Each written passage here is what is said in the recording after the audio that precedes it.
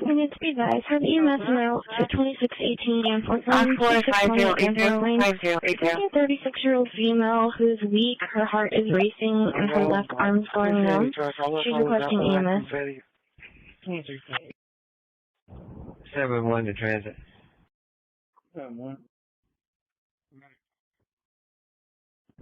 Yes, could you give me a location for that Route 12 unit 1024? Let me take a look at that. Really turn the doctors. 182. Go ahead. Engine 18 for Ellipsis, 4250 small mass, 4250 small mass, area of 6009, work off our dispatch over 1105. Advising it's going towards the Allen, our terminal item in the middle of the road. Prison. Row 122. Careful.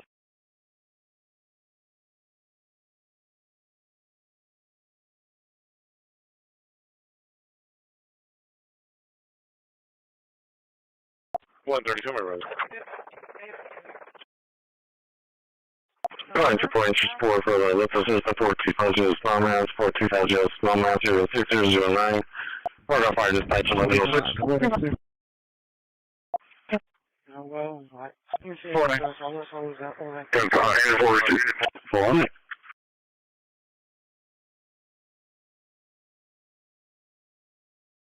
in route with 403 to 4. It is case over.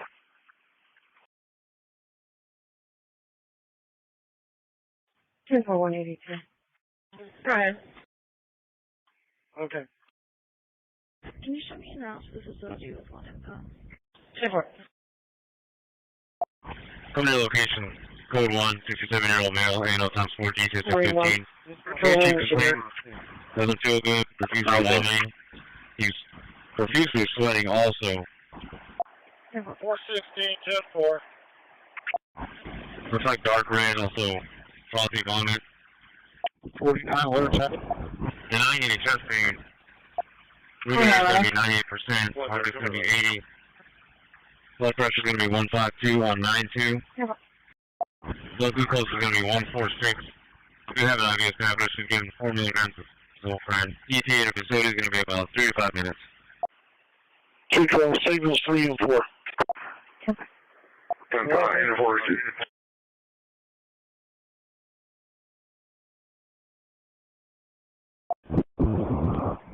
No. No.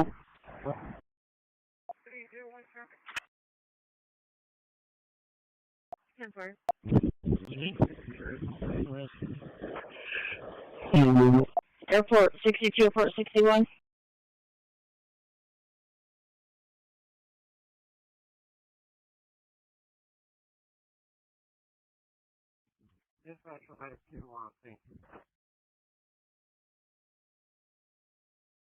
Come to your location. Code 1, 67-year-old male, ANO times 4 G615. Chief complaint. Doesn't feel good, profusely vomiting. He's profusely sweating also. Looks like dark red, also frothy vomit.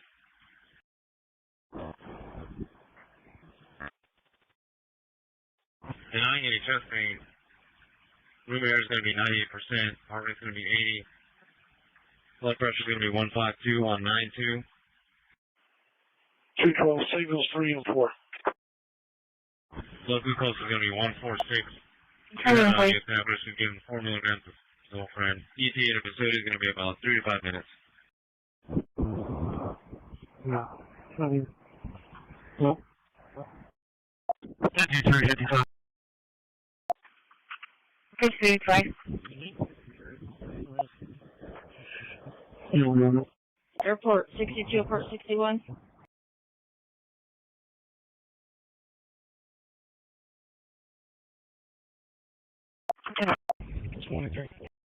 Had one.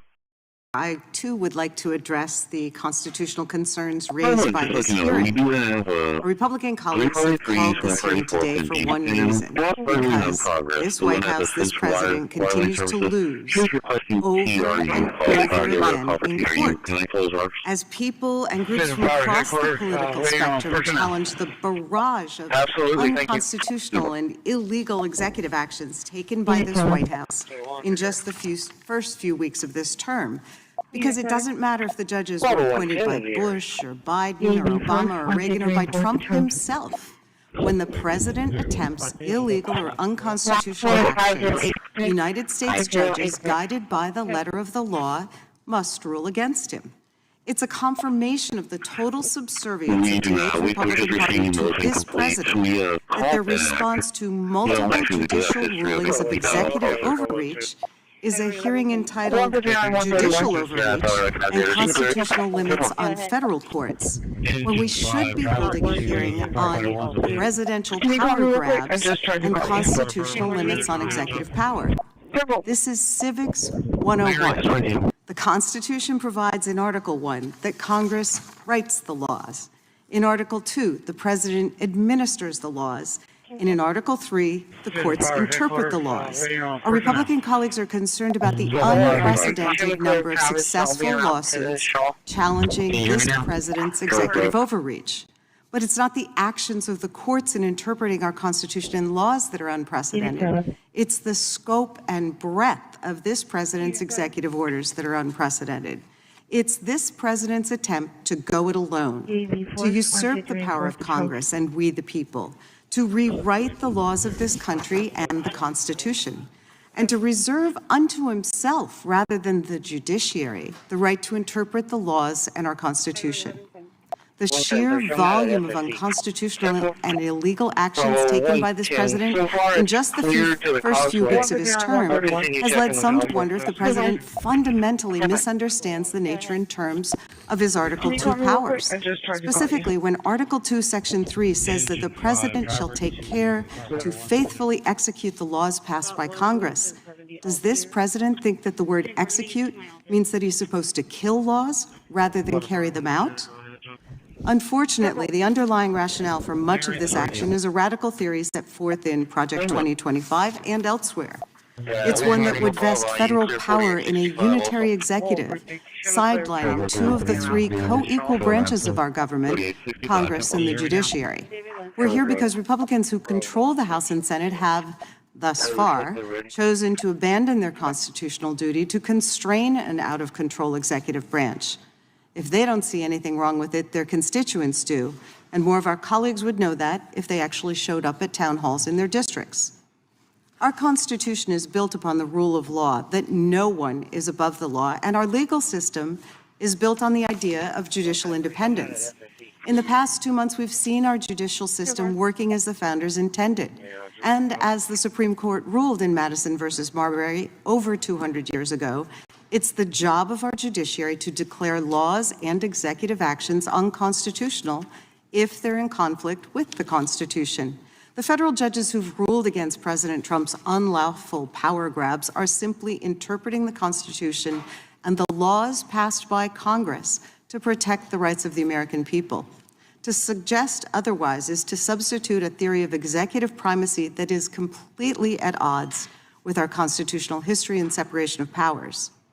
Mr. Chairman, I wish that we could dismiss today's hearing as just political theory or theater, but the stakes are too high for the American people and their rights hang in the balance.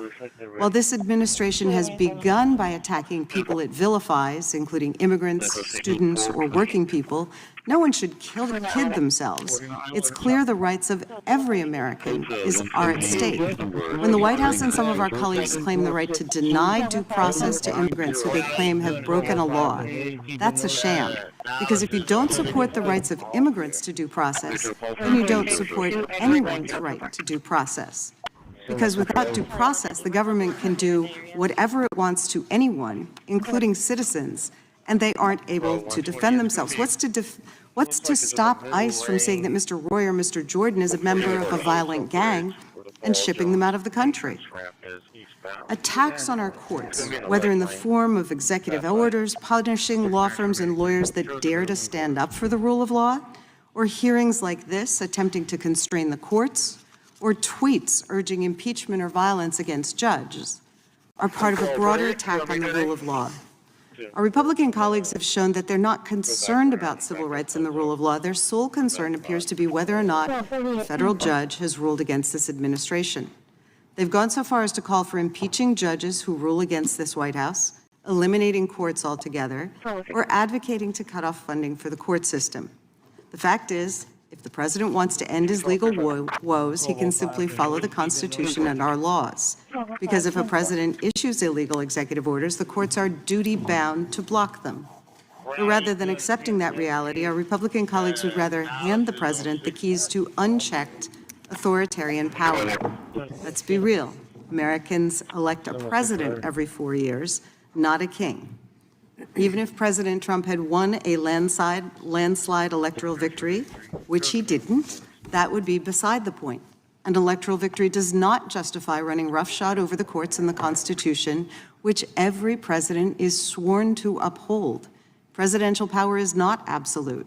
When President Trump empowers Elon Musk to ignore laws Congress passed or slash funding Congress appropriated, he's undermining the power of the American people who voted us into office. If President Trump's agenda is as popular as he claims, he can work with his allies in Congress to convince the American people to support it. But he has no right to simply do whatever he wants just because House and Senate Republicans don't have the backbone to stop him. Democrats and independents are standing up against President Trump's blatant power grabs because if he can deny the rights of some people, there's nothing stopping him from denying the rights of all people all across America. And that should concern everyone in this room and everyone across this nation. I yield back. Gentlelady yields back. We now recognize the chairman of the full committee for his opening statement, Mr. Jordan. Thank you, Mr. Chairman. Who decides? That's the fundamental question. Who gets to make the call? Is it the guy whose name was on the ballot, or is it some bureaucrat? Is it the guy who got 77 million votes, or some district judge? The left always says, trust the bureaucrat, trust the judge. It's the Faucis, it's the Boasbergs who get to make the call. After all, they're the experts. They're smarter than we, the people. They're smarter than all us hillbillies in flyover country who voted for President Trump. Trust them. That's not how it works. We, the people, have the power. And you know what's interesting? For all the left's talk about democracy, they don't really trust it. Last summer, they kicked their nominee off the ballot without a vote, without an election, and they put someone else on the ballot without a vote, without an election. So, of course, they like some judge issuing orders or injunctions that stop the head of the executive branch from doing what he said he was going to do when he ran for the job and when the American people elected him. Think about it. Here in D.C., an elected judge thinks she's better equipped to determine military readiness than the commander-in-chief. An unelected judge in California thinks he gets to decide how many probationary employees work in the executive branch, not the guy who was elected to run the executive branch. Another unelected federal district judge here in D.C. thinks he gets to decide how long illegal gang member terrorists stay in our country, not the president, not the commander-in-chief. And now that same judge gets randomly assigned the Hexeth case, and he'll get to determine who the Secretary of Defense can talk to and how he has to do it, not the president. I think Americans see through this all. They know Representative Iss's legislation is exactly what's needed. They know who they elected, and they want him to make decisions that affect the executive branch, that affect our country. So I want to thank our chairman, Mr. Issa and Mr. Roy, for this hearing. I want to thank Mr. Issa for his bill. Mr. Schmidt, a member of our committee, who we put an amendment, his amendment on that bill, which I think makes it even stronger. We passed that legislation 4 weeks ago. It's going to be on the floor tomorrow. It's going to pass the House. I want to thank our witnesses for being here. Ms. Romero, what you've went through, thank you for coming. And of course, Speaker Gingrich, for your half a century of service to the Constitution and the country, thank you for joining us. That is the question, though. Who decides?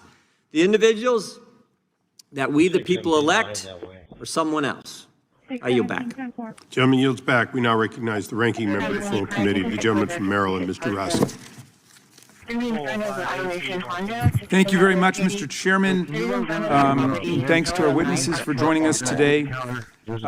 So why have 34 federal judges from 11 different districts with a combined 474 years of service on the bench, judges appointed by Presidents Reagan, Bush, Clinton, Bush, Obama, and Trump, entered 57 different preliminary injunctions and temporary restraining orders against President Trump and Elon Musk's executive orders and actions, like the ones nullifying constitutional birthright citizenship, unilaterally dismantling congressionally created agencies, or impounding and diverting funds appropriated by Congress. Well, the majority says it's because these are radical judges.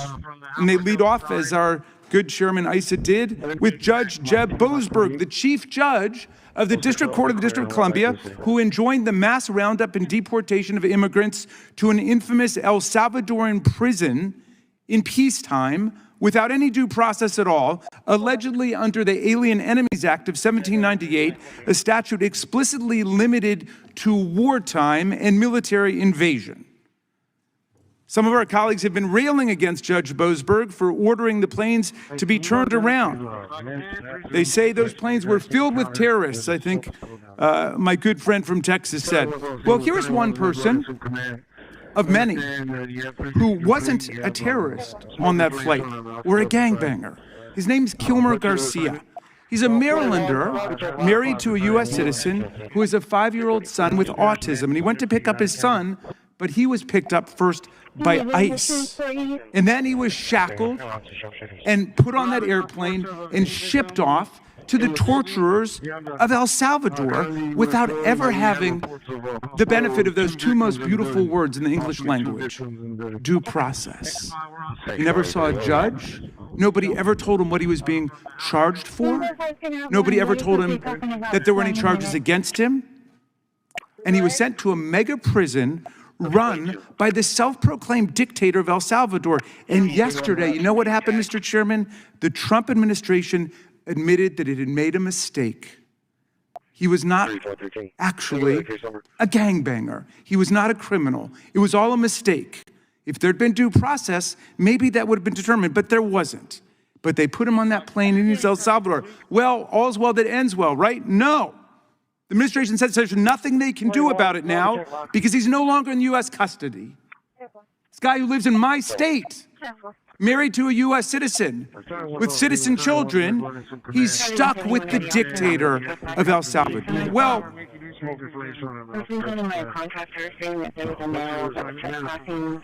Judge Boasberg, some of our colleagues want to impeach him. Look, some of our colleagues, they've got "for wanted" signs in the Cannon House office building with the names and faces of judges on them. They want to impeach them now. They want to impeach Judge Boasberg. Some of my colleagues should be alerted to this fact. Judge Boasberg was first named to the bench by President Bush, who's Justice Kavanaugh's roommate at Yale, known in legal quarters as a very conservative judge. But they want to impeach him because he stood up for the rule of law.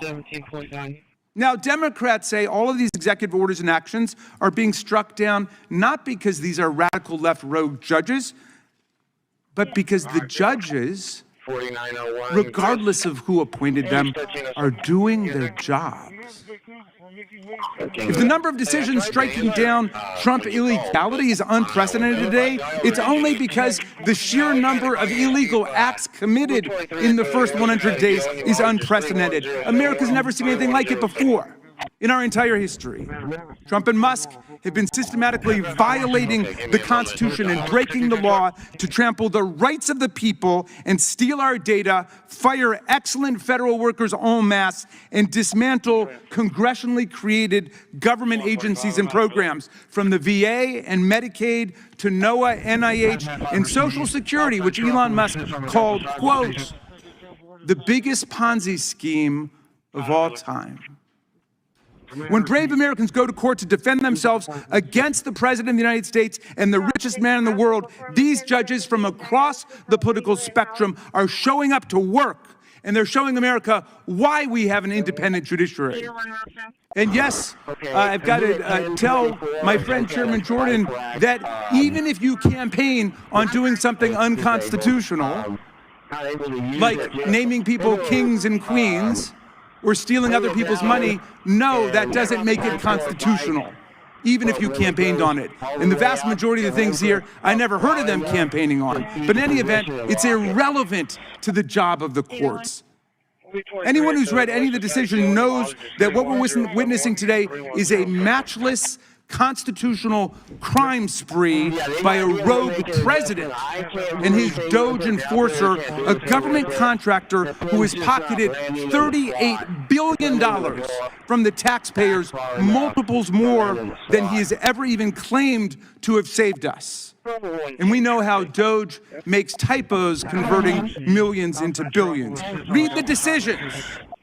Look at these cases, finding that Trump violated Congress's spending power and usurped our lawmaking power under Article 1. Read the cases, finding that Trump violated the First Amendment free speech rights, the Fifth Amendment due process rights, the Sixth Amendment counsel rights of the people, even by discriminating by name against law firms and lawyers, actually banning specific firms and lawyers from federal buildings and courthouses, federal contracts and federal employment, all simply because they dared to represent their clients, and Trump hates them.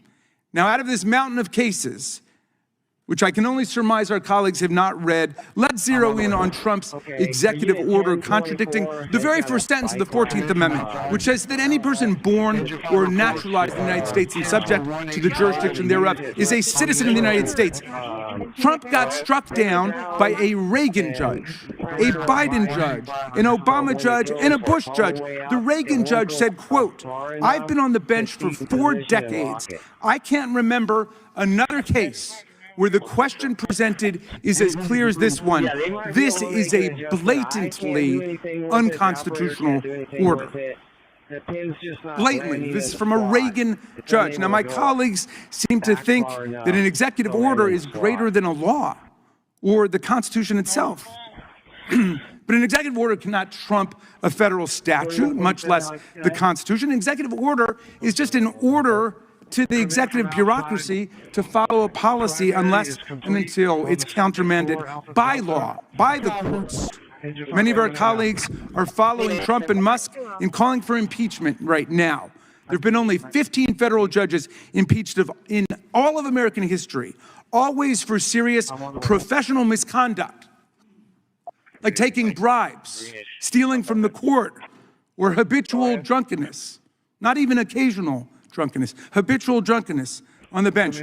Congress has never defined a doctrinal or interpretive disagreement as a high crime and misdemeanor, much less when the judge's reasoning was airtight correct. The spreading movement to impeach and attack judges is so alarming that Chief Justice Roberts issued a rare statement last week. He said, for more than 2 centuries, it's been established that impeachment is not an appropriate response to disagreement concerning a judicial decision. The proper response, of course, is to appeal the decision. And to be fair, Chairman Issa expressed his strong disapproval of these wanted posters yesterday in the Rules Committee.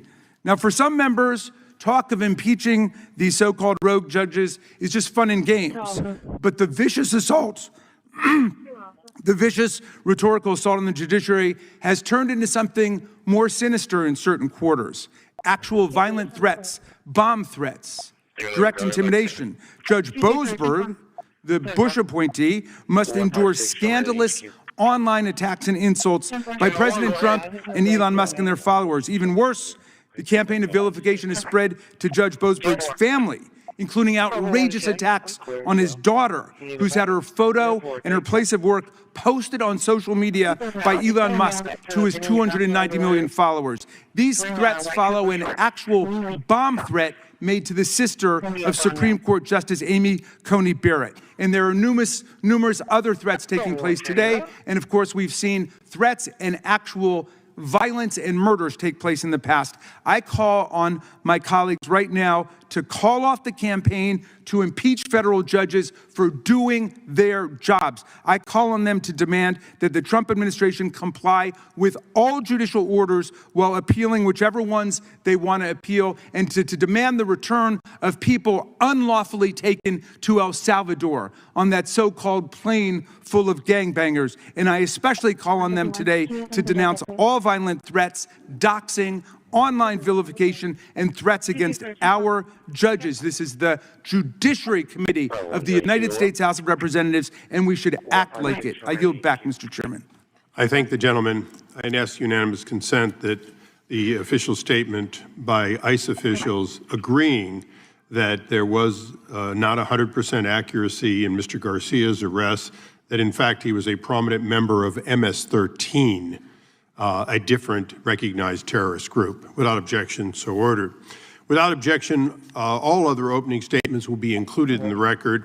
I'd now like to introduce our distinguished panel, beginning with the Honorable Newt Gingrich. Mr. Gingrich is the former colleague here in the House and served from 1979 to 1999, including 4 years as the Speaker of the House. Speaker Gingrich was instrumental in formulating Contract with America and returning Republicans to a House majority after 40 years of Democrat control. Since leaving the Congress, he has remained incredibly active, and in fact, in both policy, politics, and government, he has led, having authored several dozen books and teaching military officers and other national security professionals at the National Defense University. Welcome, Mr. Speaker. Mr. Paul Larkin. Mr. Larkin is the John Barbara and Victoria Rumpel Senior Legal Research Fellow at the Edwin Meese III Center for Legal and Judicial Studies at Heritage Foundation. Before joining Heritage, Mr. Larkin served in various positions in the Department of Justice and at the EPA, and as a Senate staff. He has spent a number of years in private practice and is most prepared for today's hearing. Welcome. Ms. Cindy Romero. Ms. Romero is a resident of Aurora, Colorado, who saw firsthand the effects of soft on crime and open border immigration policy. She was a resident of an apartment complex targeted by Tren de Agua and eventually was forced to move after her neighbors were reportedly victimized and her car was struck by gunfire. Lastly, Professor Kate Shaw. Ms. Shaw is a professor of law at the University of Pennsylvania, Carey Law School. Professor Shaw focuses on executive power and the Supreme Court, along with other issues. I want to welcome all of our witnesses and ask that you please rise to take the pledge to be sworn in. The right hand. Do you solemnly swear or affirm under penalty of perjury that the testimony you're about to give will be the truth and correct to the best of your knowledge, information, and belief, so help you God? Please be seated. Let the record reflect that all witnesses answered in the affirmative. 2325.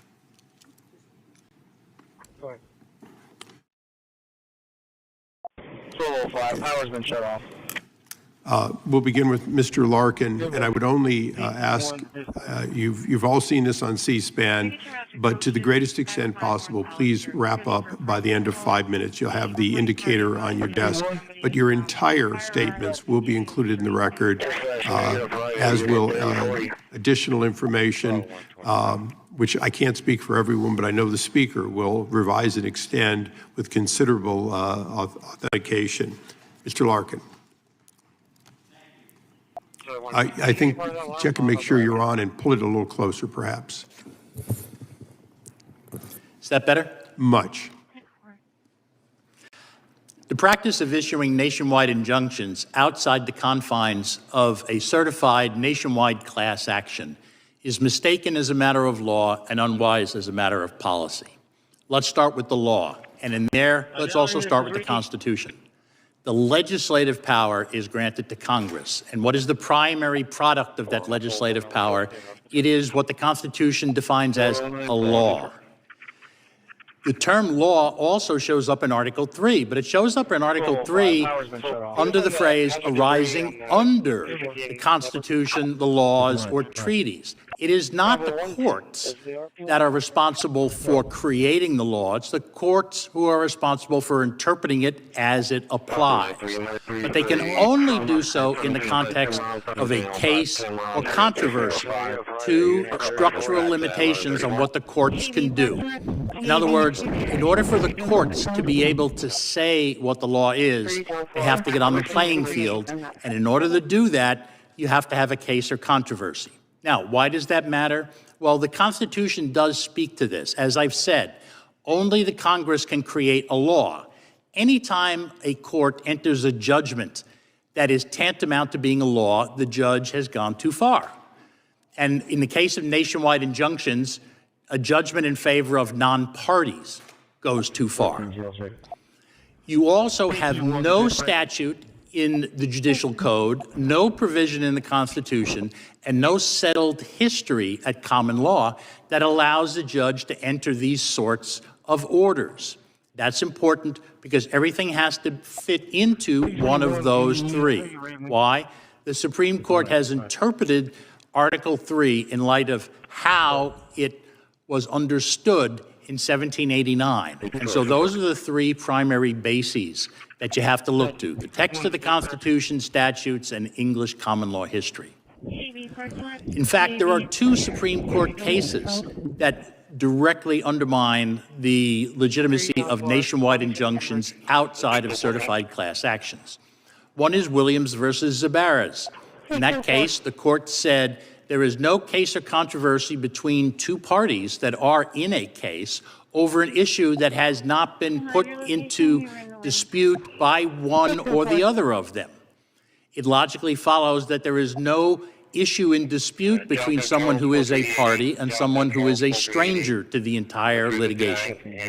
Similarly, at the back end of the process is the case of United States versus Mendoza, where the Supreme Court held that the federal government is not subject to the win or go home rule that you see in the NCAA postseason tournament. The government isn't stuck with whatever loss it has the first time it litigates a case to a final judgment and loses. The doctrines of the law of issue preclusion or collateral estoppel, the new and old terms, do not apply to the federal government. Why? The Supreme Court, in the unanimous decision in Mendoza, said they do not. Why? Because there are a variety of good policy reasons why it shouldn't. With that, then let me turn to the policy reasons that show this practice is unwise. There are several. Okay? First, mandatory injunctions prevent the percolation of issues in the lower court that the U.S. Supreme Court in Mendoza said is necessary for that court to be able best to resolve whatever legal dispute there is. It allows the court to be sure that all of the issues, all of the sub-issues, all of the arguments pro and con, all of the benefits and costs of whatever rule are fully aired. Secondly, it encourages judge shopping. All you have to do is find one favorable judge, and you can stop an entire administration in its tracks. And as you know, it has happened to every administration over the course of this 21st century, from the George W. Bush administration to the present. Each party has been subject to this practice. Third, it can result in conflicting nationwide judgments. You can wind up with injunctions going one way and the other way because a court in Maine and a court in Alaska can come out the opposite way in a case. Finally, they are going to weaken the doctrine of stare decisis, because as the Supreme Court comes to realize, if it has to decide issues at a preliminary stage of the case without the guidance of the lower courts, they're going to have to overrule some of their decisions. Let me end where I began. This practice is mistaken as a matter of law and unwise as a matter of policy. Thank you. Thank you. Speaker Gingrich. Thank you, Chairman Issa and Roy, Ranking Members Johnson and Scanlon, and all the members of the subcommittees for allowing me to testify. There is clearly a potential constitutional crisis involving the judicial branch's effort to fully override the legislative and executive branches. 15 district judges effectively seized control of various executive branch duties in the first 6 weeks of the current presidency through nationwide injunctions.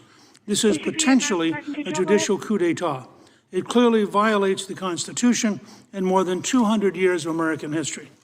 To set the stage for this hearing, let me mention 12 former federal judges appointed by President John Adams: Richard Bassett, Egbert Benson, Benjamin Bourne, William Griffith, Samuel Hitchcock, Philip Barton Kay, Jeremiah Smith, George Keith Taylor, Oliver Wilcott Jr., Williams McClung, Charles McGill, and Williams Tillman. President Adams appointed these federal judges on his way out of office to hamstring the incoming President Thomas Jefferson's agenda. President Jefferson concluded that impeaching the judges would take too much time. He and the Congress simply abolished the courts in which they served via the Judiciary Act of 1802. This is a constitutional balance of power. The legislative and executive branches can reshape the judiciary branch. It is a useful reminder in considering the current situation. Unelected lower court judges have been steadily grabbing power for years. It was such an obvious threat that in 2012, Vince Haley and I wrote, "Bringing the Court Back Under the Constitution." It is an historic study which I am submitting for the record. According to Harvard Law Review, there were 96 nationwide injunctions ordered by district courts from 2001 to 2023. Two-thirds of them, 64, were issued during President's time in office. Furthermore, 92% of the injunctions against President Trump were issued by judges appointed by Democratic presidents. Since January 20th, 2025, lower courts have imposed 15 nationwide injunctions against the current Trump administration. This is compared to 6 during George W. Bush's 8 years, 12 during Barack Obama's 8 years, and 14 during Joe Biden's 4-year term. The notion that unelected lawyers can micromanage the executive branch and override a commander-in-chief who received 77.3 million votes should trouble every American. This is particularly troubling for issues of national defense and public safety. Around 500 BC, Sun Tzu asserted in The Art of War that, quote, "Speed is the essence of war." How can the United States have speed in national security issues if opponents can judge shop to find someone ambitious or arrogant enough to block, repudiate, or delay the president's decisions? There are 677 authorized district judgeships. How many think they can override duly elected presidents? This summary statement has 4 propositions. First, the courts have often been challenged. President Jefferson wrote, quote, "Judges as the ultimate arbiters of all constitutional questions would place us under the despotism of an oligarchy," close quote. President Andrew Jackson was in constant fights with the Supreme Court. President Abraham Lincoln made the Dred Scott decision expanding slavery a centerpiece of his 1858 senatorial campaign. In his first inaugural, President Lincoln warned that if the Supreme Court held supreme rule, quote, "the people will have ceased to be their own rulers, having to that extent practically resigned their government into the hands of that eminent tribunal," close quote. Second, as the Judiciary Act of 1802 proves, the legislative and executive branches can constitutionally defend their rights, and they have in the past. It is historically and constitutionally wrong to think the legislative and executive branches are helpless against judiciary actions. Third, the Supreme Court could intervene to eliminate this attack on the executive branch by district judges. Chief Justice Roberts could end the growing confrontation by establishing a rule that any nationwide injunction issued by a district court against the executive branch would be suspended in implementation and immediately taken up by the Supreme Court. This would remedy the lengthy appeals process. Fourth, the Congress and the President can take decisive steps toward bringing the judiciary back into a constitutional framework. This hearing is a good first step. There could be a series of hearings on the constitutional and historic framework which ensures no single branch of government can acquire dictatorial powers, specifically the judiciary and this committee. These hearings would educate the members and the American people. They would create a national understanding of the need to defend the Constitution against overreaching branches of government. I would also recommend that the Congress pass Chairman Iss's No Road Rulings Act, which is a good signal to the courts that they have gone too far. Thank you, and I look forward to your questions. Thank you. Ms. Romero.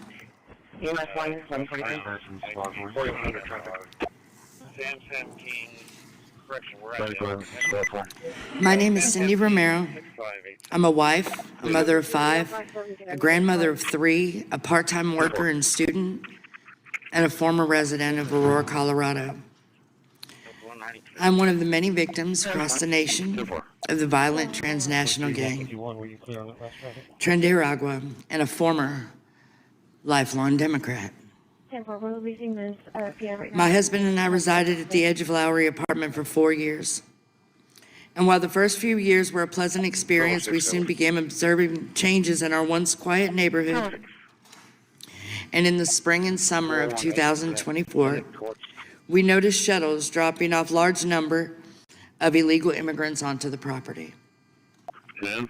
Throughout the year, we watched in horror as a few apartments full of migrant families quickly evolved into large groups of gun-toting, military-aged males, threatening the remaining leaseholders into abandoning their properties, then kicking in the doors to the many vacated units to make room for other gang members.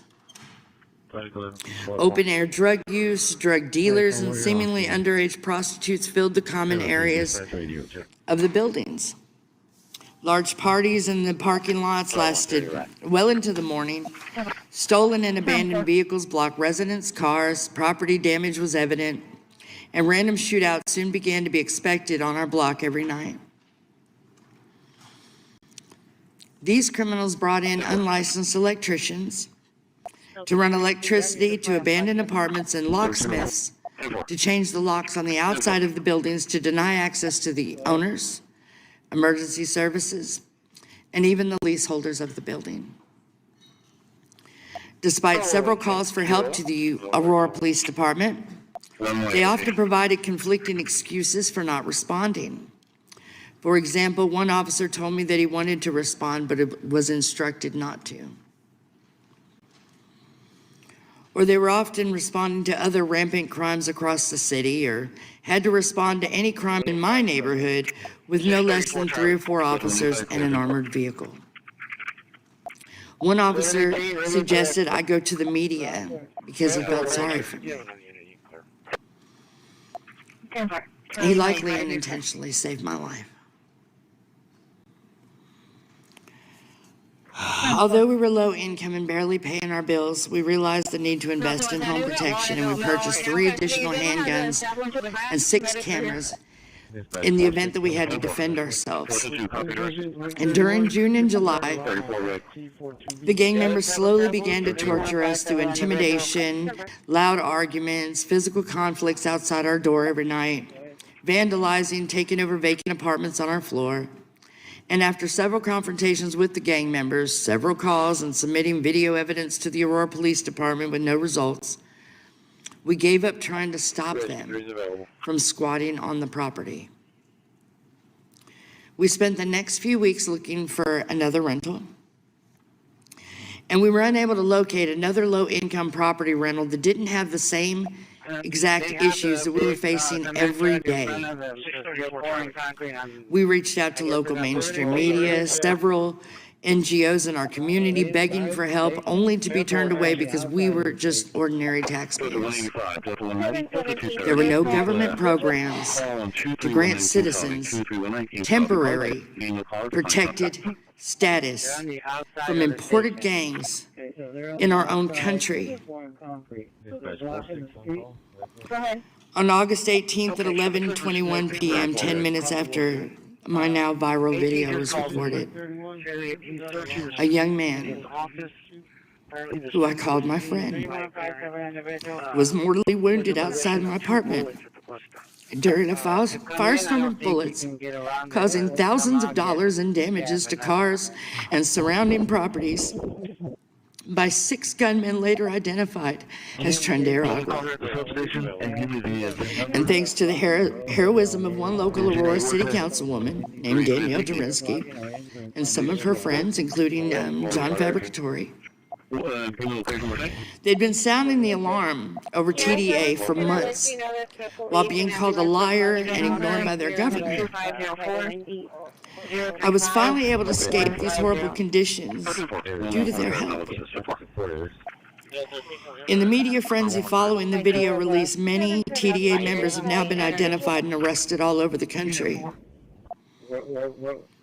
Danielle Durinsky has never received an apology or acknowledgement for exposing the threat. When I heard that Mr. Trump had taken an interest in Aurora and our struggles with Trinidad Agua, I was relieved.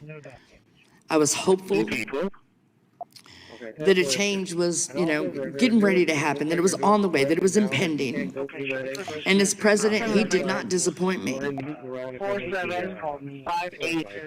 And I feel safer knowing that our country becomes more secure daily.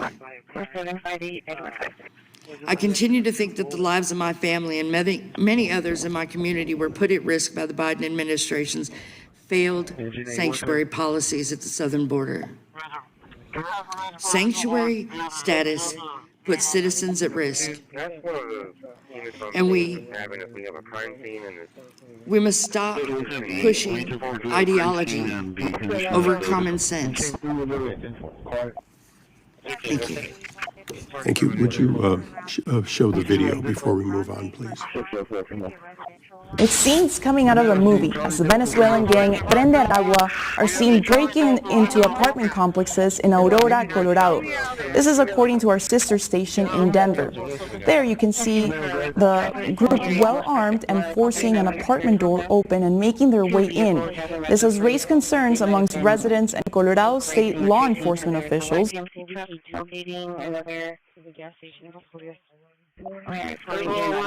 Thank you. Professor Shaw. Chairman Issa, Ranking Member Johnson, Chairman Roy, Ranking Member Scanlon, Chairman Jordan, Ranking Member Raskin, and distinguished members of the subcommittees. Thank you for the invitation to testify today. My name is Kate Shaw. I'm a professor of law at the University of Pennsylvania Carey Law School.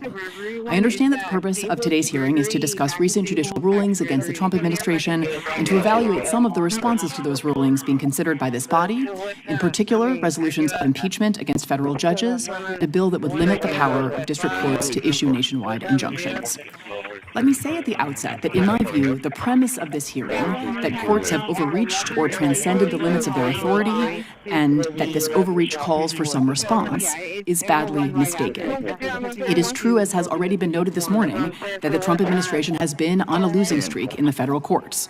A recent analysis by Professor Steve Vladeck found that of the 151 cases brought against the Trump administration since January 20th, 46 have resulted in some sort of preliminary relief.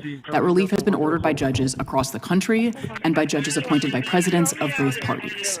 This broad consensus makes clear that despite the claims of some critics, these rulings do not grow out of substantive disagreements with President Trump's policy choices.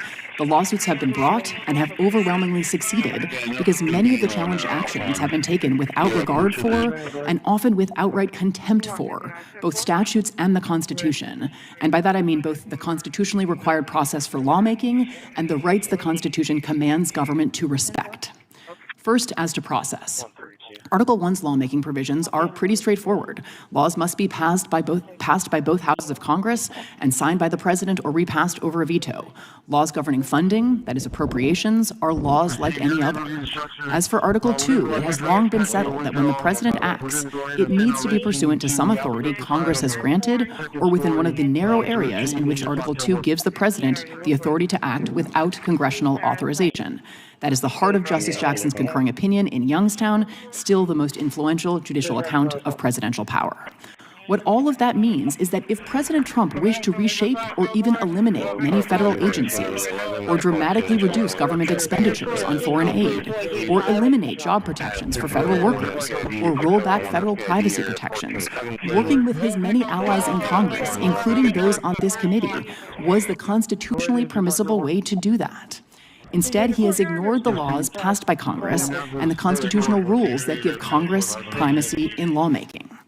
Beyond those largely procedural failures, many of the administration's initiatives have flouted core constitutional principles: the freedom of speech and expression, due process, equal justice and equal protection under law. President Trump has used the power of government to exact retribution against individuals and entities who have engaged in constitutionally protected activities, and he has brought the full weight of the state down on vulnerable groups the Constitution protects. In short, this administration has been marked by a breathtaking degree of presidential unilateralism that is flatly inconsistent with the Constitution and with numerous statutes passed by Congress. That is true in general terms, and it is true as to specific actions. That is why President Trump has fared so badly in court. To be sure, some of these rulings will be, some already have been, reversed on appeal. Reasonable minds can disagree about some of these questions, but rather than focus on the appellate process or on correcting the legal defects, this administration and many of its supporters have suggested that the problem is district judges. And rather than use its constitutional authority to enact laws that would give the president the power to do some of the things he wishes to do, this body has devoted itself to two things: stripping the power of federal courts to issue injunctions, and pursuing the impeachments of federal judges who have merely discharged their obligation to uphold the Constitution. To my mind, the district court judges who have ruled against the administration have not come close to engaging in high crimes and misdemeanors, the constitutional standard for impeachment. And although Congress has considerable power to regulate the federal courts, including potentially restricting courts' ability to issue nationwide relief, the current moment calls for caution in pursuing change that would curtail courts' ability to meaningfully review and remedy unlawful executive action. It has been suggested already this morning that rulings against the administration thwart the will of the people. But democracy does not begin and end with elections for president. It includes elections for membership in Congress, the branch closest to the people and the entity whose authority many of these decisions protect. Democracy also means more than just elections. It includes values like the ability to engage in speech and expression, to associate, to petition. Meaningful democracy also requires genuine political equality, procedural fairness, and mechanisms for the protection of minorities. And in our system, courts can be a key guarantor of those aspects of democracy. They are doing their part to preserve both law and democracy. Other branches of government should join them. Thank you again for the invitation, and I look forward to your questions. Thank you. We'll now go in order, out of order, in order to give Mr. McClintock the first round of questioning. Thank you, Mr. Chairman. The ranking member offers us an example of an upstanding, law-abiding Marylander in the case of Brego Garcia. As Mr. Isis said, Mr. Garcia has been identified as a member of MS-13, the most violent criminal gang on the planet. And there's one report just published that he's implicated in human trafficking in this country. Not exactly Rotary Club material, I think. But shouldn't the circumstances of his case be examined in an individual action before a district court and not dumped into a far-reaching edict arising from another case that has very different circumstances? Mr. Larkin, what's your opinion on that? Your microphone. How about now? My mistake, sorry.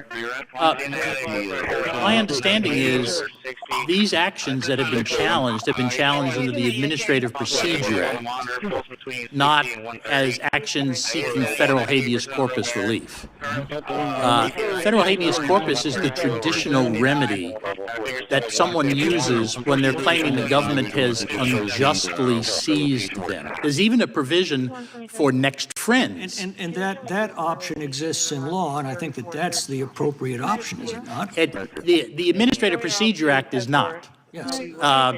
For example, you can't use Section 1983 to challenge the legitimacy of your conviction. You have to use the Habeas Corpus Act. So, and these are individual cases with very different individual circumstances, and ought to be. That's right. I mean, what you have, a particular John Doe, number 1, 2, 3, whatever. Each case has to be examined separately, but it should be in habeas corpus, not the Administrative Procedure Act. Mr. Gingrich, I'm told that 92% of the judges judges who've issued blanket injunctions against the administration have been appointed by Democrats. That at least suggests a rather partisan tilt to all this, and it's not being done even-handedly. What's your view of that? Doesn't that undermine public confidence in our courts?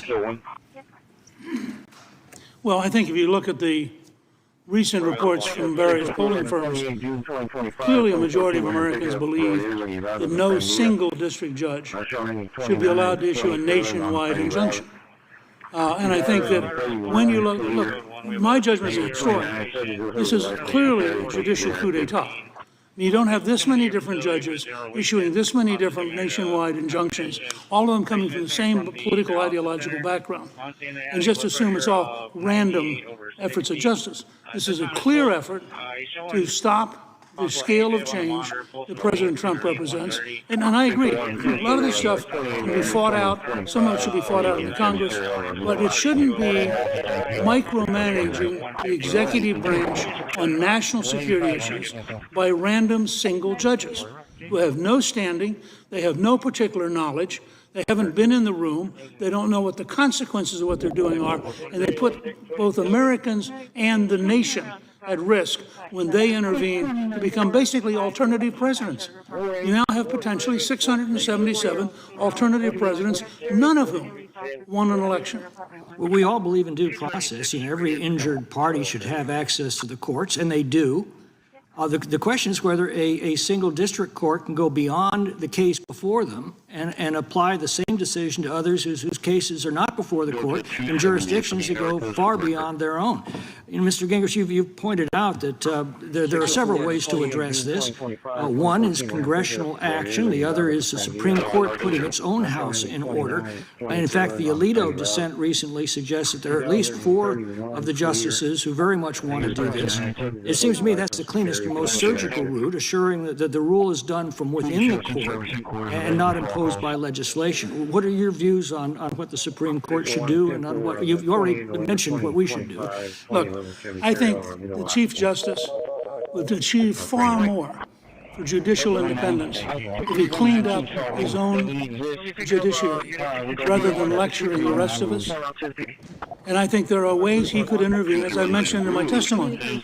They could establish a rule that any nationwide injunction issued by a district court will be held in abeyance and will be immediately appealed to the Supreme Court. Lincoln makes this case. Very head-on fight, which is ironic because Chief Justice Taney, as Attorney General for Jackson, had ruled against the courts and had said as Attorney General, the courts cannot order the president.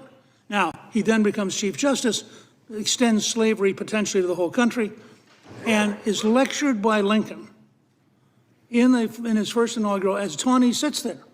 And Lincoln is essentially saying, this was the law of the case, not the land, and we will not enforce it. And they don't. They never enforce Dred Scott. So I think Chief Justice should think seriously about intervening to preempt any requirement for something such as Chairman Iss's bill, which I support strongly, but would be no reason to have it if the Chief Justice did his job. I thank the gentleman. I now ask unanimous consent that the previously played video be placed in the record. Additionally, I ask unanimous consent that the Wall Street Journal article entitled "Why Judge Boasberg's Deportation Order is Legally Invalid" be placed in the record, and that the Harvard Law Review article entitled "District Court Reforms, Nationwide Injunctions" be placed in the record. Without objection, so ordered. And we now go to the ranking member, Mr. Johnson, for 5 minutes. Thank you, Mr. Chairman. I'm reminded of the quote that goes something like, when the law is not on your side, argue the facts. And when the facts are not on your side, argue the law. And when neither is on your side, then pound the table. Well, Trump doesn't have the facts or the law on his side. And so with this exercise today, he is vicariously pounding the table. Professor Shaw, President Trump has targeted and attacked some very wealthy and powerful entities to send a message to the less powerful. Trump has attacked Columbia University, He has attacked the white shoe, silk stocking law firms like Paul Weiss and Skadden Arps. These powerful, wealthy entities can afford to sue to protect their interest and our rule of law. But instead, they chose to lay down and get steamrolled by the bully. Professor Shaw, how does laying down and getting steamrolled compromise the rule of law and undermine our democracy?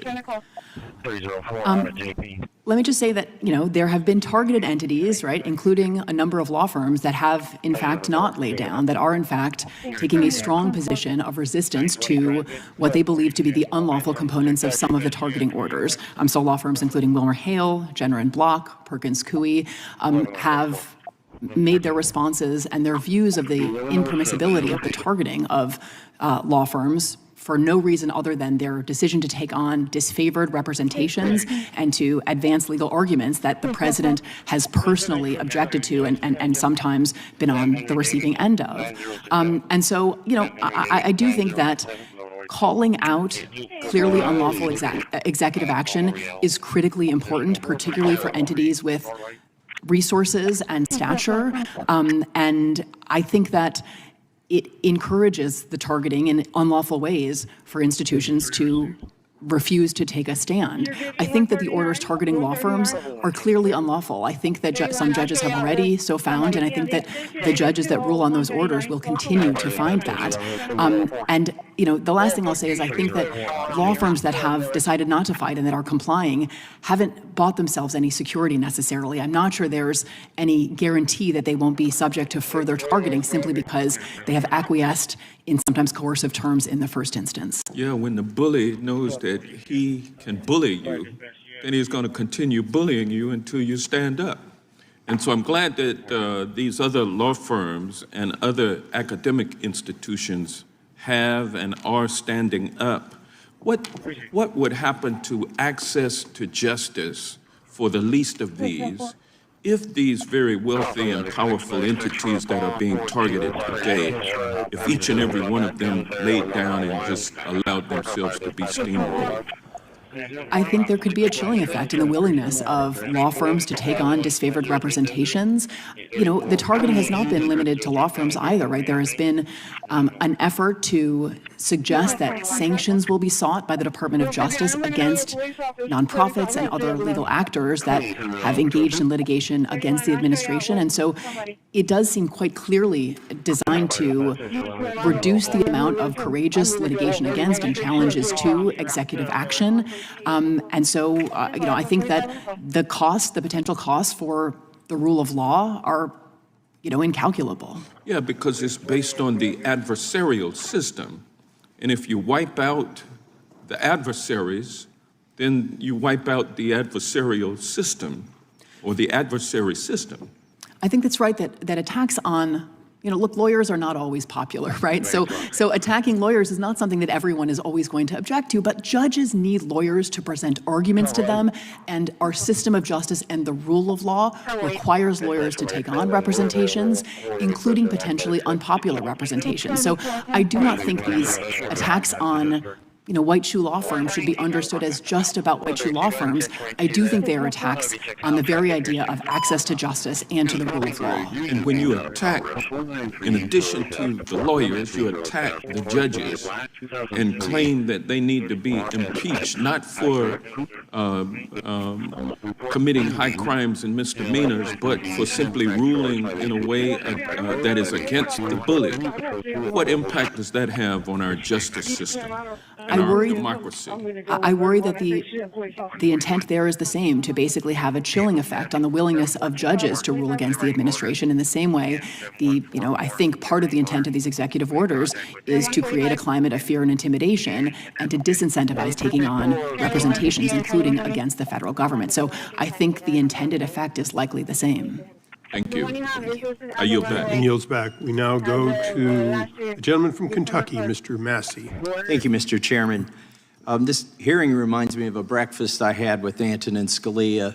About a dozen of us congressmen invited him to breakfast, and this was about a decade ago when Obama was the president and John Boehner was the speaker. And my colleagues appealed to Scalia and said, what can you do? You need to get involved here. The courts need to get involved. Obama's running roughshod over Congress.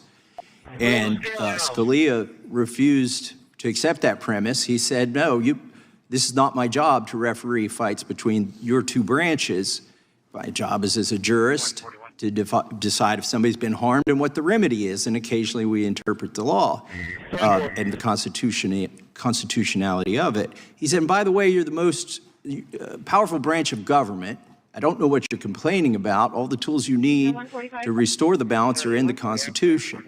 And one of my colleagues protested that impeachment was just too hard to pull off, and given the threshold in the Senate and the political backlash. And Scalia shook his head. He said, I'm not talking about impeachment. You all have the power of the purse. You are funding everything you complain about that Obama is doing. Just quit funding it. And it was a pretty clear message. Now, that was about tension between Congress and the executive branch, and our hearing today is about tension between the judicial system and the executive branch. But I think it's still the case that what Scalia said is true. Let me give you an example of something I'm going to predict is going to happen in the court soon that I'm not going to have much sympathy for on the president. So the president recently had a press conference and said he's going to wind down the Department of Education. Oh, great, that's my bill. I've got a one-sentence bill that eliminates the Department of Education. I should be very excited about this. The problem is, much of the activity that he says he will undertake, he just signed into law the funding of it a week before. We did a continuing resolution that fully funds every single penny of the Department of Education, then a week, and the president signed it. This is, as Professor Shaw pointed out, appropriations bills are laws too, and they require both chambers and then the president to sign it. And so it's an appropriation bill, it's a law, it's in law, and a week later he announces that he doesn't like some of the law, and so he's going to do things differently. So that's my problem that I have. Now, I do think it's a good hearing, and this is a great question. I tend to think that probably there are cases where they shouldn't have nationwide injunctions, but this is a double-edged sword. Under the Biden administration, he did unconstitutional and unlawful things during COVID that were stopped with nationwide injunctions. So, for instance, he had a rent moratorium that was stopped until the Supreme Court eventually basically said it was illegal. He refused to grant religious exemptions to the vaccines in the military. There was a nationwide injunction. Actually, one of the attorneys in that is a constituent of mine, Chris Wiest, who stopped all of the vaccine mandates at that point in the Air Force. That was a nationwide injunction. And then his OSHA vaccine mandate was stopped with a nationwide injunction. So I'm torn on this. Maybe if we just don't have nationwide injunctions, people in certain districts can live under tyranny or the perception of it. And if you're in a different judicial district or circuit, you get some remedy from the tyranny. Maybe it works out better that way. Maybe we should have tried each of these cases in each of these courts and found out the answer. But Mr. Speaker, former Speaker Newt Gingrich, what do you have to say on since you were Speaker and led this appropriations process, do you think the president can unwind the Department of Education a week after he signed the bill that funded it? Yield to. Well, as you know, when I was Speaker, we balanced the budget, something you believe in, for 4 straight years, the only time in the last century. So I think I can talk with some authority about this. I suspect there will be a real fight at the Supreme Court level over whether or not the president has impoundment authority, which was taken away during the collapse of the Nixon presidency, but had existed before that. That'll be a legal fight. I think your point about injunctions is semi-right. That is, a court should be able to issue the injunction. My point about the Chief Justice is, if that particular single district judge says, this is a valid injunction, if immediately went to the Supreme Court, and then the Supreme Court agreed that it was a valid injunction, then you could have a nationwide injunction. But I'm with Lincoln, who said even though the court had decided 7-2 that slavery could be extended nationally, he refused to accept the legitimacy of that decision because it wasn't unanimous. Now, so the precedent's pretty clear. I think your instinct is right. There are times you need a nationwide action. My only point is, if the district judge says that, the following morning it should be in the Supreme Court, and the Supreme Court should have to render judgment. If they agree, then you have a nationwide injunction. But if they say, no, you're in error, then there's no nationwide injunction. Makes sense to me. I yield back. Thank the gentleman. We now go to the ranking member of the full committee, Mr. Raskin, for 5 minutes. Thank you, Chairman Issa. Respect for the separation of powers is intertwined with respect for due process of the citizens.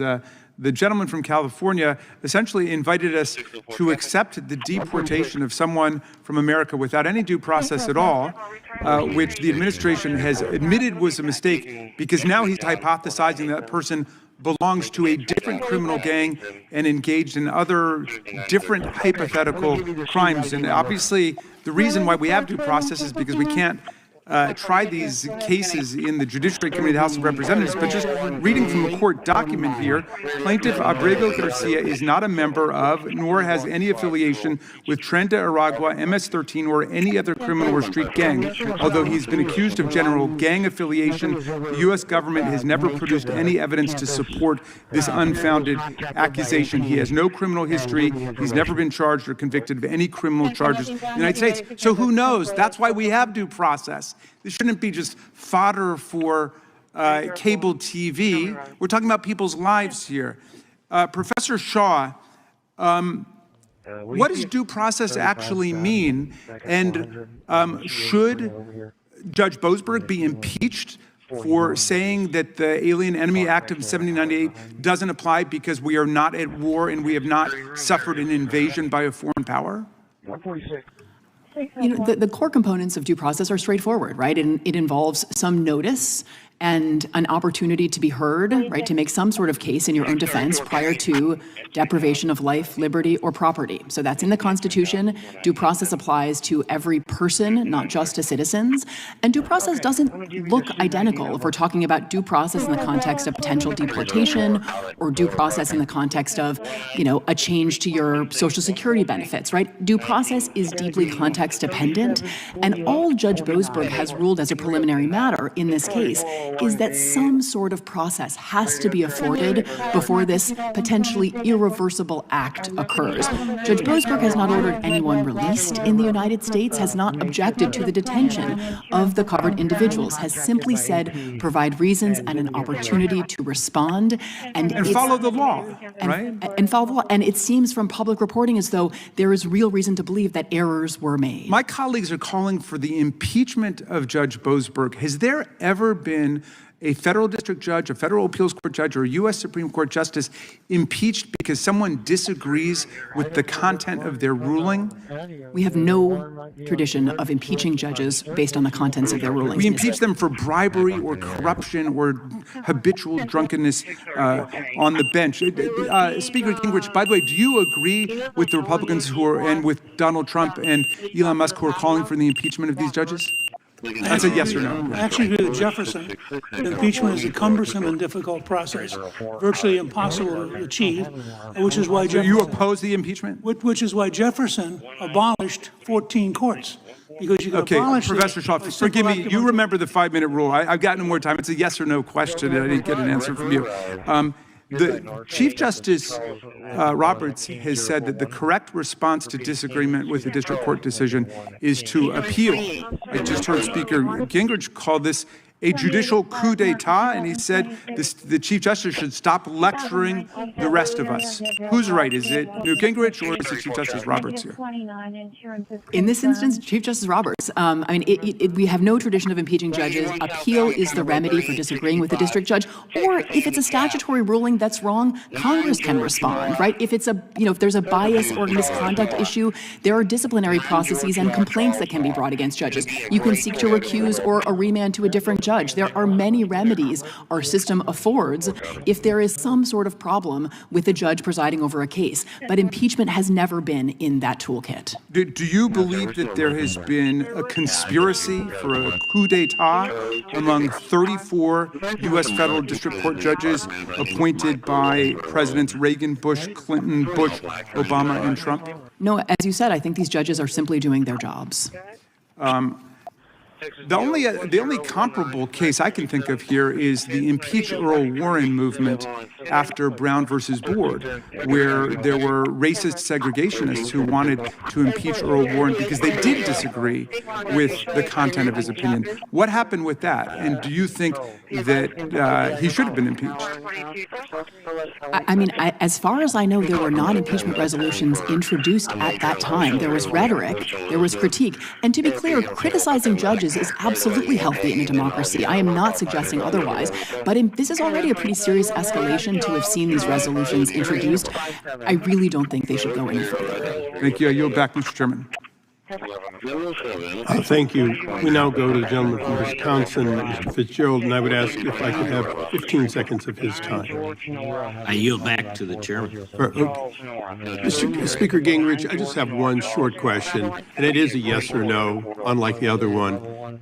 In your 2 decades as a member of Congress, did you see members of Congress put bills in of any sort because they were popular and felt strongly within their district, whether or not they were moving anywhere? Of course. And that would include things like impeachment, whether they were likely to succeed or not. They're political symbols, not legislative symbols. Very good. I thank you. I thank the gentleman from Wisconsin. Reclaiming my time. Mr. Larkin, nationwide injunctions, they're relatively new phenomenon, right? It's, isn't that correct? Yes. Yeah, it's fair to say nationwide injunctions became more commonplace in the 60s and 70s. And that is because Congress began authorizing general rulemaking by federal agencies, such as passage of Clean Air Act or the Clean Water Act. But there are several factors that led to the late development of it. One is a change in philosophy of what it meant to say that something was unconstitutional. For example, Professor Samuel Bray explained this at length in his article. Traditionally, when a court says something was unconstitutional, it meant the government could not enforce it against you. Over time, courts gradually began to say, no, that means you can't force it against anybody. The problem is that overlooks the role that a district court judge has both horizontally and vertically within the federal system. No one district court judge can bind the appellate court or the Supreme Court. No one district court judge in Maine can bind a district court judge or any judge in Alaska. And so, unfortunately, this practice developed, and we didn't have anybody stepping back and saying, no, wait a minute, are there constitutional, statutory, et cetera, limitations on it? And it has actually hurt both parties, because each party has suffered through this process. Thank you. Speaker Gingrich, as you mentioned in your testimony, between 2001 and 2023, there were 96 nationwide injunctions issued, of which 64 were granted against President Trump. Well, why do you think the courts have issued nationwide injunctions against President Trump with such frequency? It's kind of a question we're all pondering right now. You know, one of my favorite books on the law is The Bramble Bush, which is the 1929 introductory lectures at Columbia Law School, and which draws a distinction between the law as it is practiced and the law as it is written. So let's just, at a common sense level, be honest.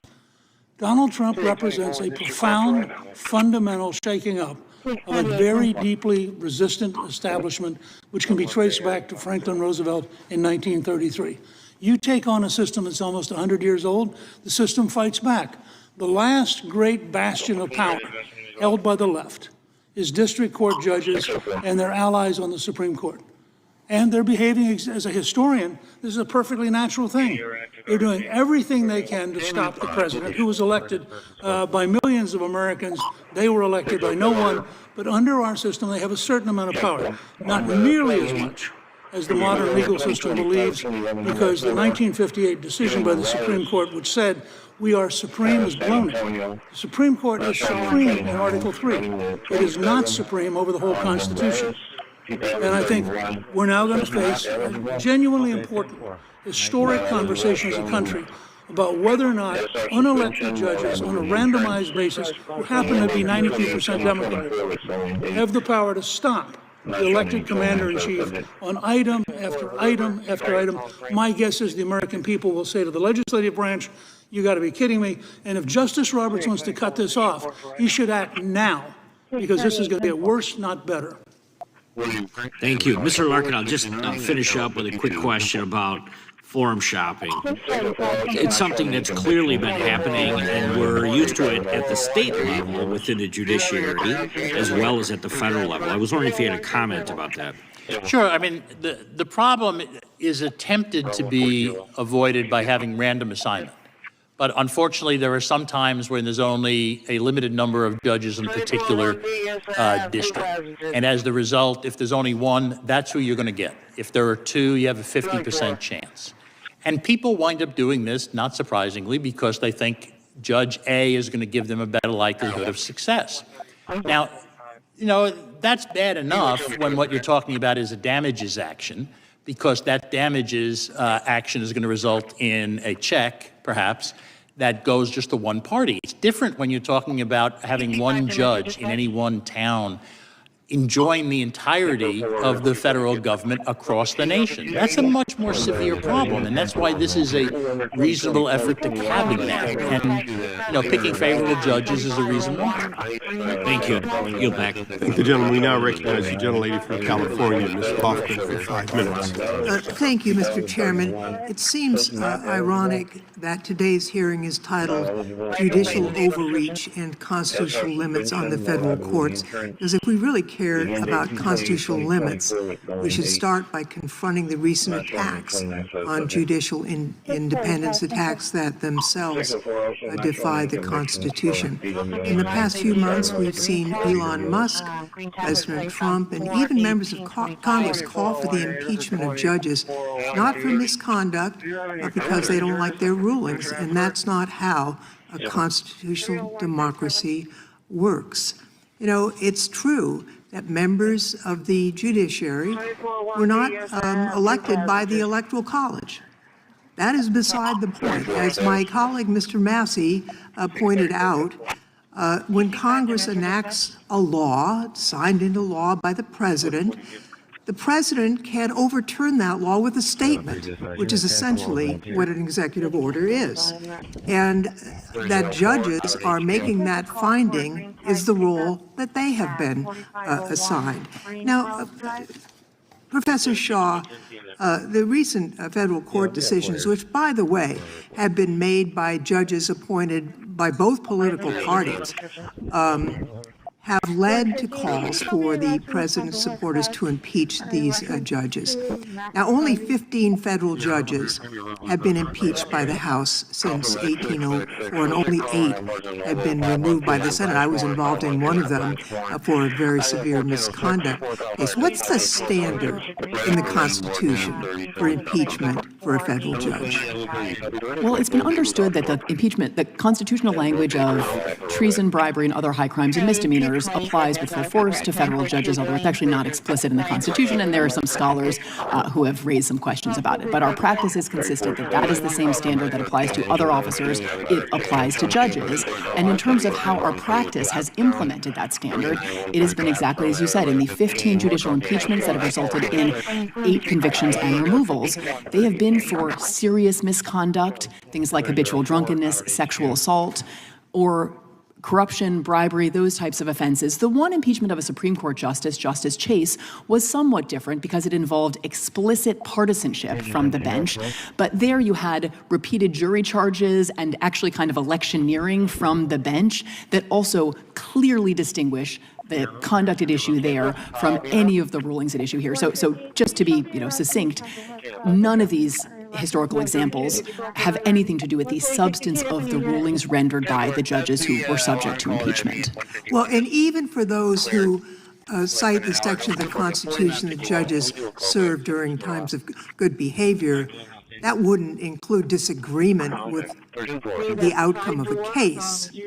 No, I would say the combination of the good behavior language and the impeachment language has suggested that the way to implement the requirement of good behavior is through impeachment. There is no other mechanism that we've ever used to remove judges other than the impeachment mechanism.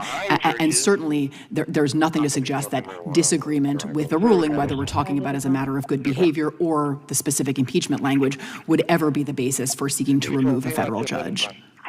Senator Chuck Grassley, chairman of the Senate Judiciary Committee and hardly a bleeding heart liberal, recently said, and this is a quote, "You can't impeach a judge because you disagree with their opinion." I take it you agree with Senator Grassley's statement there? I do.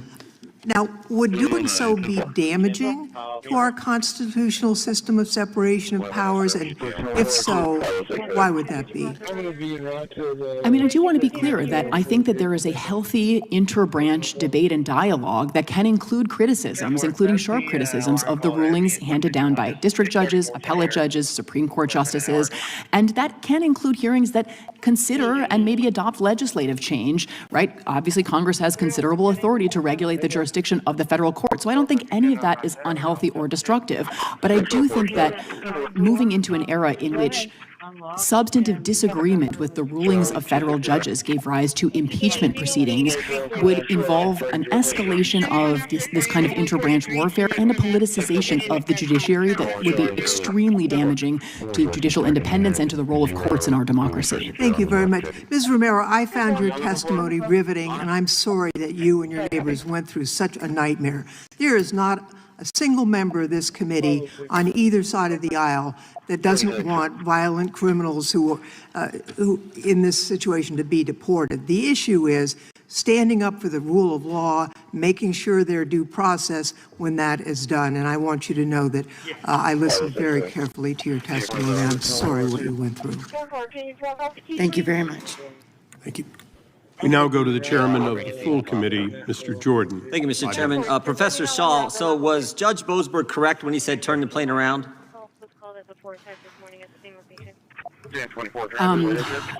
So, I think that protecting the jurisdiction of his court... That wasn't the question. Was he correct when he said turn the plane around, bring the guys back who harassed Ms. Romero, drove her out of her home, harassed her neighbors, shot her car? Was he correct when he said turn the plane around, bring those individuals back to the United States?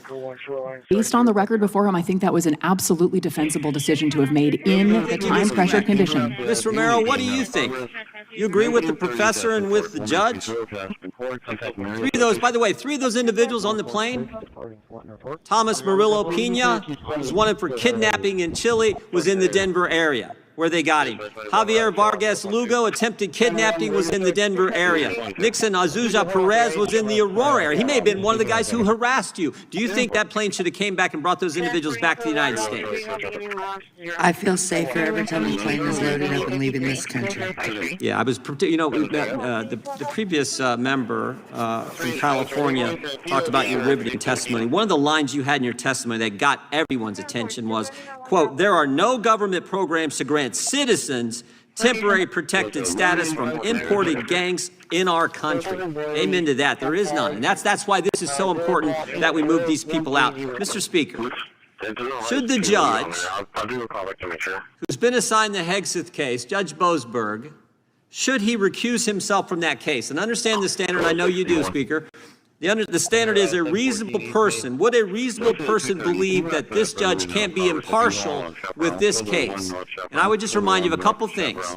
This is the judge who was on the FISA court when they granted warrants to spy on President Trump's campaign. This is the judge who handled the Kevin Kleinsmith case, an FBI lawyer who lied to the FISA court to help get those warrants and was given a slap on the wrist by Judge Boasberg. Not my words, the Wall Street Journal said it, because it was. He was a member of the bar, lied to a court, and got some probationary sentence. So now this judge said, turn the plane around, and now he's been assigned the Hegseth case. And I'm just asking, do you think Judge Boasberg should recuse himself from that case? Look, I think this is a classic case where the Chief Justice should intervene. I mean, when you have a blatant, continuing record of prejudice, that judge should not be put in charge of a case. And as I said earlier, I'm not for going through the whole process of impeachment because I think it's at a practical level not possible. I am, however, for using the potential capacity of the Congress to simply defund, which Jefferson did and which clearly is possible. But I think this, what you just described is illustrative of why I use the term coup d'etat. You have a small group of people who believe that they have the right to arrogate rejecting the American people and doing whatever they want and cooperating with people who clearly were behaving illegally. And that's one of the great tragedies of the last 6 or 8 years is it's the government which has been illegal. It's the FBI which was illegal. And how can you possibly be allowed to sit in and participate in today's hearing? Without objection, so ordered. And as a point of personal privilege, before I make my opening statement, Speaker Gingrich, I've been here now, this is my 25th year on the Hill, and the first time I've had the pleasure of having you as a witness. I will cherish that as much as I cherish the time I once carried your bag off of an airplane in San Diego and found out you were the speaker, but you were also a regular guy. So with that, I'll now recognize myself for an opening statement. We are here today because a major malfunction in the federal judiciary has been recognized by both Republicans and Democrats. Activist district court judges usurping themselves with their Article III power and imposing on the nation injunctions beyond the scope of what the United States Congress under statute has given federal judges. These rogue judge rulings are a new resistance to the Trump administration and the only time in which judges in robes in this number have felt it necessary to participate in the political process rather than participate in the Article III powers given to them both by the Constitution and by statute. President Trump was elected to assert many policies, including the deportation of criminal aliens. He did so publicly and was elected by a majority of Americans and the vast majority of the Electoral College. But he also did so in stark contrast to executive orders of the previous administration. Time and time again, rogue judges have asserted, as though they were 5 of the 9 members of the Supreme Court, their authority when the president was doing nothing more than undoing a policy of his predecessor, one which they seemed to have no problem with in the previous administration. Let me be clear, it should never have come to this. It is within the Supreme Court's ability to rule appropriately that judges have exceeded their jurisdiction. Time and time again, the High Court has ruled on the substance of the ruling rather than on the inappropriate nature of an injunction overly broad and affecting hundreds, thousands, or millions of people beyond the plaintiffs before that court. Just last night, a judge halted the administration's plan to end temporary protective status for about 350,000 Venezuelans that Joe Biden welcomed into this country and gave temporary protective status to. Temporary seems not to be a word understood by the court. If President Biden could give protective status temporarily, how, in fact, could it not be the prerogative of the next president to undo that status? Nowhere in that protective status was there an act of Congress or a recognition that temporary equals permanent. This is but the latest outrage coming from lower, or at least I might say the lowest courts. I have said from the start that my colleagues on the other side of the aisle should support this legislation. After all, it was the Biden administration who opposed these universal injunctions and said they were illegitimate. In fact, legislation in the last Congress, authored by a Democrat, is substantially similar to the one that we offer today and would have the same effect. To quote the previous administration's Solicitor General, literally the woman who spoke on behalf of the administration before the court, she said, "The government must prevail in every suit to keep its policy enforced, but plaintiffs can derail a federal program nationwide with just one lower court victory," end quote.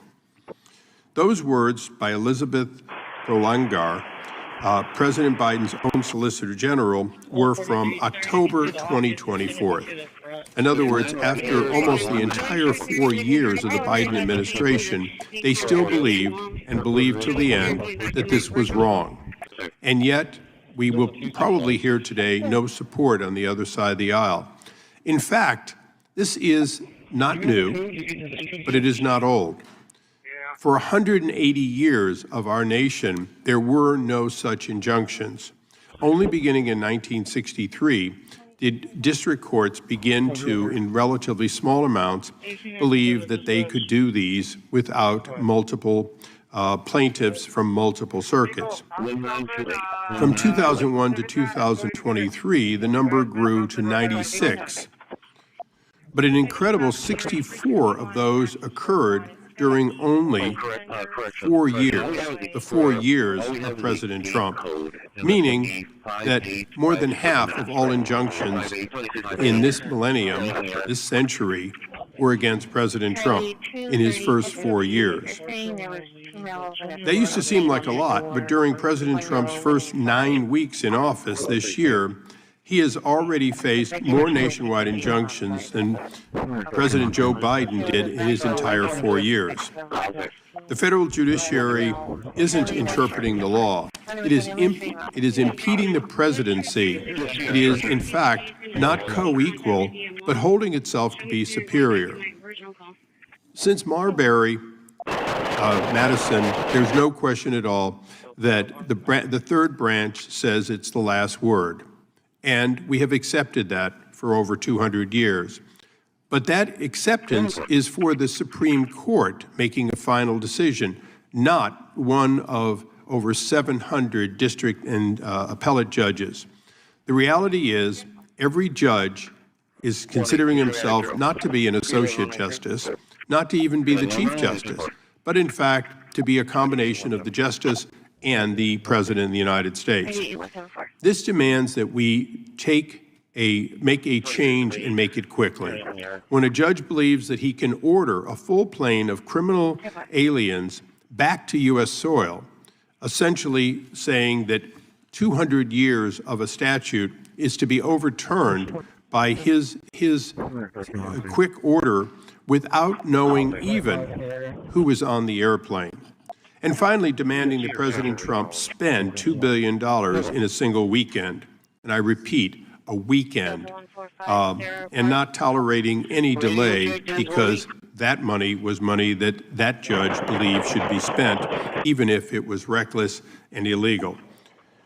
The last one might be understandable because a judge might have misunderstood and thought that President Biden was still in the White House, or that $2 billion, like the $188 billion that President Biden tried to forgive in student loans, and then, when thwarted by the United States Supreme Court, found a workaround that he believed was legitimate and gave away another $8 billion in loan forgiveness.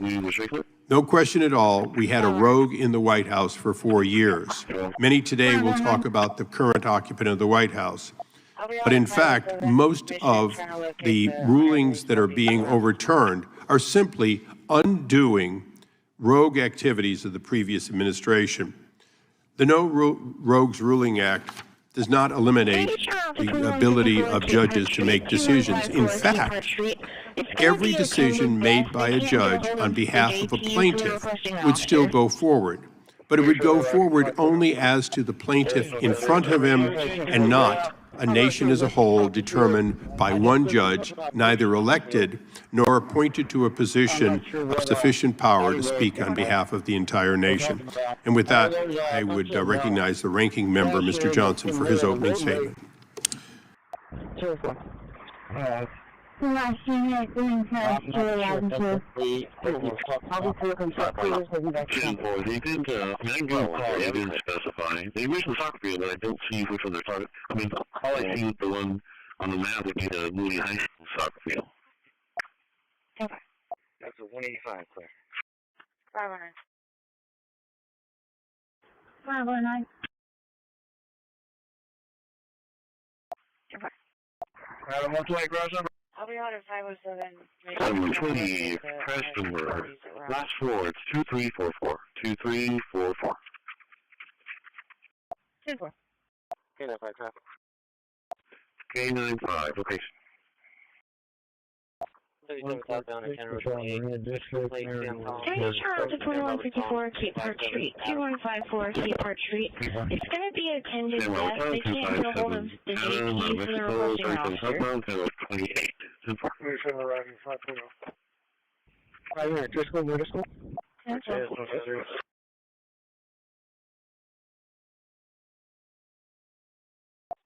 Can you send me a call, please? 204. Go ahead. 204. Last unit doing test to allow and clear. I'll be clear from 145. I want to be clear from that flight. 24, let me close this call. Give me just a second. 2130.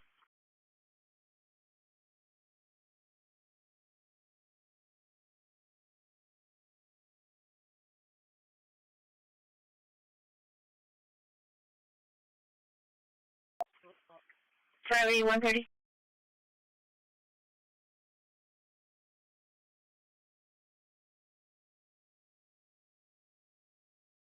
Two four. 692 for radio check.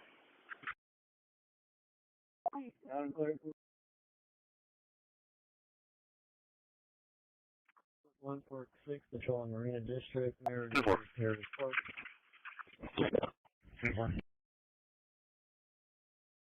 634. 24. 5 minutes. 27.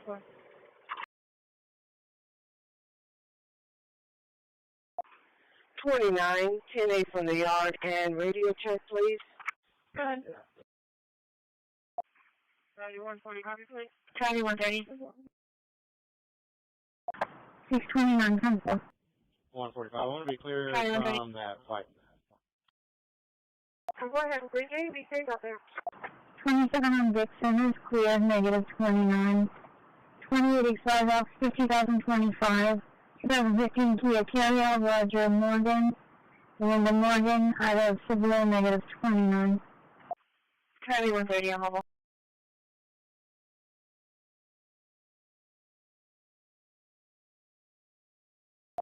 The dates of the president's trip to the Middle East. He will travel to Saudi Arabia, Qatar, and the United Arab Emirates from May 13th until May 16th. And on Thursday of this week, Who's got fences over here?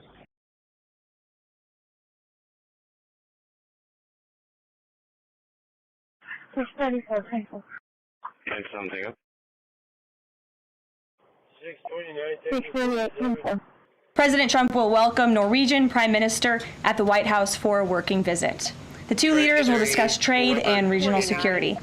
This will be the 13th head of state visit of President Trump's term already.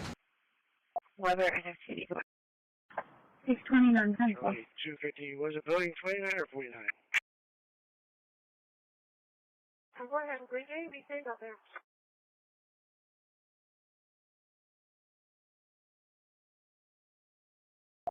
Yeah, he's got a roll of it on the other side of the river. 27 on Dixon is clear, negative 29. 28 expires off 50,025. At the border, President Trump continues to deliver on his promise to make America safe again. The Wall Street Journal captured the Trump effect in a recent article. Border crossings grind to a halt as Trump's tough policies take hold. U.S. Customs and Border Protection recorded its lowest southwest border crossings in history in March, and we're seeing the same successes at our northern border. Here's how the New York Post put it. Northern border sector previously overrun by illegal migrants sees dramatic drop in crossings. We haven't seen anyone since November, end quote. Airport, William David 05795. 10-4, I'm going to need you to put me out a transfer if you meet me there. William David 05795, exit airport 10-4. 625.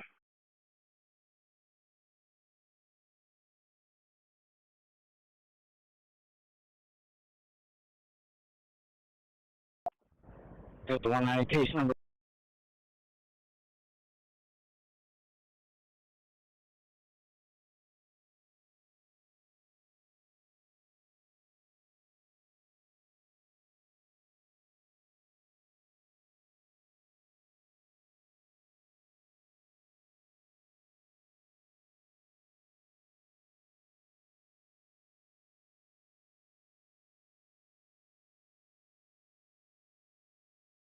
.634 traffic. I just got on the base.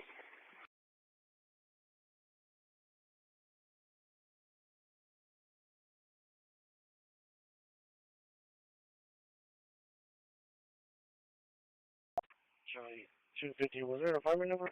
310, what's number? En route, 724.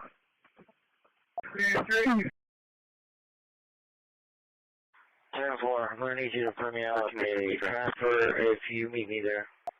Yes, please. Thank you, you too. Counter 67, counter 22 on a tractor trailer. Trailer plate will be 212 Charles 984. DP 31, show me out of county court, please. 212 Charles 94, that's 67 and 22. On the garage like that. 403.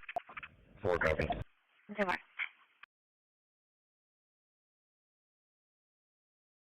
403. Charlie 275, 10-4.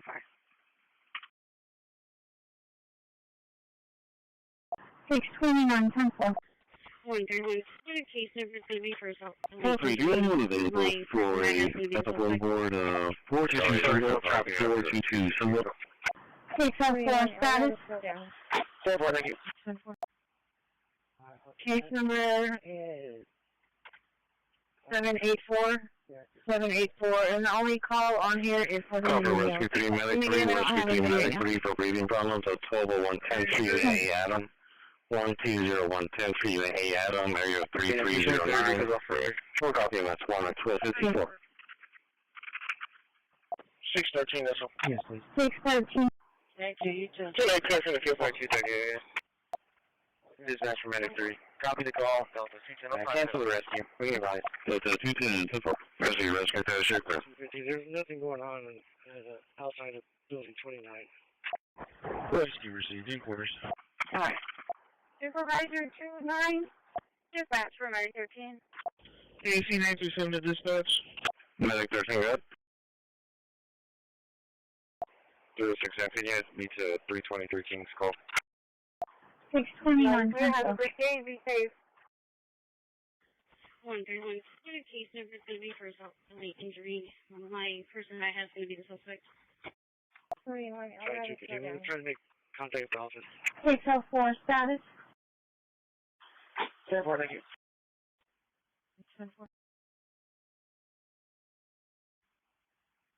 Case number is 784. 784, and the only call on here is Heavenly Munoz. 613, that's all. 613. Tonight, clear from the field call.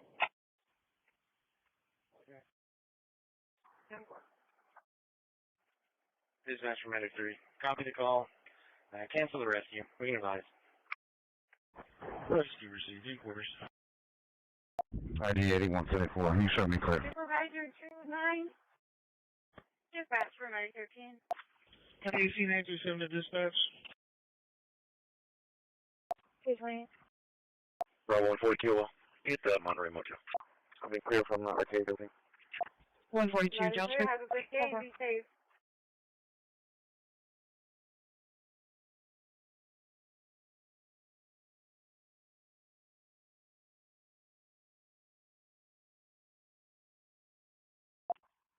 Charlie, 250 is 220. Level 09, civil. Correction, 230. 1109, location. 3115 and a half, Agnes, apartment 8. 3140. 2140. 3115 and a half, Agnes, apartment number 8. Back to 400, starting miles. Are we transporting one juvenile male to another high school? Yes, where do I pick up Jacob at? Okay. It says by the library, but I don't know where that's at. I came into Baldwin. Where is that shoreline call? No, it's on the other side, but you know where the big old water tower? Get it off in Naples. That's where the library's at. 5247. I'll be clear by 7. Cancel. You remember that little round circle thingy? I believe that's where he should be at. Charlie 170. 10-4, I'm on my way over there. You can show us clear, buddy. Okay.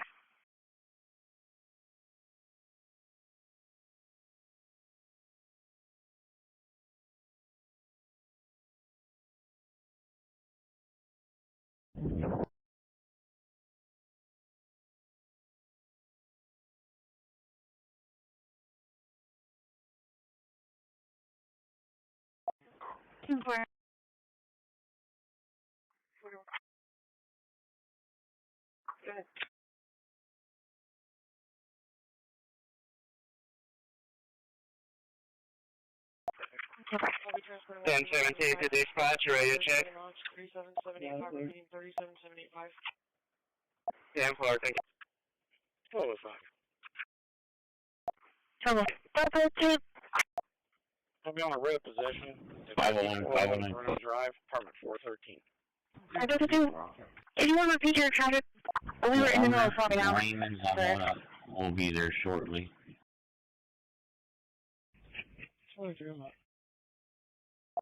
Sure. Delta 145 arrived.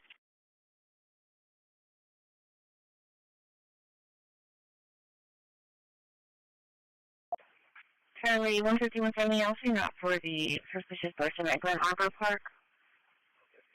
5838 Tanglewood. Officer male in the park that's cussing. Right now with the yellow bandana, blue and gray shirt.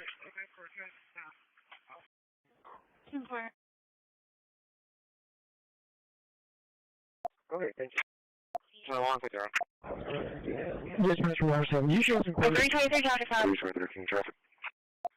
Baltimore Road 66 and County Road. 1017 to dispatch. Another family, please. And your plate. 10-4, thank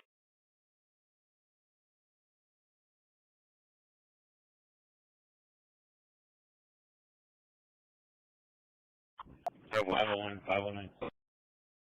Okay.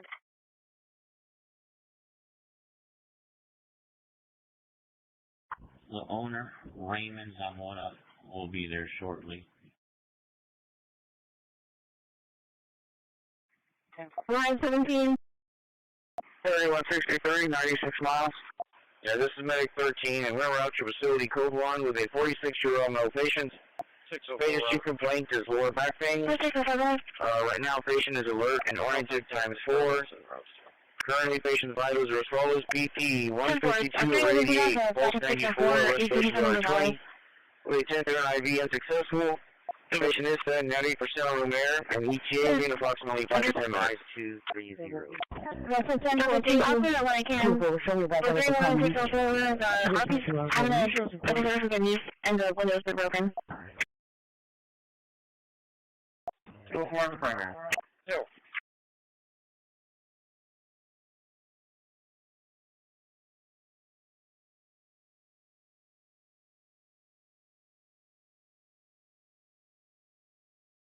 It's been closed.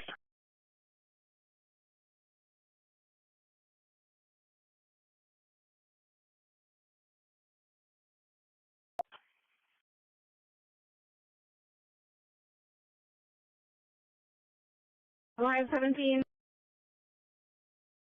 Motor pool radio check. 3163, 96 miles.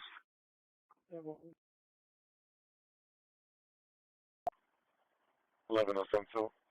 One clear. Dude. 1107. Clear from intermediate, not sharpshooter. B&B Force 123 Border Patrol. I'll be out of command. You want on 95? You too. Yeah, this is Medic 13, and we're out to facility code 1 with a 46-year-old male patient. Patient's chief complaint is lower back pain. Right now, patient is alert and oriented, time 4. Currently, patient's vitals are as follows: BP 152, radiation, pulse 94, respiration 20. We attempted an IV unsuccessful. Patient is fed 90% room air, and ETA will be in approximately 5 to 10 minutes. That's a 10-4, thank you. 2-4, show me back out at the primary. 2-4 in the primary.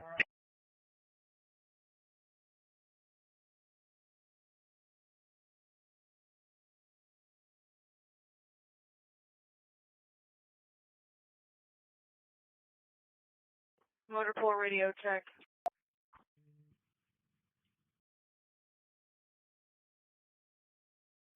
Go, Parker. That's alright. He already went inside. I'll just let the next driver know that he's good to go since my transfer isn't working. She's in 2909 290. I'll get that on the call. Down 130. 130, go ahead. I'm clear, and show me off that call on my thing. Yeah, 330 with him. Yeah, 10-4. Did you want contact?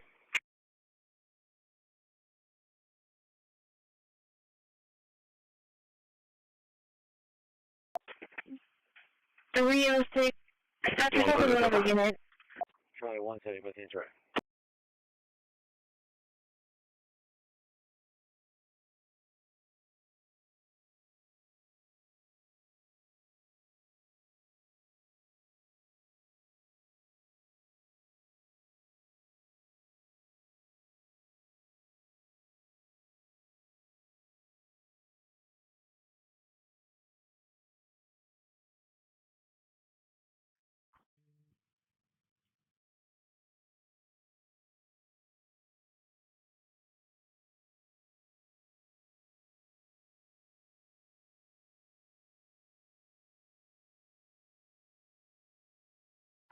That's alright. He already went inside.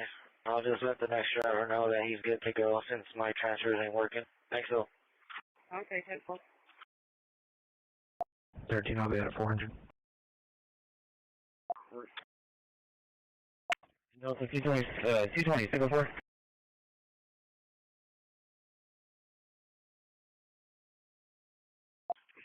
Owen Airport.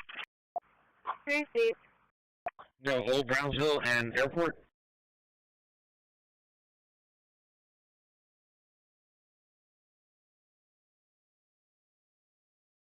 Yeah. 615 Rosedale. Okay, let me find that one call at the Patrol Division. 615. Can you send me AS to the right side of the college high school? It's going to be a medical call. That's 185 now. 13 the base.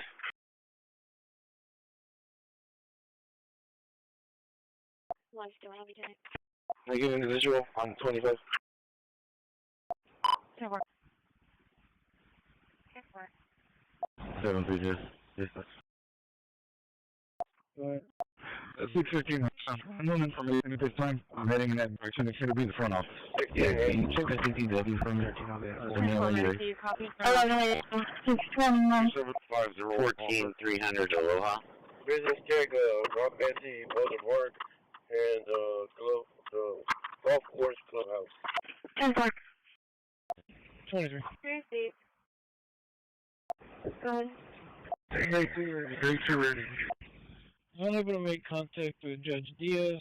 Right. However, we did make contact with Judge Diaz. 621. 129. Zero, I'm telling him already. No. Show me clear of Creekside and Rocky HQ to try and report. 638. Can you send the U.S. to the right side of the college high school? 615, Wilson. Dispatch 90. X radio 615. 13 to basic. 10-4, thank you. It's going to be a high school student seizing and vomiting at this time. Nurses with her at this time. And she's sitting upright. 606. 10-4, seizing, vomiting. Yeah, there's one, but it's from 20. Okay, we'll be at bus stop 182 of How do you read this, Gregory? Unknown information at this time. I'm heading in that direction. It's going to be the front office. 629. 10-4, medic, do you copy front office? No, the 220, I'll be clear. You can show me, Denver. Golf course clubhouse. 23. Good. Sorry. Stand by, I'm trying to, but it's not going through. 629, 10-4. Unable to make contact with Judge Diaz. However, we did make contact with JP1, Judge Diaz's. I'll be 10. 10-4. 129. Show me clear of Creekside and Rocky HQ to try and report. 638, 10-4. 615.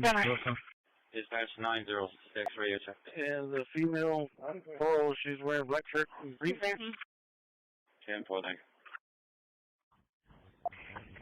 1504, I have black shirt with black shorts for this female. And vomiting at this time. Nurse is with her at this time, and she is sitting upright. Go ahead. 606. Sure, we're only arguing with her. Yeah, there's one, but it's from 20. 91 copy. 606. 606, I'll be out at the high school. Unit 2. She's walking down the page. We'll be at bus stop. Just heard over at Stratton meeting airline 4747. North Bank Storage Yard patrolled. Is there anybody available right now that can go to the Tractor Supply in Saratoga for an aggressive jog inside?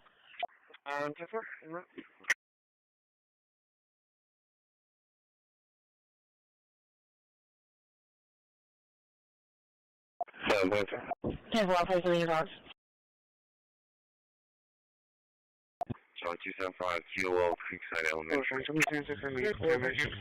Creekside Elementary. 10-4.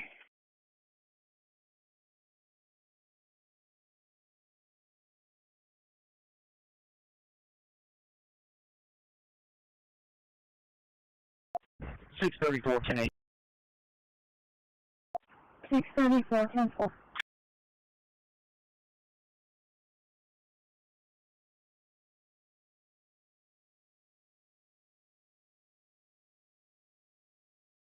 Unit 6.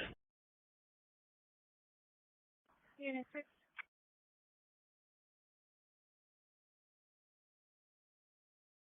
North Bank Storage Yard patrolled.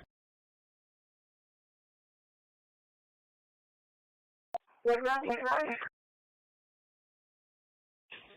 there anybody Yeah, available Charlie right now that 122 can go to the issues, Tractor just Supply like that, in so it's Saratoga for an aggressive jog inside? is contacting the officer attention. On 3014, can I get a private? 10-4, I'll place the dogs. We're looking to shop up to it, Daniel. Yes, ma'am, on the on the site. Can you make sure it's for its backpack? No, go ahead. In the site.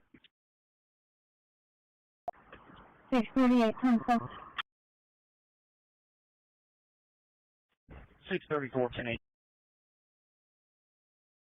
634, 10-4.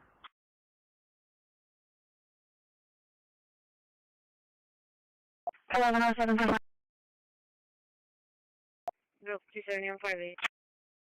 10-4.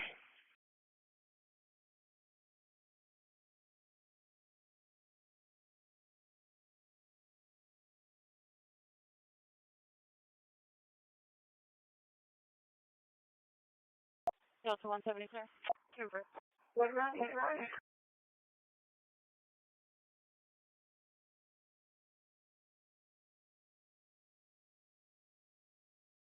On 3014, can I get a private?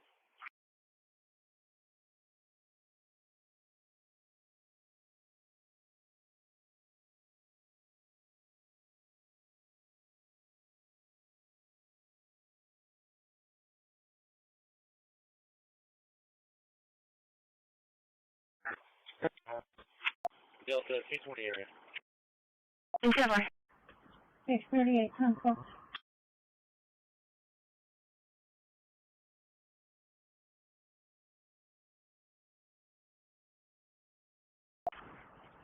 $12.61, 10-4. 3167 dispatch, 90 miles. 52.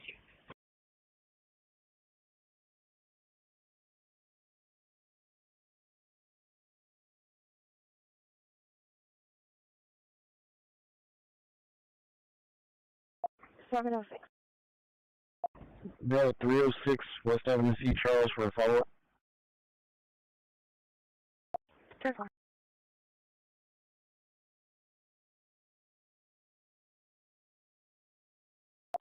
Conference engine 4, medical 11, engine 4, medical 11, before medical alarm, EUV 1418, 1701, Baines Drive, Briarwood Apartments, unit 189, we're going to have EMS 1 at 1308.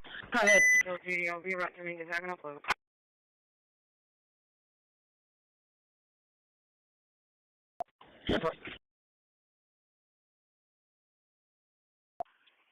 Just I'll be at a 7 PD just a little bit.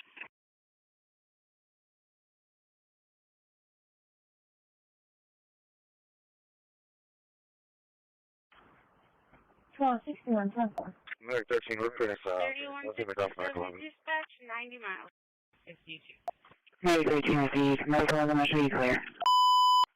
Attention units, copy information on the reckless driver of the cavalry at 1237 Saratoga. The brake will make it abandoned when the travel zone around it. Patrol 1 at the 306 West Avenue C. Charles for a follow-up route North Beach. Careful.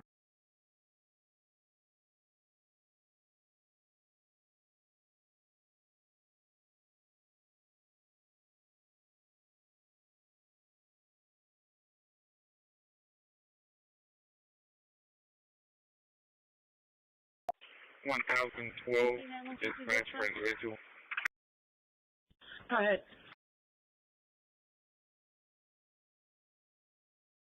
I got it. Well.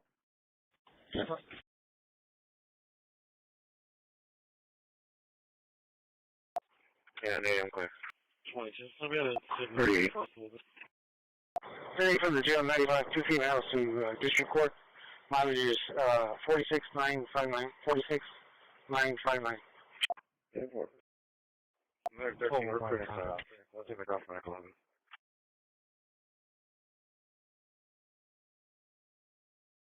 Delta 265, 10-4.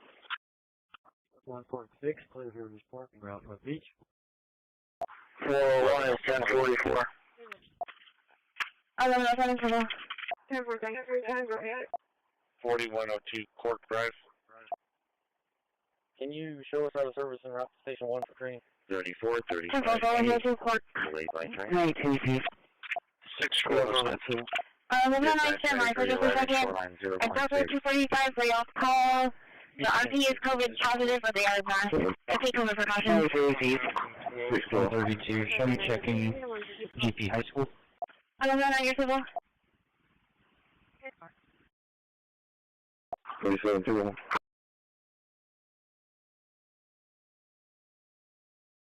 No, so 185 arriving. 38.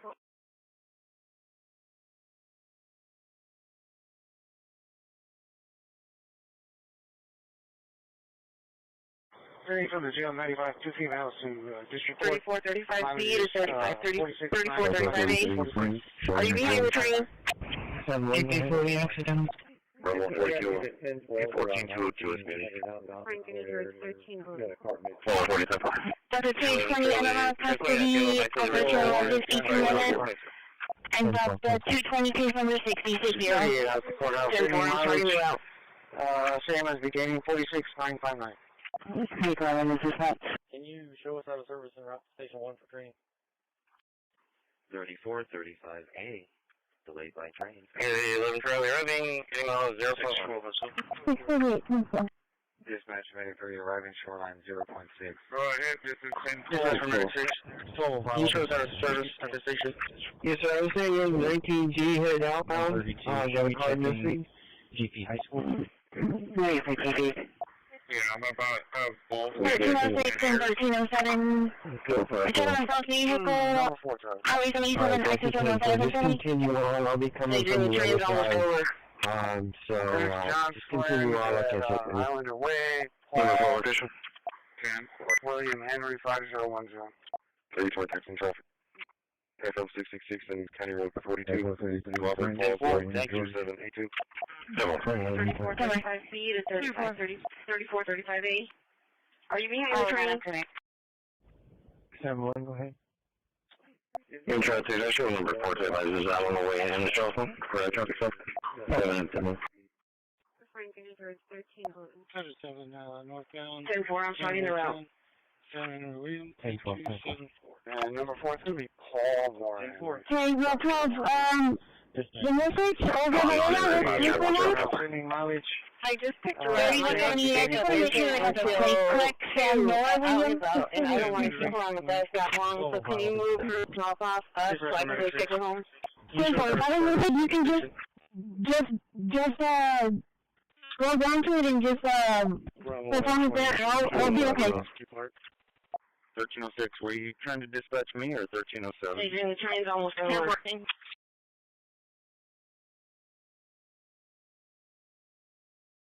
In there. 23. Charlie, 120 over. 1301, Short route to 606, US 77. I'm out when I saw you. For a, yeah, we clear. Back up, patient It's 5. 1301, Yeah, right there.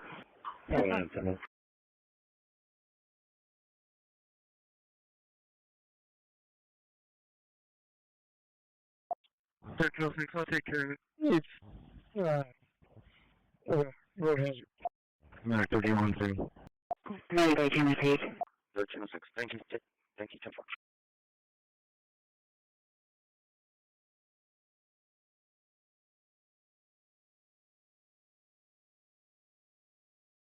Six 13, that's all we have to do. 613, 10-4. Medic 1394, they stretch and monitor for now.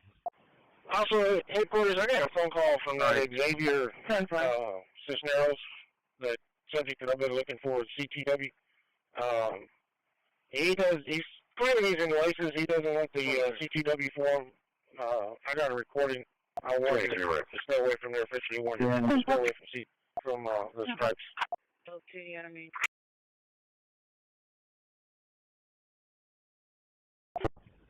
Show me route to 606 US 77. Northbound. For a backup patient 5. 1192. So. 10-4. I'm going to be out at Chick-fil-A in Portland for no break. 13-1. No, William Charles. 4615. No, William Charles. 4615. Can I ask an individual, please? 10-4.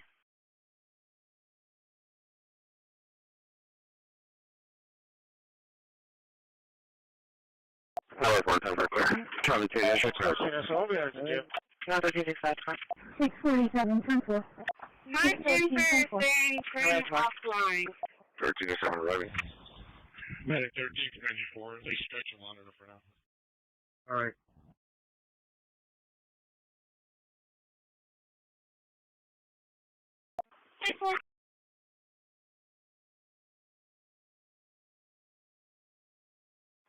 Also, headquarters, I got a phone call from that Xavier Cisneros that subject that I've been looking for. 3435A, Connecting train. He doesn't want the CTW form. I got a recording. I warned him to stay away from the stripes. I don't really know at what point I'm So far. I'm going to be out at Chick-fil-A in Portland for no break. 1003? Can I ask an individual, please? Couple 145, 10-4. 31 radio check, Maple Yard. To be done about that to the office.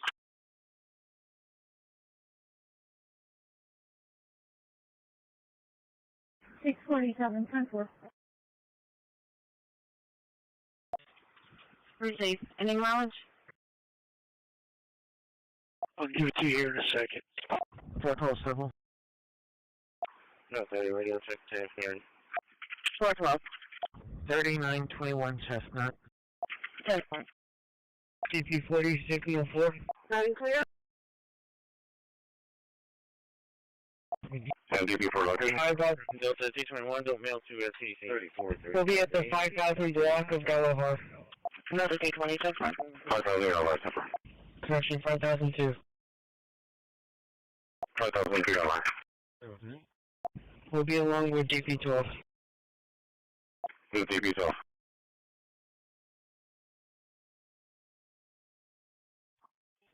Lee is currently at West Point and Believe. 1301 South Pier. 1003. 10 clear. 31 radio check. 1307, clear. T12 unit mileage 120644. Rights. The First Amendment isn't just a line in the Constitution. And take a whole of government approach in solving this problem, and ultimately protect Americans' First Amendment rights. The First Amendment isn't just a line in the Constitution. It's the cornerstone of our American liberty. It guarantees every citizen the right to speak freely, worship freely, and live according to their conscience without government interference. Protecting Christians from bias is not favoritism, it's upholding the rule of law and fulfilling the constitutional promise. Thank you to President Trump. We have an incredible opportunity, all of us around this table, to protect the rights of all citizens from discrimination based on their religious beliefs. And thank you all for being here and making this and I look forward to doing great work together. Now, Deputy Attorney General Todd Blanche. Thanks everybody for members of the task force for being here today and for your commitment to this important effort. If you look around this table and the leadership that's here, I know that combined with our shared determination to establish sound, effective policies and to push back against any form of anti-Christian or anti-religious bias that has taken root within the federal government, this will allow us to carry out the President's executive order. I want to echo what Attorney General Bondi just said. Supporting the free expression of faith is not just a constitutional principle. It is something that all forms of civil government should be encouraging. At its core, the executive order we're here to talk about today affirms a fundamental truth. Every individual has the freedom to choose their religious faith. And once made, that choice should never be subject to discrimination or bias from our government. Now, unfortunately, over the past several years, we've seen troubling signs to the contrary. We have witnessed actions that suggest an underlying bias against people of faith, particularly Christians. This task force was created to make sure this never happens again in America. We will investigate what went wrong, uncover facts, and ultimately chart the path forward. So today, we're going to hear from individuals who will share their personal stories, stories that reflect broader trends and challenges from the Biden administration's policies. Policies that, frankly, strip people of their inalienable rights. We're also going to hear from members of this task force about the ways in which anti-Christian sentiment may have shown up in their departments or their agencies. A key challenge that we face is a public misunderstanding of our form of government. We're a constitutional republic, not a pure democracy. And this distinction matters because in a republic, individual rights are protected even when unpopular. And misunderstanding this distinction allows our institutions and media to misrepresent our founding principles. Our government's purpose is to secure rights, not restrict them. So, yes, this task force has a big job ahead, but it's a vital one, and it's one that we're going to get done. Finally, I want to thank the members of the media who are with us today. We appreciate your attention and your presence for this opening portion of the meeting. At this time, we'll be moving into our internal discussions, and so if you would please make your way out we'll then continue with the rest of our work in a closed session. Thank you very much. Call from Lake 7, Engine 1, Lake 7, Engine 1. E for testing call, ESE 1005. 707 North Shoreline, the Holiday Inn Marina. There's also the uniform at 1322.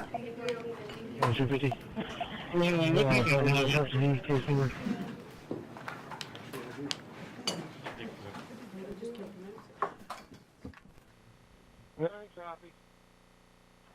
Last unit. 1261. You tell me how to pause rolling. 1261, 10-4. Delta 265. Can we get number? 721 to dispatch. Radio check, please.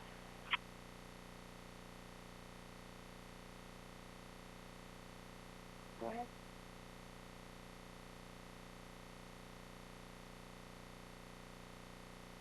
Everything is 10-4. Student has been released to parent, and the parent is transporting her. Community calls, weapons, Craig. Convertible Delta Carlos County, at the location. How's that highway dispatch?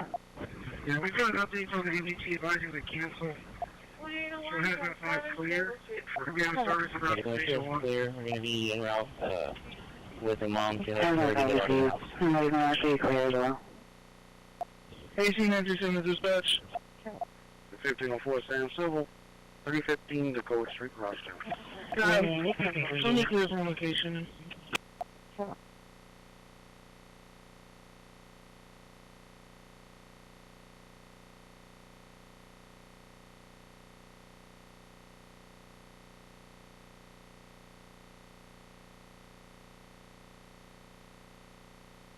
$614. 721 to dispatch. Radio check, please. 14.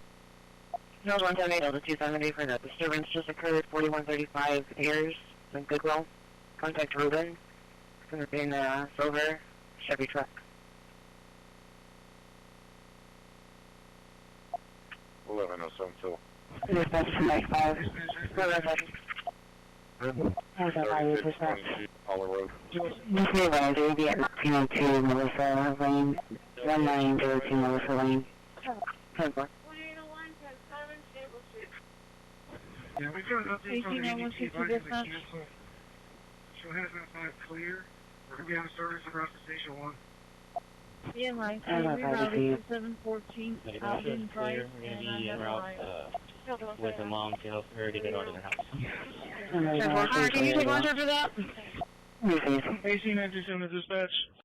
Parents to afford private school. Another is homeschooling at the loss of $25,000 a year in special services. The school provided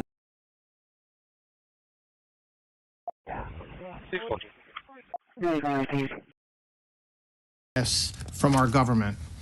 Now, unfortunately, over the past several years, we've seen troubling signs to the contrary. We have witnessed actions that suggest an underlying bias against people of faith, particularly Christians. This task force was created to make sure this never happens again in America. We will investigate what went wrong, uncover facts, and ultimately chart a path forward. So today, we're going to hear from individuals who will share their personal stories that reflect broader trends and challenges from the Biden administration's policies that, frankly, strip people of their inalienable rights. We're also going to hear from members of this task force about the ways in which anti-Christian sentiment may have shown up in their departments or their agencies. A key challenge that we face is a public misunderstanding of our form of government. We're a constitutional republic, not a pure democracy. And this distinction matters because in a republic, individual rights are protected even when unpopular. And misunderstanding this distinction allows our institutions and media to misrepresent our founding principles. Our government's purpose is to secure rights, not restrict them. So, yes, this task force has a big job ahead, but it's a vital one, and it's one that we're going to get done. Finally, I want to thank the members of the media who are with us today. We appreciate your attention and your presence for this opening portion of the meeting. At this time, we'll be moving into our internal discussions, and so if you would please make your way out, We'll then continue with the rest of our work in a closed session. Thank you very much. Can we ask one question on topic? And it was the examples that each department's looking for.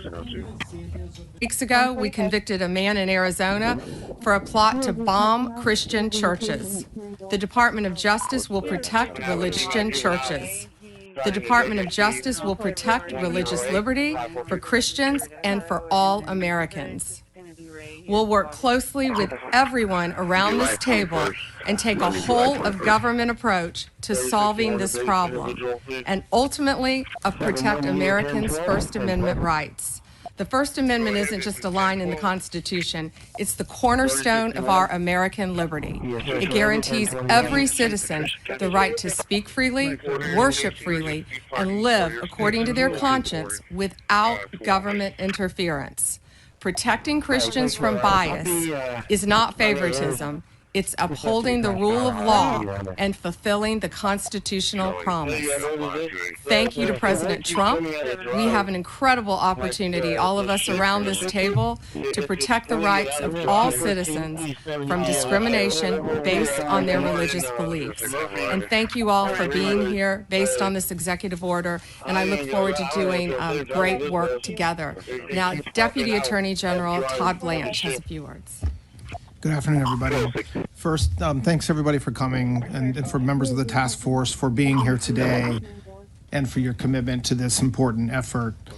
If you look around this table and the leadership that's here, I know that combined with our shared determination to establish sound, effective policies and to push back against any form of anti-Christian or anti-religious bias that has taken root within the federal government, this will allow us to carry out the President's executive order. I want to echo what Attorney General Bondi just said. Supporting the free expression of faith is not just a constitutional principle. It is something that all forms of civil government should be encouraging. At its core, the executive order we're here to talk about today affirms a fundamental truth. Every individual has the freedom to choose their religious faith. And once made, that choice should never be subject to discrimination or bias from our government. Now, unfortunately, over the past several years, we've seen troubling signs to the contrary. We have witnessed actions that suggest an underlying bias against people of faith, particularly Christians. This task force was created to make sure this never happens again in America. We will investigate what went wrong, uncover facts, and ultimately chart a path forward. So today, we're going to hear from individuals who will share their personal stories that reflect broader trends and challenges from the Biden administration's policies that, frankly, strip people of their inalienable rights. We're also going to hear from members of this task force about the ways in which anti-Christian sentiment may have shown up in their departments or their agencies. A key challenge that we face is a public misunderstanding of our form of government. We're a constitutional republic, not a pure democracy. And this distinction matters because in a republic, individual rights are protected even when unpopular. And misunderstanding this distinction allows our institutions and media to misrepresent our founding principles. Our government's purpose is to secure rights, not restrict them. So yes, this task force has a big job ahead, but it's a vital one, and it's one that we're going to get done. Finally, I want to thank the members of the media who are with us today. We appreciate your attention and your presence for this opening portion of the meeting. At this time, we'll be moving into our internal discussions, and so if you would please make your way out, we'll then continue with the rest of our work in a closed session. Thank you very much. Christian churches. The Department of Justice will protect religious liberty for Christians and for all Americans. We'll work closely with everyone around this table and take a whole-of-government approach to solving this problem, and ultimately protect Americans' First Amendment rights. The First Amendment isn't just a line in the Constitution, it's the cornerstone of our American liberty. It guarantees every citizen the right to speak freely, worship freely, and live according to their conscience without government interference. Protecting Christians from bias is not favoritism, it's upholding the rule of law and fulfilling the constitutional promise. Thank you to President Trump. We have an incredible opportunity, all of us around this table, to protect the rights of all citizens from discrimination based on their religious beliefs. And thank you all for being here based on this executive order, and I look forward to doing great work together. Now, Deputy Attorney General Todd Blanche has a few words. Good afternoon, everybody. First, thanks everybody for coming and for members of the task force for being here today and for your commitment to this important effort. If you look around this table and the leadership that's here, I know that combined with our shared determination to establish sound, effective policies and to push back against any form of anti-Christian or anti-religious bias that has taken root within the federal government, this will allow us to carry out the President's executive order. I want to echo what Attorney General Bondi just said. Supporting the free expression of faith is not just a constitutional principle. It is something that all forms of civil government should be encouraging. At its core, the executive order we're here to talk about today affirms a fundamental truth. Every individual has the freedom to choose their religious faith. And once made, that choice should never be subject to discrimination or bias from our government. Now, unfortunately, over the past several years, we've seen troubling signs to the contrary. We have witnessed actions that suggest an underlying bias against people of faith, particularly Christians. This task force was created to make sure this never happens again in America. We will investigate what went wrong, uncover facts, and ultimately chart a path forward. So today, we're going to hear from individuals who will share their personal stories, stories that reflect broader trends and challenges from the Biden administration's policies. Policies that, frankly, strip people of their inalienable rights.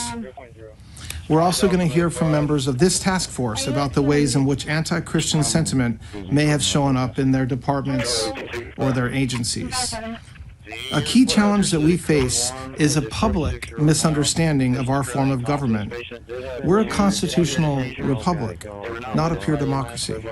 And this distinction matters because in a republic, individual rights are protected even when unpopular. And misunderstanding this distinction allows our institutions and media to misrepresent our founding principles. Our government's purpose is to secure rights, not restrict them. So, yes, this task force has a big job ahead, but it's a vital one, and it's one that we're going to get done. Finally, I want to thank the members of the media who are with us today. We appreciate your attention and your presence for this opening portion of the meeting. At this time, we'll be moving into our internal discussions, and so if you would please make your way out, we'll then continue with the rest of our work in a closed session. Thank you very much. Christian churches. The Department of Justice will protect religious liberty for Christians and for all Americans. We'll work closely with everyone around this table and take a whole of government approach to solving this problem and ultimately protect Americans' First Amendment rights. The First Amendment isn't just a line in the Constitution, it's the cornerstone of our American liberty. It guarantees every citizen the right to speak freely, worship freely, and live according to their conscience without government interference.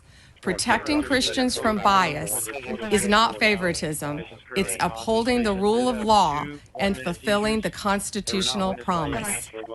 Thank you to President Trump.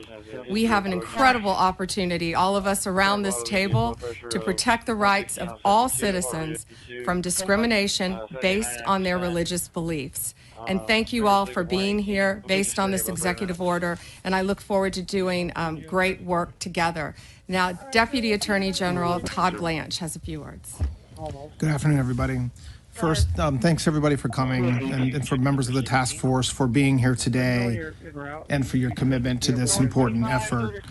If you look around this table and the leadership that's here, I know that combined with our shared determination to establish sound, effective policies and to push back against any form of anti-Christian or anti-religious bias that has taken root within the federal government. This will allow us to carry out the President's executive order. I want to echo what Attorney General Bondi just said. Supporting the free expression of faith is not just a constitutional principle. It is something that all forms of civil government should be encouraging. At its core, the executive order we're here to talk about today affirms a fundamental truth. Every individual has the freedom to choose their religious faith. And once made, that choice should never be subject to discrimination or bias from our government. Now, unfortunately, over the past several years, we've seen troubling signs to the contrary. We have witnessed actions that suggest an underlying bias against people of faith, particularly Christians. This task force was created to make sure this never happens again in America. We will investigate what went wrong, uncover facts, and ultimately chart a path forward. So today, we're going to hear from individuals who will share their personal stories, stories that reflect broader trends and challenges from the Biden administration's policies. Policies that, frankly, strip people of their inalienable rights. We're also going to hear from members of this task force about the ways in which anti-Christian sentiment may have shown up in their departments or their agencies. A key challenge that we face is a public misunderstanding of our form of government. We're a constitutional republic, not a pure democracy. And this distinction matters because in a republic, individual rights are protected even when unpopular. And misunderstanding this distinction allows our institutions and media to misrepresent our founding principles. Our government's purpose is to secure rights, not restrict them. So, yes, this task force has a big job ahead, but it's a vital one, and it's one that we're going to get done.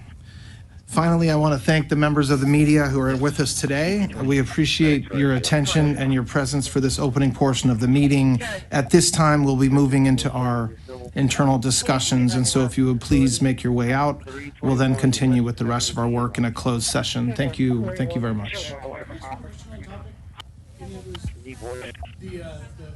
Christian churches. The Department of Justice will protect religious liberty for Christians and for all Americans.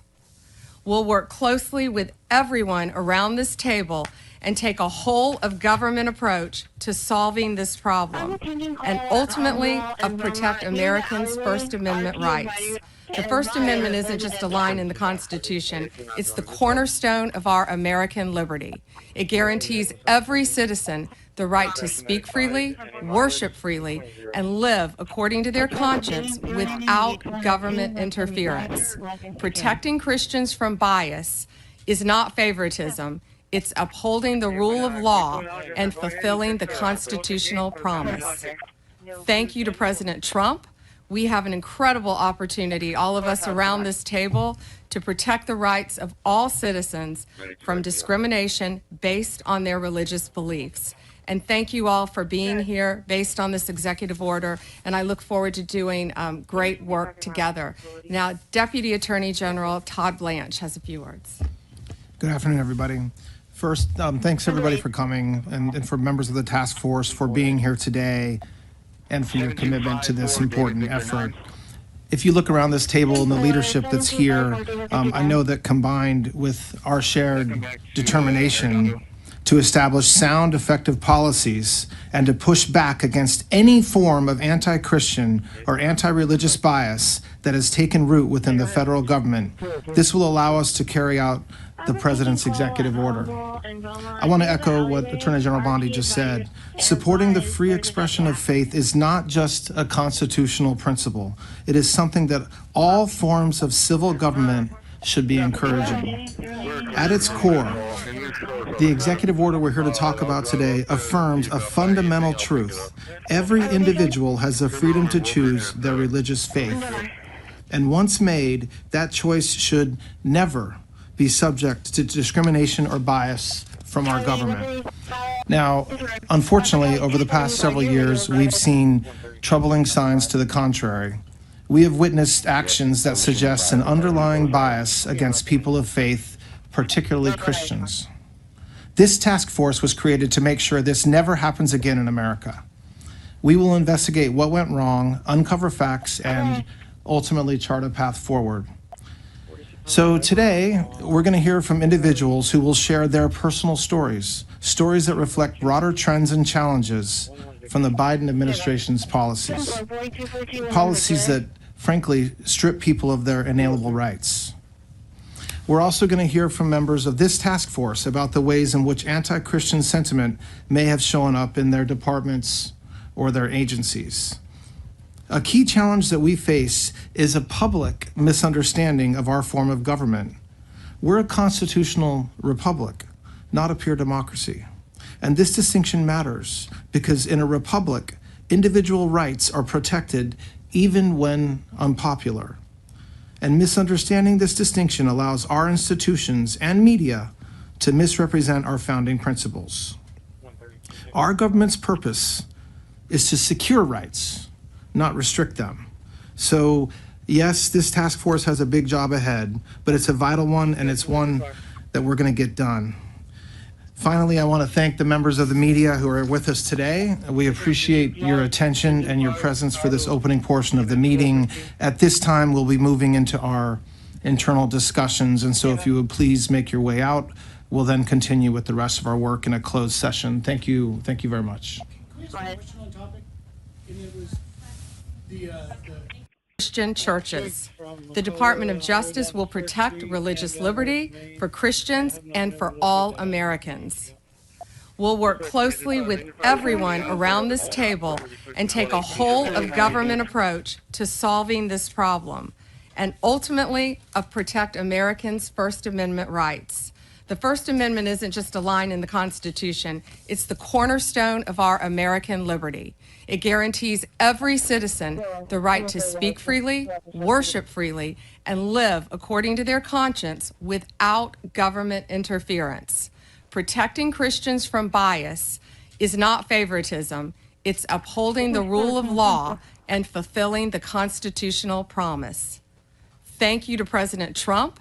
We have an incredible opportunity, all of us around this table, to protect the rights of all citizens from discrimination based on their religious beliefs. And thank you all for being here based on this executive order, and I look forward to doing great work together. Now, Deputy Attorney General Todd Blanche has a few words. Good afternoon, everybody. First, thanks everybody for coming and for members of the task force for being here today and for your commitment to this important effort. If you look around this table and the leadership that's here, I know that combined with our shared determination to establish sound, effective policies and to push back against any form of anti-Christian or anti-religious bias that has taken root within the federal government, this will allow us to carry out the President's executive order. I want to echo what Attorney General Bondi just said. Supporting the free expression of faith is not just a constitutional principle. It is something that all forms of civil government should be encouraging. At its core, the executive order we're here to talk about today affirms a fundamental truth. Every individual has the freedom to choose their religious faith. And once made, that choice should never be subject to discrimination or bias from our government. Now, unfortunately, over the past several years, we've seen troubling signs to the contrary. We have witnessed actions that suggest an underlying bias against people of faith, particularly Christians. This task force was created to make sure this never happens again in America. We will investigate what went wrong, uncover facts, and ultimately chart a path forward. So today, we're going to hear from individuals who will share their personal stories, stories that reflect broader trends and challenges from the Biden administration's policies. Policies that, frankly, strip people of their inalienable rights. We're also going to hear from members of this task force about the ways in which anti-Christian sentiment may have shown up in their departments or their agencies. A key challenge that we face is a public misunderstanding of our form of government. We're a constitutional republic, not a pure democracy. And this distinction matters because in a republic, individual rights are protected even when unpopular. And misunderstanding this distinction allows our institutions and media to misrepresent our founding principles. Our government's purpose is to secure rights, not restrict them. So, yes, this task force has a big job ahead, but it's a vital one, and it's one that we're going to get done. Finally, I want to thank the members of the media who are with us today. We appreciate your attention and your presence for this opening portion of the meeting. At this time, we'll be moving into our internal discussions, and so if you would please make your way out, we'll then continue with the rest of our work in a closed session. Thank you very much. Can we ask one question on topic? And it was the Christian churches. The Department of Justice will protect religious liberty for Christians and for all Americans. We'll work closely with everyone around this table and take a whole of government approach to solving this problem, and ultimately protect Americans' First Amendment rights. The First Amendment isn't just a line in the Constitution, it's the cornerstone of our American liberty. It guarantees every citizen the right to speak freely, worship freely, and live according to their conscience without government interference. Protecting Christians from bias is not favoritism, it's upholding the rule of law and fulfilling the constitutional promise. Thank you to President Trump. We have an incredible opportunity, all of us around this table, to protect the rights of all citizens from discrimination based on their religious beliefs. And thank you all for being here based on this executive order, and I look forward to doing great work together. Now, Deputy Attorney General Todd Blanche has a few words. Good afternoon, everybody. First, thanks everybody for coming and for members of the task force for being here today and for your commitment to this important effort. If you look around this table and the leadership that's here, I know that combined with our shared determination to establish sound, effective policies and to push back against any form of anti-Christian or anti-religious bias that has taken root within the federal government, this will allow us to carry out the president's executive order. I want to echo what Attorney General Bondi just said. Supporting the free expression of faith is not just a constitutional principle. It is something that all forms of civil government should be encouraging. At its core, the executive order we're here to talk about today affirms a fundamental truth. Every individual has the freedom to choose their religious faith. And once made, that choice should never be subject to discrimination or bias from our government. Now, unfortunately, over the past several years, we've seen troubling signs to the contrary. We have witnessed actions that suggest an underlying bias against people of faith, particularly Christians. This task force was created to make sure this never happens again in America. We will investigate what went wrong, uncover facts, and ultimately chart a path forward. So today, we're going to hear from individuals who will share their personal stories that reflect broader trends and challenges from the Biden administration's policies that, frankly, strip people of their inalienable rights. We're also going to hear from members of this task force about the ways in which anti-Christian sentiment may have shown up in their departments or their agencies. A key challenge that we face is a public misunderstanding of our form of government. We're a constitutional republic, not a pure democracy. And this distinction matters because in a republic, individual rights are protected even when unpopular. And misunderstanding this distinction allows our institutions and media to misrepresent our founding principles. Our government's purpose is to secure rights, not restrict them. So, yes, this task force has a big job ahead, but it's a vital one, and it's one that we're going to get done. Finally, I want to thank the members of the media who are with us today. We appreciate your attention and your presence for this opening portion of the meeting. At this time, we'll be moving into our internal discussions, and so if you would please make your way out, we'll then continue with the rest of our work in a closed session. Thank you very much. Can we ask one question on topic? And it was Christian churches. The Department of Justice will protect religious liberty for Christians and for all Americans. We'll work closely with everyone around this table and take a whole of government approach to solving this problem and ultimately protect Americans' First Amendment rights. The First Amendment isn't just a line in the Constitution, it's the cornerstone of our American liberty. It guarantees every citizen the right to speak freely, worship freely, and live according to their conscience without government interference. Protecting Christians from bias is not favoritism, it's upholding the rule of law and fulfilling the constitutional promise. Thank you to President Trump. We have an incredible opportunity, all of us around this table, to protect the rights of all citizens from discrimination based on their religious beliefs. And thank you all for being here based on this executive order, and I look forward to doing great work together. Now, Deputy Attorney General Todd Blanche has a few words. Good afternoon, everybody. First, thanks everybody for coming and for members of the task force for being here today and for your commitment to this important effort. If you look around this table and the leadership that's here, I know that combined with our shared determination to establish sound, effective policies and to push back against any form of anti-Christian or anti-religious bias that has taken root within the federal government, this will allow us to carry out the President's executive order. I want to echo what Attorney General Bondi just said. Supporting the free expression of faith is not just a constitutional principle. It is something that all forms of civil government should be encouraging. At its core, the executive order we're here to talk about today affirms a fundamental truth.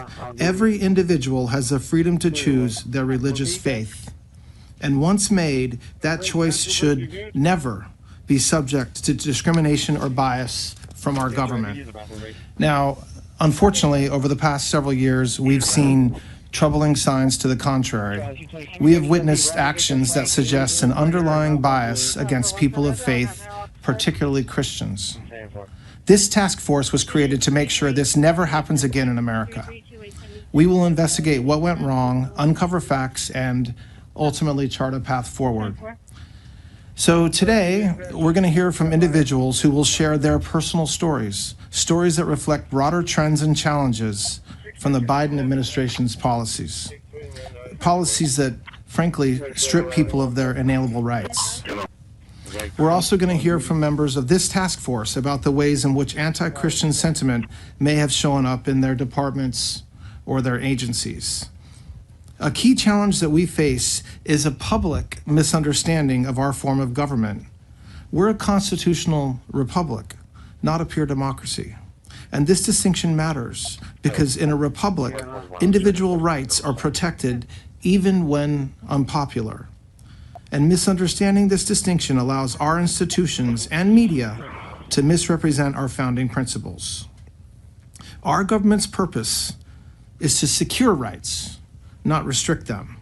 So yes, this task force has a big job ahead, but it's a vital one, and it's one that we're going to get done. Finally, I want to thank the members of the media who are with us today. We appreciate your attention and your presence for this opening portion of the meeting. At this time, we'll be moving into our internal discussions, and so if you would please make your way out, we'll then continue with the rest of our work in a closed session. Thank you very much. Christian churches. The Department of Justice will protect religious liberty for Christians and for all Americans. We'll work closely with everyone around this table and take a whole of government approach to solving this problem and ultimately protect Americans' First Amendment rights. The First Amendment isn't just a line in the Constitution, it's the cornerstone of our American liberty. It guarantees every citizen the right to speak freely, worship freely, and live according to their conscience without government interference. Protecting Christians from bias is not favoritism, it's upholding the rule of law and fulfilling the constitutional promise. Thank you to President Trump. we have an incredible opportunity, all of us around this table, to protect the rights of all citizens from discrimination based on their religious beliefs. And thank you all for being here based on this executive order, and I look forward to doing great work together. Now, Deputy Attorney General Todd Blanche has a few words. Good afternoon, everybody. First, thanks everybody for coming and for members of the task force for being here today and for your commitment to this important effort. If you look around this table and the leadership that's here, I know that combined with our shared determination to establish sound, effective policies and to push back against any form of anti-Christian or anti-religious bias that has taken root within the federal government, this will allow us to carry out the President's executive order. I want to echo what Attorney General Bondi just said. Supporting the free expression of faith is not just a constitutional principle. It is something that all forms of civil government should be encouraging. At its core, the executive order we're here to talk about today affirms a fundamental truth.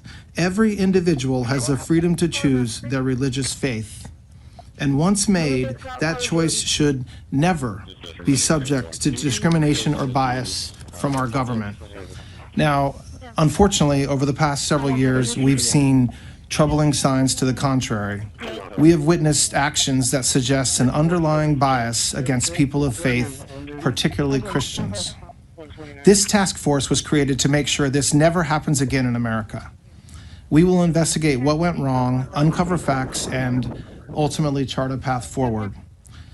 So today, we're going to hear from individuals who will share their personal stories, stories that reflect broader trends and challenges from the Biden administration's policies.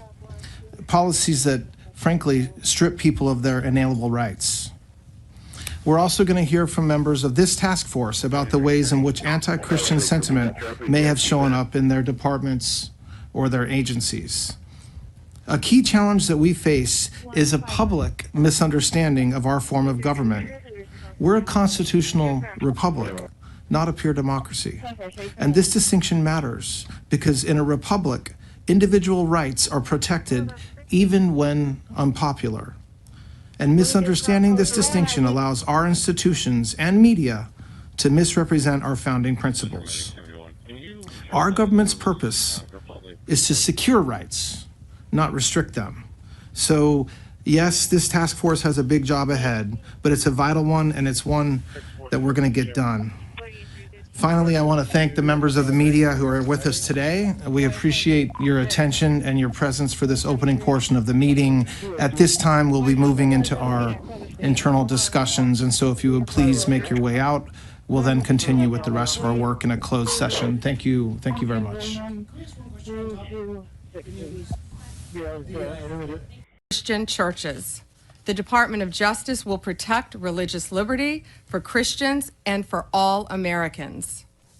We'll work closely with everyone around this table and take a whole of government approach to solving this problem, and ultimately protect Americans' First Amendment rights.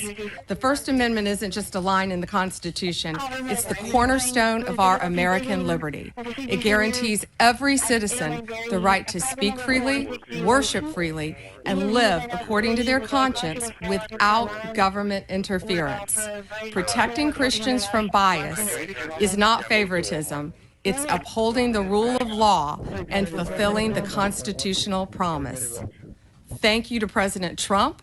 We have an incredible opportunity, all of us around this table, to protect the rights of all citizens from discrimination based on their religious beliefs. And thank you all for being here based on this executive order, and I look forward to doing great work together. Now, Deputy Attorney General Todd Blanche has a few words.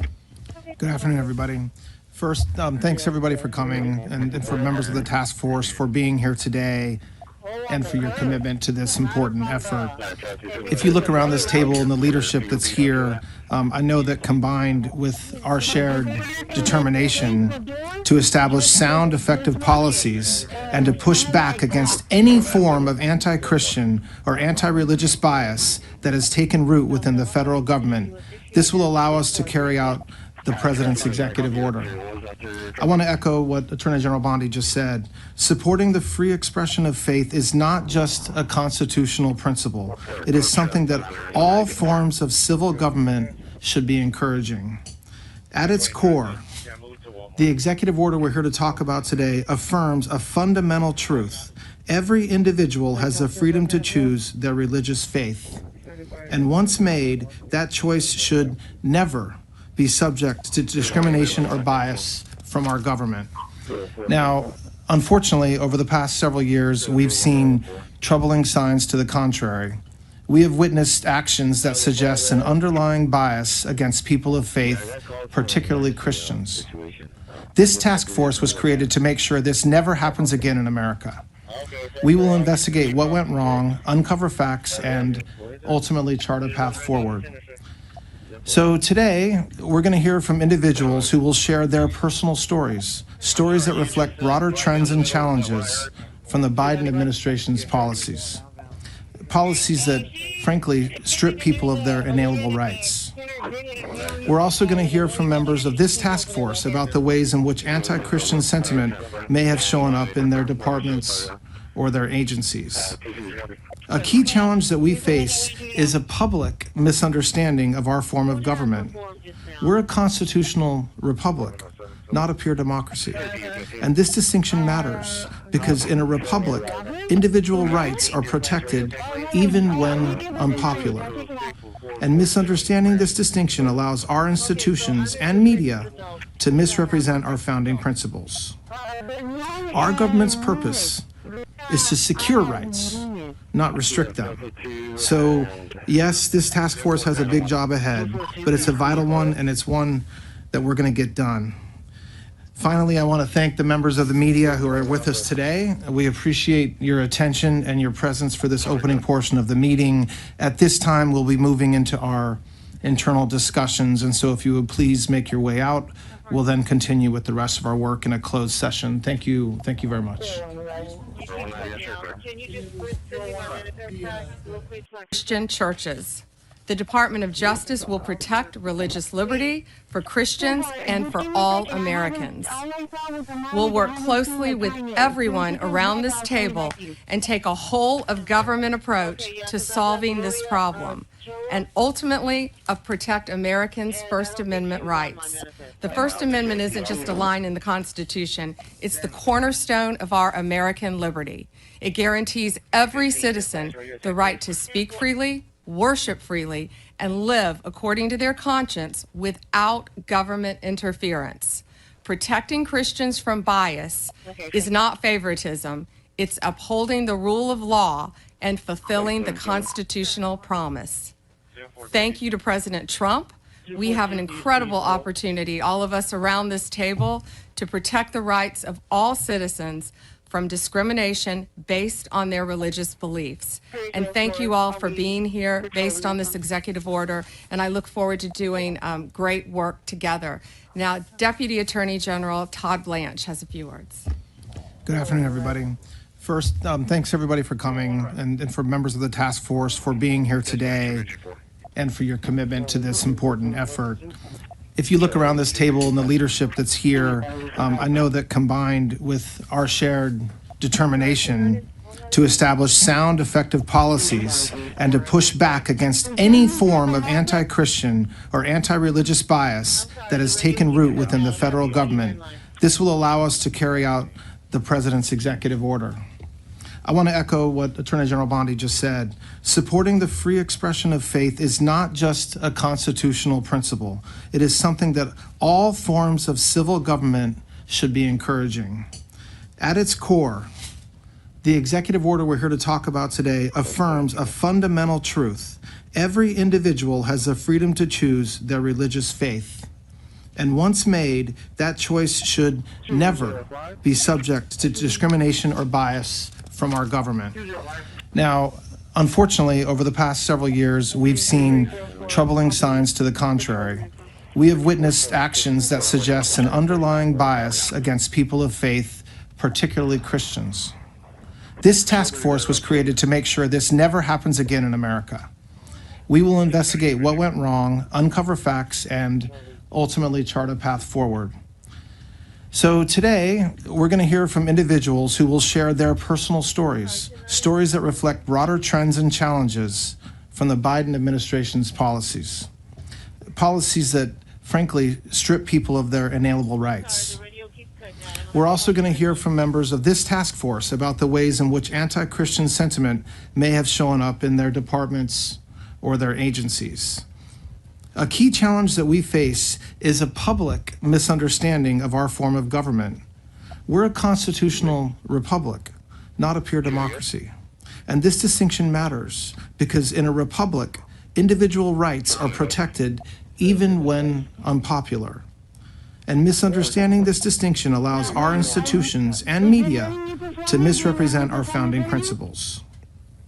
Our government's purpose is to secure rights, not restrict them. So yes, this task force has a big job ahead, but it's a vital one, and it's one that we're going to get done. Finally, I want to thank the members of the media who are with us today. We appreciate your attention and your presence for this opening portion of the meeting. At this time, we'll be moving into our internal discussions, and so if you would please make your way out, we'll then continue with the rest of our work in a closed session. Thank you very much. Christian churches. The Department of Justice will protect religious liberty for Christians and for all Americans. We'll work closely with everyone around this table and take a whole of government approach to solving this problem, and ultimately protect Americans' First Amendment rights. The First Amendment isn't just a line in the Constitution, it's the cornerstone of our American liberty. It guarantees every citizen the right to speak freely, worship freely, and live according to their conscience without government interference. Protecting Christians from bias is not favoritism, it's upholding the rule of law and fulfilling the constitutional promise. Thank you to President Trump. We have an incredible opportunity, all of us around this table, to protect the rights of all citizens from discrimination based on their religious beliefs. And thank you all for being here based on this executive order, and I look forward to doing great work together. Now, Deputy Attorney General Todd Blanche has a few words. Good afternoon, everybody.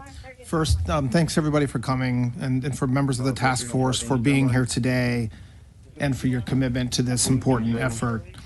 If you look around this table and the leadership that's here, I know that combined with our shared determination to establish sound, effective policies and to push back against any form of anti-Christian or anti-religious bias that has taken root within the federal government, this will allow us to carry out the President's executive order.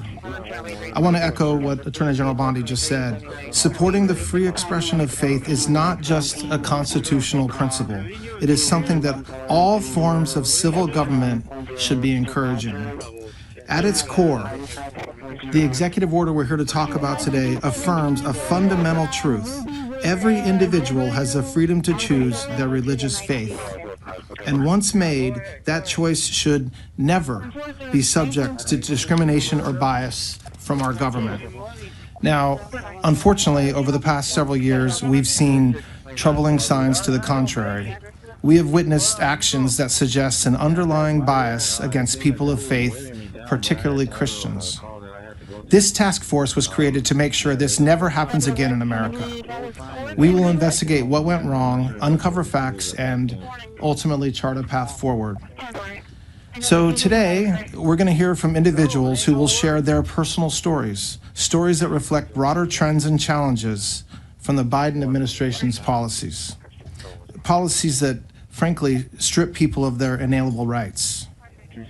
We're also going to hear from members of this task force about the ways in which anti-Christian sentiment may have shown up in their departments or their agencies.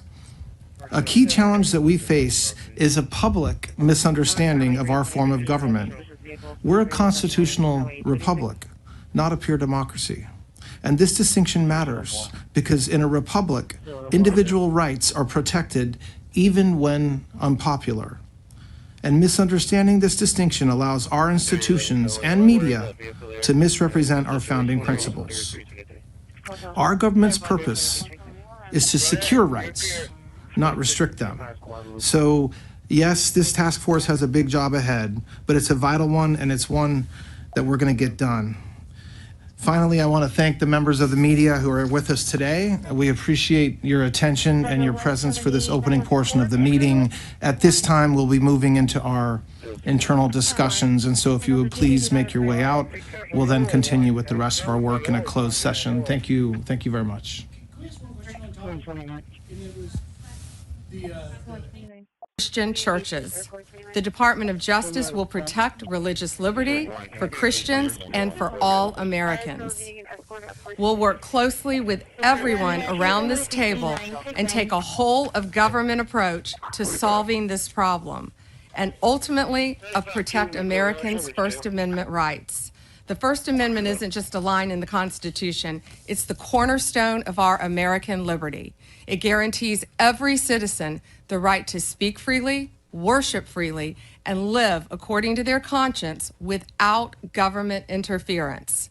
Protecting Christians from bias is not favoritism, it's upholding the rule of law and fulfilling the constitutional promise. Thank you to President Trump. We have an incredible opportunity, all of us around this table, to protect the rights of all citizens from discrimination based on their religious beliefs. And thank you all for being here based on this executive order, and I look forward to doing great work together. Now, Deputy Attorney General Todd Blanche has a few words. Good afternoon, everybody.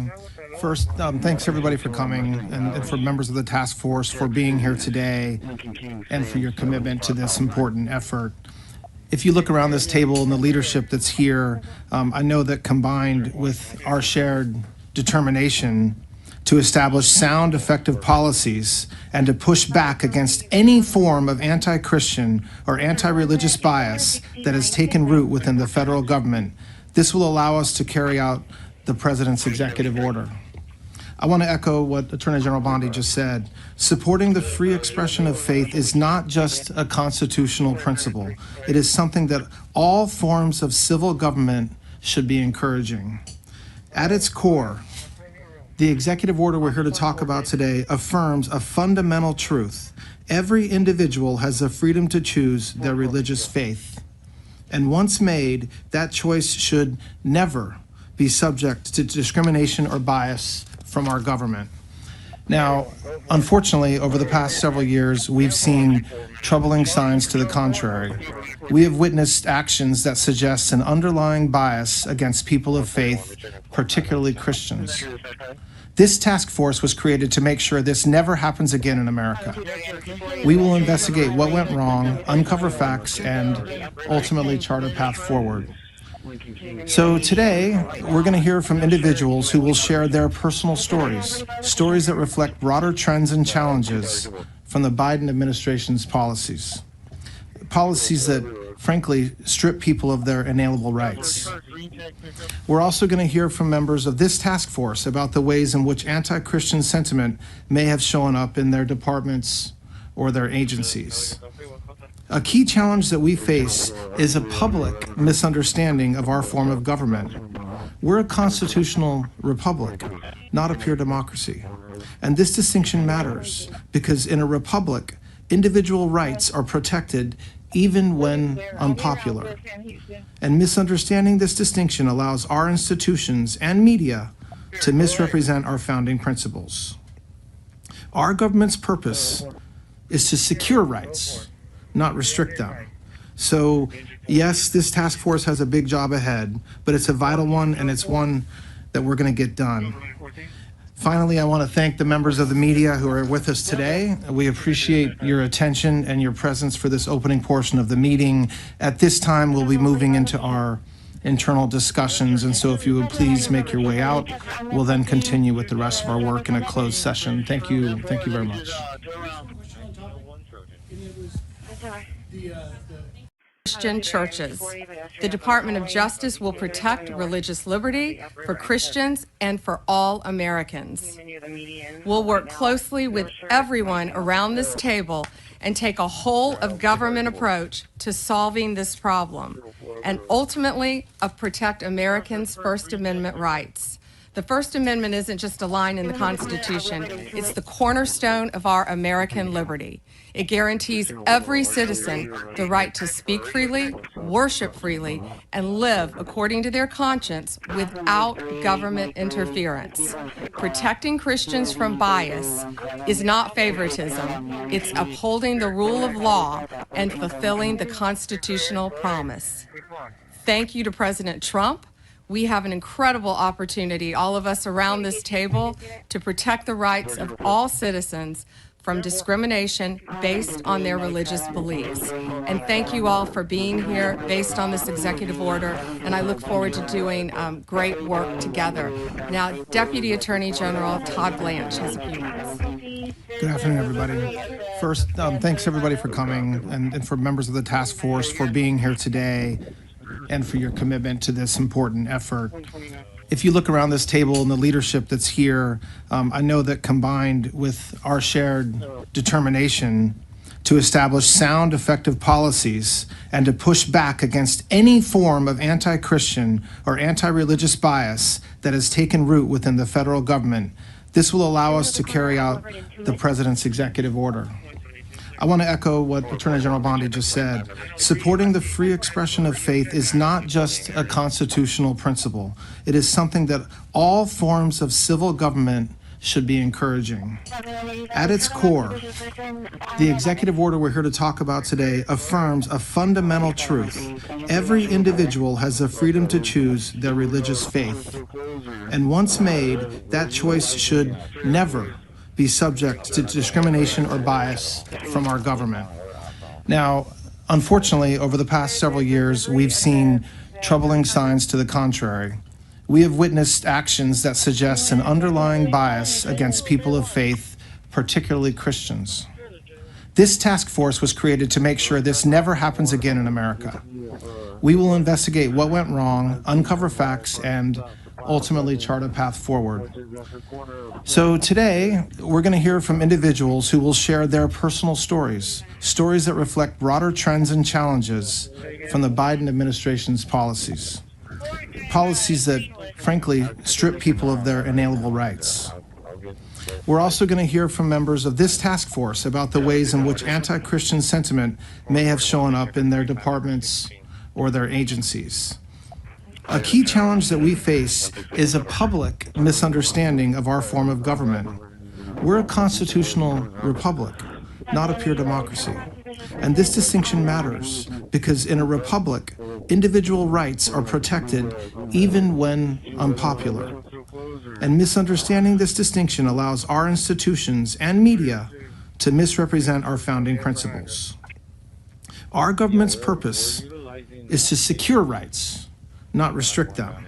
So yes, this task force has a big job ahead, but it's a vital one, and it's one that we're going to get done. Finally, I want to thank the members of the media who are with us today. We appreciate your attention and your presence for this opening portion of the meeting. At this time, we'll be moving into our internal discussions, and so if you would please make your way out, we'll then continue with the rest of our work in a closed session. Thank you very much. Christian churches. The Department of Justice will protect religious liberty for Christians and for all Americans. We'll work closely with everyone around this table and take a whole of government approach to solving this problem and ultimately protect Americans' First Amendment rights. The First Amendment isn't just a line in the Constitution, it's the cornerstone of our American liberty. It guarantees every citizen the right to speak freely, worship freely, and live according to their conscience without government interference. Protecting Christians from bias is not favoritism, it's upholding the rule of law and fulfilling the constitutional promise. Thank you to President Trump. We have an incredible opportunity, all of us around this table, to protect the rights of all citizens from discrimination based on their religious beliefs. And thank you all for being here based on this executive order, and I look forward to doing great work together. Now, Deputy Attorney General Todd Blanche has a few words. Good afternoon, everybody. First, thanks everybody for coming and for members of the task force for being here today and for your commitment to this important effort. If you look around this table and the leadership that's here, I know that combined with our shared determination to establish sound, effective policies and to push back against any form of anti-Christian or anti-religious bias that has taken root within the federal government, this will allow us to carry out the president's executive order. I want to echo what Attorney General Bondi just said. Supporting the free expression of faith is not just a constitutional principle. It is something that all forms of civil government should be encouraging. At its core, the executive order we're here to talk about today affirms a fundamental truth. Every individual has the freedom to choose their religious faith. And once made, that choice should never be subject to discrimination or bias from our government. Now, unfortunately, over the past several years, we've seen troubling signs to the contrary. We have witnessed actions that suggest an underlying bias against people of faith, particularly Christians. This task force was created to make sure this never happens again in America. We will investigate what went wrong, uncover facts, and ultimately chart a path forward. So today, we're going to hear from individuals who will share their personal stories, stories that reflect broader trends and challenges from the Biden administration's policies. Policies that, frankly, strip people of their inalienable rights. We're also going to hear from members of this task force about the ways in which anti-Christian sentiment may have shown up in their departments or their agencies. A key challenge that we face is a public misunderstanding of our form of government. We're a constitutional republic, not a pure democracy. And this distinction matters because in a republic, individual rights are protected even when unpopular. And misunderstanding this distinction allows our institutions and media to misrepresent our founding principles. Our government's purpose is to secure rights, not restrict them. So yes, this task force has a big job ahead, but it's a vital one and it's one that we're going to get done. Finally, I want to thank the members of the media who are with us today. We appreciate your attention and your presence for this opening portion of the meeting. At this time, we'll be moving into our internal discussions, and so if you would please make your way out, we'll then continue with the rest of our work in a closed session. Thank you very much. Can we ask one question on topic? And it was the Christian churches. The Department of Justice will protect religious liberty for Christians and for all Americans. We'll work closely with everyone around this table and take a whole of government approach to solving this problem and ultimately protect Americans' First Amendment rights. The First Amendment isn't just a line in the Constitution, it's the cornerstone of our American liberty. It guarantees every citizen the right to speak freely, worship freely, and live according to their conscience without government interference. Protecting Christians from bias is not favoritism, it's upholding the rule of law and fulfilling the constitutional promise. Thank you to President Trump. We have an incredible opportunity, all of us around this table, to protect the rights of all citizens from discrimination based on their religious beliefs. And thank you all for being here based on this executive order, and I look forward to doing great work together. Now, Deputy Attorney General Todd Blanche has a few words. Good afternoon, everybody. First, thanks everybody for coming and for members of the task force for being here today and for your commitment to this important effort.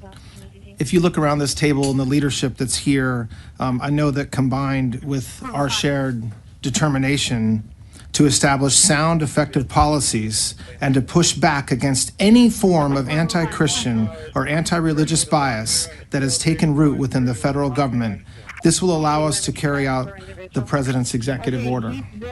I want to echo what Attorney General Bondi just said. Supporting the free expression of faith is not just a constitutional principle. It is something that all forms of civil government should be encouraging. At its core, the executive order we're here to talk about today affirms a fundamental truth. Every individual has the freedom to choose their religious faith. And once made, that choice should never be subject to discrimination or bias from our government. Now, unfortunately, over the past several years, we've seen troubling signs to the contrary. We have witnessed actions that suggest an underlying bias against people of faith, particularly Christians. This task force was created to make sure this never happens again in America. We will investigate what went wrong, uncover facts, and ultimately chart a path forward. So today, we're going to hear from individuals who will share their personal stories, stories that reflect broader trends and challenges from the Biden administration's policies. Policies that, frankly, strip people of their inalienable rights. We're also going to hear from members of this task force about the ways in which anti-Christian sentiment may have shown up in their departments or their agencies. A key challenge that we face is a public misunderstanding of our form of government. We're a constitutional republic, not a pure democracy. And this distinction matters because in a republic, individual rights are protected even when unpopular. And misunderstanding this distinction allows our institutions and media to misrepresent our founding principles. Our government's purpose is to secure rights, not restrict them. So, yes, this task force has a big job ahead, but it's a vital one, and it's one that we're going to get done. Finally, I want to thank the members of the media who are with us today. We appreciate your attention and your presence for this opening portion of the meeting. At this time, we'll be moving into our internal discussions, and so if you would please make your way out, we'll then continue with the rest of our work in a closed session. Thank you very much. Christian churches. The Department of Justice will protect religious liberty for Christians and for all Americans. We'll work closely with everyone around this table and take a whole of government approach to solving this problem, and ultimately protect Americans' First Amendment rights. The First Amendment isn't just a line in the Constitution, it's the cornerstone of our American liberty. It guarantees every citizen the right to speak freely, worship freely, and live according to their conscience without government interference. Protecting Christians from bias is not favoritism, it's upholding the rule of law and fulfilling the constitutional promise. Thank you to President Trump. We have an incredible opportunity, all of us around this table, to protect the rights of all citizens from discrimination based on their religious beliefs. And thank you all for being here based on this executive order, and I look forward to doing great work together. Now, Deputy Attorney General Todd Blanche has a few words. Good afternoon, everybody. First, thanks everybody for coming and for members of the task force for being here today and for your commitment to this important effort.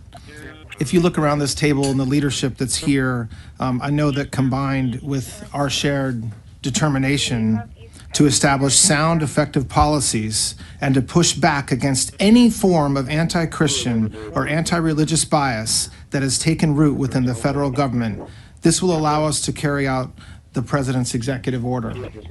I want to echo what Attorney General Bondi just said. Supporting the free expression of faith is not just a constitutional principle. It is something that all forms of civil government should be encouraging. At its core, the executive order we're here to talk about today affirms a fundamental truth. Every individual has the freedom to choose their religious faith. And once made, that choice should never be subject to discrimination or bias from our government. Now, unfortunately, over the past several years, we've seen troubling signs to the contrary. We have witnessed actions that suggest an underlying bias against people of faith, particularly Christians.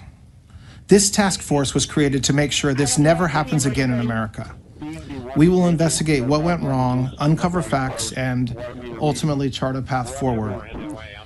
So today, we're going to hear from individuals who will share their personal stories, stories that reflect broader trends and challenges from the Biden administration's policies.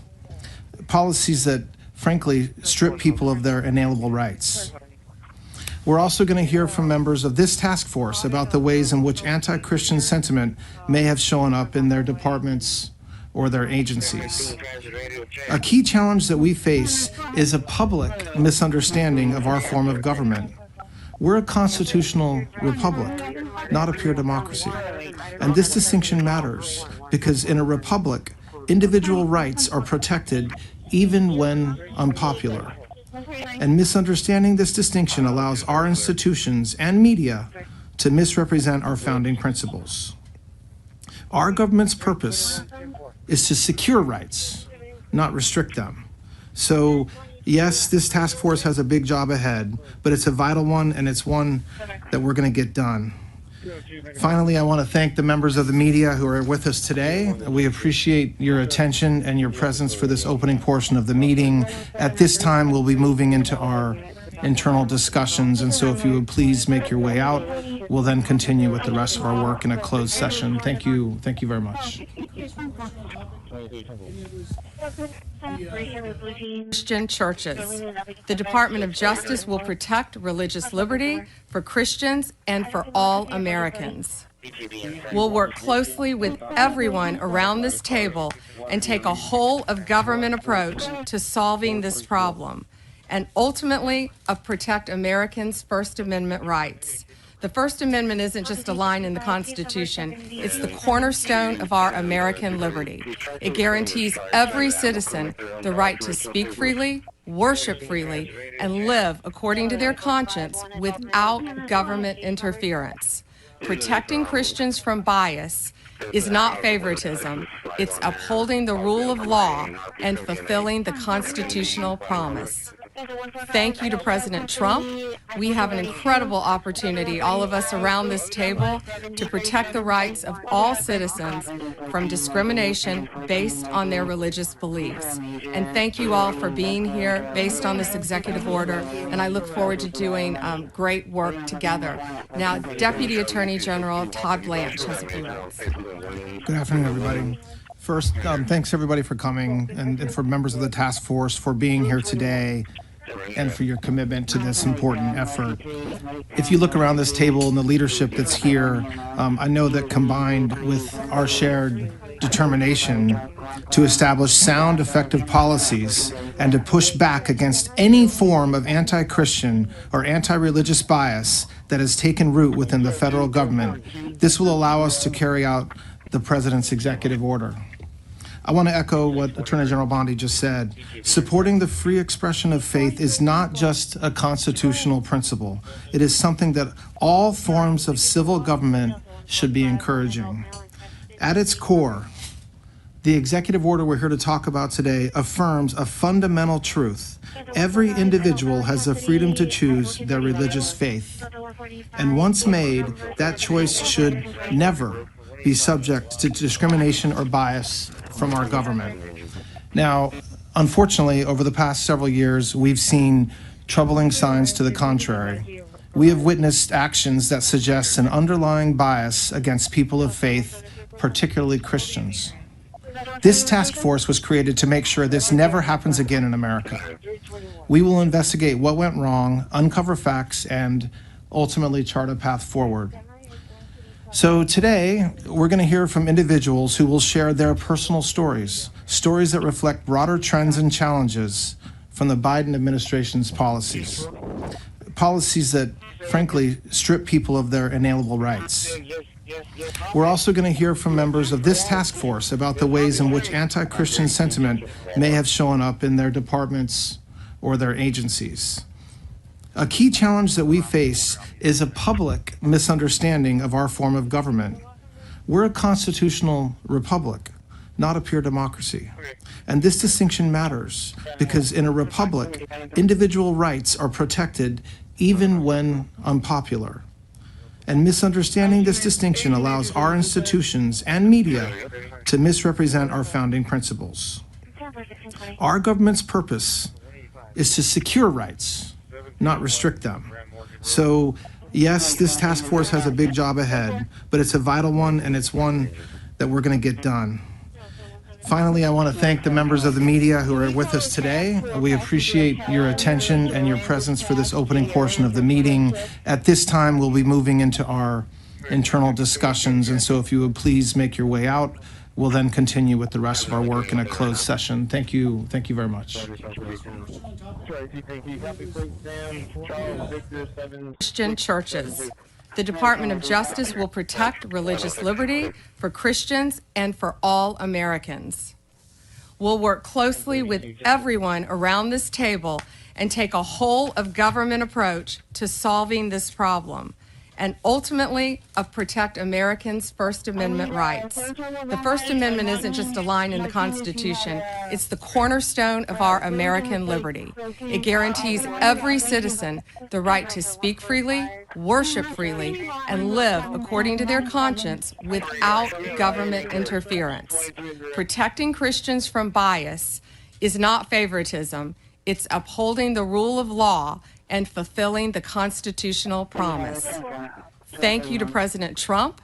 We have an incredible opportunity, all of us around this table, to protect the rights of all citizens from discrimination based on their religious beliefs. And thank you all for being here based on this executive order, and I look forward to doing great work together. Now, Deputy Attorney General Todd Blanche has a few words. Good afternoon, everybody. First, thanks everybody for coming and for members of the task force for being here today and for your commitment to this important effort. If you look around this table and the leadership that's here, I know that combined with our shared determination to establish sound, effective policies and to push back against any form of anti-Christian or anti-religious bias that has taken root within the federal government, this will allow us to carry out the President's executive order. I want to echo what Attorney General Bondi just said. Supporting the free expression of faith is not just a constitutional principle. It is something that all forms of civil government should be encouraging. At its core, the executive order we're here to talk about today affirms a fundamental truth. Every individual has the freedom to choose their religious faith. And once made, that choice should never be subject to discrimination or bias from our government. Now, unfortunately, over the past several years, we've seen troubling signs to the contrary. We have witnessed actions that suggest an underlying bias against people of faith, particularly Christians. This task force was created to make sure this never happens again in America. We will investigate what went wrong, uncover facts, and ultimately chart a path forward. So today, we're going to hear from individuals who will share their personal stories that reflect broader trends and challenges from the Biden administration's policies that, frankly, strip people of their inalienable rights. We're also going to hear from members of this task force about the ways in which anti-Christian sentiment may have shown up in their departments or their agencies. A key challenge that we face is a public misunderstanding of our form of government. We're a constitutional republic, not a pure democracy. And this distinction matters because in a republic, individual rights are protected even when unpopular. And misunderstanding this distinction allows our institutions and media to misrepresent our founding principles. Our government's purpose is to secure rights, not restrict them. So, yes, this task force has a big job ahead, but it's a vital one, and it's one that we're going to get done.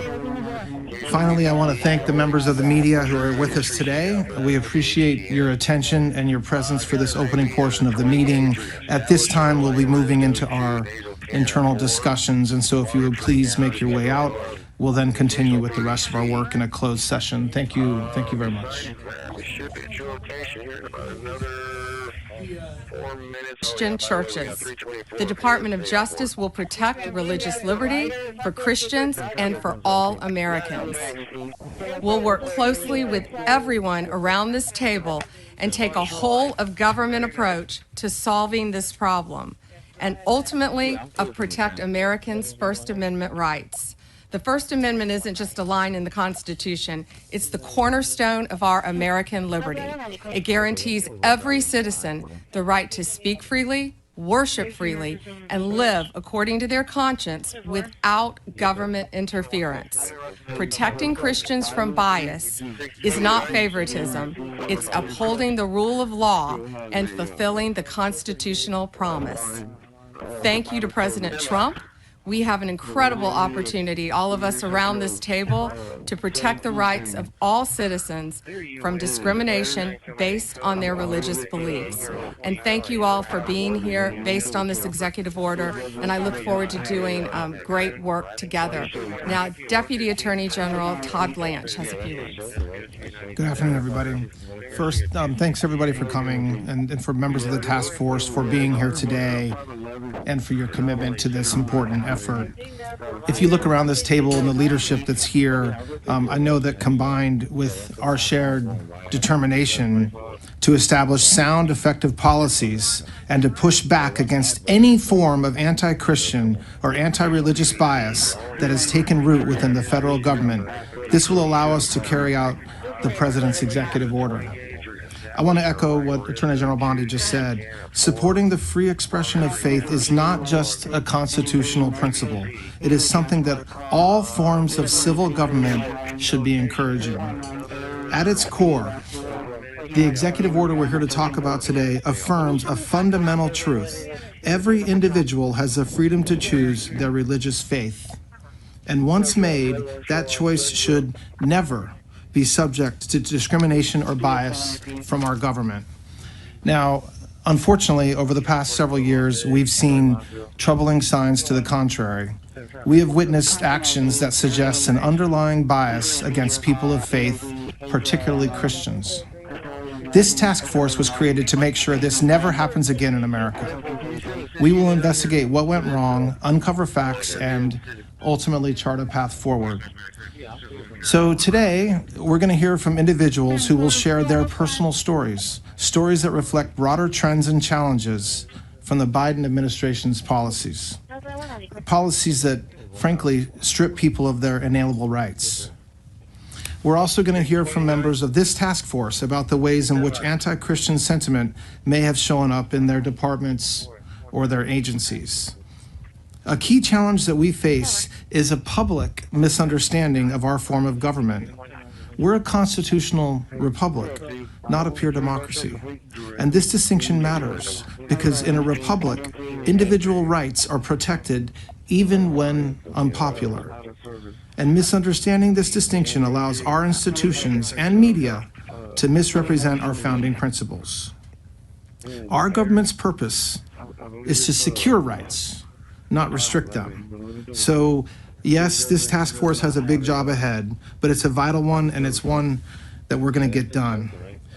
Finally, I want to thank the members of the media who are with us today. We appreciate your attention and your presence for this opening portion of the meeting. At this time, we'll be moving into our internal discussions, and so if you would please make your way out, we'll then continue with the rest of our work in a closed session. Thank you very much. Christian churches. The Department of Justice will protect religious liberty for Christians and for all Americans. We'll work closely with everyone around this table and take a whole of government approach to solving this problem and ultimately protect Americans' First Amendment rights. The First Amendment isn't just a line in the Constitution, it's the cornerstone of our American liberty. It guarantees every citizen the right to speak freely, worship freely, and live according to their conscience without government interference. Protecting Christians from bias is not favoritism, it's upholding the rule of law and fulfilling the constitutional promise. Thank you to President Trump. We have an incredible opportunity, all of us around this table, to protect the rights of all citizens from discrimination based on their religious beliefs. And thank you all for being here based on this executive order, and I look forward to doing great work together. Now, Deputy Attorney General Todd Blanche has a few words. Good afternoon, everybody. First, thanks everybody for coming and for members of the task force for being here today and for your commitment to this important effort. If you look around this table and the leadership that's here, I know that combined with our shared determination to establish sound, effective policies and to push back against any form of anti-Christian or anti-religious bias that has taken root within the federal government, this will allow us to carry out the President's executive order. I want to echo what Attorney General Bondi just said. Supporting the free expression of faith is not just a constitutional principle. It is something that all forms of civil government should be encouraging. At its core, the executive order we're here to talk about today affirms a fundamental truth. Every individual has the freedom to choose their religious faith. And once made, that choice should never be subject to discrimination or bias from our government. Now, unfortunately, over the past several years, we've seen troubling signs to the contrary. We have witnessed actions that suggest an underlying bias against people of faith, particularly Christians. This task force was created to make sure this never happens again in America. We will investigate. It up to questions today. I want to commend our pool photographer who is in the room with us today. ABC News photojournalist Melissa Young is retiring after 44 incredible years on the job, covering here at the White House.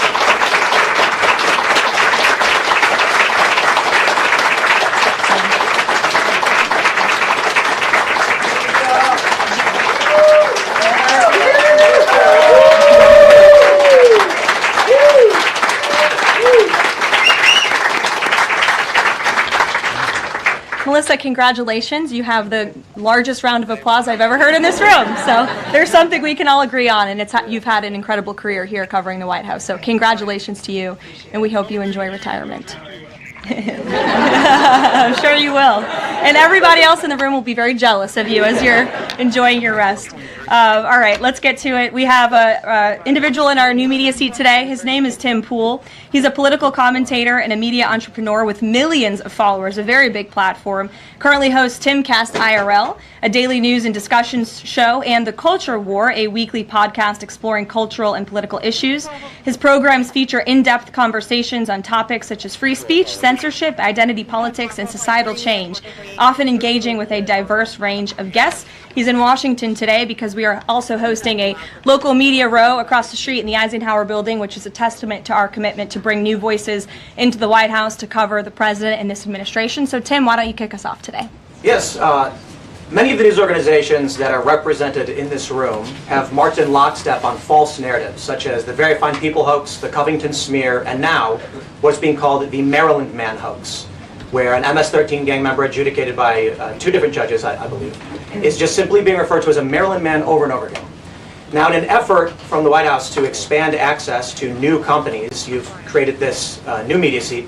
So I'm wondering if you can comment on, following this expansion, you've had numerous outlets disparage the companies that you've had sit here, as well as the reporters.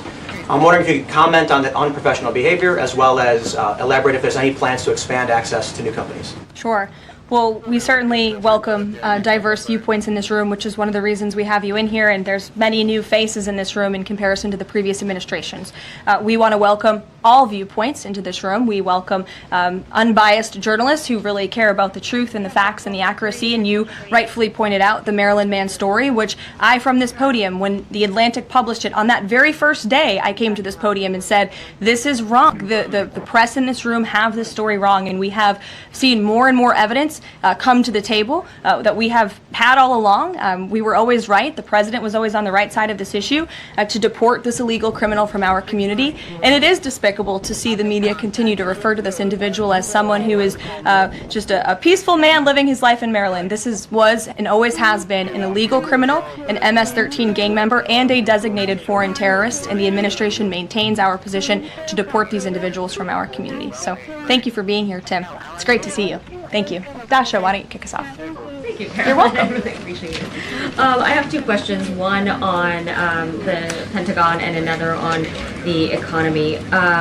You said on Fox News that the entire Pentagon is working against Secretary Hegseth, but the people who were fired were Hegseth's own guys. So how do you square that, and what do you say to concerns that that's bad management? They were Pentagon employees who leaked against their boss to news agencies in this room, and it's been clear since day one from this administration that we are not going to tolerate individuals who leak to the mainstream media, particularly when it comes to sensitive information. And the Secretary of Defense is doing a tremendous job, and he is bringing monumental change to the Pentagon. And there's a lot of people in this city who reject monumental change, and I think, frankly, that's why we've seen a smear campaign against the Secretary of Defense since the moment that President Trump announced his nomination before the United States Senate.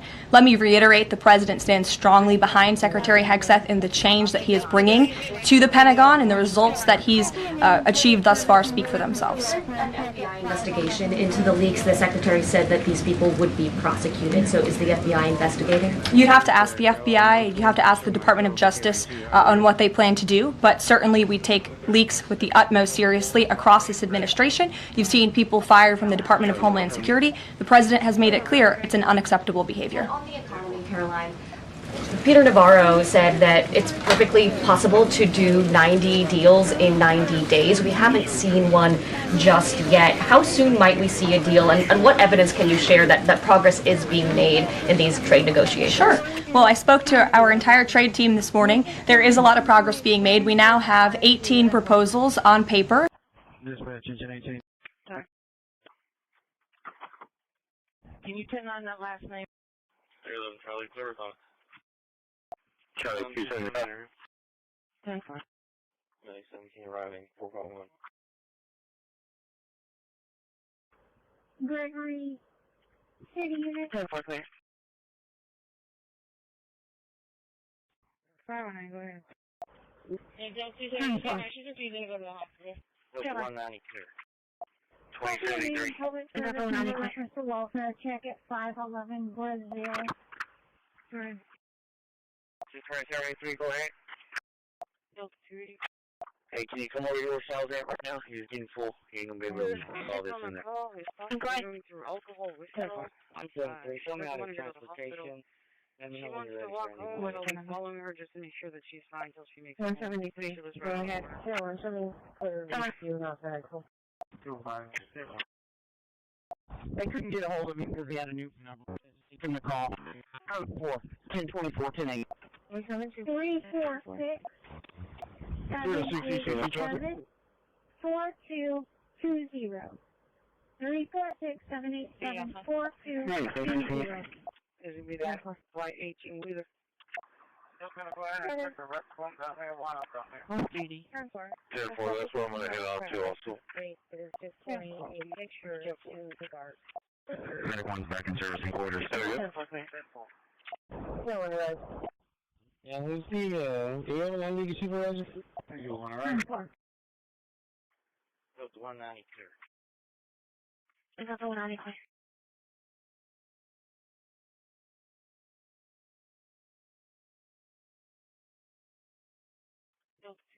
Therefore, the insurance was uncomfortable. Okay.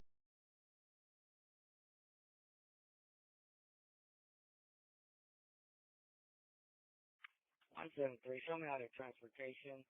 Let me know when you're ready for any mileage. 173. Go ahead. The subject on the call is possibly going through alcohol withdrawal. 230. Charlie 270, shut the window. Show me at 923 Williamson. Send me to Walter. 17's going behind Burst Factory. 172. They couldn't get a hold of me because he had a new number. He couldn't call. Code 4, 1024, 108. 182, I'm gonna be at it close. Trying to the street. I'm gonna be at more. That's more. Well, 25, standing by. At Wall 10-4. 18 wheeler.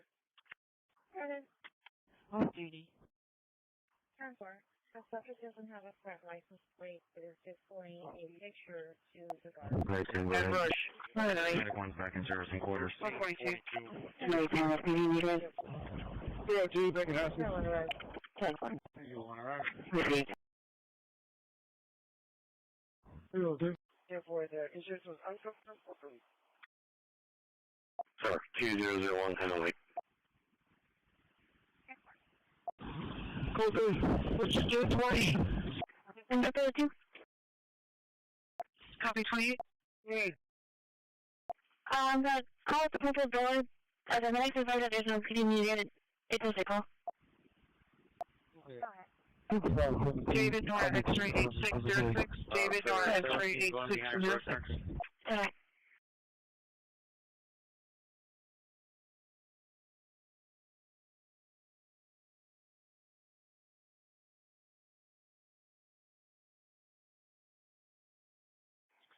What are you telling me out of cooks?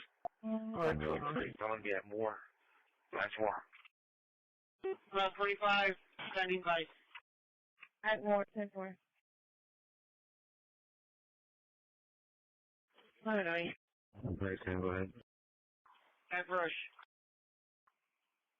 142. 132263. 302, back in Hoskins.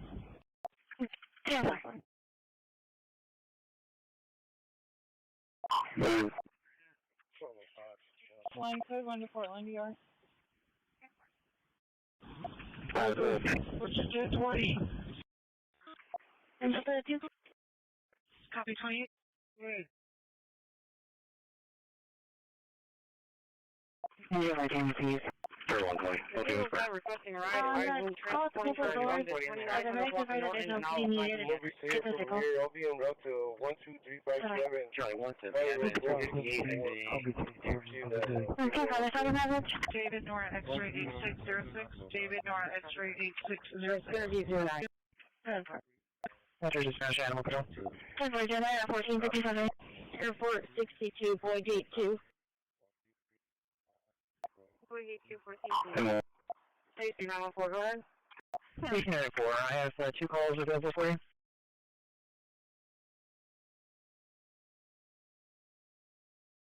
First lady animal cruelty call at 3329 Leopard Street at the Leopard in Oasis Bay. Location. Caller's name is Heather, and I have her phone number when you're ready. 10-4. 1205, so.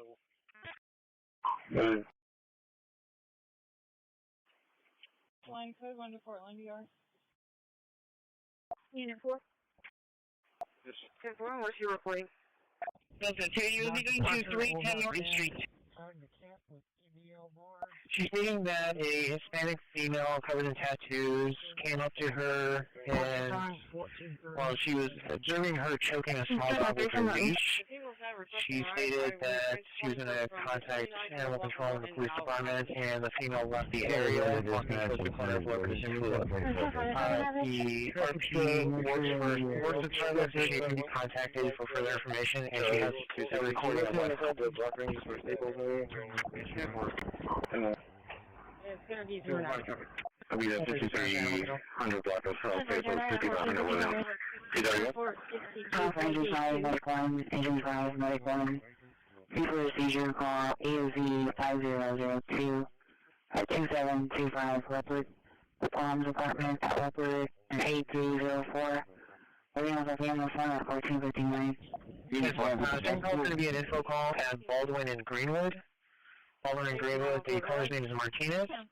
BUD 695 and they're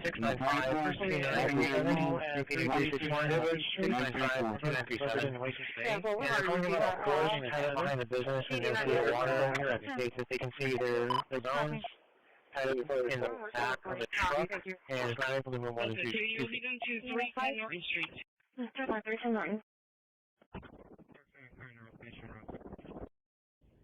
Dr. Parker, Old Out 10, tied to camp with EBL bars.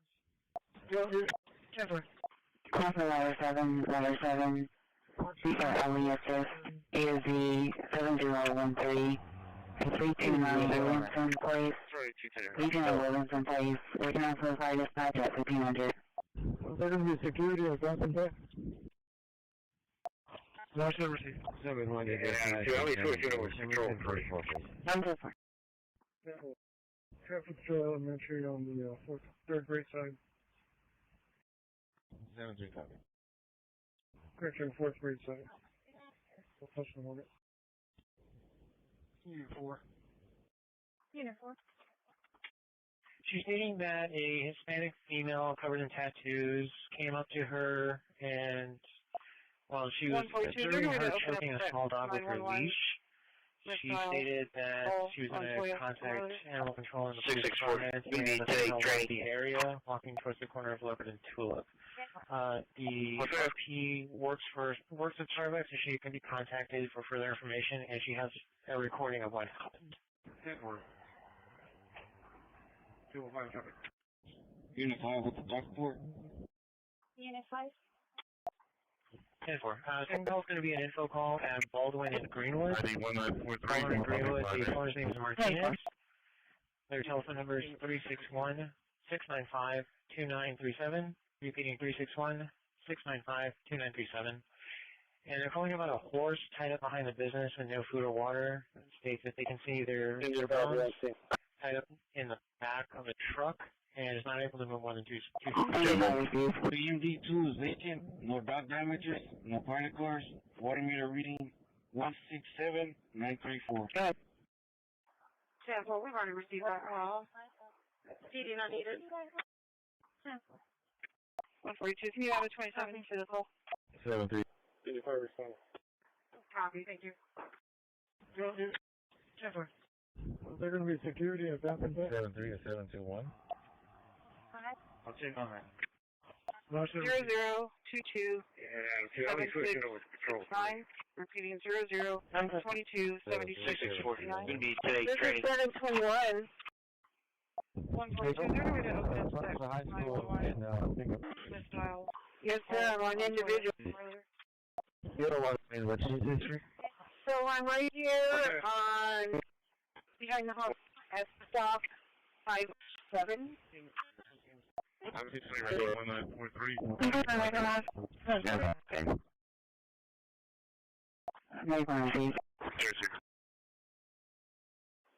Engine 5, we're on scene. You're a relief driver? Money 10, we got the 1310. Yes, sir. She told me that inbound, outbound, I had to go down Baldwin. Okay, let me double check with dispatcher. We're receiving course. Delta 145, Delta 2 mobile. 10-4, I have a 4-minute layover here. Go ahead. 645. Trailer courthouse, 3 inmates, Mountain Jail. Go ahead. This is 721. 0022 7669. Repeating 0022 76 69. Take over. It's a high school in I'll be on Aiken and Nelson with 28 out of Texas, Robert Paul Charles, 2318, Robert Paul Charles, 2318, Aiken and Nelson.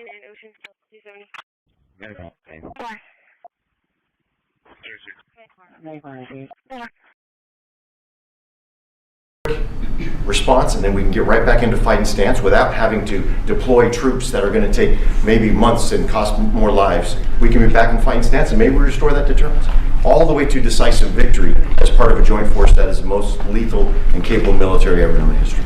That's what we provide now, and this allows us to provide it into the future. It's more deterrence, more capability. It's what peace through strength looks like into the future, Mr. President. And so we're very proud to do that. And all we can say is, on behalf of the United States Air Force, let's deliver. Thank you very much. Thank you, General. Would you like to say something? No, sir. I'll just double check what the chief said. He knows what to do. He knows who the boss is. That's exactly right. Air security is what it's all about, and this is what we'll deliver. That's good. Thank you very much. Great job. We've worked together long and hard on this, and this was a big secret. In fact, we don't show too much of the plane for that reason. See what we show? You see how beautiful that is, but that's just a very small part of it. I wasn't surprised. I was wondering how much are you going to show? I can't remember that. You see a wheel in the front? That's about it.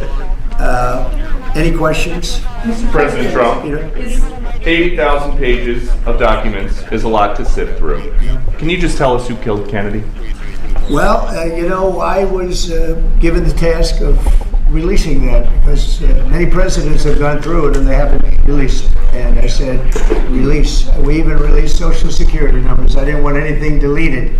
They said, so. John 275, Phyllis, signal 4 going out on 1, 3300, Dunbarton, Oak, 3300, 10 no.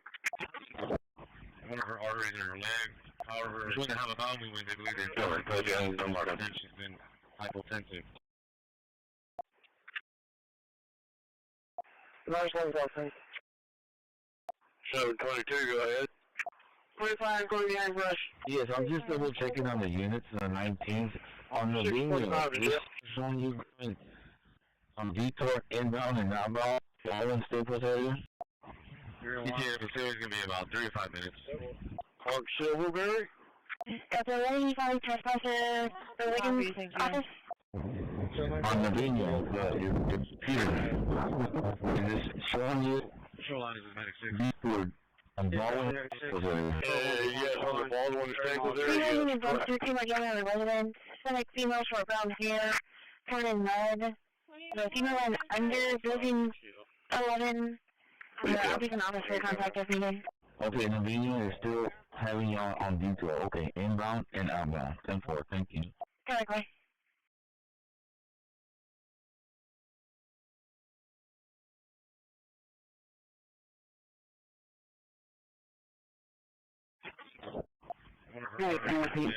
However, she's going to have a bowel movement. They believe they busted loose, and ever since then she's been hypotensive. 25, going behind brush. 310. Yeah, our profile is Christina right underneath the building. 645 to do. It's probably going to be Christina Lopez. 10 4, Delta 185 copy. ETA facility is going to be about 3 to 5 minutes. Copy, thank you.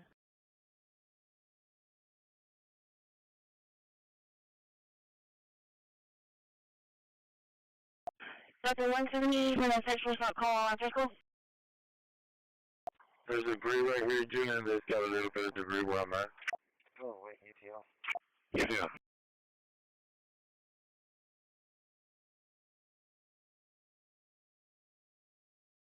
Go to the area. Oh, man. Sorry.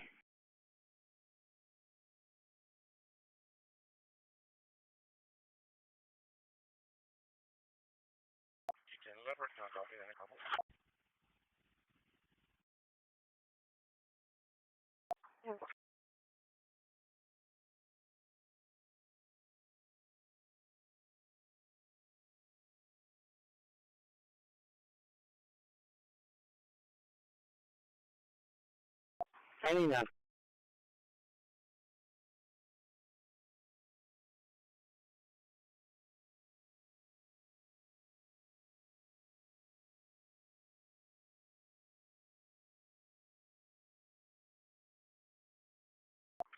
Charlie 275. Hey, I got show signal 46200 block of Brockhampton, and send us 2 more if you got it. I'm going to drive all the way down Lifford, up to Old Brownsville Road, Junior, and then hit that back to the yard. 3115. Agnes. 1818.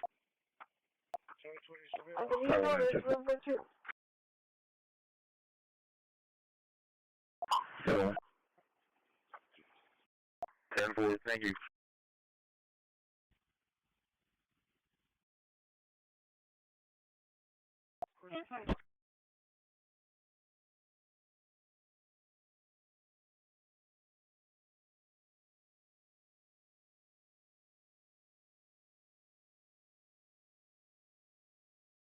I need that. 664, map the school zones. Tap school zones. Correction school. Can you tell me clear moving to do no? 10-4, tap school zone. 10-4. Hey, are you still in the Lifford area? 10-4. Delta coming there. 10-4. 10-4. I'm gonna call you.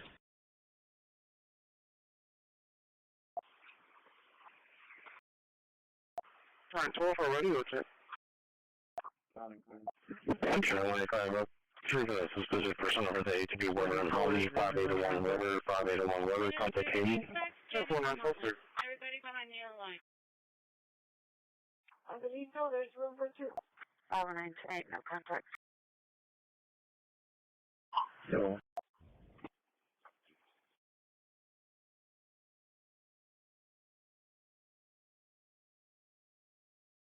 210, cancel 280. Cancel, go ahead. I got the 280. 1205. Supposed to be LP said that Taylor knows who it was. But we'll wait on that when he gets here. Bye-bye. Check GP. Illinois clear, paper served. Chad, Day. 664, back to school zones. Yeah, school zones. Hey, make your way to the lobby. It's a sheriff's office. Chad, do that again. And your Navino is okay, I'll be clear. Thank you. 10-4. And we also have another people, sir, coming inbound from 2921 airline. around Fort. And we make our And are you ready, boss? 10-4. 10-4, 9-4. Yeah, location?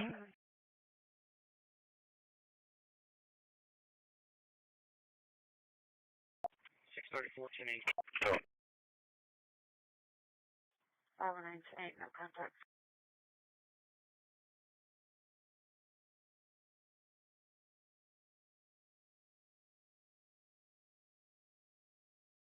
Case number 780079. Hands up around enemy car. 131070 on the route. Proceeding with caution. Unit 361, Henry. Yeah, I copy direct. Charlie 230 call. Unit 7.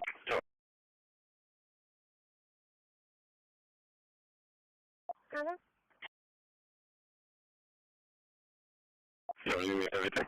13. 10-4. Hey, make your way to the lobby at the sheriff's office for a complaint. Charlie 270. I'll be clear. 350 rush, room for 3. Calendar. Can you get your dollar available to 275? 12 going behind brush. Oh, slide down, blur the cameras, the van blocking the view of outside. Pick him at the hall. There should be room for one behind brush. 34 going behind brush. Come on. We've heard quite a bit. Now the chrome ray converter is basically a flux gate generator, and you can see here that if you come around here, you can see here that the armature is the thing that's spinning in between these gates. See, it's in a magnetic lock here. See, it doesn't want to leave the lock. So this is a chrome ray generator? Yes, this is a chrome ray generator. And this is one that worked? One that worked very well and is wound correctly. Now, a chrome ray generator is basically made up like this.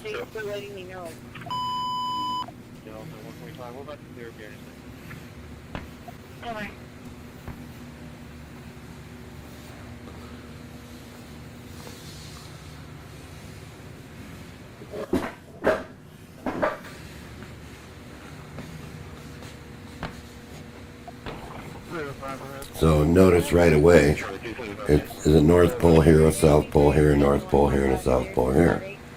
And what's in between here is an iron bar, and an iron bar here, and then a non-magnetic shaft. And I must stress this to everybody. This is a non-magnetic shaft, meaning that the shaft is aluminum, it's brass, or it's stainless steel non-magnetic. And it's the only way that you can get this generator to work correctly. So what's on the shaft in the center here are two slip rings. And these are for brushes. So we'll just draw a little brush here and the wire out. And a little brush here and a wire out. And the coil is made up where the coil comes in this way and stops, and then comes in this way, and then see its series down to the next coil, stops, comes out and goes to this slip ring.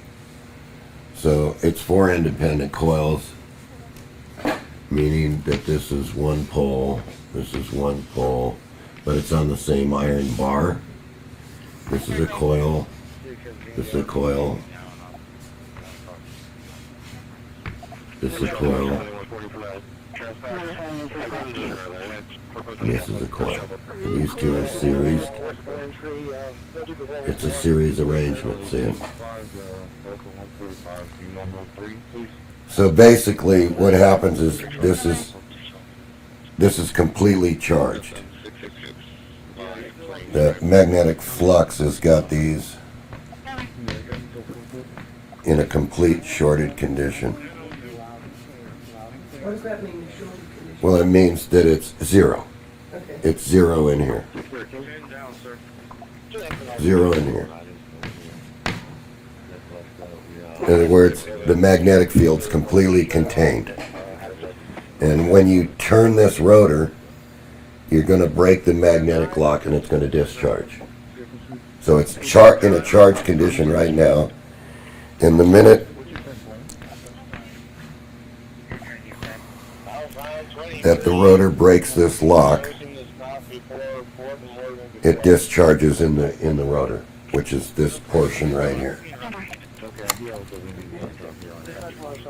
Okay, so the problem with the patent was that the problem with the Cromray patent on this whose patent was it? Cromray, Raymond Cromray. And who is Raymond Cromray? He was the inventor of this Cromray converter.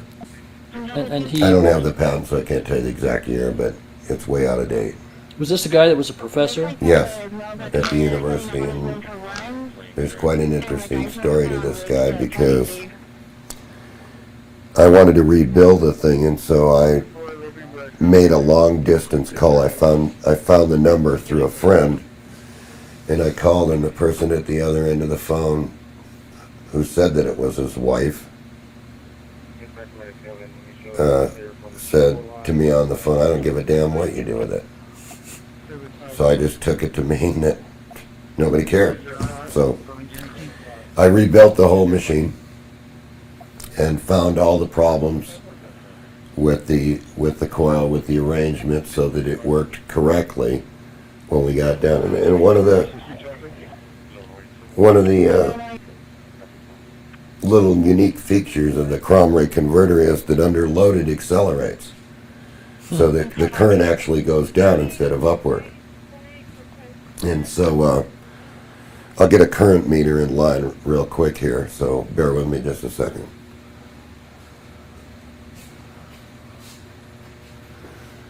I'll just get something that's close here.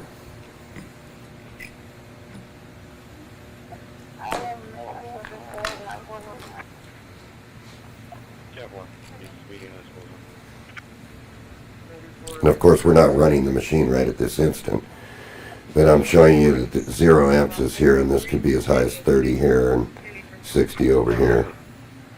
So I'm just putting a meter that we can get an indication on there.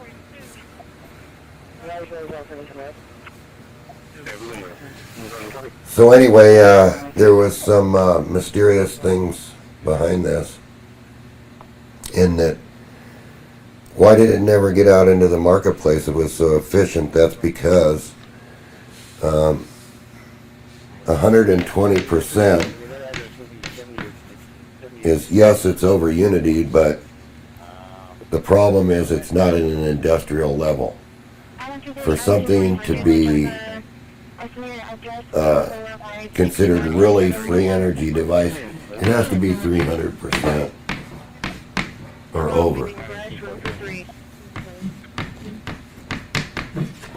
And you know this how? I know this how because I was told this by the scientists who work for government laboratories. So, having a device that's COP1 is not going to get you on the list, because you have to have a COP of, say, 3 to 4. Or above. Or above. Yeah. And otherwise, it's just like they told Bruce De Palma If it would have been over unity, we would have just locked up the whole lab.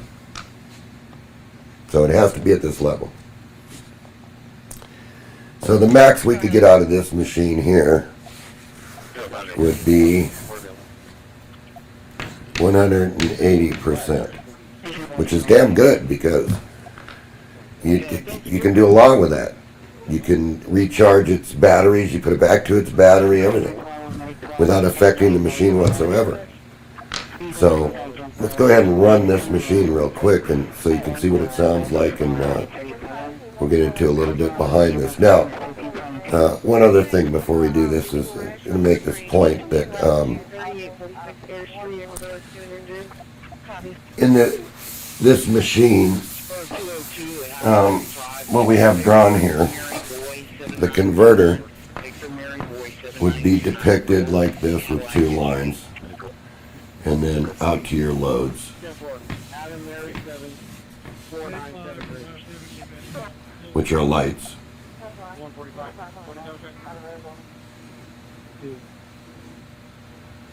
Now, one of the ways to test this machine, this G-field, we call it a G-field because it stresses the gravity field. And when this is running, the pole pieces can get hot, but it'll be blowing out cold air because it's sort of like a magnetic refrigeration when this is taking place. So the machine doesn't need any kind of cooling, and it doesn't need any kind of really special pole pieces in here because they can take that. The point is, we'll be running at about 180% when we short this machine down. And we can run some light bulbs if you want to run a light bulb. It's not going to run it very bright because it's not that high voltage. But let's go ahead and run it and show them for a second. 133. I'll be out of the EM truck crossing. 202 and Highway 35. You can see our current there. Now what I'm going to do is I'm going to short the machine out. And of course you can hear it speed up. Now what we'll do is tell it to go back across its battery.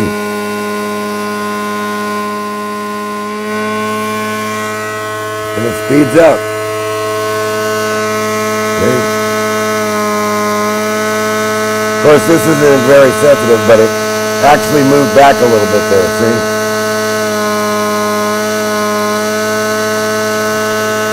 Yeah. Then we can charge this other battery.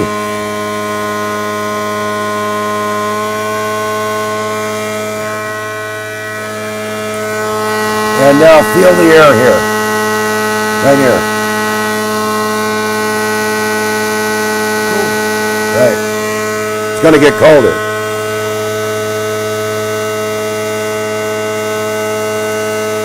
It's also charging this battery really good right now. So the point being is it's putting out cold air. Yeah. It's cooling the air. Yeah.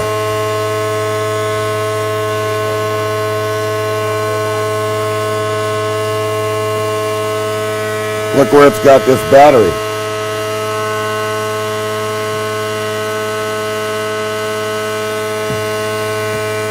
And watch when I take it off. Look at the battery.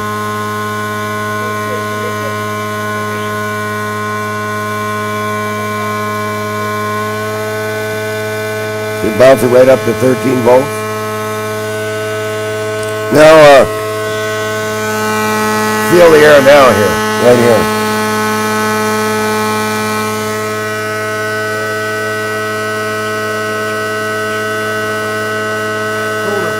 Yeah, watch. Now feel the pole piece in there. The end of the pole piece. This end. The end. It's hot. Hot, yeah. It's quite hot. Yeah. Yes, it is. So where's the cold coming from? The negative energy that it's sucking from the vacuum, because the G field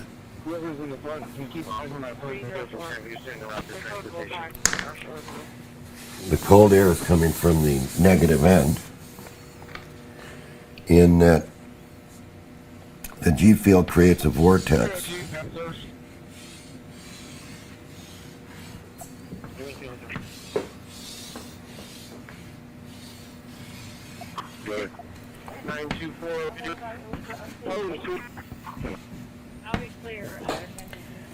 When it breaks this magnetic lock,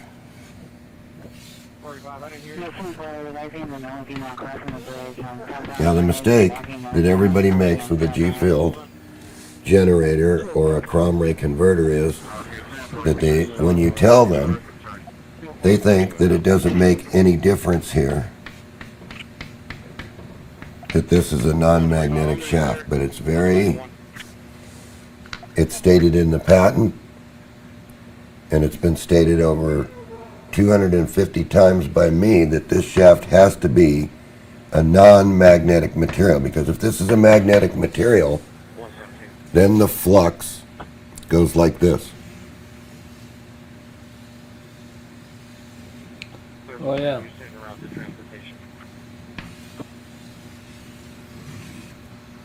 And we don't want the flux to go like that, because it's not a standard transformer. You have a rotating flux gate here.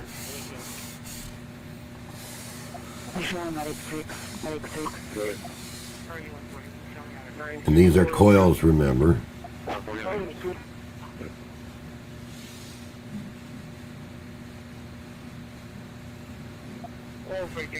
Clear of the air travel on the route to the air for release. And we want the flux like this.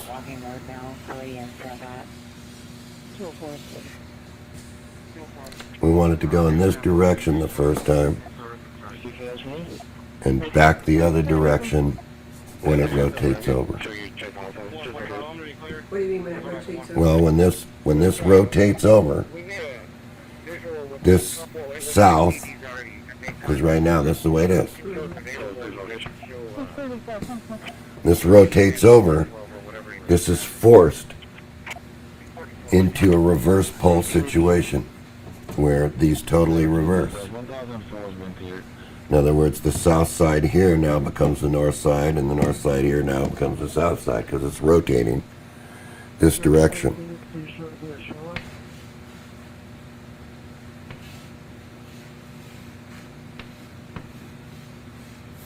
It's rotating this direction. So once we charge in this condition, we want to force it to discharge and then recharge very quickly in the other condition.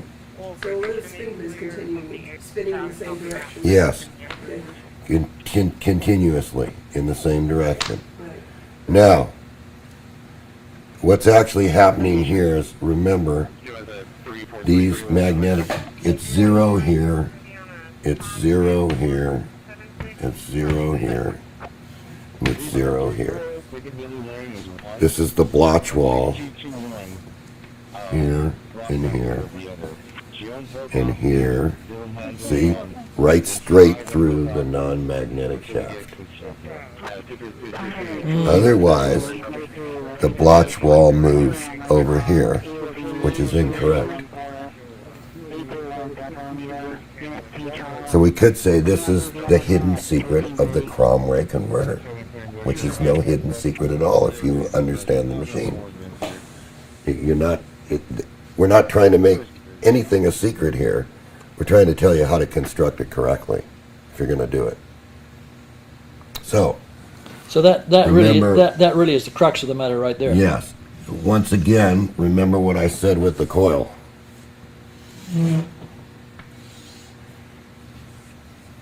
You want the energy to be sucked in through this moving gate, the blotch wall.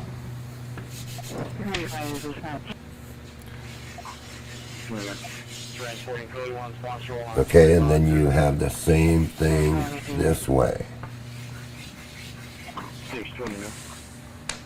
So you're forcing 4 blotch walls.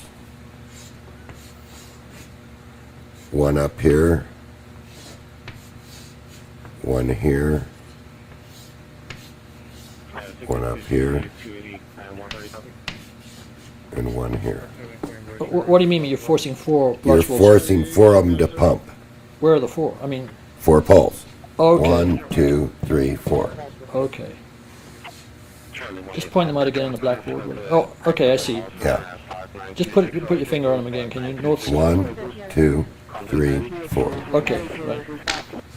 Okay? Right. You're forcing 4 of them to pump, sucking in their energy in and expelling energy. And you expel the energy through the coils and then out to the contacts. Now, in the actual lane, it's we're parked behind the down vehicle with the flat tire. We're starting on 37 southbound, about a quarter mile from This is going to be a next bomb. Resident of Melzik, gray shirt, blue jeans, brown blanket, refusing to leave. Got a responsive female. She's a known synthetic user by the name of Maria. She's not responding. She's trying to turn all over and she won't look it. 146 reporting 4 stops and out for it. Charlie, 120, we're out for a dollar for those photos. Dispatch for medic 2.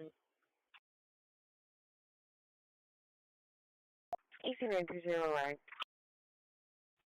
150 on service.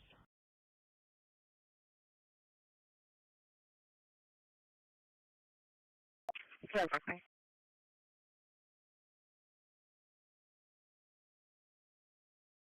Okay, really quick traffic, you can show me out at that bus stop. 10-4. 10-4.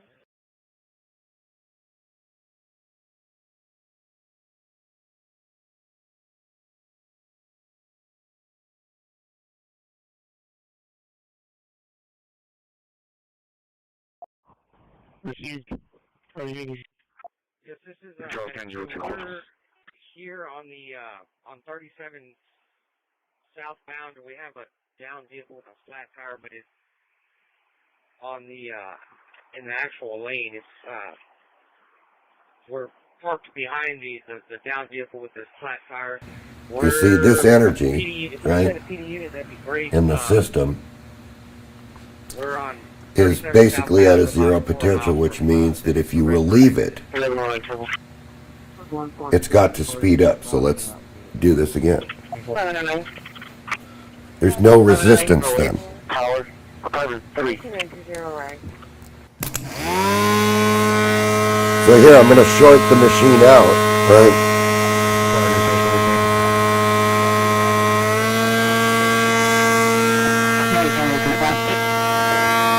And it's going to get cold here because the energy, it has to output the cold energy, the negative energy. And you can feel it right out here too. It's getting colder.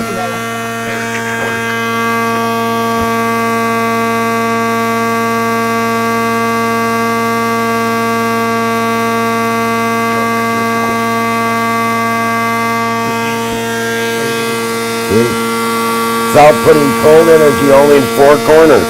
Feel. Over here, over here, over here, and over here. But if we turn it off now, and you touch that pole that's doing it, it's warm. Yeah, it's hot, very hot. Right. No, only 5 case number So 8100. you see that the normal EM energy is a hot energy, and the negative energy is a cold energy. So if you ran that for a while, would it burn up the center? No, it's just going to speed up, and it stays shorted. It's not going to melt any wires. Now, here's an example. You see it charge the battery. The energy is safe. I'm touching it. Notice that.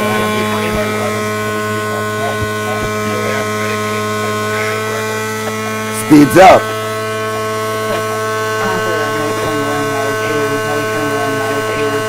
Look at the battery. Pushing the battery right up.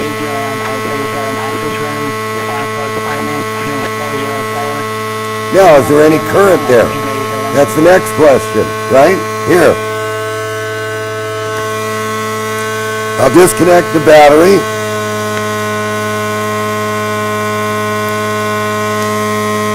I'll disconnect the wires. And I'll take one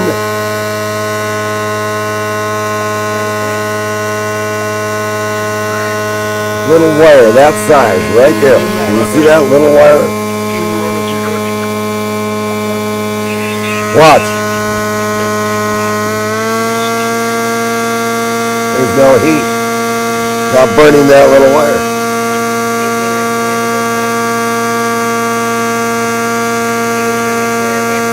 I'll do it up here. I'll take that little wire. Watch the spark.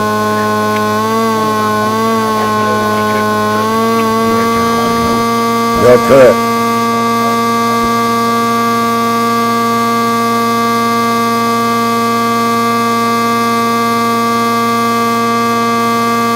I'll even hold the wire. There's no current. Is it cold or just normal temperature? Just room temperature. There you go. But look here. So we'll put it back.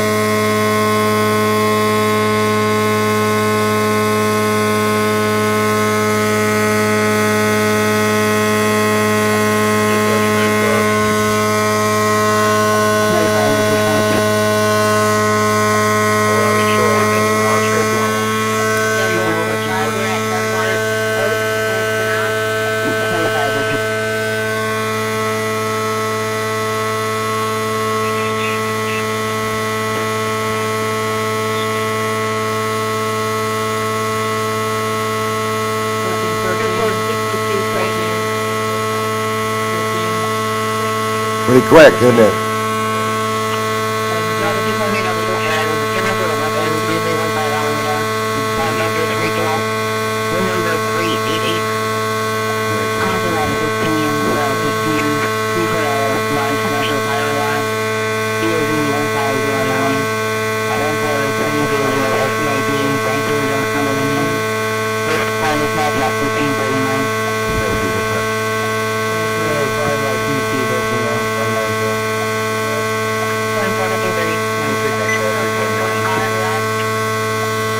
Building the battery.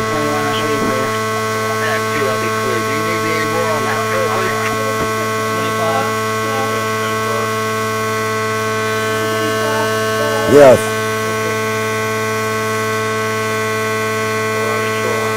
What's there, right? You want to see what's there? We'll take 100-watt light bulb.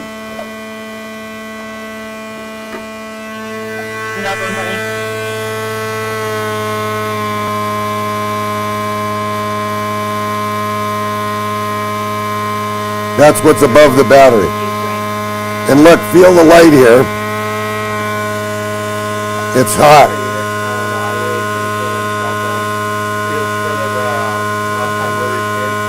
Come and feel the light. Oh, you can't, Pat. Go ahead. Yeah, it's warm. But you have the cables and nothing's warm. See? And it's warm just on the side there. On that one spot.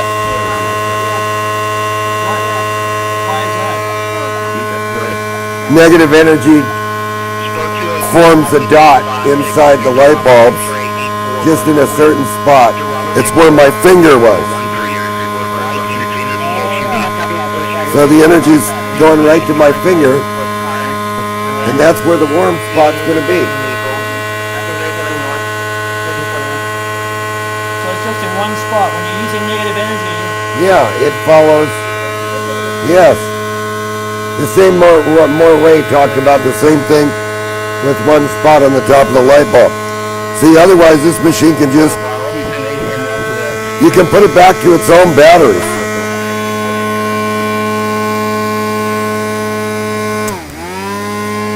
See, you got to get them right, but you can put it back to its own batteries.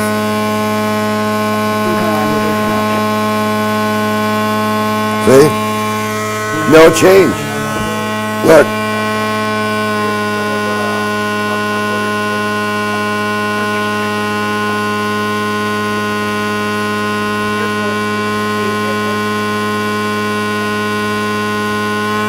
Look here.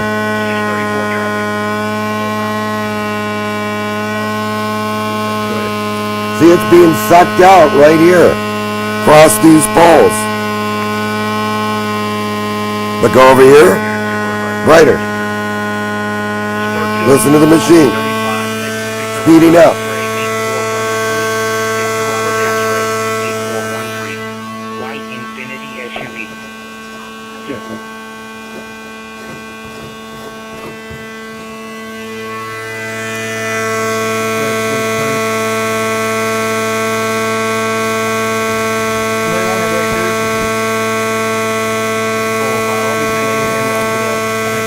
So we saw there's no current in that little wire, right?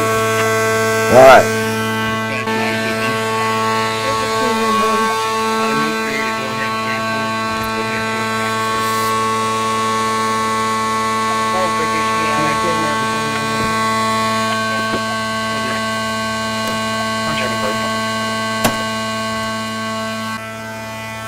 Okay, this takes 65 watts to light this light. And what we're going to do,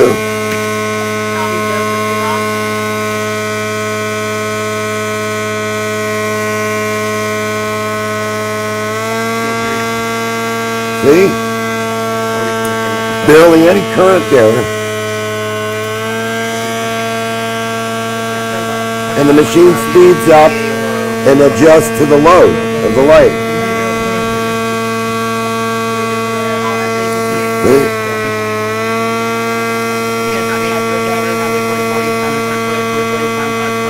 But meanwhile, it's pumping out cold energy, right?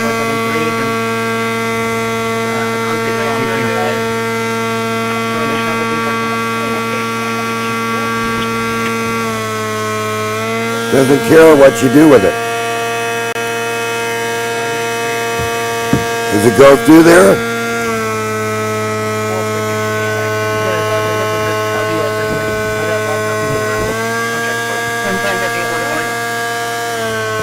See the impedance? That's across the battery.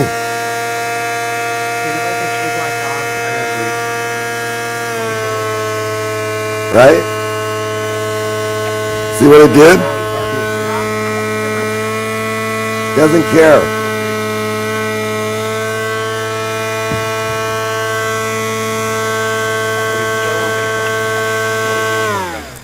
And that's what's known as a chrome ring. Very noisy machine. Specially built. Non-magnetic shaft, we were saying.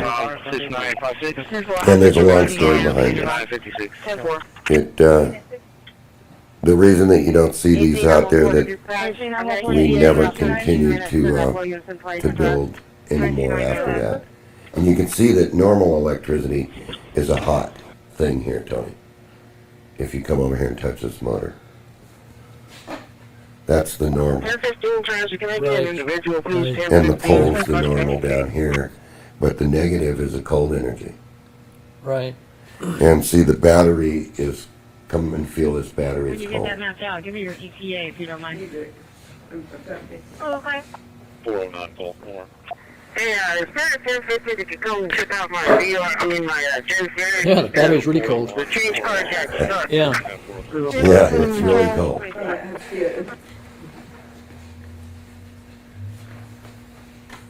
Oh, yeah. You bet. Yeah. So you got the permission from the. I got the permission if it was his wife. If it was his wife, well, and anyway, you went ahead and. And I went ahead and developed it and found all the problems with it and worked out the 4 poles and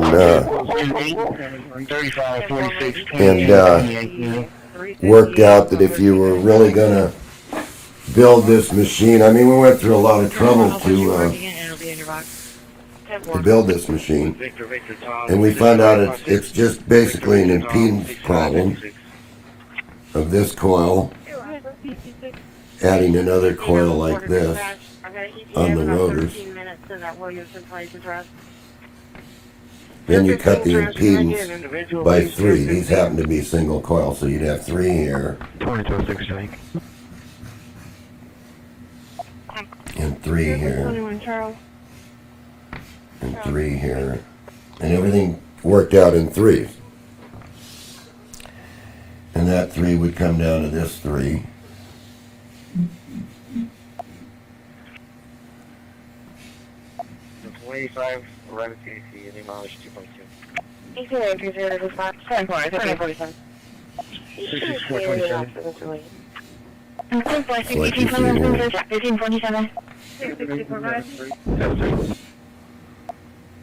And so if this was 3 ohms, right, when you got down here, right, you'd have 0 ohms. Right. You see? So 0, and actually not 0, so about 4.4, 0.4, which is not a very big impedance at all. But since it's buck boost inside here, Since it's what? buck boost, meaning it's going one way 1 minute and one way the next minute, and it keeps doing that, right? What happens is as these pole pieces heat, the negative energy that you're feeling in cold is in this vortex. It's being blown out of the machine by the pole pieces right at this vortex. And that's what you're feeling is cold. The energy coming out of the machine is cold electricity because the battery got cold and the light got hot. Except for that one spot. Yeah, except for the one spot. Just the one spot on the light got hot. Yeah. And if you shorted out the wires here to a little wire that's smaller than your hair, you had no current there at all. You can even burn the wire up if you have to. That's why it was such a safe electricity for generating power for a house. But that wasn't going to be allowed. It was already at 180%. Okay? And fixing the machine up with, you could take it easily to 350. By doing what? By making the geometry of the coils on 3s like I showed you.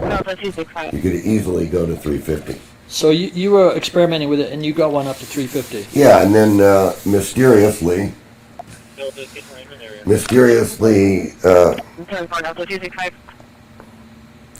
fights started to happen in the machine company.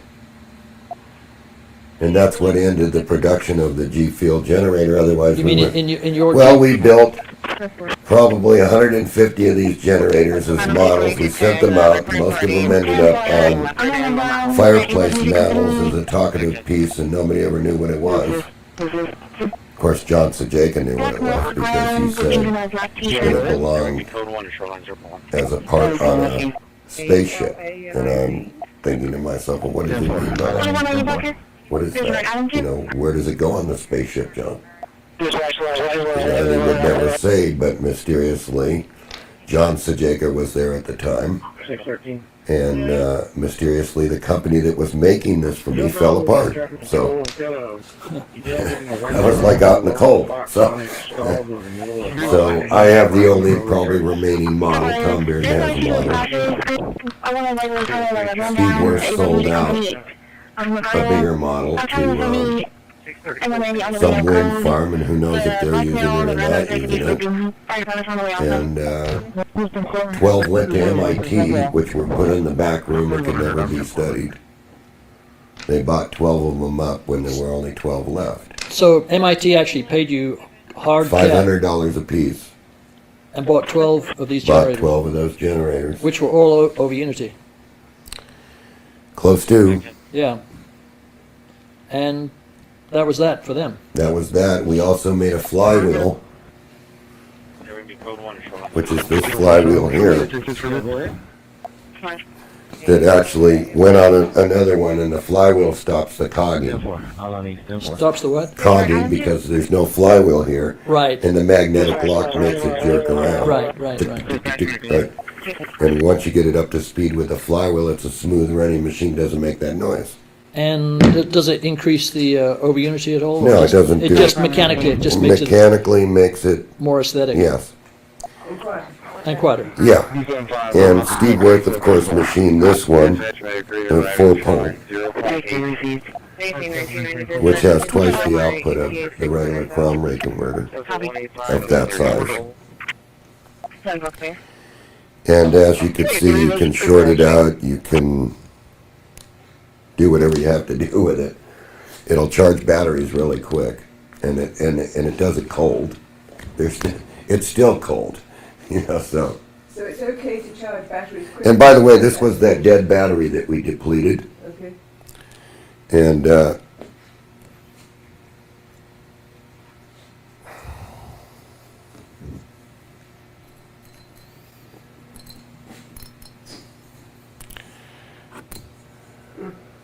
Very bright. 614. I'll be 1042. Yeah, people I saw it earlier in the comments. She said she's not far. She's just going to work. Yeah, there's going the opposite direction to work. She exited. And that's cold electricity. See, it's just hot here, like a normal light. But look, we're just using this little clip lead, and it's at room temperature. So will that also get hot where your thermal? No. This is normal electricity now. But we charged it with negative electricity. And this is that battery that we totally depleted. There's a trooper on scene. It's pretty bright. Yeah, it is. Need shades. And there's no way that you saw me light those lights. Right. You saw what this was putting in as far as light goes. Right. And it could barely light this. Well, it got brighter as well. Yeah.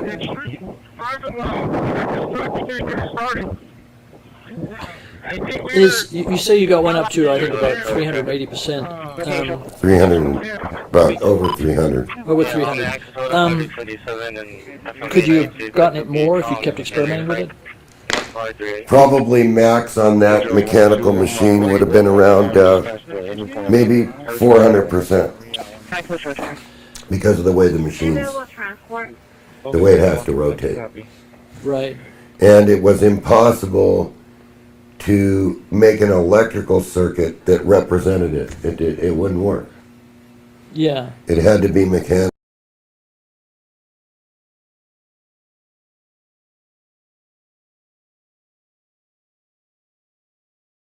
Any available transport?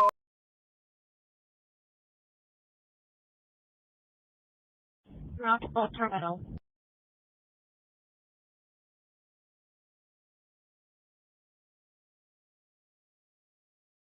And it ran past over 95, ready for 613.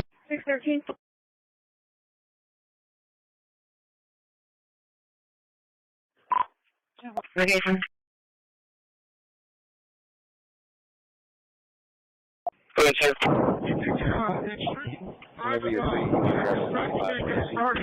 Yes, ma'am. Should be out of the front.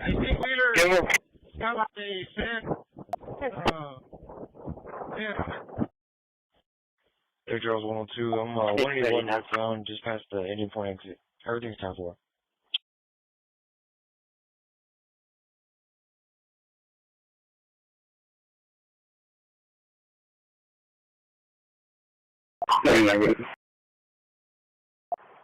I'll be 41 Exxon. I guess that didn't work in my favor.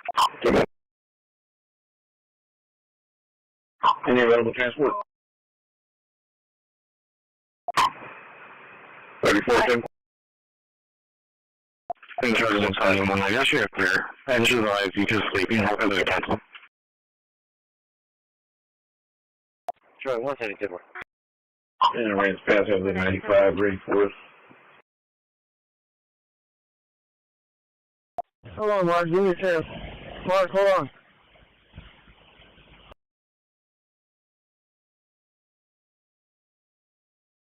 Go ahead, sir. Whenever you're free, you mind grabbing that 95 from AP? Yes, ma'am. Show me out at the pumps. Give Engine 8, we're in quarters. 6:30 now. Engine 8 in quarters. If you can do 20 the other vehicle left. 10-4. 639.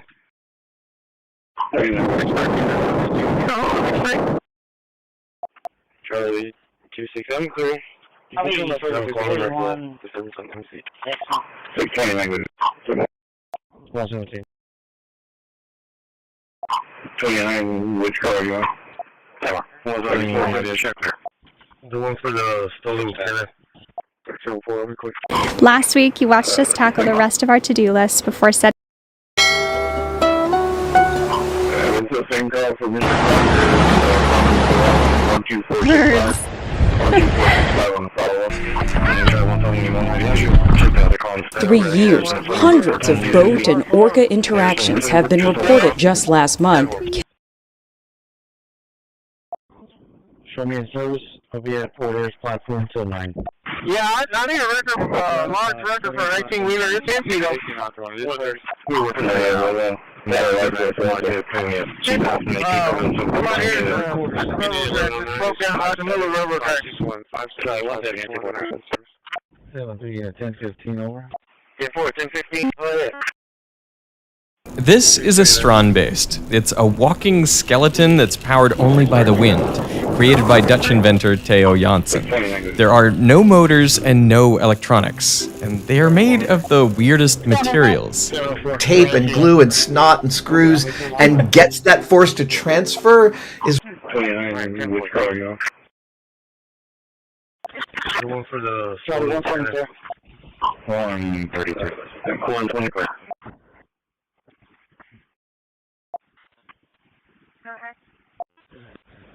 Go ahead, 1891. I'm 1042, be out at the middle school. It's the same call for Mr. Proctor. Call number for that one is 12465. 12465 on the follow-up. Yes, sir. You're working the RC 809. 117. Go ahead. Show me in service. I'll be at Port Airs platform till 9. 130. Yeah, I need a record, large record for an 18-wheeler. 1891. Good one for 10. We'll follow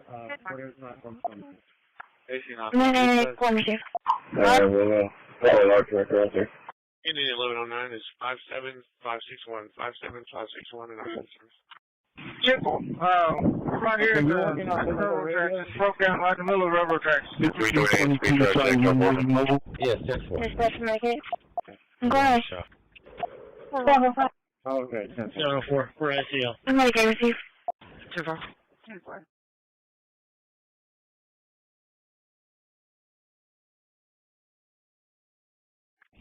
133.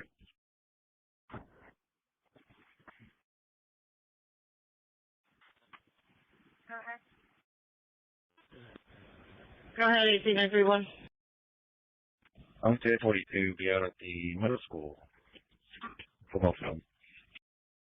Can you show me your also facility with 2 F-Dots? So far. Are you calling 190? Go ahead. I need 8405 is calling for anyone on Tuesday, copy plate, Robin at St. George, 118. Can you notify Tech Scott that the school lights are not working on Davis and Allende? Dispatch mode 1, code 1410. Right. 797, like 701, like 9 grams, token number 60, 7030, customer head 1, Yes, 3320. Okay, 10-4. 297 Robert John Charles, 1873, Robert John Charles, 1873. 306 now. Roger, you're ready. 36. Oh, well, thanks, sir. Just a pending call. It's going to be ICL. 4701. Are they saying it happened in the county? Dispatch. 2015 GMC. 2015 GMC comes So you can open up the middle shed so we can put these hoses in there? No, I don't think I'll figure to call that. Call back down. Thank you. I'll wait for another update before I close it. 3.3. 02.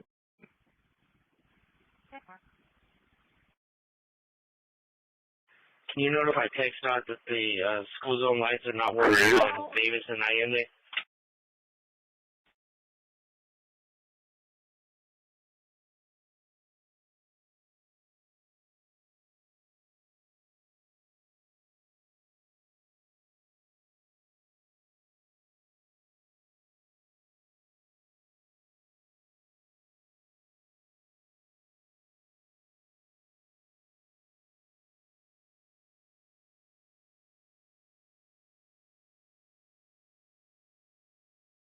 Robert John Charles, 1873. Robert John Charles, 1873. Yeah, get that. 205, clear for me. Dispatch? Not sure. 247. 2015 GMC comes back to us. Yeah, They have not advised this. They need hybrid. yeah, I tried calling you. Can you come back to Wendy's? No, I came back.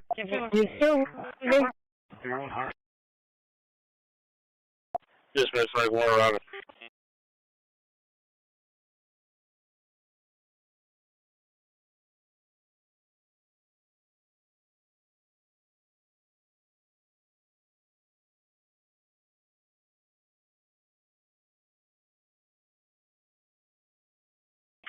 Southwest 38 to take that call at Huntercrest.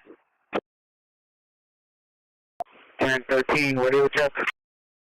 613, so Sting was on the scene. They pulled that vehicle off of the railroad tracks.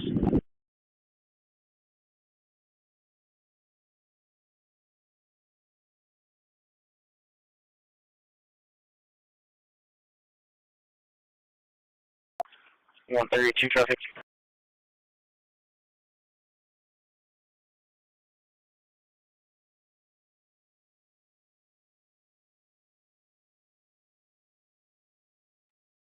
First 473.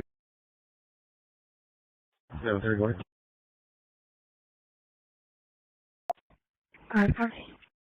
Yeah, I tried calling you. Can you come back to Wendy's? Yeah, Mel came back. Okay.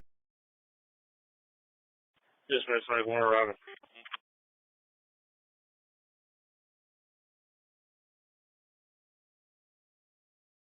Ten four.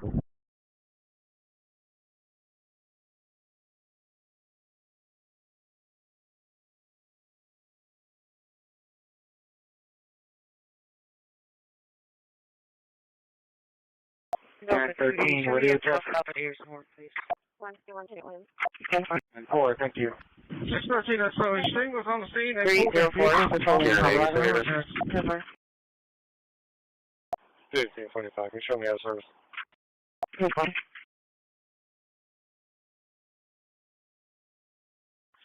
132 traffic. The time's in the Raycon view camera. Everything's got more. Via service rolling until 10 p.m. Rolling until 10 p.m. 10:15.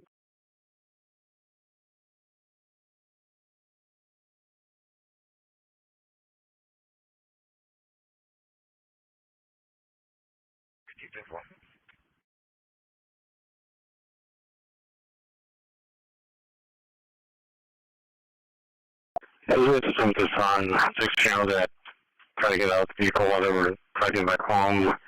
Happened about 10 minutes ago. 1205, 123. 1? That's right. Alright, we'll choose it up at 270. No, right. 10-4. 629, 10-4. Where is that? 304, patrolling Harbor Island. 634 out at range past PD. 34, 10-4. 320. Oh, good. Defense in the Recon View camera. Reservation 1003. Be at service working until 10 p.m. 1003, not on individual. 1003 on individual. On individual, go ahead. Yes, ma'am. Are you running on time? No, I'm 8 minutes down. 323. Out of service. 304 on service. 395. 2 females, 1 male from the courthouse to the jail. We need mileage at 469. for now. Do you have an unit going with engine 3 on that sick call? 312, what you got? Negative, looks like we just got a second call. We're taking medical towers between the 700 per metro. the 72 of male that came in for a follow-up. Her mother was inside the apartment hitting a child with a back scratch. Hey, greetings, anything after you, sorry, guys. Father's apartment 232. Engine 3 received. Available quarters. 324, I'll be alright. 34 out it. Randy, I'm clear also up. 34, 10 Medic 3, you're clear from your call? Sure, out to the Valera Administration Building, 1147 Cantwell, 1147 Cantwell. For Metrocom, they're receiving an incomplete 911 from the location. 1147 Cantwell. Yes, ma'am. We're clear from shoreline. Charlie 192, sending message. 1003, not on That's all being route from Avenue F. 199.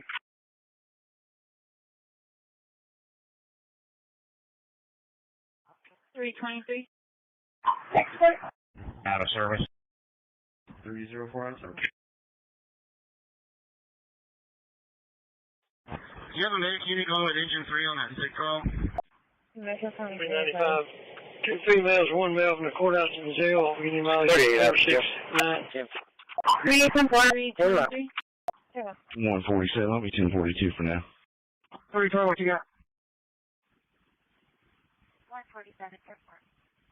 1015, check. We'll take that call for the engine. Disturbance in progress, Big Square Apartments, apartment 232 per metro.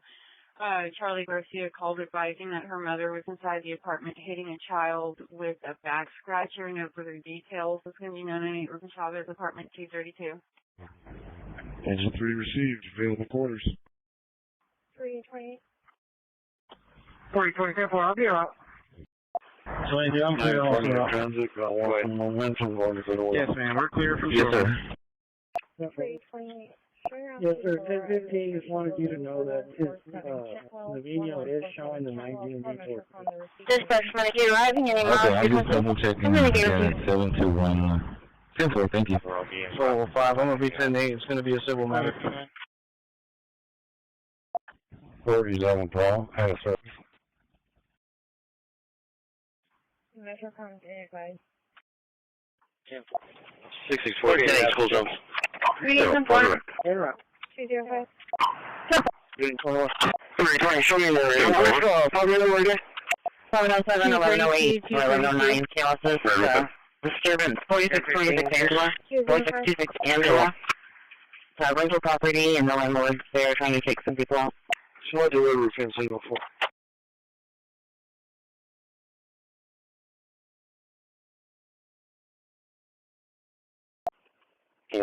Clear U2. 0, I'm clear. 10-4, clear. Yes, sir. 920 transit, got one from momentum going to the north. No, you can. Dispatch, Medic, you're arriving in a miles frequency. Yes, sir. Navino is showing the 19 report. Okay, I was just double checking. Yeah, that's 721. 10-4, thank you.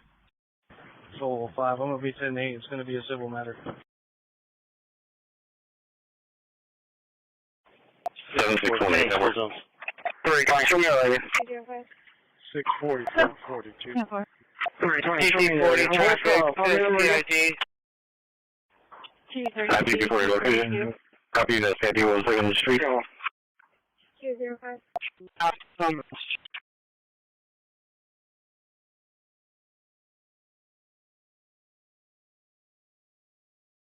920 Transit, I got 2 from Shores going to Walmart. 205, I was having issues with my portable. I'm in the unit now. 205, 10-4, 320. Case number 80-0088. Plate's going to be Nora 642019. It's going to be a Louisiana plate. Wait, 10 for my jump. I got the order. 828 Jeff traffic. 4193. Louisiana. Advising no emergency. 405 continue to be en route to confirm. 628. 320. Who's going to be up? Unit 6.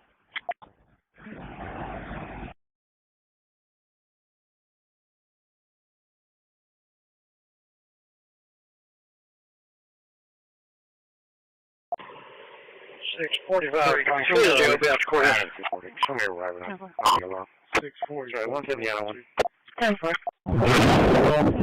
Another one. Floor is clear. The pump and route is on. What was the call of the officers on? 10-4.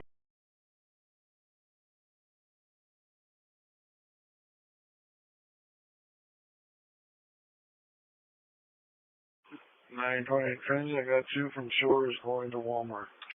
205, I was having issues with my portable. I'm sorry, can you hear me? 10-4. 205, 10-4, 320. Wait, 10 from the jail. I got the order. Nitro didn't have a number for the callback fee that she said that she was calling from the front office, but was unable to give us a number. Back here, like Miguel or Jamie. Back here. Well, let me contact with her. Unit 10. No emergency. 405 to continue to be en route to confirm. Delta 263. Who's going to be up? Crossing in for cargo dock 8, the Arc Integrity, crossing. 15 arriving. 10-4. Alright.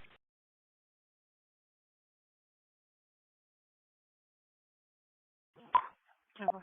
10-4. 645. Good as you, be out to courthouse. Turn 0. EP48, make fun of these. What was the call of the officers on? 220. 20. Yeah, can you cross-print that hazard driver call? I think it was like 996237 with my call here. It's going to be the same one. Confirmation 11, Community Small Commercial Power Line, EAV 1103, 450 Sharon Drive, working off of Project 1614. No! Nitro didn't have a number for the callback, stated that she Fill up. You have to call back here. Fill up. office, was unable to give us a number. You sent someone back here like Miguel Hey, or man. Jamie. Back Oh, here. Blanca. She was last one you gave the truck. Alright, 10-4. Well, let me contact with the front. Crossing in for cargo dock 8, the Arc Integrity, crossed in at 16. 10-4.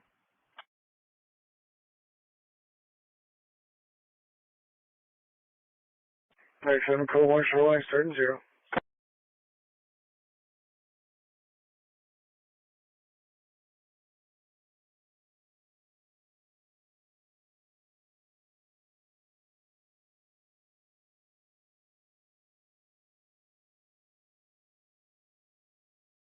Motivate 2.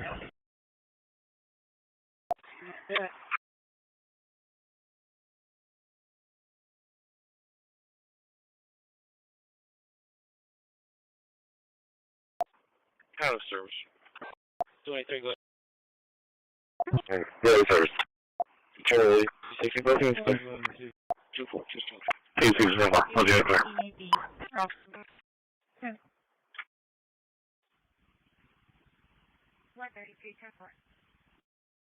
That means Show is arriving. Western, West Avenue D. And Ralphtown picks up the John San Henry 7112. 28. Perfect. 10-4.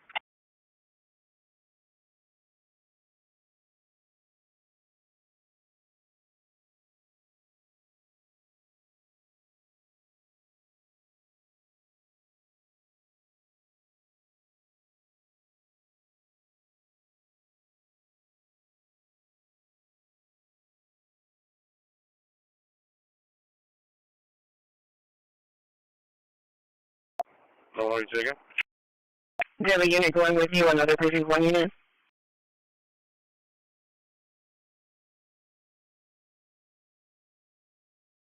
Go. 304, clear from Hog Island. Adam 240, clear, cross 1. Cross 1, sir. Unit 2. Hold on, 630, 702B. Hold on, damage.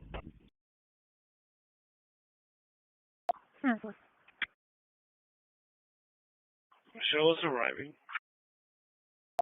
321 in the area. 05, comes picked up. Airport. 28. Perfect.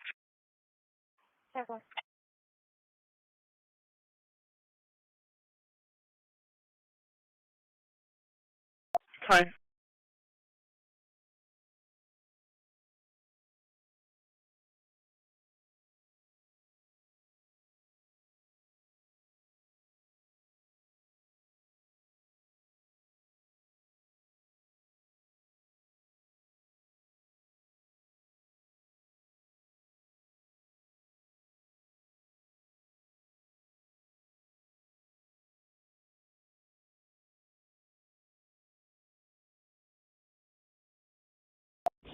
$328.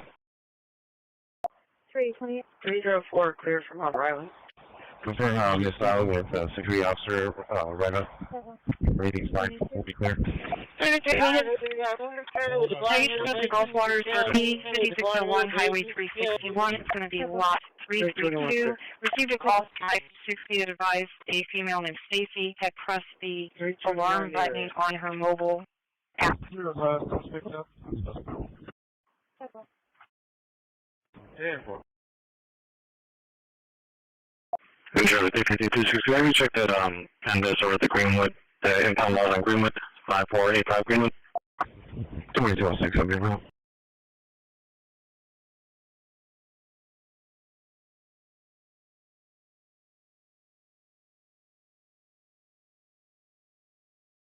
There's a question on Molotov, within the architect area for a wide LinkedIn. Have you got that location? Thanks, man. I was sitting in the call. 320, Hurricane 10-4 out here, north of occurred. We are making contact with the ground level. Right, 11. 328. 328.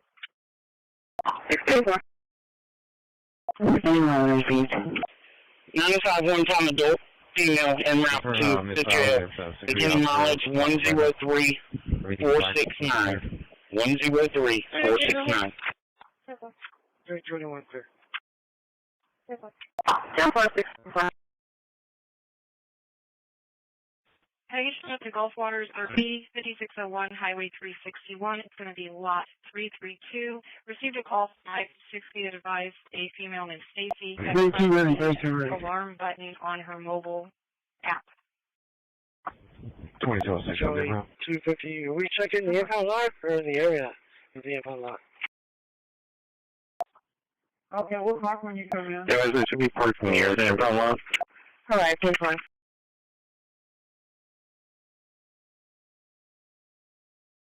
Hey, man, can I have you check the area for it? Easy, Hurricane 10-4 out here, north of occurred.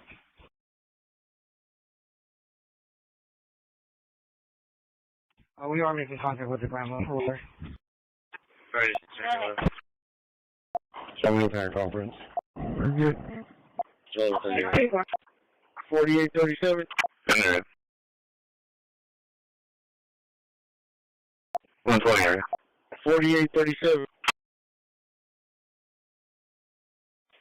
951 Tom adult, female, en route to the jail. Beginning mileage 103469. 103469. Okay. Taylor, try to clear traffic. 3924.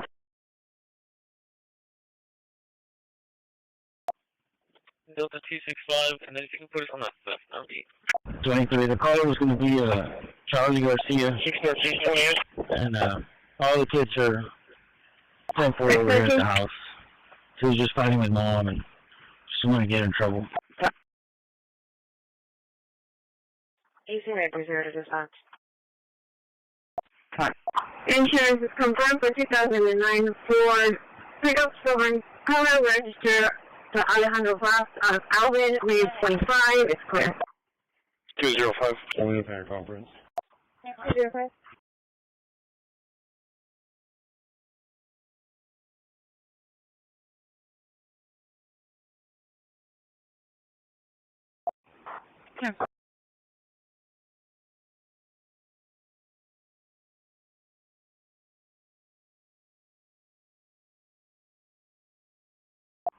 Bye-bye.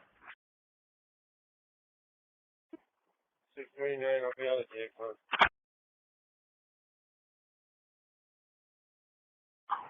2924.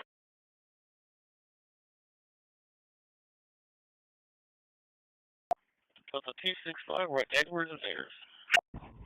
205. Edwards and Ayers. 613, 28. 613. 23. The caller was going to be Charlie Garcia. And all the kids are 10-4 over here at the house. He was just fighting with mom and just want to get in trouble. 305.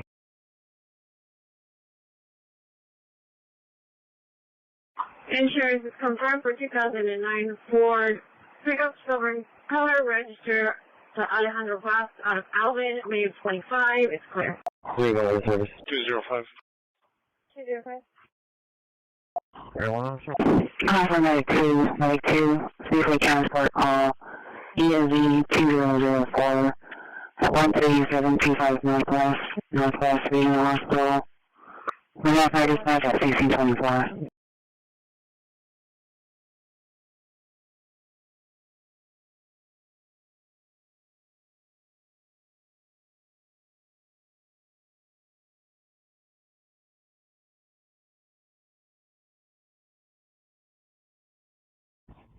Two zero five.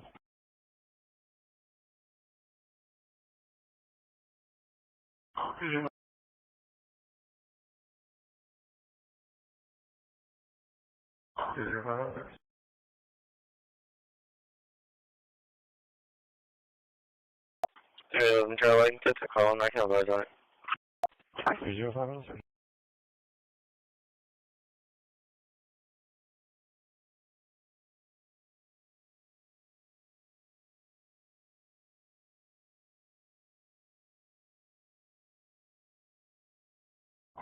Service. Everyone else? 4001.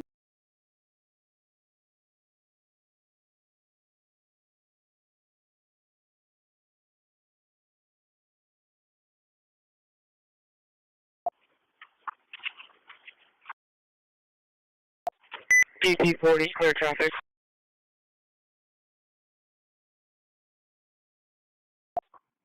4001.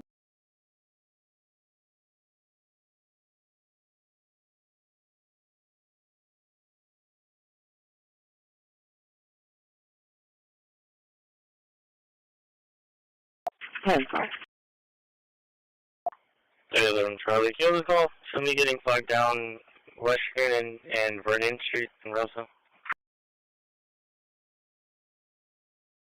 202.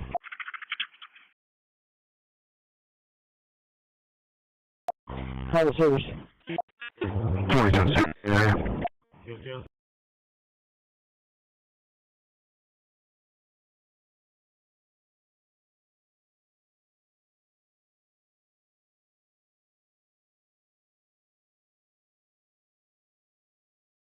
4001.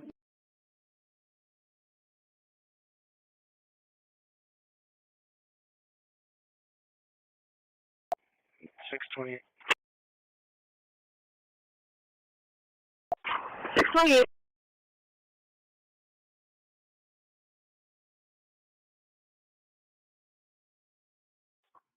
$4,001. Right.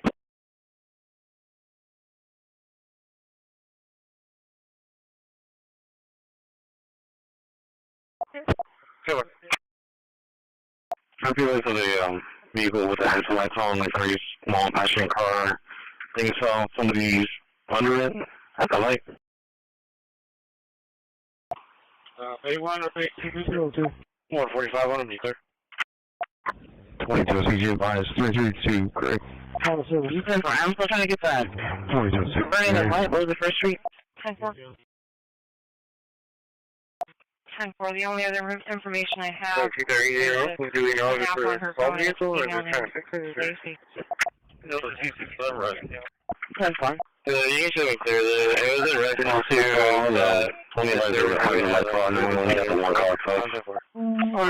They didn't give any I got her contact phone number, information. send it to your MDT now. 10-4, yeah, so can you get the location of this now? Can I find it? I go for it all. Between 30 and 31.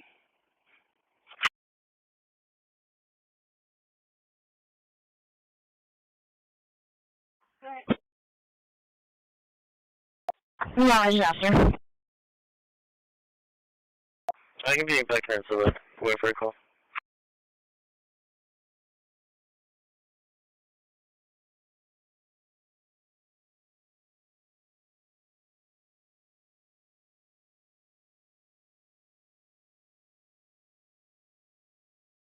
$145 on him, you clear? 22, CG advised 332, correct. 121 mileage, 4537.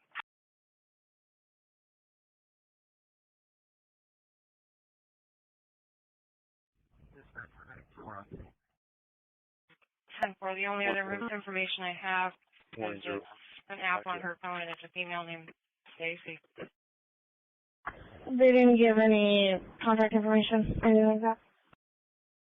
I got her phone number, send it to your MDT now. 604. 604. 10-4, I go for it, I'll call her.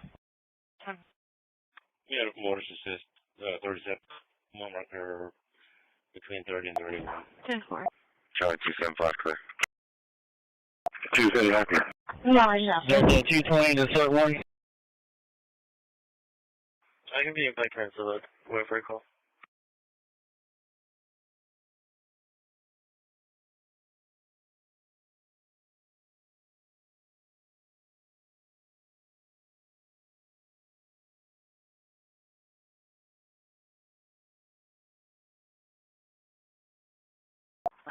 And Charlie 275, 39 bucks, have the symbol senior permits, 28027, running into 120, contact Katie. Let me out of transportation.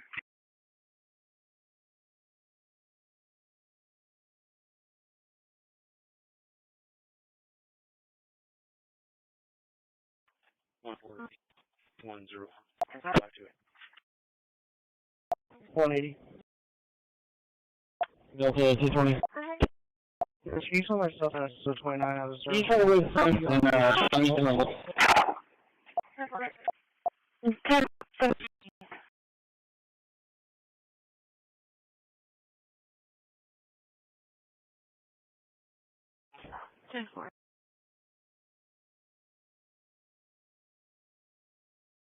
Delta 220 to start one. Yeah, call it again.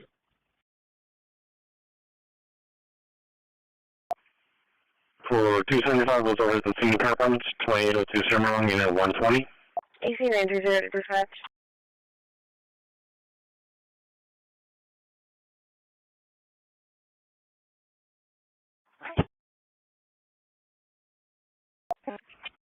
Let me out of transportation.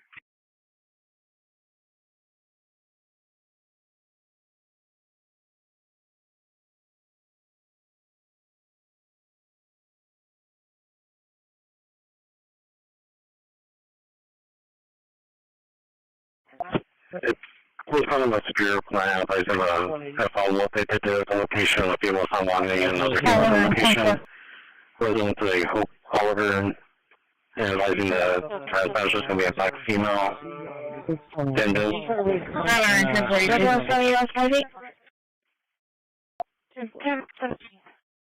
Okay.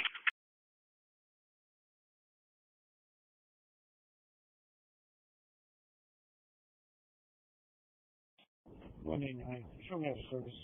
Let me give him a call.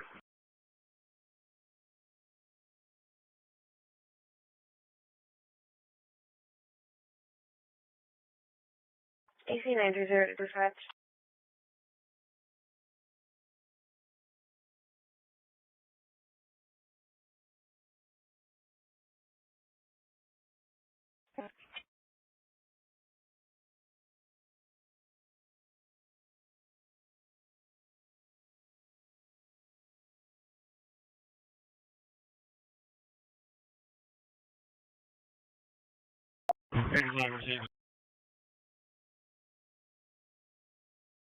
2320. 509-1042. 509-1042. Bay 1, trailer with the barn and middle and a scale. Bay 1, trailer with the barn and middle and a scale. Bay 1. Did you release from me on 46? Northwest 37, northbound, small marker 21. Okay.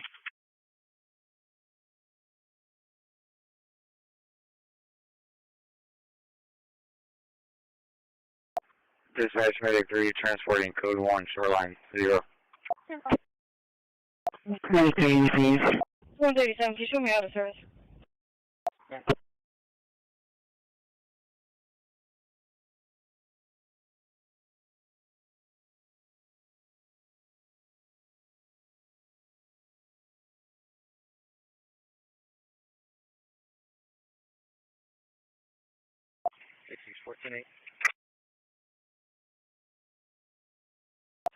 It's going to be at Yorktown and Charlotte.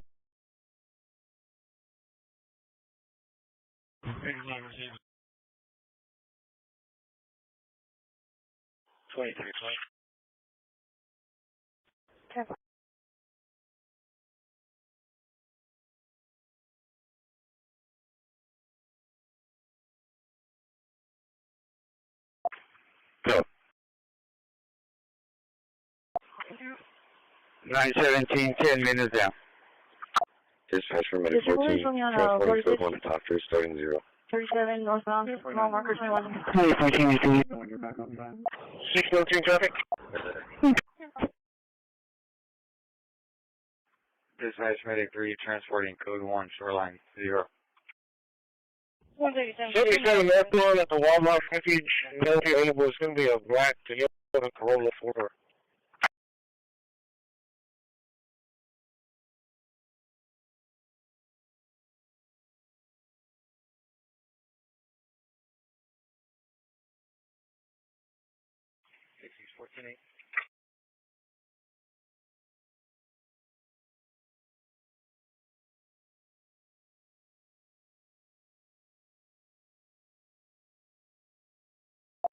$330. Yeah, that's the EAB for a moment.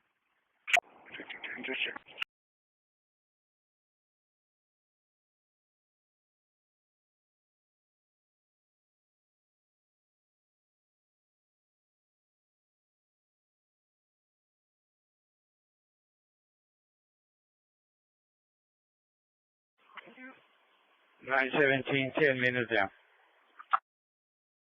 Dispatch for Medic 14, transporting code 1 Charlie, 120. Medic 120. 120. We'll be out of the juvenile by Greenwood and South.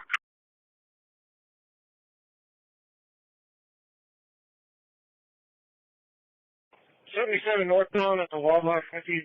No available. It's going to be a black Toyota Corolla 4.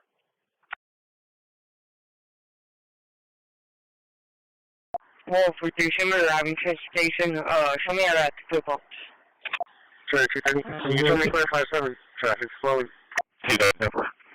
And about 210, I have a business. I did call, but they didn't get an option here for that location now. 143, I just heard that you said arriving transportation. What else was your traffic? 330. Yeah, that's the EAB for a moment.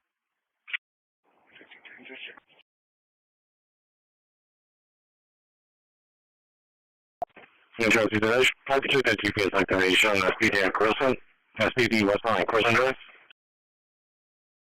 129. 311 Charlie, arriving. Show me out of transportation, out of service. 113, any miles from ready. Okay.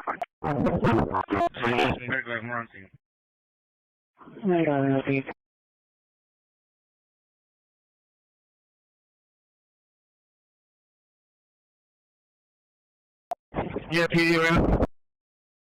Bravo 229, put me back on the call 210. No, 10-5, they're out.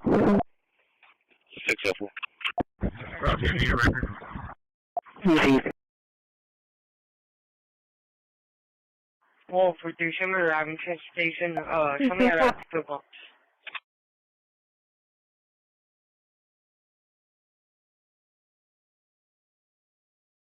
Yeah, 28 on the vehicle will be Paul Boy Victor 5859. Paul Boy Victor 5859. 2410-8. Flat 6. I'm doing 230, that's just a career 5720. You're right, operator, watering hole. Contact Carla. 23 call from Lake 9, Rescue 3.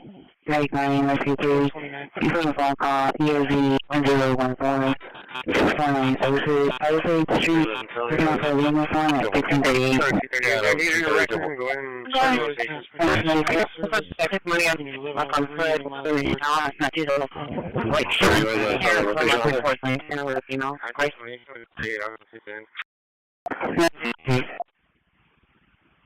617.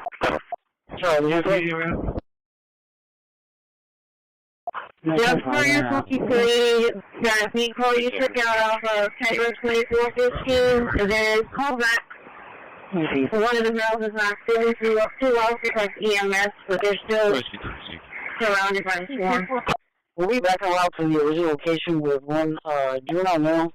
Starting now is going to be, 91. Charlie 130, I'm behind.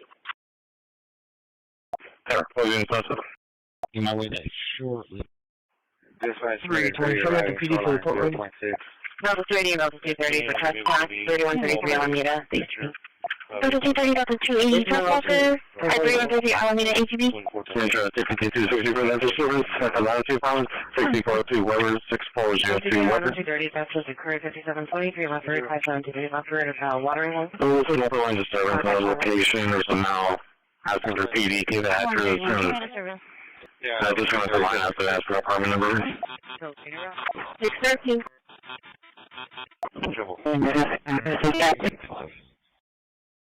Go ahead. I took money on foot, now it's not too little. White shirt, pants, I'm up towards lane, kind of with, you know, great. Alright. Sorry, rotation out there.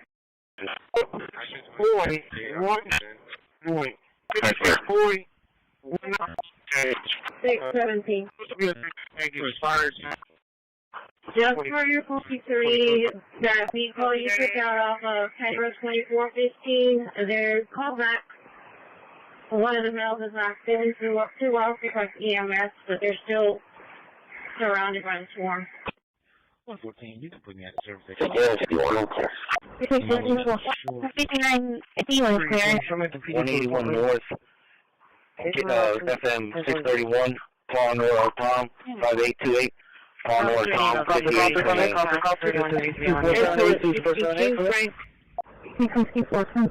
Delta 230, Delta 280 trespasser. I agree with the ATV. 131, show me the service. 613.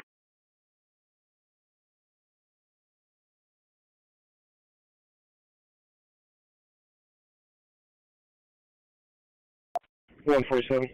So for you, show me clear. I made contact with the father. The kid is just sick, so he missed school today. You can show me clear. He was just after school for us to tell his mom. He copy out of service also. 247, this is what it is, that's correct. Hand fire. 5640. Delta 230 and 2, yes, sir. Control 3. 22.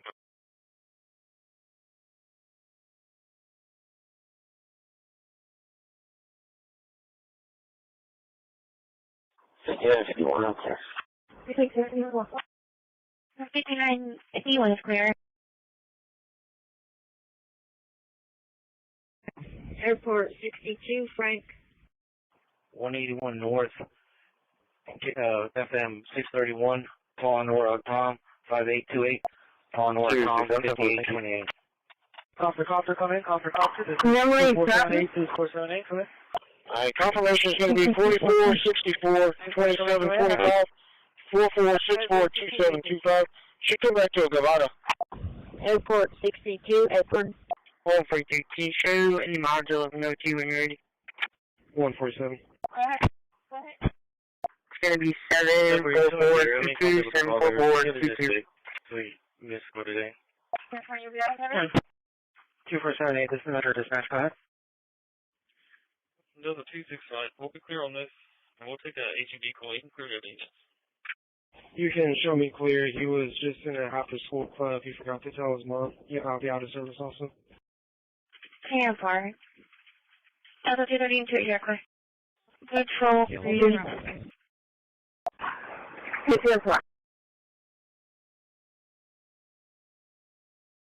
No, wait. Delta 280, 237 on transponder, stripes at Airport. 508. One more advised to go to course 23 on Water Tenant. Can you give me the address Just one more storage time? clear. 1261.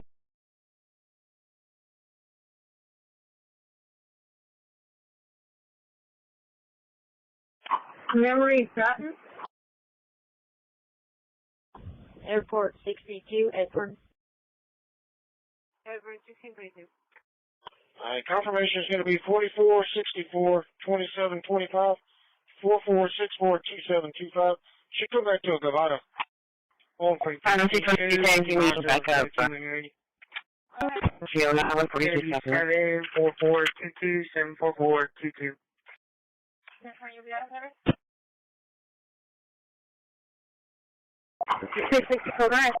Okay, now through the dispatch 15 down. 1542,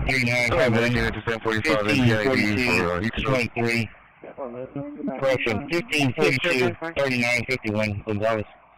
Good. Adam 2, turn off. 917, back on schedule. No, wait. 508. Delta 280, 237 on transponder, stripes at Airport. 1261. One more advised to go to course 23 on Water Tenant. Use your storage room clear. Can you give me the address one more time?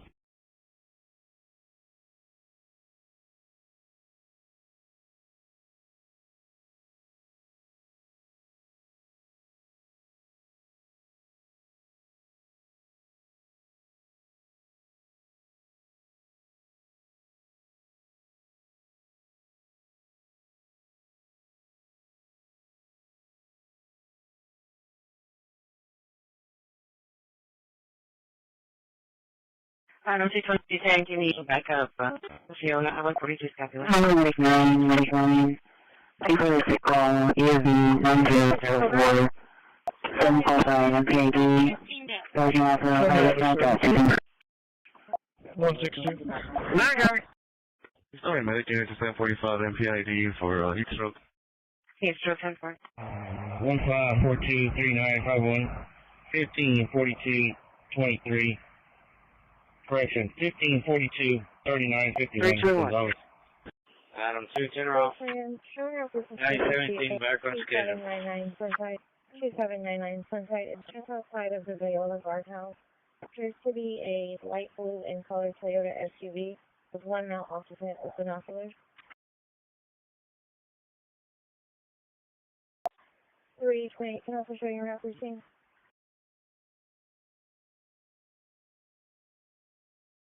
At 328,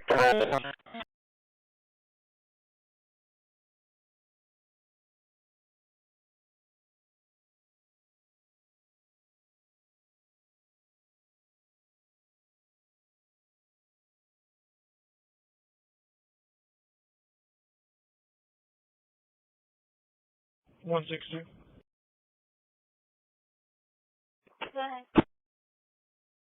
ahead. Show me out of service. 6614. No, I got it.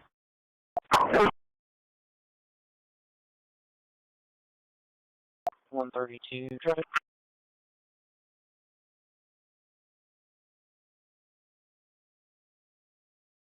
Three, two, one.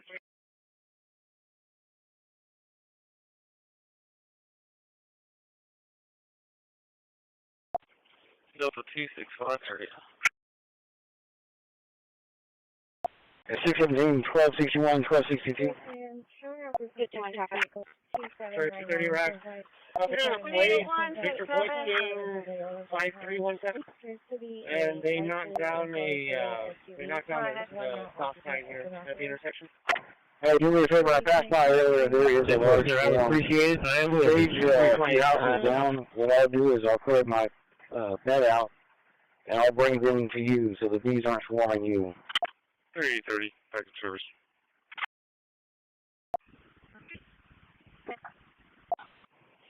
.634, arriving at Joe, copy ending mileage.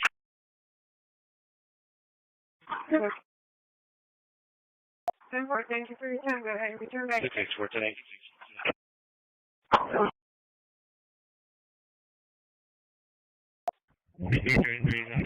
132. 634, 10-4. Finley Charles, 250-2348, 2348. 316, you should be out there next taking care of the flags. Okay.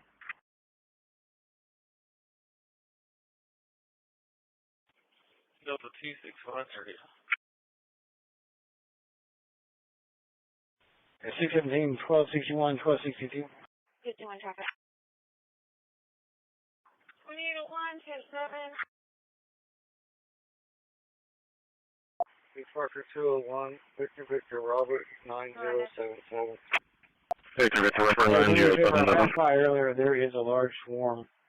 Stage a few houses down. What I'll do is I'll clear my bed out, and I'll bring them to you so the bees aren't swarming you. 3830, back to service. 10-4, sir, I would appreciate it. I am allergic.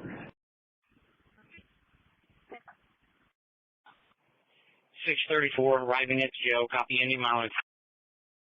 10-4, thank you for your time. Go ahead and return back.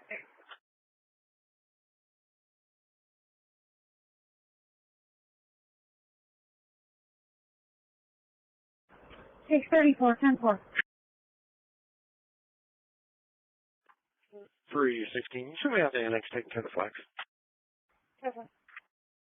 Hour 5, dispatch, stay room only, everybody pounding your line.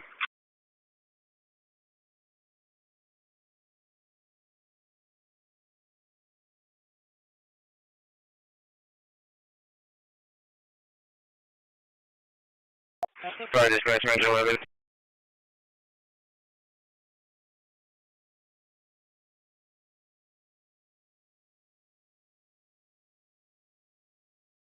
I think that was my phone.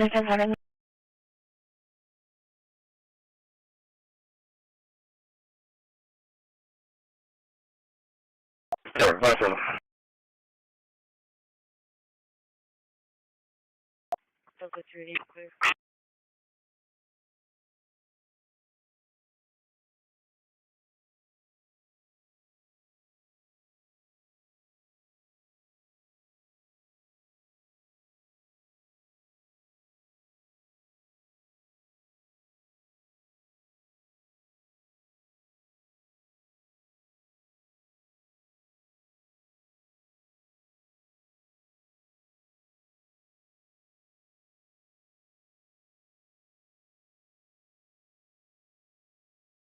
Hour 5, dispatch, stay room only, everybody pounding your line.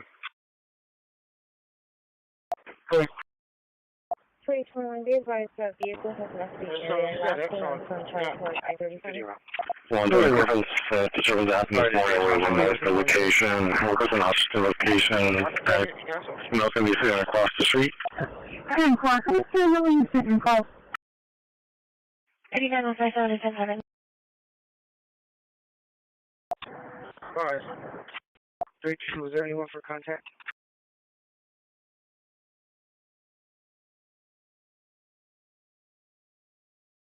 Don't go through it, clear. Perfect. 10-4. Show me clear. What did you check on the unit?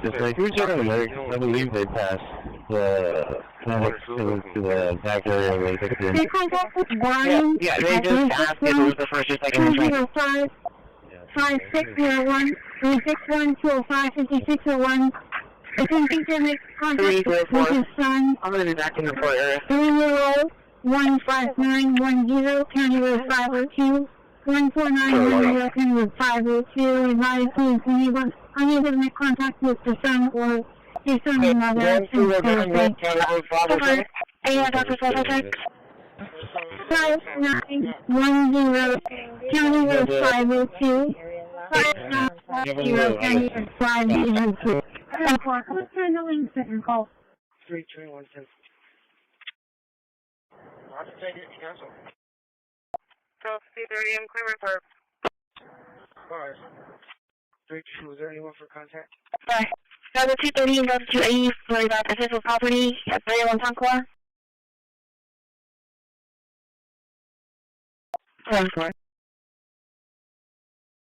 Perfect. Yeah, 4.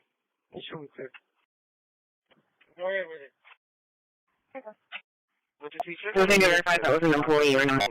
Delta 230, Delta 280, RP checking his phone, cell phone, seeing the black activity, I believe they passed the panics. They went to the back area where they pick up the. Different. Any Dr. Silvertech? Yeah, they just asked if it was the first or second entrance. Yeah, it's simple. It's gonna be the first one. 304. I'm gonna be back in the port area. Make contact with Brian at 361-205-5601, 361-205-5601. Attempting to make contact with his son. Delta 265-22, nothing was in custody, 1653 hours. 10, County Road 502, 14910, County Road 502. He is unable to make contact with the son or his son's mother since Thursday. 1261. 14 There's a dual cancel already, so y'all can pick up those two, pick up that other one, and I'll have 12 pick up the dispatch. You have a little, I guess. 12:30 AM, clear report. Sorry. Delta 230 and Delta 280 for that official property at 31 Tonkawa. 10-4. I think I verified that was an employee or not. 8 Bravo. That's simple. Delta 230 and Delta 280, RP checking his phone, cell phone, seeing that black Mitsubishi Outlander for contact.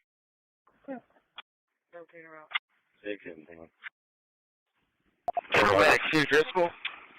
Ready, go ahead. 132 back to service. What bus truck is at the fuel station? Go ahead. Delta 265-22, nothing was in custody, 1653 hours. We're in the Browns facility. I'm going to call it a code 3 for right now. Patient of Dr. Nogi, 5-month-old patient. Dr. Nogi stated that he was going to call and report to your facility. Patient seemed complaints this afternoon, his difficulty breathing. Mom said that it started Sunday night. There's a dual cancel already, so y'all pick up those two, pick up that other one, and I'll have 12 pick up the dispatch. Dr. Nogi, while arrival on scene, said that a patient was breathing about 80 times a minute. They did administer an albuterol treatment and put him on 14-100 2 liters of oxygen. Henry 1277. At this time, patient's current O2 status is 100%. We did administer another albuterol treatment, pulse of a 170. Patient fell asleep and doesn't seem to be in any distress at this time. Again, patient's pulse is 170, O2 status is 100%. On 634, blow by, or able to get a blood pressure. ETA facility probably about 5 or 6 minutes. 159. Go ahead. Can you run 2 liters of a non-rebreather? 664. 181 North, County Road 3579. Lincoln Boy John 7331. Lincoln Boy John 7331. I'm sorry, we have them at 5 liters on the non-rebreather on blow-by.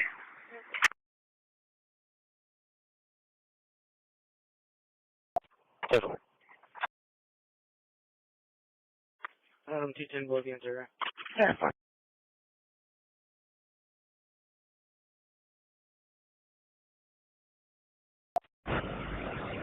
Coming out of 3rd Street Station, class 9. I'll be on the platform right now, so I'm going to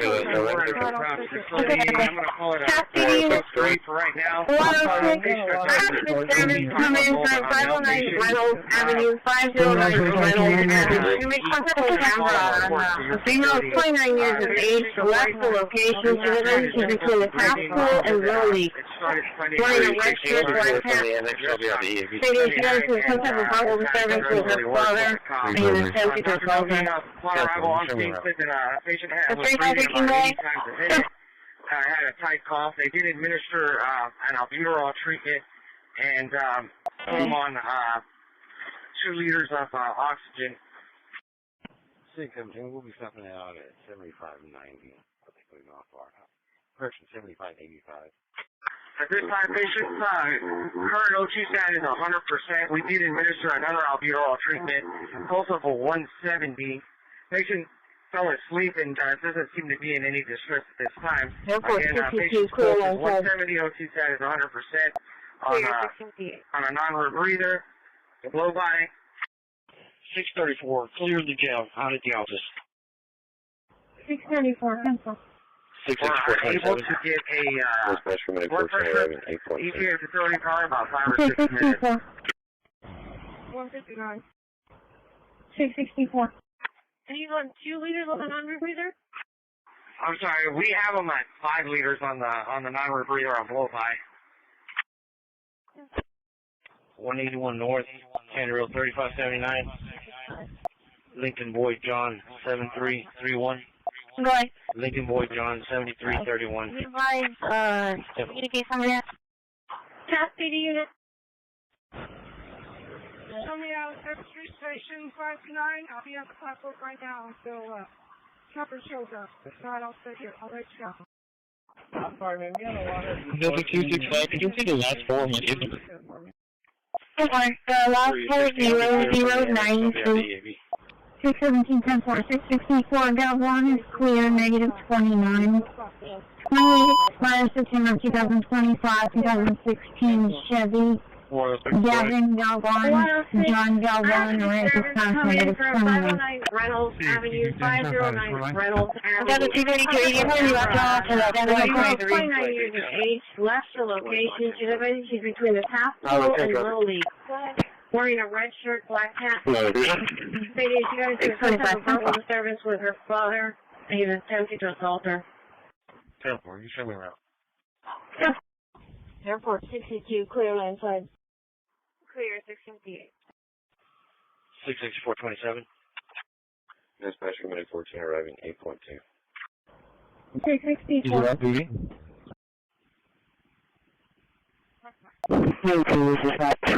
Delta 220, clear. Show us arriving 21.5. Come on, clear. 1261 and 1262. 123.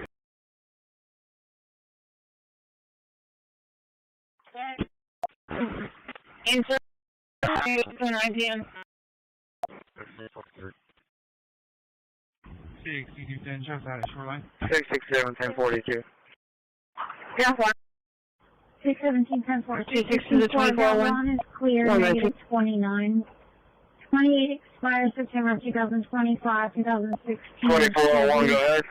Gavin Galvan, John Galvan, or at this time, negative 29.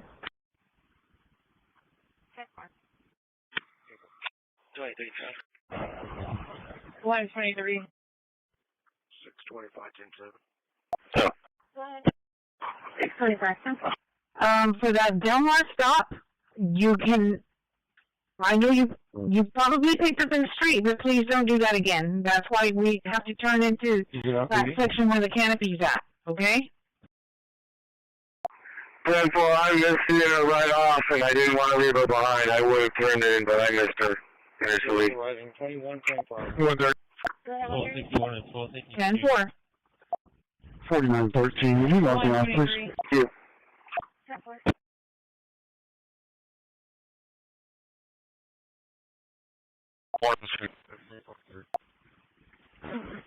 Insert an IPM. 667, 1042. Tom Victor 858. I'm here. County 110-4. Sir, that's correct.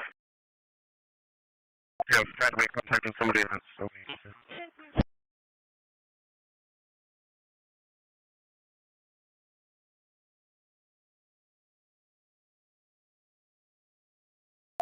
3023.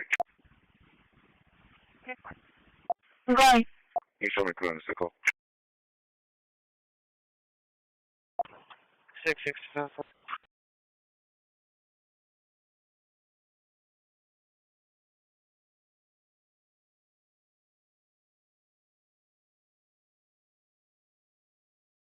One there. Do I have 130?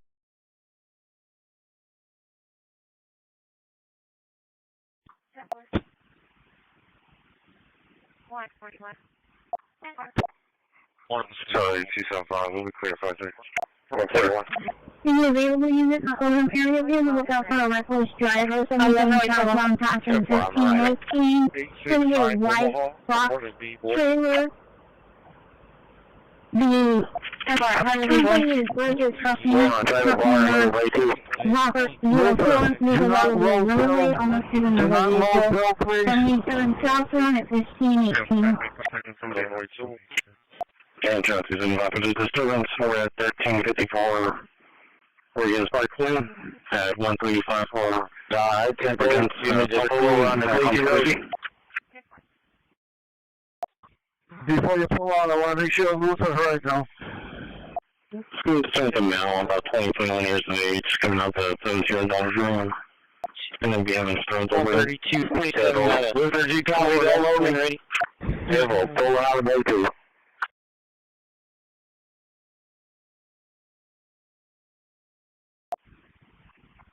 Go ahead.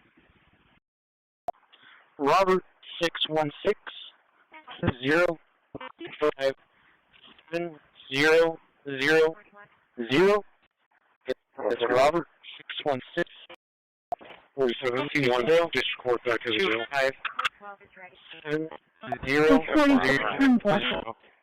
South Florida. Devil.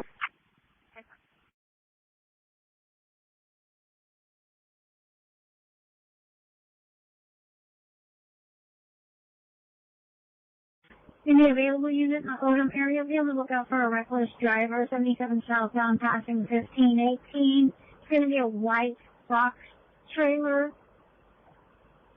The company is Bridges Trucking, truck number Robert 04, vehicles all over the roadway, almost hit another vehicle. 77 southbound at 1518. Unit 2. Unit 2.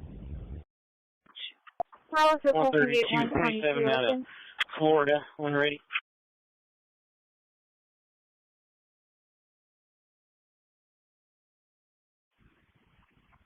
Go ahead.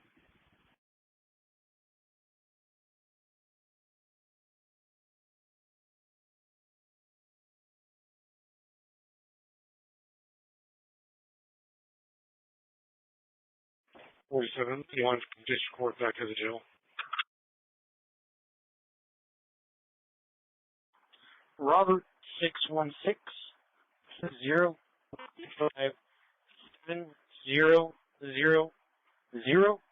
It's Robert 616 20 25 7 0 0 0. South Florida. 132. For Michael Rodriguez. Yes. Should be negative 29. I'll be clear attached. Okay. Super, thank you. Unit 2. Unit 2. 280, copy contact 7413, Robert 83. Carlos requesting gate 122 open.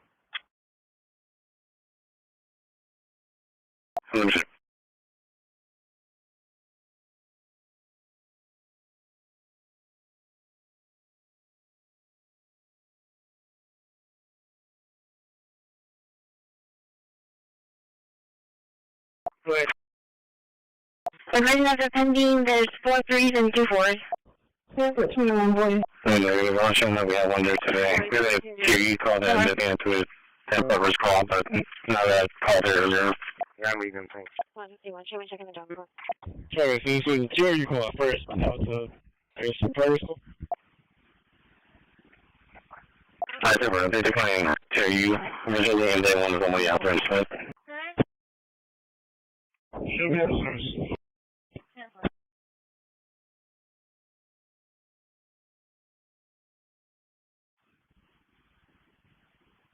46 en route to transportation.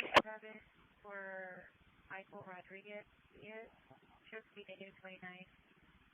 Okay, clear, catch. Yeah, well, thank you.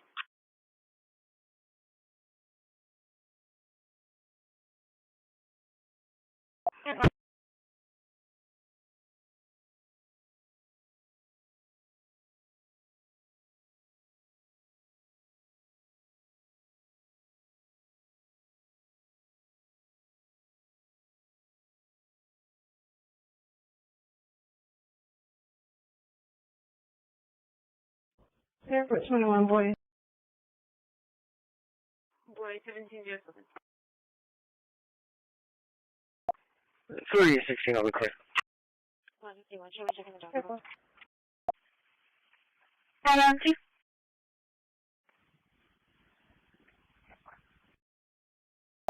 This one was a 1 second priority 4 call.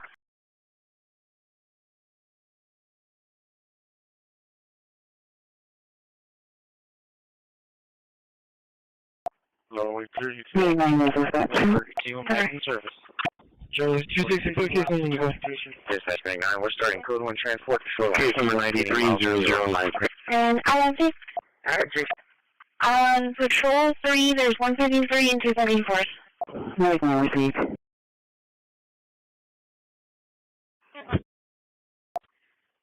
Delta 265.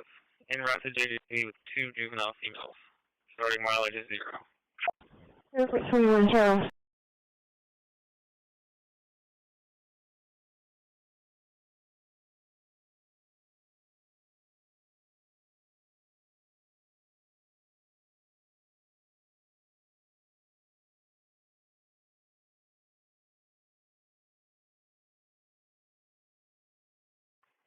Three 16 over clear. 132. 4515 is code 4. 4 copy.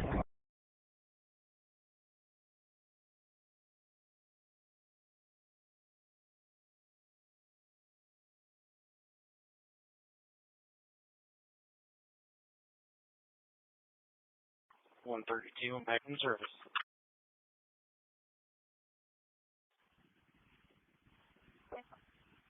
Dispatch 9, we're starting code 1 transport to shoreline. Getting miles 0. 10-4. Unit 6. Room 10, roll to top. Roll 19, 244. 10-4. Transport 21 Charles. Return back base.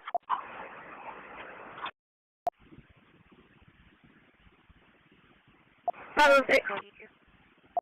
Consul 95, you probably take call, EOZ 1412, 7122 Staples, X-Ray, Staples and Lights, waking up for 5 dispatch at 1710. Sam, Lincoln Young, 5749. 10-4.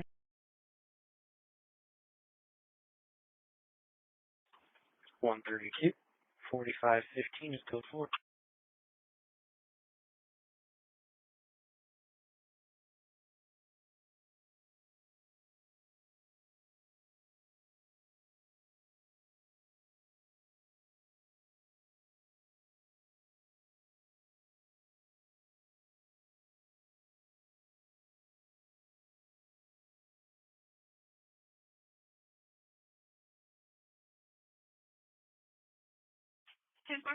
Unit 6. 416, Paul. 10-4. 416. 250, what's the case number? Out of service, can you lock me out, please? 93, 00932, Oak Ridge Park, code 4. 506. 1011 radio check. 506.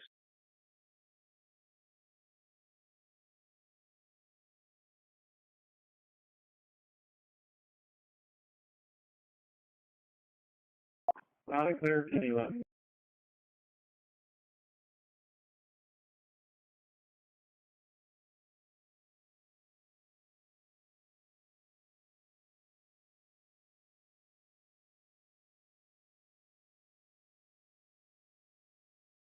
Both units are out code 3 northwest.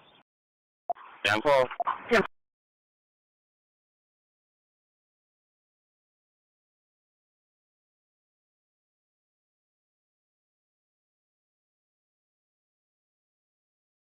Four 4108 tonight.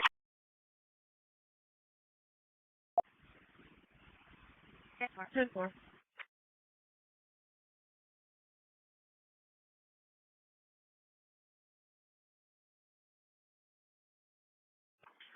One 32, Oak Ridge Park, code 4.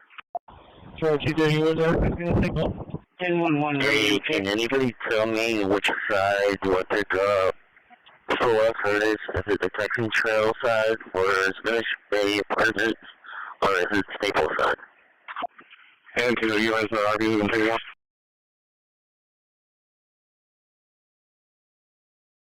Loud and clear, 1011.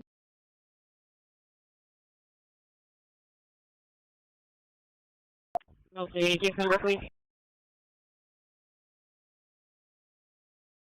Delta 280, case number is 94. 0094. Hello, Curtis. 617, I'll be tonight, 1261, 1262, transporting to northwest. 1306, not my subject. 617, Central. 640, through the courthouse, 1040. 615, making contact 4400, Kilgore, 4400, Kilgore. 645, Central. 141, 4400, Kilgore. 622, 42. Well, let me call her, okay? Let me call her. 622, Central.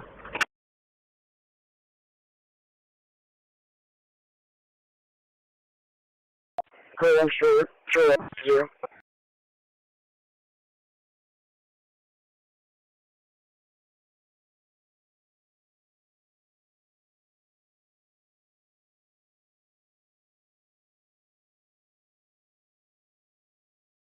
Hey, can anybody tell me which side do I pick up? For Curtis, is it the Texan Trail side, or is Village Bay Apartments, or is it Staples side? Last unit. 6, I'll be out with that female out by the city pool in Taft. Everything's code 4. Pick up who? Flora Curtis. 10-4. 617, I'll be tonight, 1261, 1262, transporting to north 620. 617, Central. Does anybody know if we covered that Spanish Bay for 400? Charles King, 4765. Charles King, 622, 4765. The Central. address. 5402, 287, Okay, let me call her.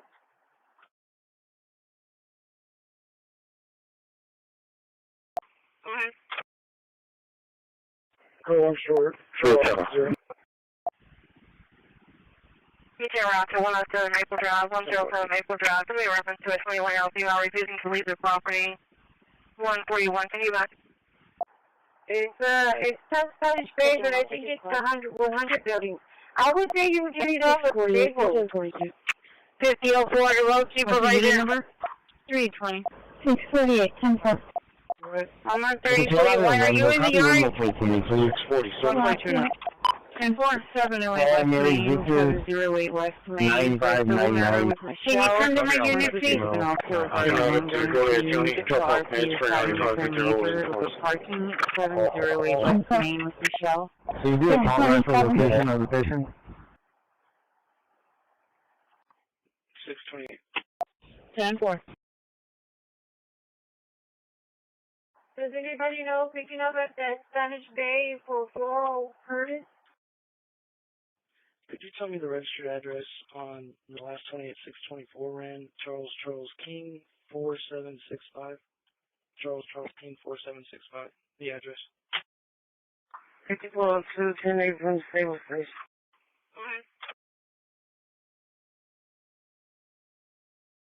Thank you. It's South Spanish Bay, but I think it's the 100 building. I would say you would get it off at Staples. You can route to 107 Maple Drive, 107 Maple Drive. Somebody reference to a 21-year-old female refusing to leave their property. 141, can you back? 5004 to road 98, 37 Medical Line, UV 8008, 313 SAB, we have our dispatch at 1717. Unit number? Teacher, I'm kind of far. You can give me that test. That's great. 648, 10-4. I don't see 10-4. I'm on 3041. Are you in the yard? 642. 142 now. 10-4. 647. Can you come to my unit, please? 10-4. En route to Goliad County, couple of minutes for 95 that they're holding for us. 10-4. 708 West Main, 708 West Main for a civil matter with Michelle. I'm supposed to speak with an officer regarding ongoing feud. The RP is having with her neighbor over parking. 708 West Main with Michelle. Can you do a call back for location of the patient? 10-4.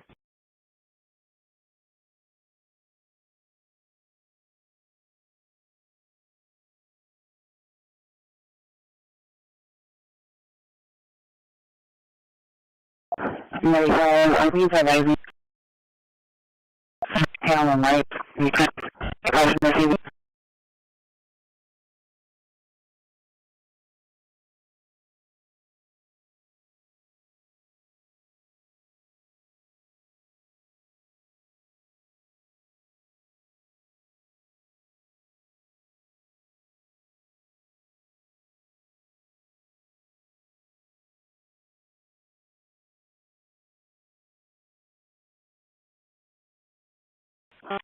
Paramedic 9. 132. I'm out with other units.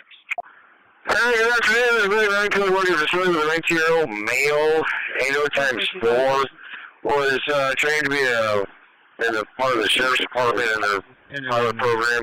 I got a BP of 136 at this time.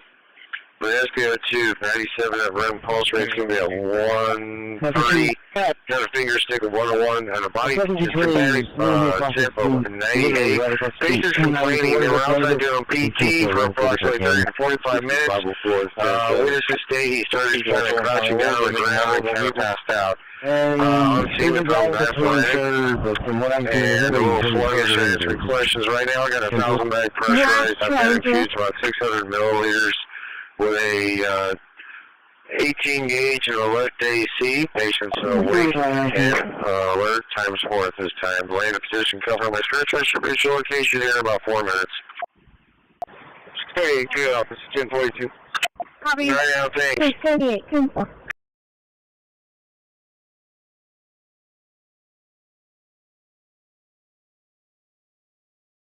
Paramedic 9. 10-4. 132. I'm out with other units.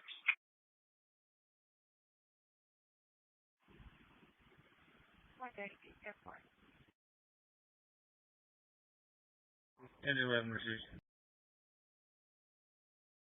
I checked 181 northbound and southbound at the interchange all the way to the Bloody Gannum exits and entrances, and I found no canines. 320 already. 716. You need to clear for unknown nature at what injuries at 7331 at 7331 at. Arrive.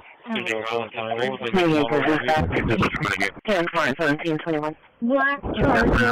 The location is given for the medical alarm. It's going to be a business, and the business is currently closed. Do you have any information, other information? Only check.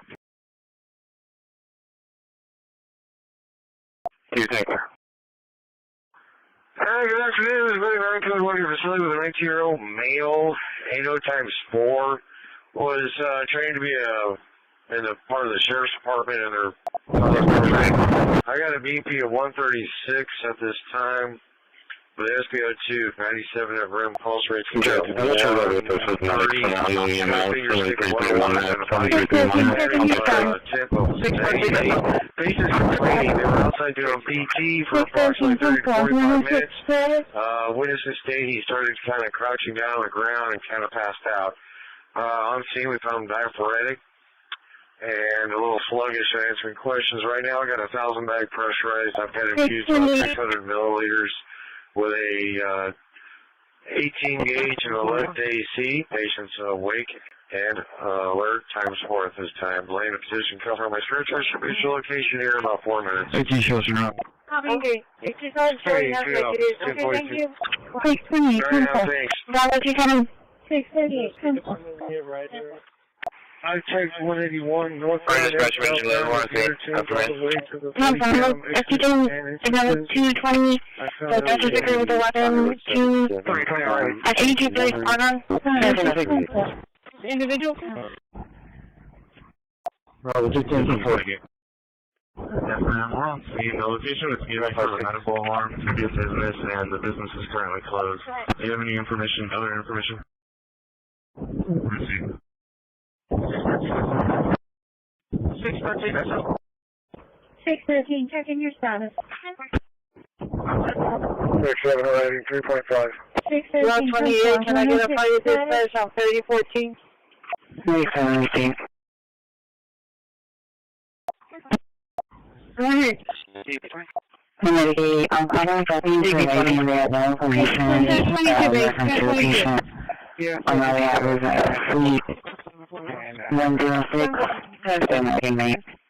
AT shows are up. Receive. The place of business is going to be closed. Yes, ma'am. I took all my last line. Do you need any assistance or anything else?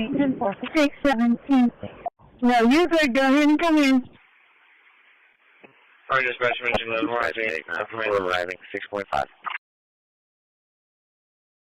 Medicaid, Bravo 220, Anyone want to take a call?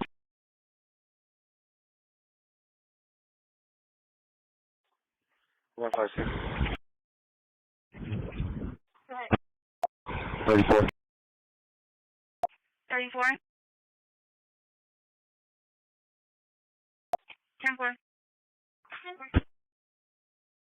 0. 7, arriving 3.5. Route 28, can I get a private dispatch on 3014?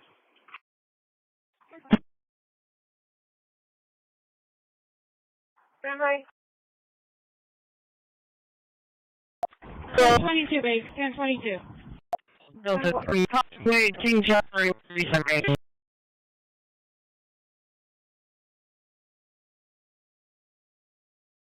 Receive. The place of business is going to be closed. 617.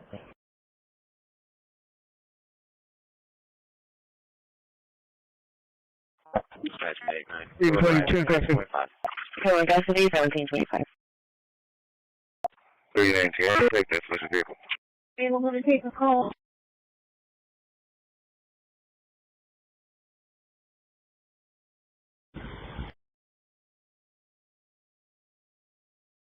$34. 34. 10-4. 0.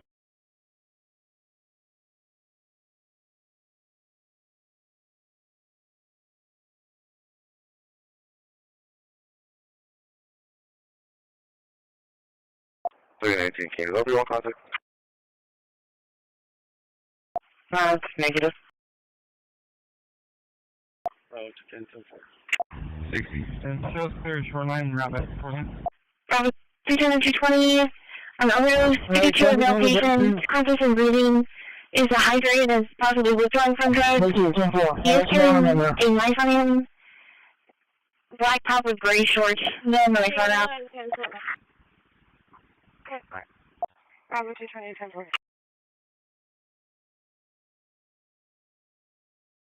Yeah, 2. 6.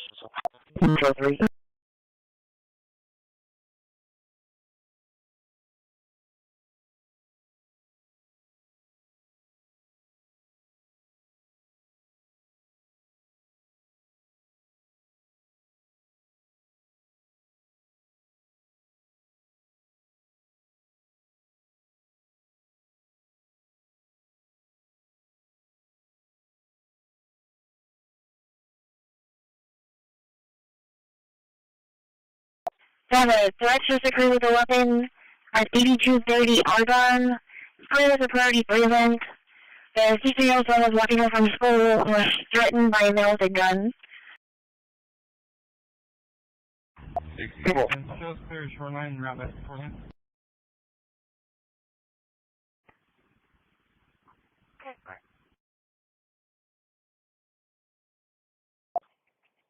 The child in question, name spelling is going to be Boy Robert Young X-Ray Sam Nora. Same last name as the father. 916 to 21. 916 to 21. Just thank you for the call, please. 619.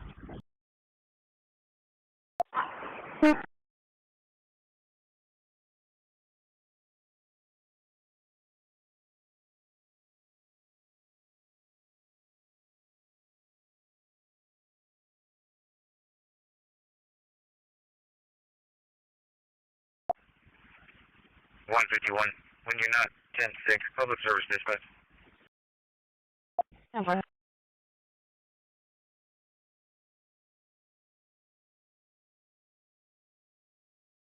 There's only 275. It's a 22-year-old female.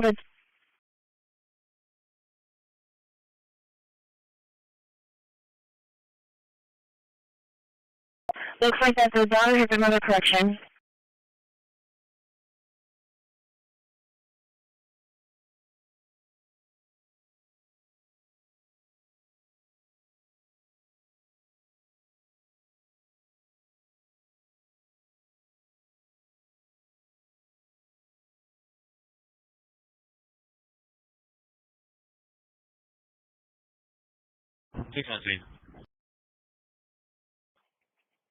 The child in question, name spelling is going to be Boy Robert Young X-Ray Sam Nora.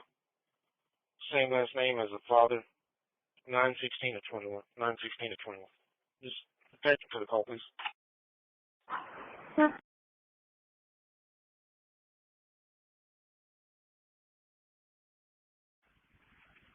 $151.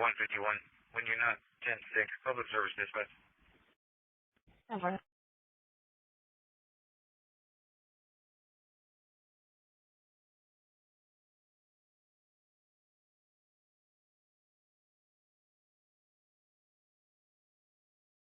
Wait on this is.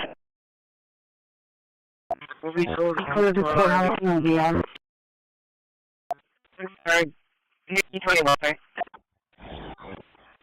137.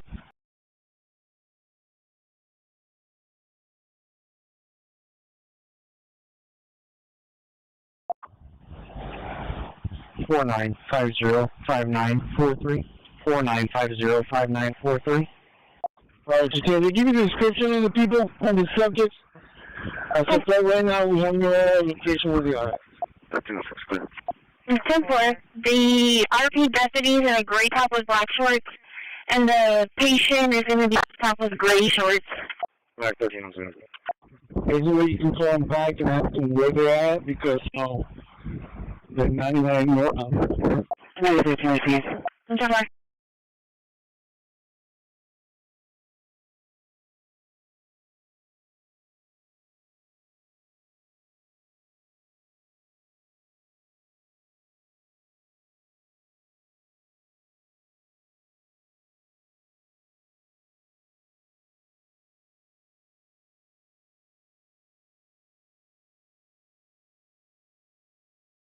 Bravo 226 with stripes across the street. 132, you're 27 for Haley Bravo, negative 29. Shows 58 hours will have an ID, only expiring 2/17 of 2030, out of Portland. Bravo 220, I'm doing a callback now. It's ringing. Bravo 220, Bravo 220, there's no one to on callback. 49. Okay, rapid SOS. Has them at the Circle K across the highway. Alpha and Engine 6, Mike 2, Make two. Before a fall call. EUZ 6009, 250. No mass. 4250, no mass. Waking up for flying at 1732. Medic 2 received from SPID and Weber. 617, I am 1060. Range 6 received. 10-4. 132. Can you 10-9 that return? They're coming in low. 10-4. Can you give me the call number? I know, 6 minutes. Alright, you can put me on that. 12482. 12482. 10-4. Card only expiring 2/17/2030 out of Portland. Yeah.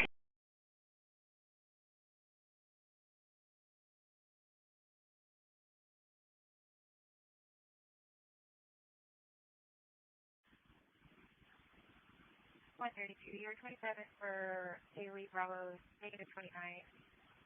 Should to be eligible has an IP. Probably can you change the color? The other Snappies, FM70, Highway 77 on a white Nissan Titan, no place. Bye. 741. 10-4. Can you show myself and 743 both 1042 for the day?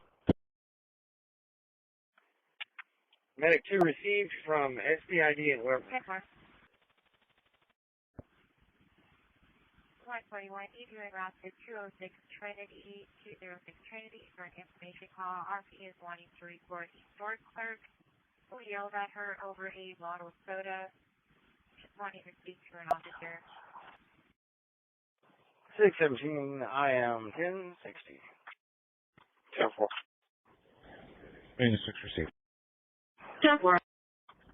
132. Can you 10-9 that return? They're coming in low. 613 SO. Can you give me the call number for this call? 12482. 12482. Well, we'll do 10. They're going to be on the SPID side of this Circle K. Medic 11, show us for Haley Bravo's on service right now. Patient just jumped out of the ambulance. 10-4. Okay, I see you guys. Case number. Here 11 received. out of Portland. 741. Go ahead. 89, 2 from Manham, going to HEB. 10-4. 10-4.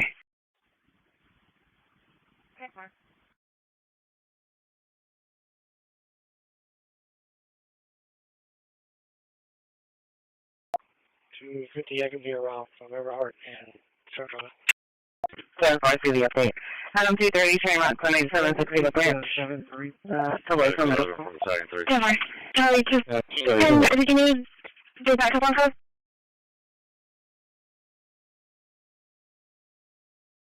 And Charlie 2, did you know what you clear your code?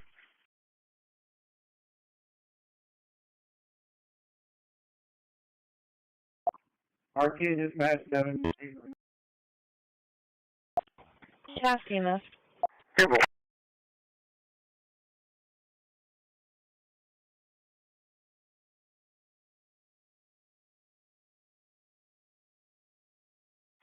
Medic 11, show us, Copy, and then you're advising for 2431. Simple.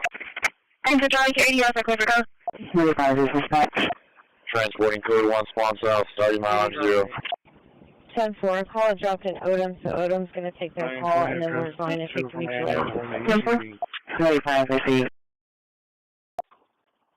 132, 10-8 my park.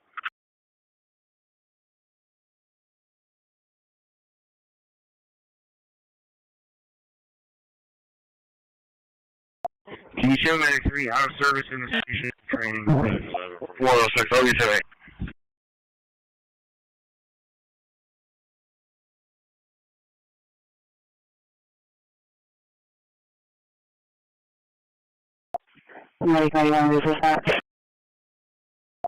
Yes, ma'am. We're in quarters. We can take the light for Medic 14. RQ dispatch. Medic 91 received. And Medic 14, I'll show you clear.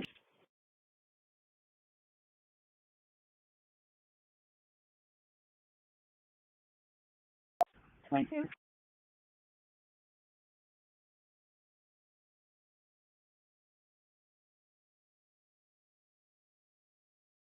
Copy, MS, you're advising for 2431.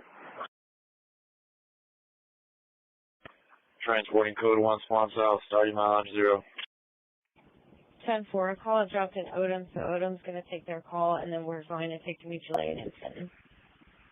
What, did you want 10-4? Bravo 228. The call is being transported to the area. Engine 3 received.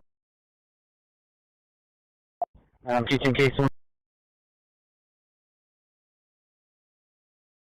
Dispatch from 6, code 1 is line, starting mile 0. Teaching case number is 990099. Alright, 2-4.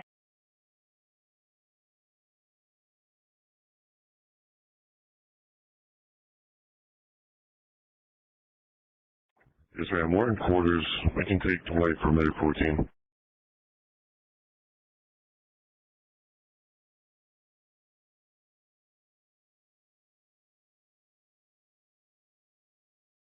Thank you. 407. 407. Yes, send me other source. What are you saying? We can advise on the engine. 10-4.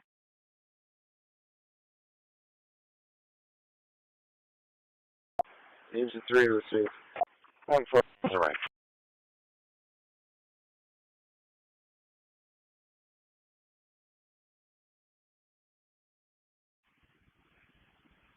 What, did you want 10-4? Engine 3 received.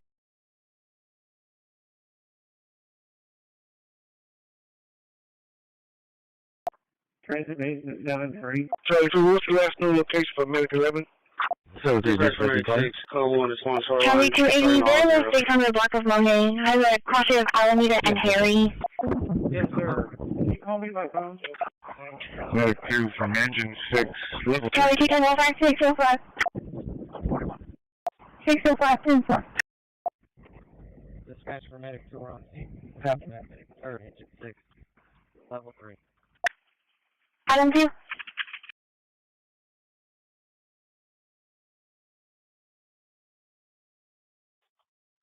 Four open. 407. Somebody saying we can advise on the engine. Yes, send me other source. 10-4. 2800. Let me check for a Diane Ramirez. Let me get your date of birth. 1-4. That's all right. 927 of 73.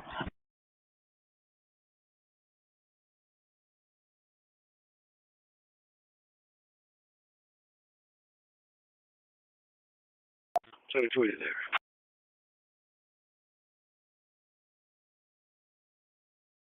Transit maintenance 7-3.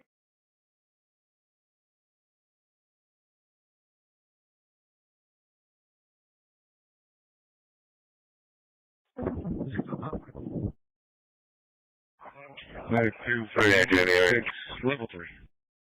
605. 605, 10-4. Dispatch for medic 2 on scene. Copy that medic. Third, engine 6. Level 3.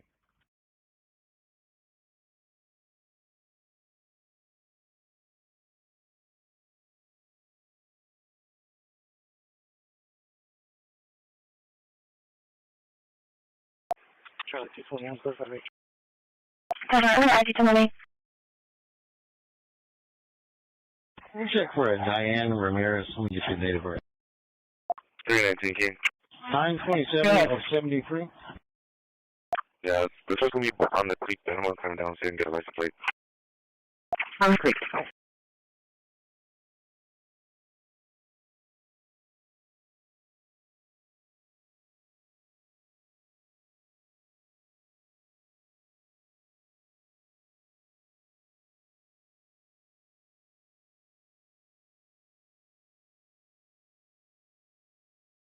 Two Twin has subject to custody in the Mary's unit. He's okay. Yeah, well, was the thing. Check with that vehicle.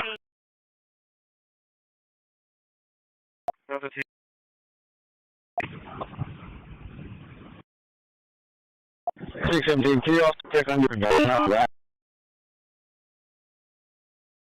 You did it. My date of birth is 9/27 of 73. 10-4, I believe so. She should be in her 50s. Delta 220, I'll be for it. Delta 220, please.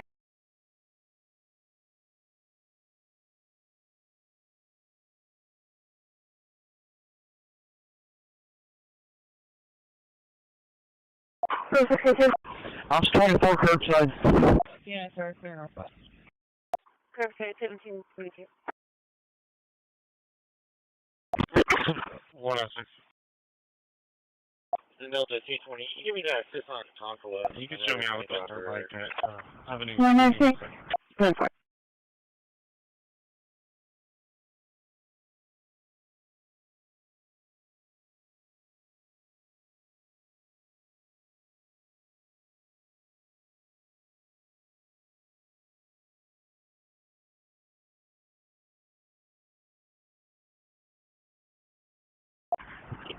Six 1727 Palacios comes back not clear, expired 2014, negative 29.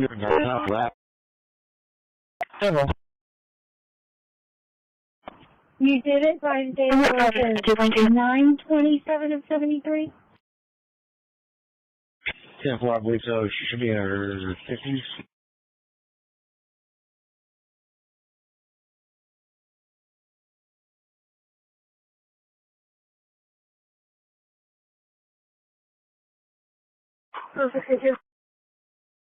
Ops 24 curbside. Yeah, sorry, clear northwest. Curbside 1732. 106. 106. You can show me out with that dirt bike at Avenue C in a second. 617, what's my call number?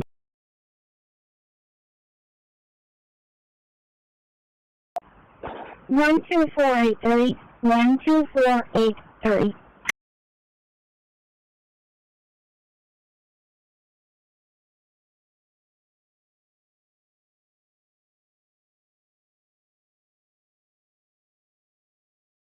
Charlie 26, how are we going to call? 1727 Palacios comes back not clear, expired 2014, negative 29. Cancel. Several. Tower 2, the dash are clear, 260, time for clear. You show me taking an adult female to the area, calling the ambulance. Okay, Daddy, will you put me into 20 call? Starting round 2.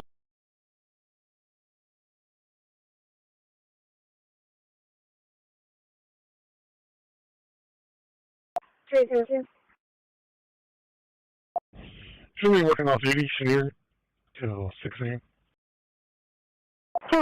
Several.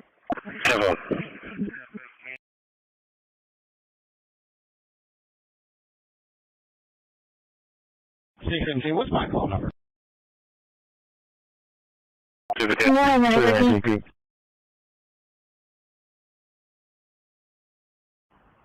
12483. 12483.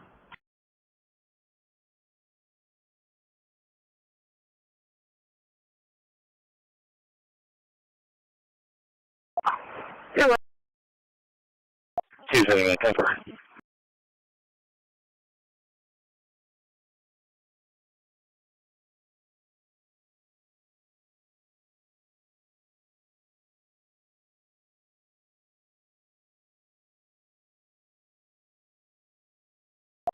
Six 34, 27, 1042. 634, 1040.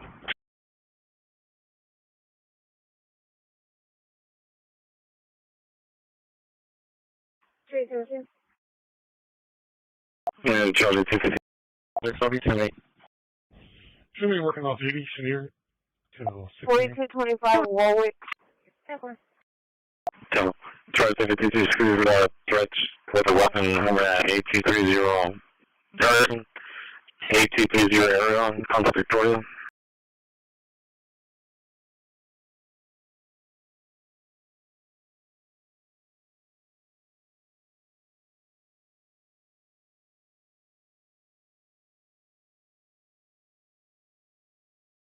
Adam 220, Adam 230, checking welfare.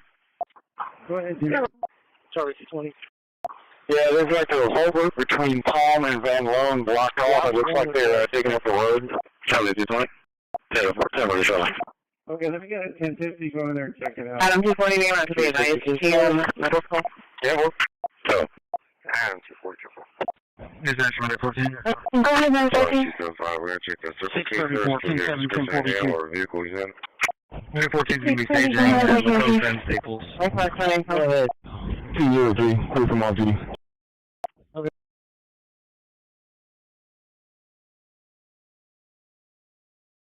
There's something to me.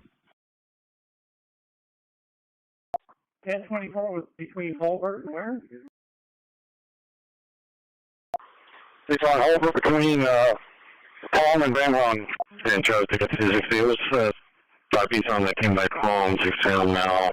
Saying he was there about night, the guy walking back home, happened a few months ago. Only was no description on his hip.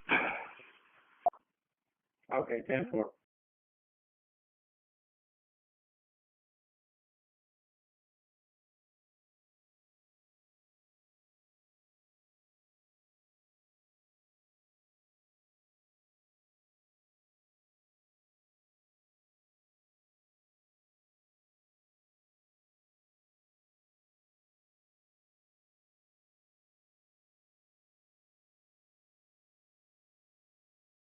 Is that 114?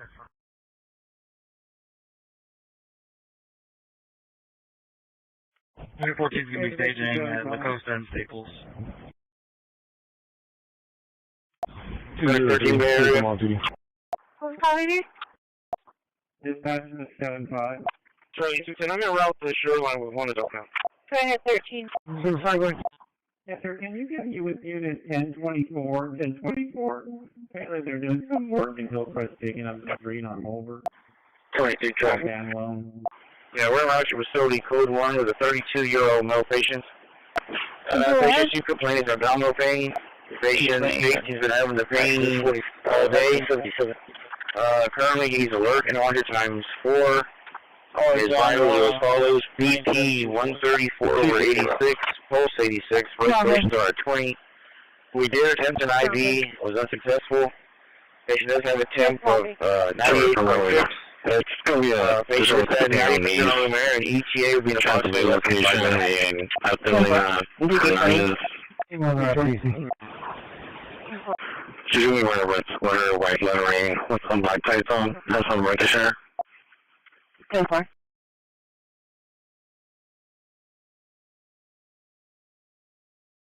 Reservation 75.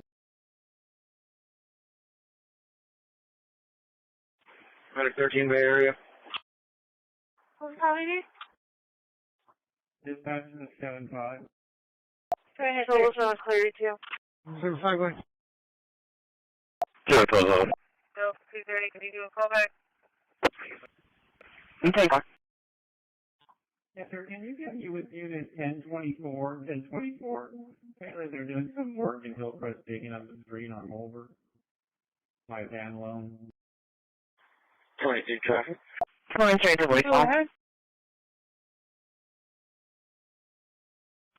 East Main, access 40, access 77. Orange on Nora 9724. Java. Yeah, we're in Rochester facility code 1 with a 32-year-old male patient. Patient's you complaining of abdominal pain. Patient has been having the pain all day. Currently he's alert and 100 times 4. His vitals are as follows: BP 134 over 86, pulse 86, respirations are at 20. We did attempt an IV, it was unsuccessful. Patient does have a temp of 98.6. Patient is at 90% on room air, and ETA will be in approximately less than 5 minutes. Good copy. Yeah, it's okay.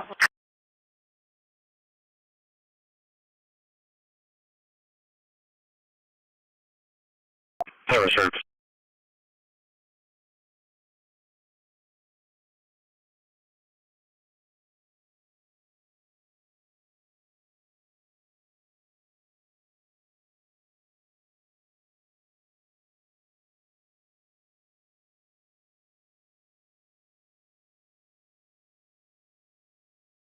Go ahead, Mary 13. Adam 210, add me to that call on that left around Morgan. Can you try that again? 3.7. Adam 220. Oh, 3.7.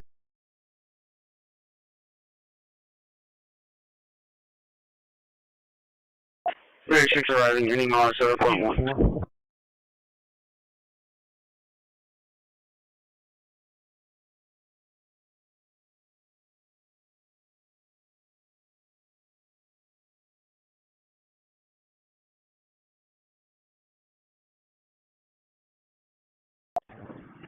Copy, EMS, on scene. 361, sir. Copy, EMS, 10-4.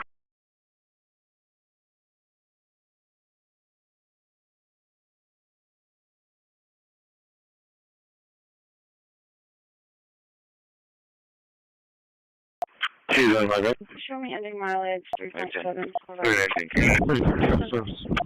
ahead, Nathan. 328 out, sir. Shoreline 0.1. Okay, Tennessee.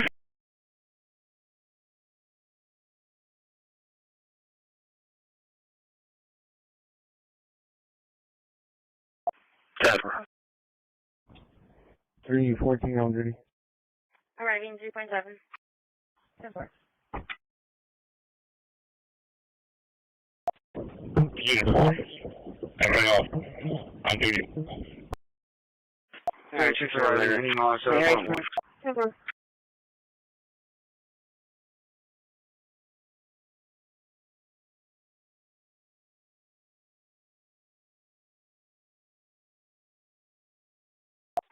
Delta 320, give me that welfare. 637. Not the 320, it's fine. I'm past EMS. 637. Adam 210, let's see this info we're talking about. We're in contact. Copy, EMS, I'll be 10-4. 1041, right in 2 man with 607. I'll be in the lead.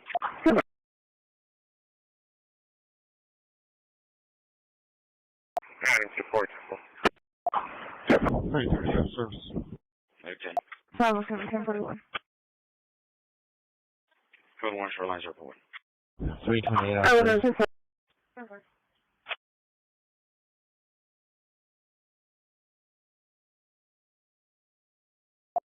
78, 1821 to 12.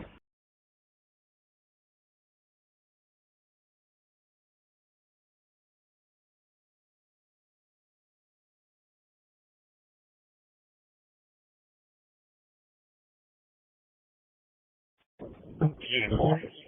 Everything off. On duty. 10-4.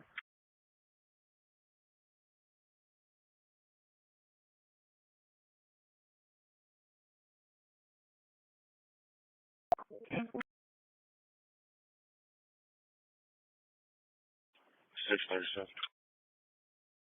10-4. 637.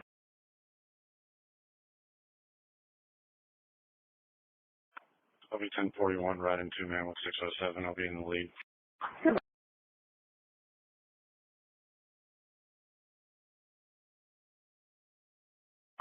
Yep. 507, 1041. Sorry, 275, we got her. William Charles John 3222. William Charles John 3222. Sir, William Charles John 3222. 323 status check.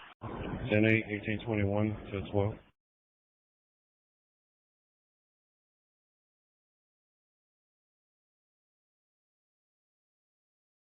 Delta 340.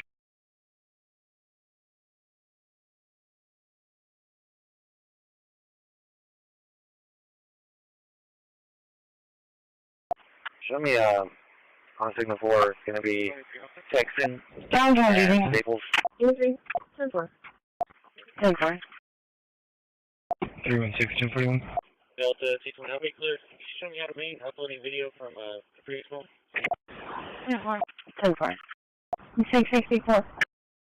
10-4.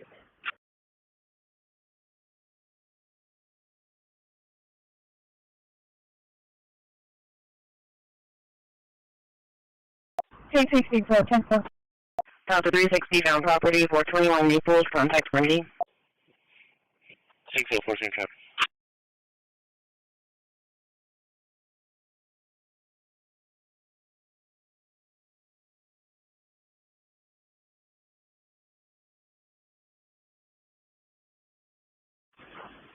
323 status check.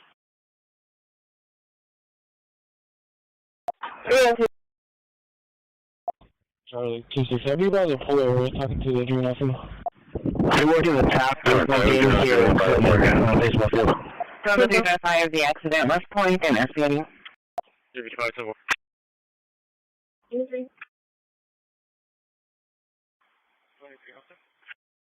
Sounds on duty.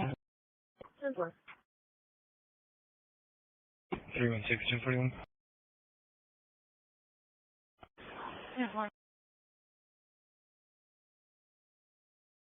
664.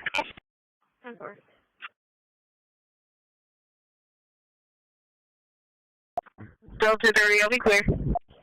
Vehicle page for a AV. Dark color. 10-7, help. Silverado. 10-4 clear. 10-4 Navy, dark color, Silverado. 604, 680, 10-4. Is okay.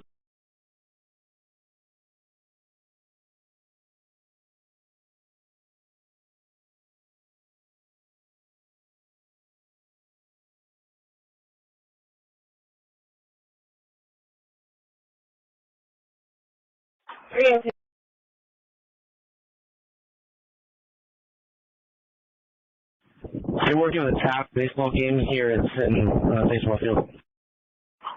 Good work.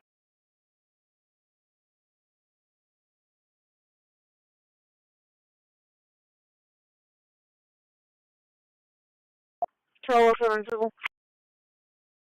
Close on location. 4709 Dog.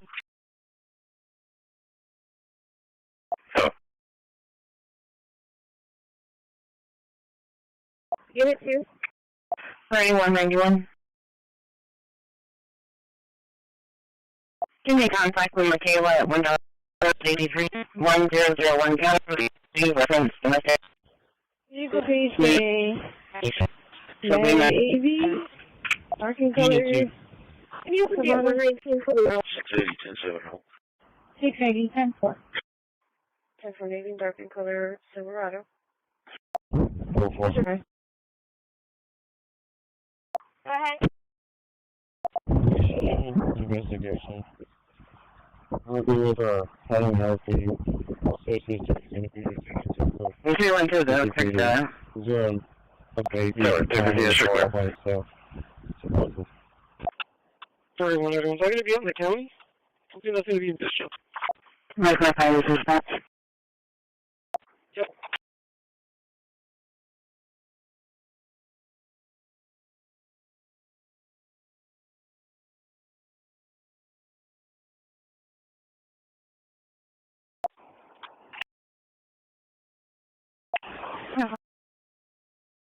Go ahead and just be a little, 28 Nora Mary Lincoln, 0355. Did you say Nora Mary Lincoln 0355? 8174. Off duty, 1821 is Petty, Walmart Greenwood. Can you build a call? Signal 4 is fine. We need a medic for a small child left in the car. Child's out. We just need a medic to check him out. Go ahead.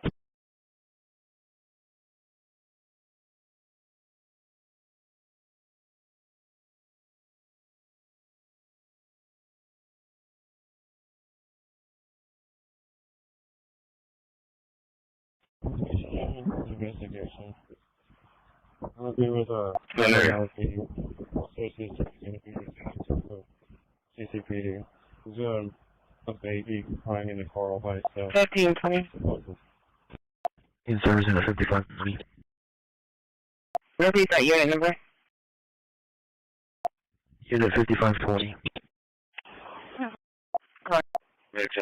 3435B, 107. Nice, and this is that. 1520, go to info to log in correctly. You need your ID number. Right, 2.6. Nora Mary Lincoln, 0355. Call engine 10, medic 8, engine 10, medic 8. First call, UV 1007.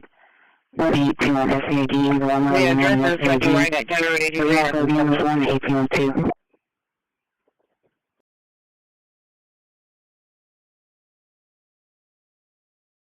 30 23 clear.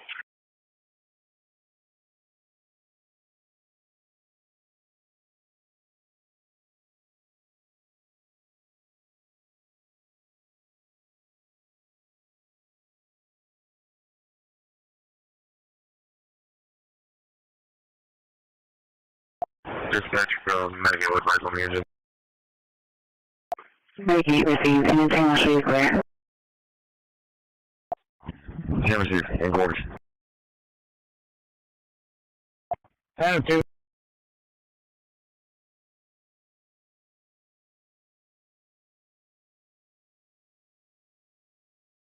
Medicaid. 3435B, 10-7. Government 897, engine 897. Default download pain, EUV 8008. 4635 Crusaders, go for deployment. Reading off of units 1. Hold back, I don't see anybody in the area.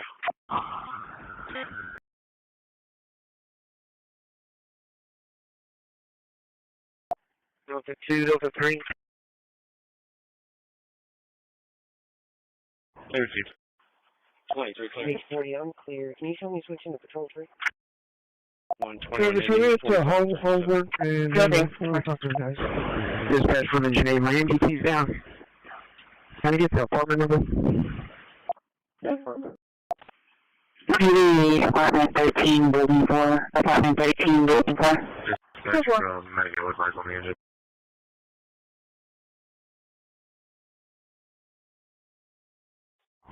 Yeah, received. In quarters.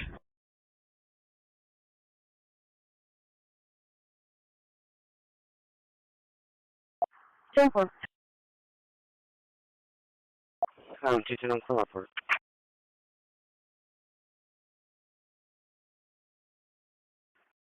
Uh, 230. 235.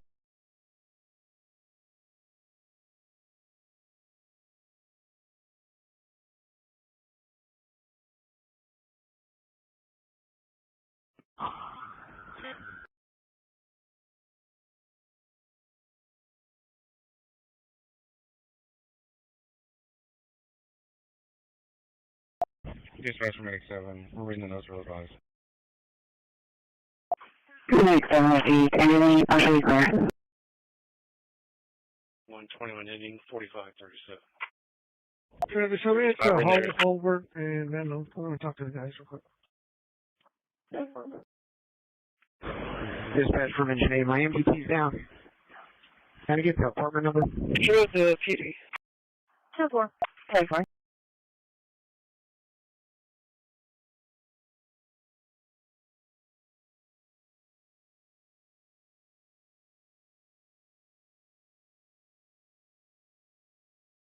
Temper.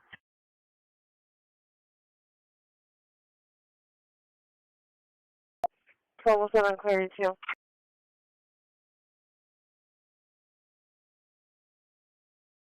Oh, 285 is not on me.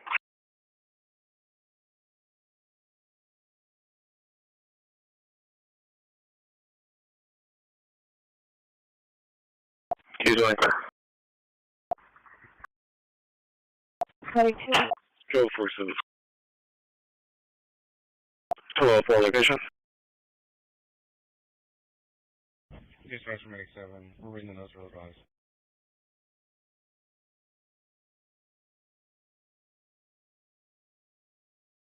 I'm sorry, you dropped out. Say again?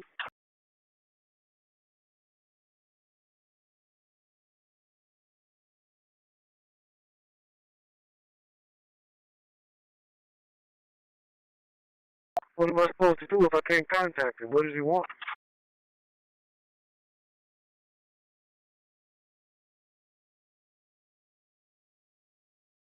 Simple. Show me there. I was looking for an unknown stalking female. Yeah, and I have 2 on patrol 3. Yeah, go ahead and yeah, cancel and call through that unit. 566. No place on the call. Yeah, we're going to be available. Sam Harry 2396. Second plate, William Boy David 6414.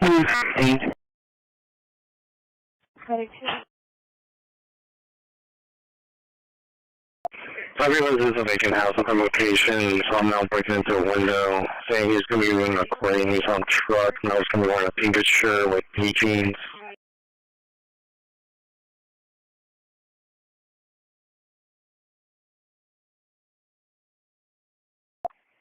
Sorry, 250.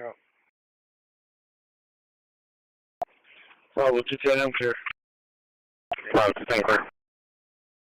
250 around from Saratoga and Cover. Go to 320 or Yeah, fine. Sure, shows like that, right?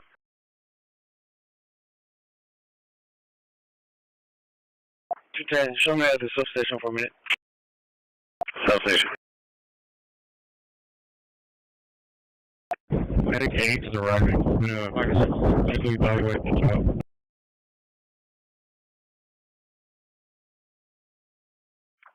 Patient refused transport. We're going to be available.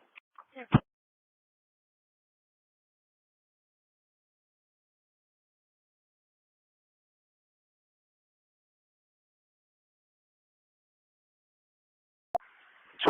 Show me the service and log me out.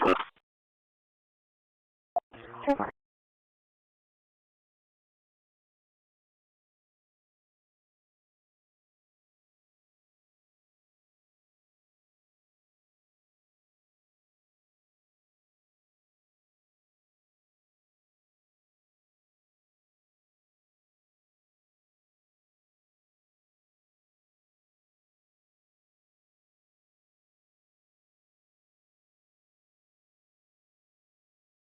I did a blind search on that name, and it comes back from April Yvonne Saldido out of Corpus, 8033 South Country, and I do have 2 emergency call checks on there. No, the T20 is there. Yeah, which one? Give me 1 second. Actually, you can clear this call and put myself at MH31 on that call at the Wingstop. There's no disagreement. Yeah, which one? Medic 8 is see what we can do with that right now. Medically evaluate the child.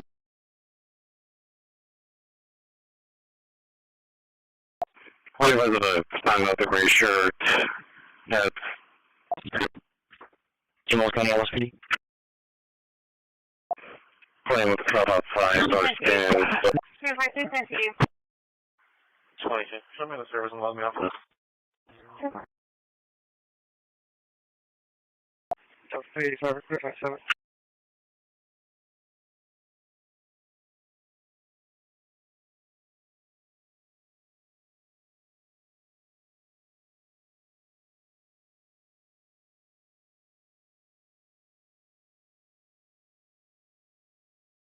You have the 385, it's calling you as a church on the corner to an house, possibly breaking windows.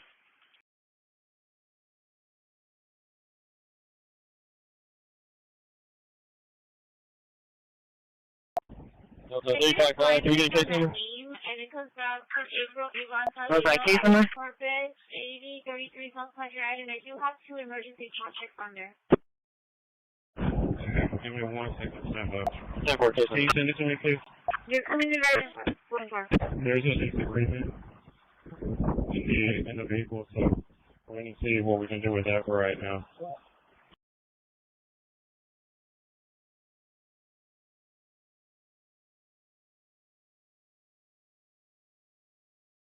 Sure, 5% to you.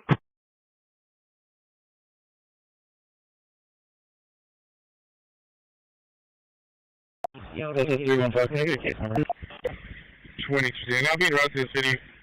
Off duty at San Chris. Case number is 105 0105.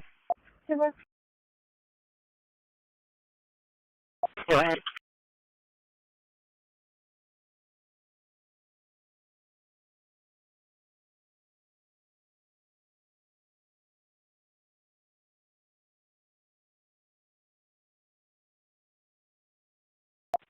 One 154.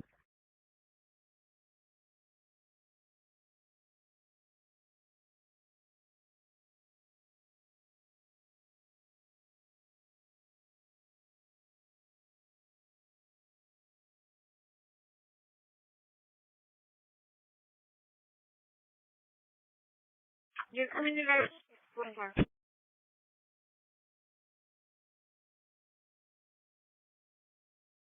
No, 270. Can you hear me at 234? Oh, what's up? Okay.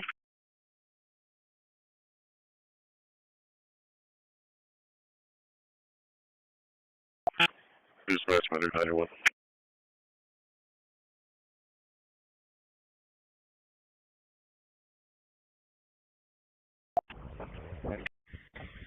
And I'll be routed to the city. Off duty in Sanford.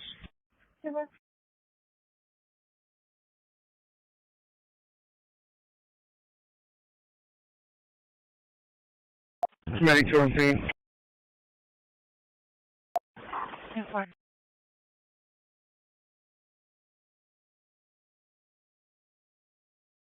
Cat 353 for the 7th at 135 for Regents Park. 135 for Regents Park. Contact Christie.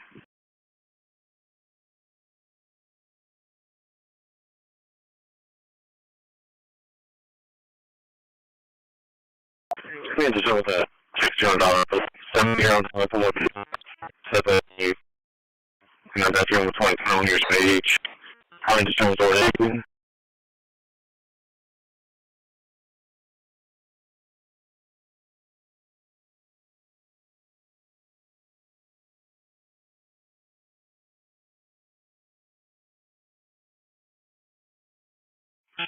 Dispatch, Mother 91.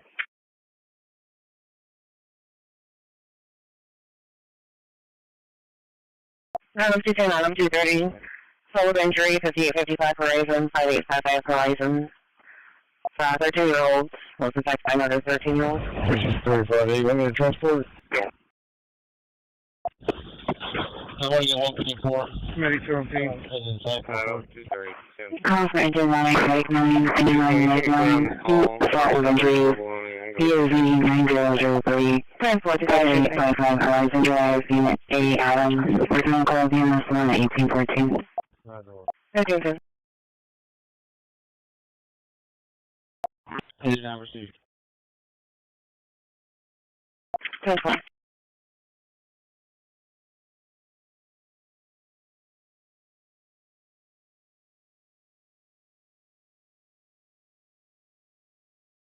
$81.74. 99 receive, engine 903 clear. $81.74. Can you start me 1-man Charlie? 136, 4755.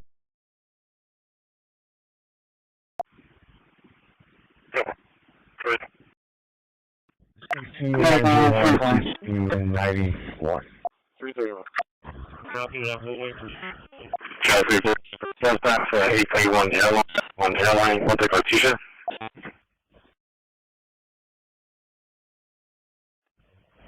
This is 35, you want me to transport? Yeah, and 340, it's whether the customer that's pointing at their dumpster on location, no sure, black joggers, could be behind the building. 319 King and 15 at 20. Assist a citizen at 5473 FM 624. 5473 FM 624. The Dollar General Public Hospital. Operation 10, Engine 10. Eagle Residential Fire Line. EMV 1010 at 1810 Burnett. Working on for 5 dispatch 1816. 265. Sorry, 360, sure that destruction has occurred at 1833 Leslie, 1833 Leslie, contact with Joanne. 136, 4755. Go ahead.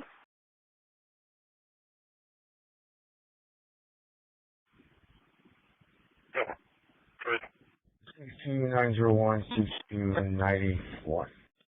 copy that, we'll wait for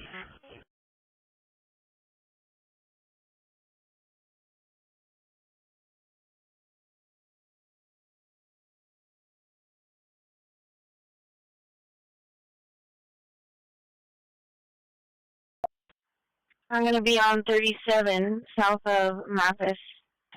265. 44. 303 to discharge individual, please. Cancel the phone location. 3333 South 19 and Alameda, 15 at 20. Henry. Assist the citizen at 5473 FM 624.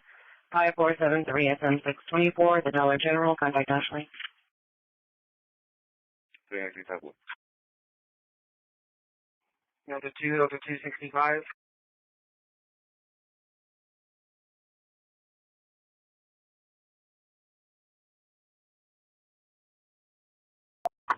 They're laying down cones all along Horn and some of Fort right now.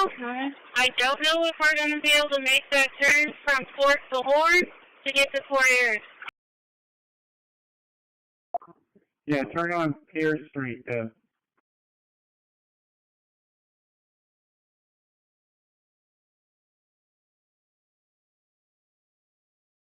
night.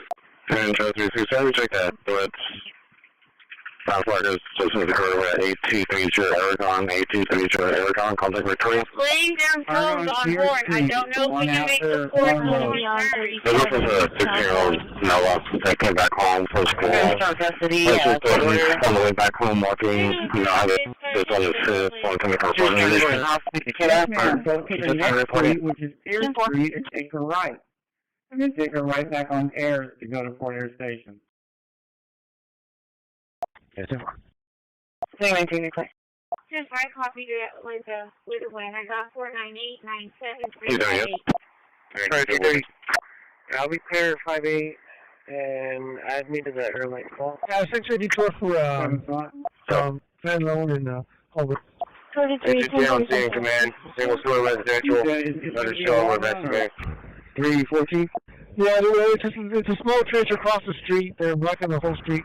We're supposed to put tonight and then fill it out tomorrow. Sure, for location. Okay, that's Imperato. Be advised that looks like they're putting up over there on Horn. So the phone is 425. 1225. Fort Horn, 10 4. 465.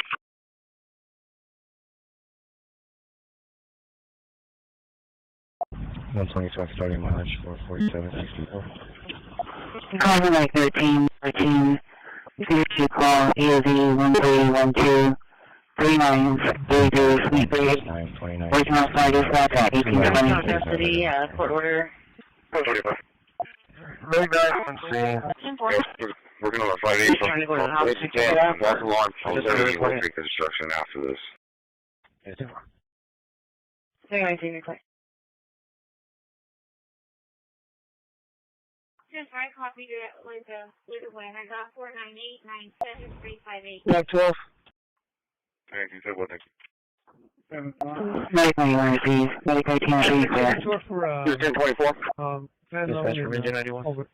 Yeah, if you can make a right. On scene, command. Let's go. 24 clear for a flight.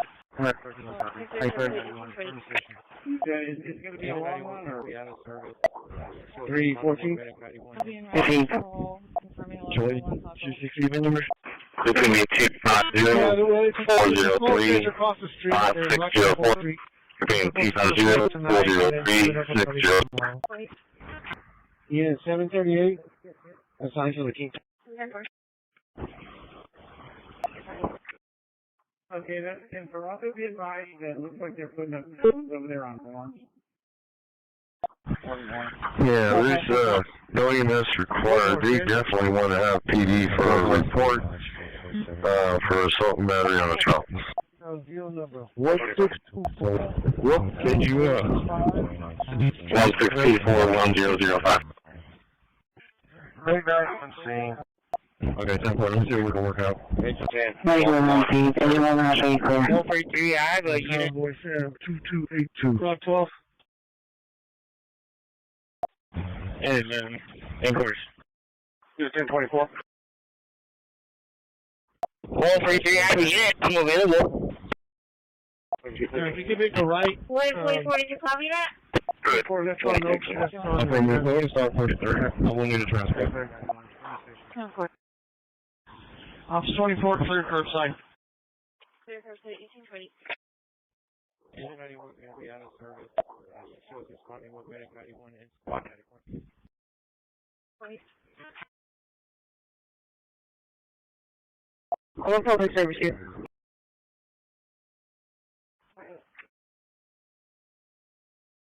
1262, we're on scene.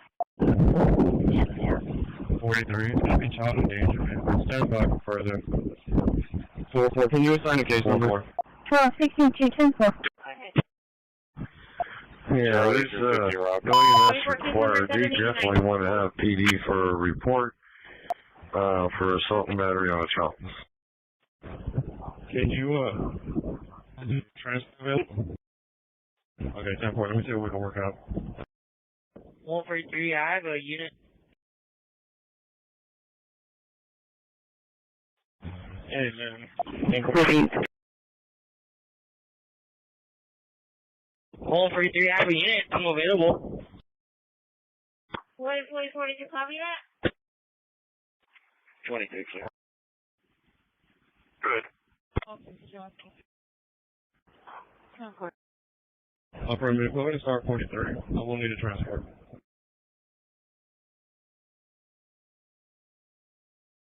Bravo to 10 clear.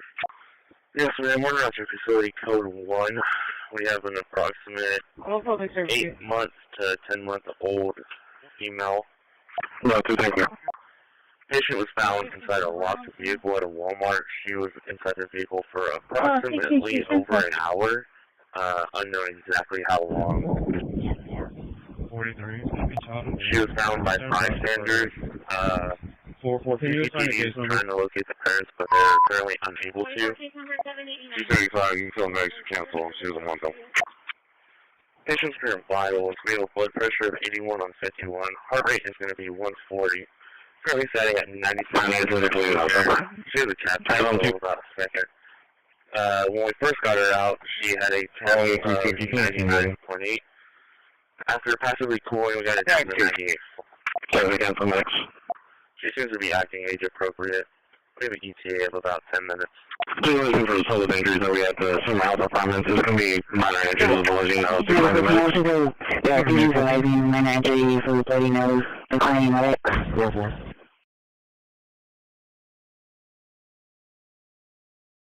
Follow the location.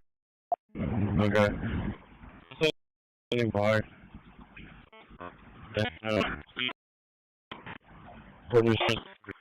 Yes, ma'am, we're not your facility code. 506. We have an approximate 8 months to 10 month old female.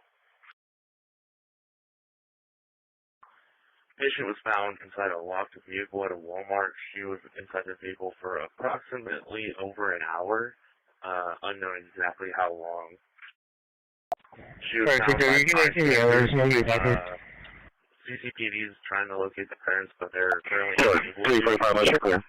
Dr. 2 Infection of Illness, Provisions of their family people, vaccinated against your building 25, doing drugs at building number 25. Charlie 345, 10-4. 614. 614. Patient's current vitals, we have a blood pressure of 81 on 51. Heart rate is going to be 140. Currently setting at 97% over room 32. How many units? 3 cents ring. When we first got her out, she had a temp of 99.8. After passively cooling, we got it down to 98. Yes, sir. Be advised, age appropriate. they're starting to shut off parts of Taylor's. What are you going to have me to that call? Kalahar going towards 4. 316. Kalahar in the pen now, but they're starting to put off the barricades and whatnot. If I Showing want you to on visit, come 501 check it out. Dakota, 501 Dakota for criminal trespass. Make contact with Roger. His video surveillance of someone coming onto his property at 201 Dakota. 10 around that was nearby. Ever heard of Norshey? Ever heard of Norshey being called in third party? So, 22, dispatch individual. I just had a watch over and left towards side.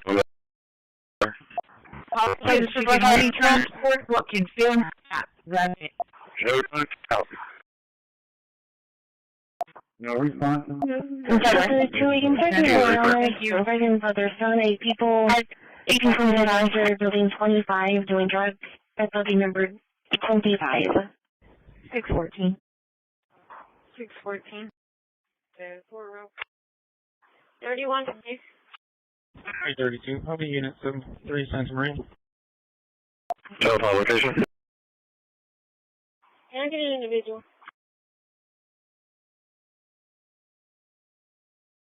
51 holding. Therefore, you can add me to that call, Julie. 316. Delta 22037 over Buddy Lawrence. Dispatch Renegade. 142, and out to 144. Transporting code 1, this school beginning on Dispatch individual. Showing you out to 501 Dakota, 501 Dakota for criminal trespass. Make contact with Roger, who is video surveillance of someone coming onto his property at some point today. Continue. The copy information on missing juvenile reported in the area from location CDs. To do on Isaiah.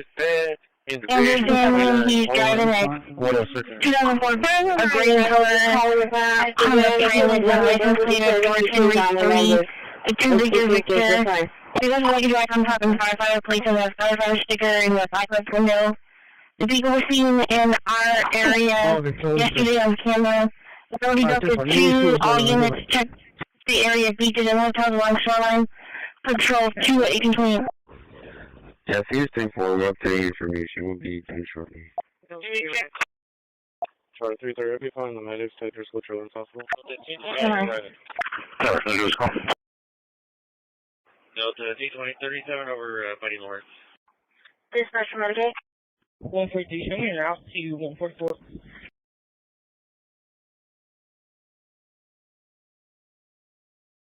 Transporting code 1, this school beginning on 0. Yes, it's 32. What else you got for me? The school showing a quick break for TGS in the bluff. TGS in the bluff. Go ahead, medic. Yes, Houston 4, we're updating information. We'll be done shortly. 106. I'm sorry. 32, dispatch, individual, beeline 1. 1044. It's going to be T5, 403, 5640. Station 50, opposite 40. 10-4, you can show me that. Oh, they closed her. Alright, therefore, let me see what's going on. I'll get back to you. Yeah.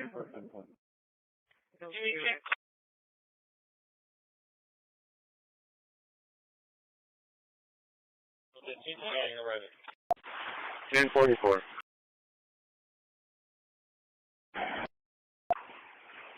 About 30 to base training, private. 29. Hello, for your paper, sir. What's this? 1043.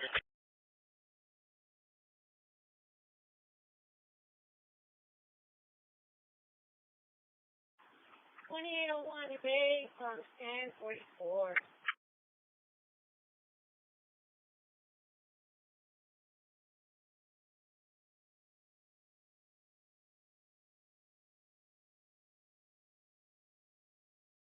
I'm sorry, I was negative. What's going on? There's a guy in yellow pants, no shirt, looks like he just got out of the hospital. He's got no protection. They're going to close, he just takes a homeless guy across the road. at the McDonald's, between Pete's and the McDonald's, the whole thing.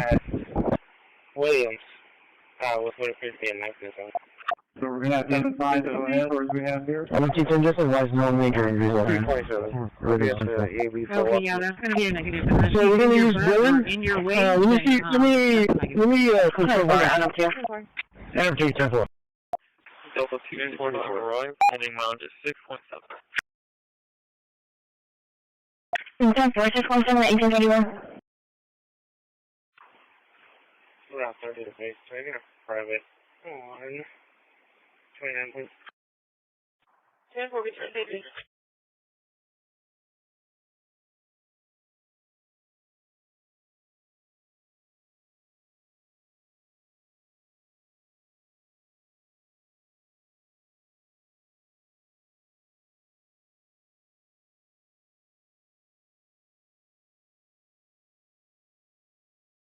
Seven five, go ahead.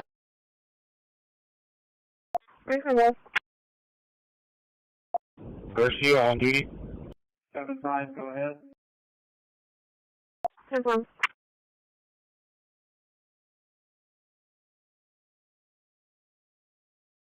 They're going to close port at the McDonald's, between Pete's and the McDonald's, the whole thing. They're going to make that on Dylan on the access road. This is like no major. I don't have this Dylan. I'll be at the 84. So the Guadalajara access road. So we're going to use Dylan. Let me confirm. Hold on. Adam 210-4. Delta 265 arrived, heading mileage is 6.7. 617, 1831. Yeah, this is going to take me a while to put all these in there. Right. Roll record.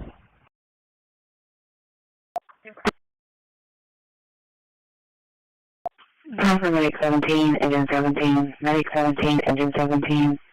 E for a phone call, EUZ 1430 and 3801 Simon Place. We're going to call you, that's one at 1833. It's be incident for arrest. Next one location. Confirm. 36 ready. Adam 2. 4-4. Carbon charge.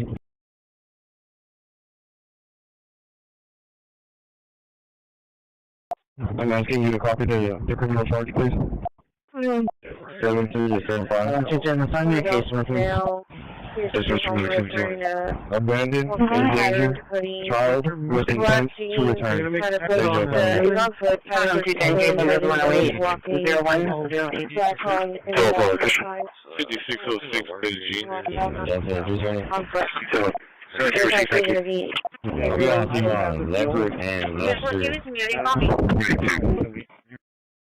Oh, the Guadalajara access road one? Yeah. Airport 62, okay now? Yeah, this is going to take me a while to put all these in there. Well, I talked to Ian and he wanted to do it this way, so what do we do?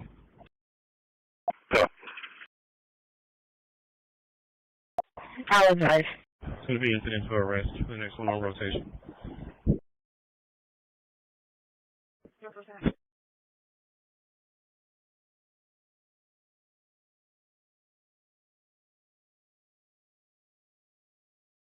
Yeah, I read it, Vaughn. You wanted to get away when you put out those handouts.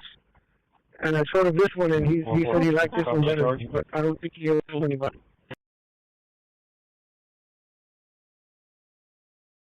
I'm asking you to copy the criminal charge, please. Chichen, find me a case number, please. Give it to me, I didn't copy. Oh, freaking sure, Ivan. 143, location. 01. Yeah, that gas company is right there on Williams. Yeah, it That's everything to leave. One circle in the doorway. Charlie 345 for a trespass. Lucas cafeteria, 5730 5730 contact hazard. Had approached, is on foot, had approached the We reference a transit location. It was in foyer. Can we want gray shirt, orange pants?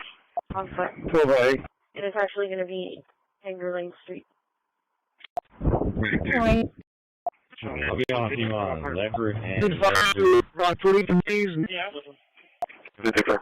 Airport 62. Can you join the air, please? No, it's a 357. Airport. Silver. I'll advise.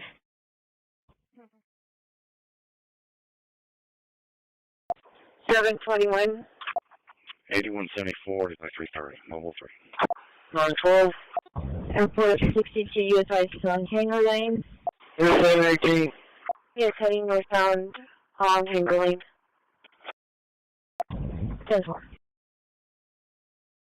Oh, 42, Sooner Ivan. 143 to 144, what's your location?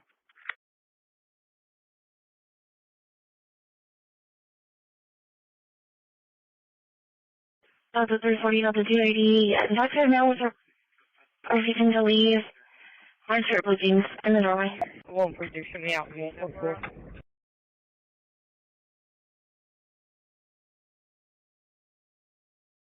Is that inbound or outbound?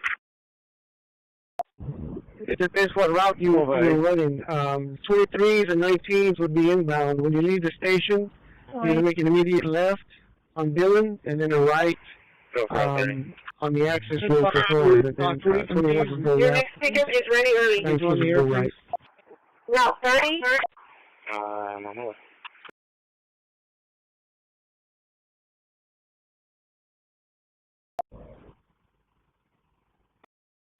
721. 912. Airport 62 US on Hanger Lane. 718. Yes, heading northbound on Hanger Lane. 10-4.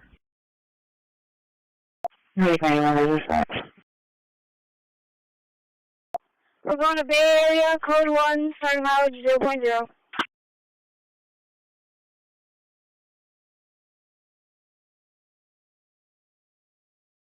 Ten more. Bravo 220 arriving. 75. Because you said that I was with the customer when you were giving out directions. Route 30.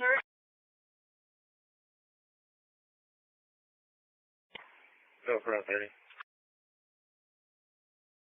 E2, right? Your next pickup is ready early.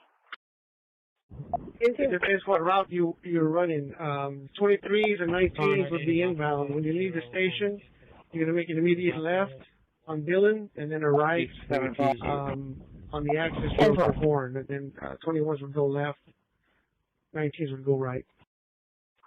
I'm on hold. 10-4. Yeah, I'm fixing the permit right now. There's a bunch of them, so it's going to give me a minute. 4-4. Show 4, baby. Subject in custody. Use this time. Good call. Start working on it. 10-4. 3 Alpha. 144, 1839. We're going to Bay Area, code 1, starting mileage 0.0. Charlie, 220, I'm from that part. 220, clear. Okay.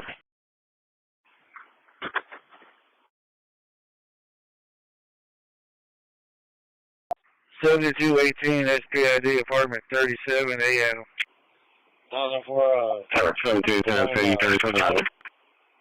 Because you're 10-9 on that, I was with the customer when you were giving out directions. 91's in quarters.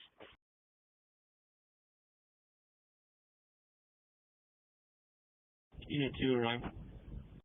135 for that call. 2620 Houston. 10-4.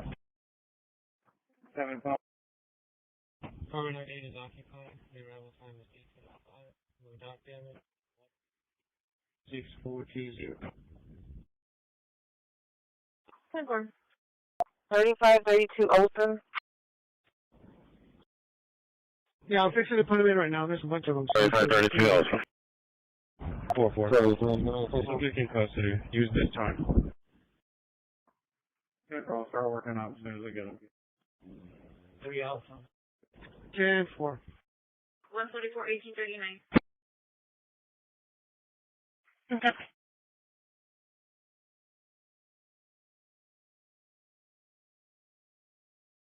Receive.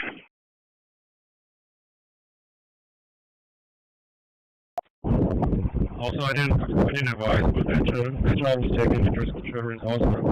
I'll give you the name and date of birth on that child here in a second. That's working right 0679 0679. 135 for that call. 2620 Houston. I don't understand. I take the access road to Horn and go into Port Airs that way inbound from Southside. Is that correct? Call for letter 7, people on the UNO. 7011 3900 Hamlin Drive. Hamlin Middle School. Original for value spot to 1842. 10-4. 301. Aaron 2. 3-0. 7-5. 10-4. 7-5, go ahead, sir.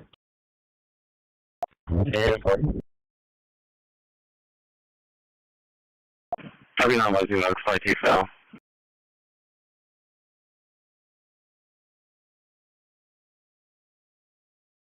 She's a 19. She's asking about when she comes from Southside. She's on the access road. She's coming up for her now. But she's asking when she leaves, where does she go? Well, she uses Fort Ayers. She's going to make a left on Dillon, a right on the access road, a right on Horn, a left on Fort, and a right on Pierce. Before that, copy 1625 West Street. Okay, 10-4. That's when she's going in down. 10-4. Control location.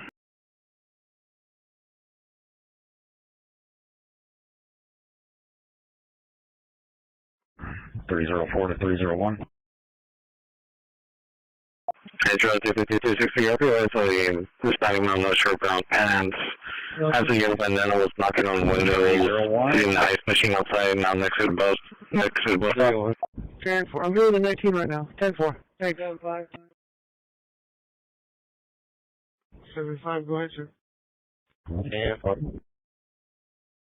Airport 62, I'm not finding anyone. Agnes. I can tell runway driver. So far, be advised, How much weight is on the volume? Security, they said that they saw him going into a two-tone building, and it has red brick. I believe it may be the building right before reaching the MFB building. Going northbound. Johnson Ricker. 10-4, the small storing building. Oof, can you send that to me? On my email. That's what it sounds like. Before that, copy 1625 West Street. It's a small blue passenger car. It's going northbound in the southbound lanes. How would you make this off over Baltimore? Right on the access road. 232 Delta 3 and 35 feet. A left on Fort and a right on Pierce. Okay, 10-4. That's when she's going in down. 10-4. 925 transit, I've got a 10-2. 10-4. I'm doing the 19 right now. 10-4. Thanks. Charlie, you told me right. Just exactly where it was at.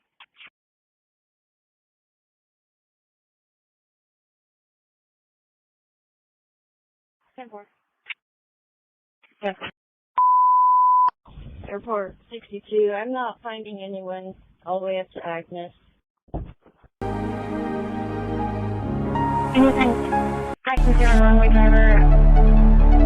How would you make this off the volume? Tours and missile systems and things like that. Liaison to Canada to Colonel, U.S. Army, retired. Spent 20 years, a little more than that, in the active military. Mostly in air defense, various other assignments, field artillery, technical intelligence assignment, liaison to Canada to some technical work going on site in turbulent wakes and reentry systems and so forth at the Canadian Armament Research and Development Establishment, and spent quite a number of tours in basically R&D work in the military, developing missile systems and things like that.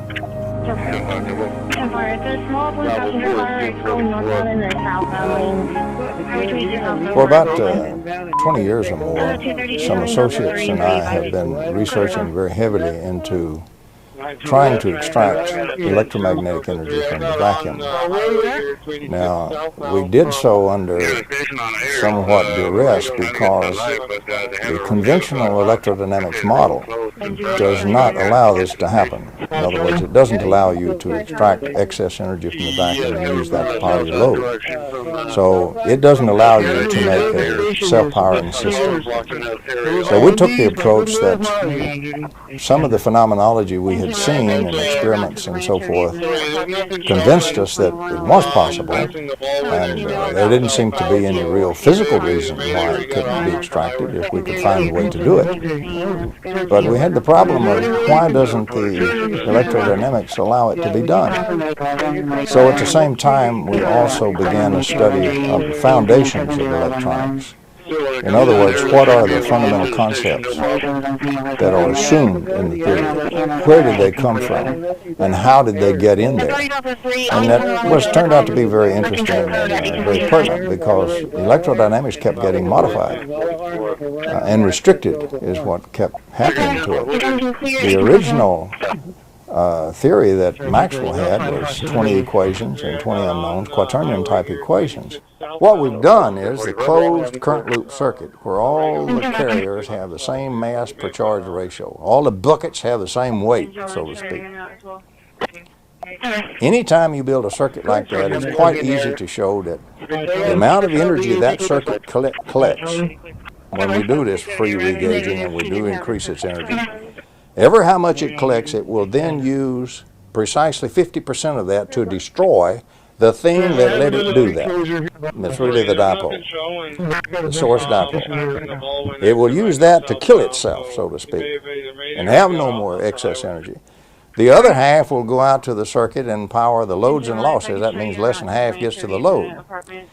Well, to restore that source dipole, in other words, so we can get some more energy in to use, it costs just as much to restore it as was used to destroy it. So we got to put in more than we can ever get out in the load with such a squirrely circuit. And that's the only kind of circuit we've used in power systems since day one. We're still building them. We're still making power systems that deliberately kill them. So we pay the power company to have a giant wrestling match inside its generator and leave. That's really what we pay them for. So that doesn't seem to be the way to run a railroad.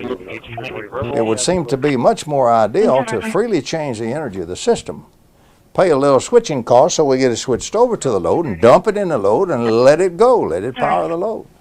And so you can do it.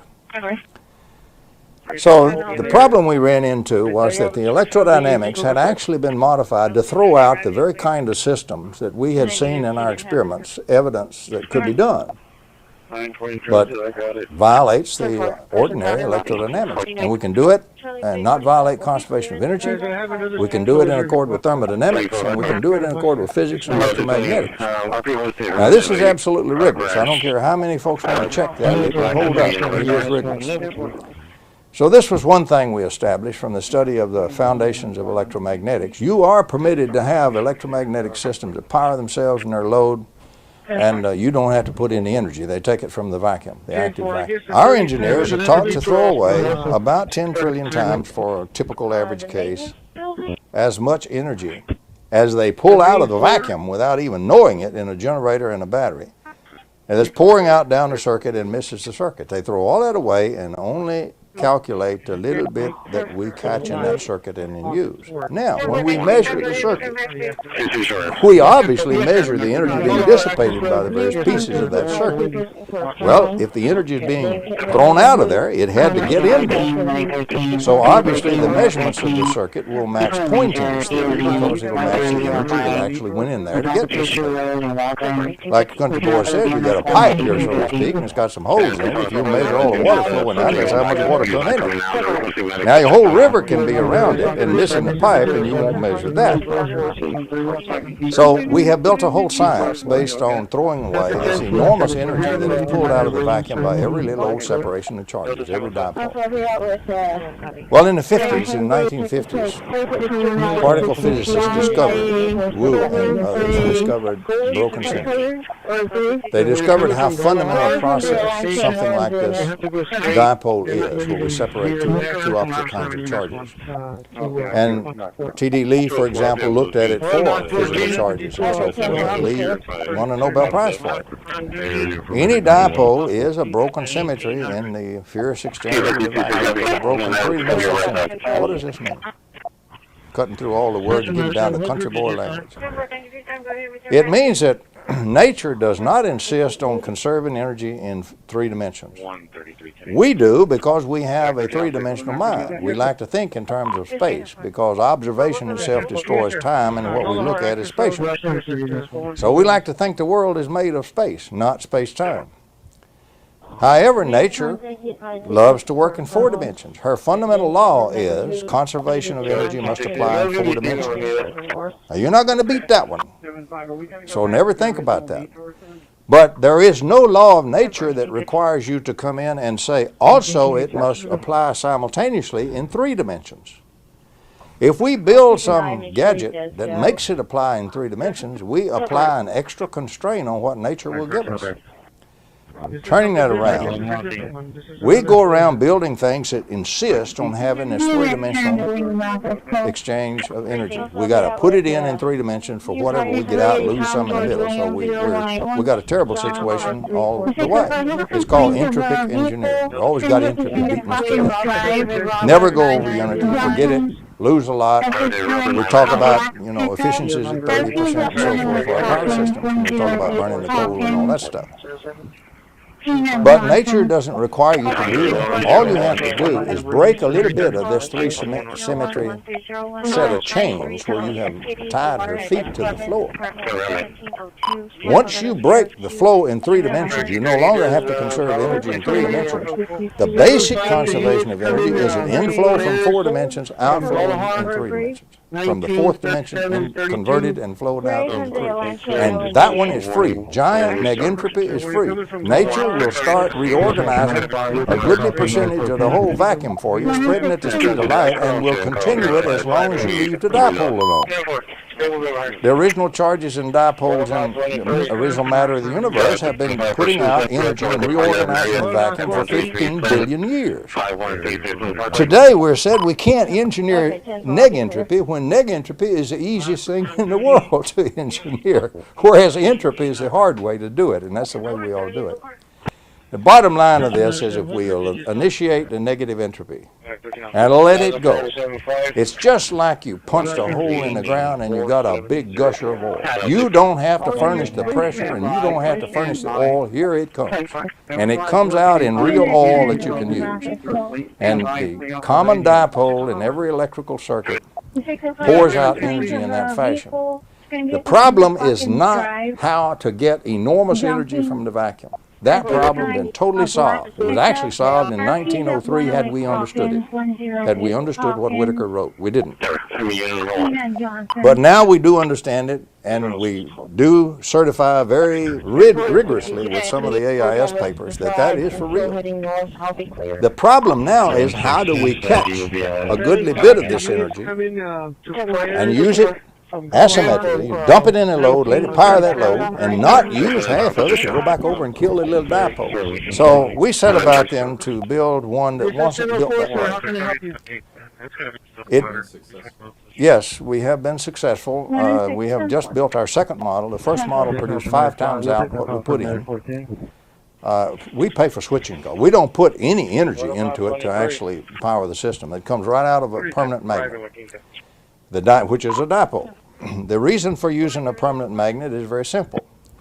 You can pass a flux back in a flux channel back through the permanent magnet, and those poles don't get destroyed. They are welded into the material when you magnetize it. That's not like little charges separated in electrical charges. You knock the charges out and destroy the dipole. So we can bypass one of the big problems with a permanent magnet. We don't have to destroy the dipole. That gives us one solution going in. The other is, how do we catch the energy? Well, that turned out to be fairly simple. We found a material which will separate the magnetic field from what's called a magnetic vector potential. The vector potential flows unceasingly from the magnet. It'll flow from now for the next 15 billion years. You can't slow it down. You can't change it as long as that magnet is there. So you have plenty of energy flow. The question is how to use it. So we use it by diversion. We reason that this flow will replenish. It's like a river. It's like a humongous river. If we dip some energy out of it, it'll replenish the hole we dipped out of at the speed of light. So for all practical purposes, instantly. So we can dip and dip and dip. We have to pay to switch to do that. But we can keep dipping, and the water fills as fast as we dip it. Then if we come down to another area and we let the water that was replenished still interact with something, and at the same time we dump the water that we dipped in there, we will have more energy by far than what we're paying for dipping. So we looked at it as an energy flow process, which it is, and we found a material which would do part of the dipping for us. It will separate the magnetic field from the magnetic vector potential. Yes, there is a history, a long history of over-unity systems. What has happened to them? For example, Nikola Tesla had one. Basically, his big magnifying transformer that he had on Long Island was such an over-unity system. The way that one apparently worked is he got the entire Earth itself in resonance. The crust of the Earth, as you go down in there, is made of highly nonlinear materials, particularly when you get down to the perovskite or whatever you call this stuff. And it will act in the bulk even. It will interact in a sort of a nonlinear optics fashion. It will do phase conjugation. And so eventually what it does is everything going on is feeding energy into the Earth starts to feed energy into that wave that he created. So he gets a lot more energy in his resonant wave fed from outside, from the environment in the interior of the Earth. And that's the way he built up a humongous wave of energy. His idea was you could then put in a tap on it anywhere else on the world and extract it free. And of course J.P. Morgan's take on that was, that's foolish, you can't put a meter on it. So that actually doomed much of Tesla's career at that point, when Morgan found out that Tesla was going to produce the energy freely. Small cost here at a central location, everybody else could tap it for free. It wouldn't have powered the whole world today. It would have powered much of the world in those days. Tesla also, we're pretty sure, put a system in a car and ran a car on it. And the reason we're pretty sure is his nephew who rode in the car with him is still alive and can describe the incident and how the engine had no gas, no input of power, and would still run once Tesla got it started. And we know it's perfectly possible. Tesla apparently knew how to use this giant negative entropy process that's universal everywhere. Energy's free for the taking from the vacuum anywhere you want it. We just have to learn to use it. Some of the breakthroughs in the past have been deliberately suppressed. I will name a few. T. Henry Moray was inspired, of course, by Tesla's work, and he demonstrated so many times to so many scientific and engineering groups and people who were skilled in the art. There is absolutely no question that T. Henry Moray had a system that produced about 50 kilowatts out of a 55-pound box. This is well established as you go back and look at all kind of certified tests and everything else that he did. There's all kinds of skullduggery that happened there. I don't think T. Henry Moray ever got a decent chance to ever do anything with that. The Russians even tried to kidnap him at one time. It reads like a James Bond movie, but it's real. It really happened, and it really happened here in the United States. This was before the war. This was in the 1930s. In the same general period of time, one of the greatest electromagnetic fellows we ever had, scientist, was Gabriel Krohn. And Gabriel Krohn invented a true negative resistor working on a Navy contract for Stanford University. He was never permitted to reveal the exact way that he constructed his negative resistor.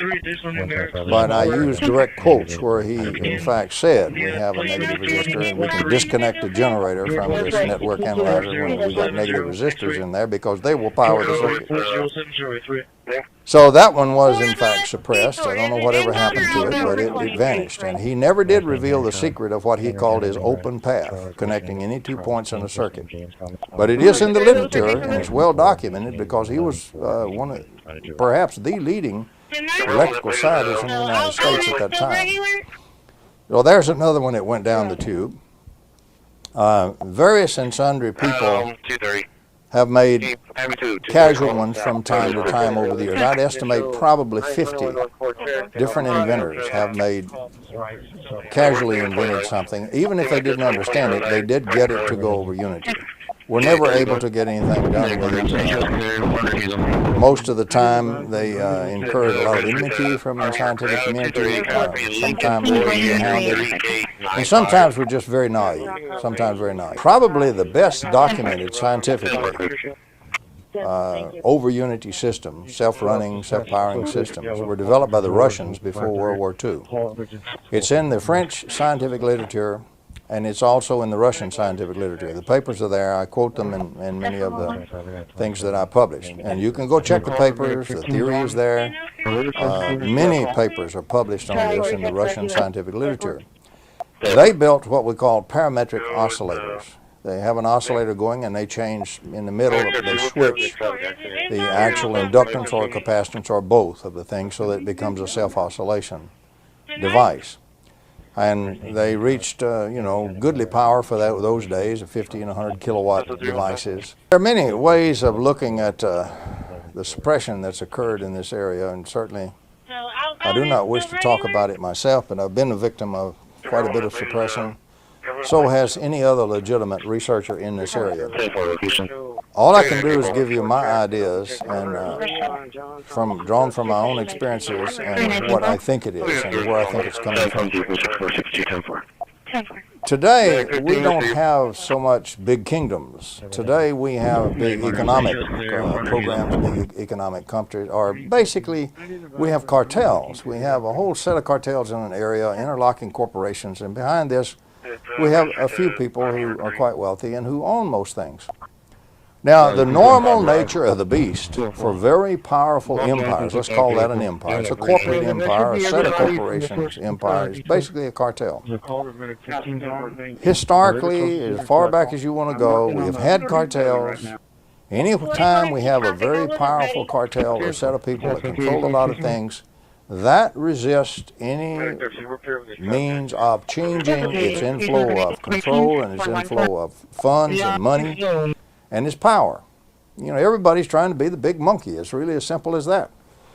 And so the more powerful the agency, the more powerful the group, the more powerful the cartel, the more they will resort not only to legal means, but to extra legal means to suppress their competition.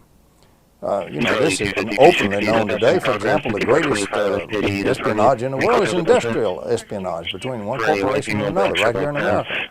They're the ones that hire all the spies and their spooky equipment and everything like that, by far more than the intel agents do.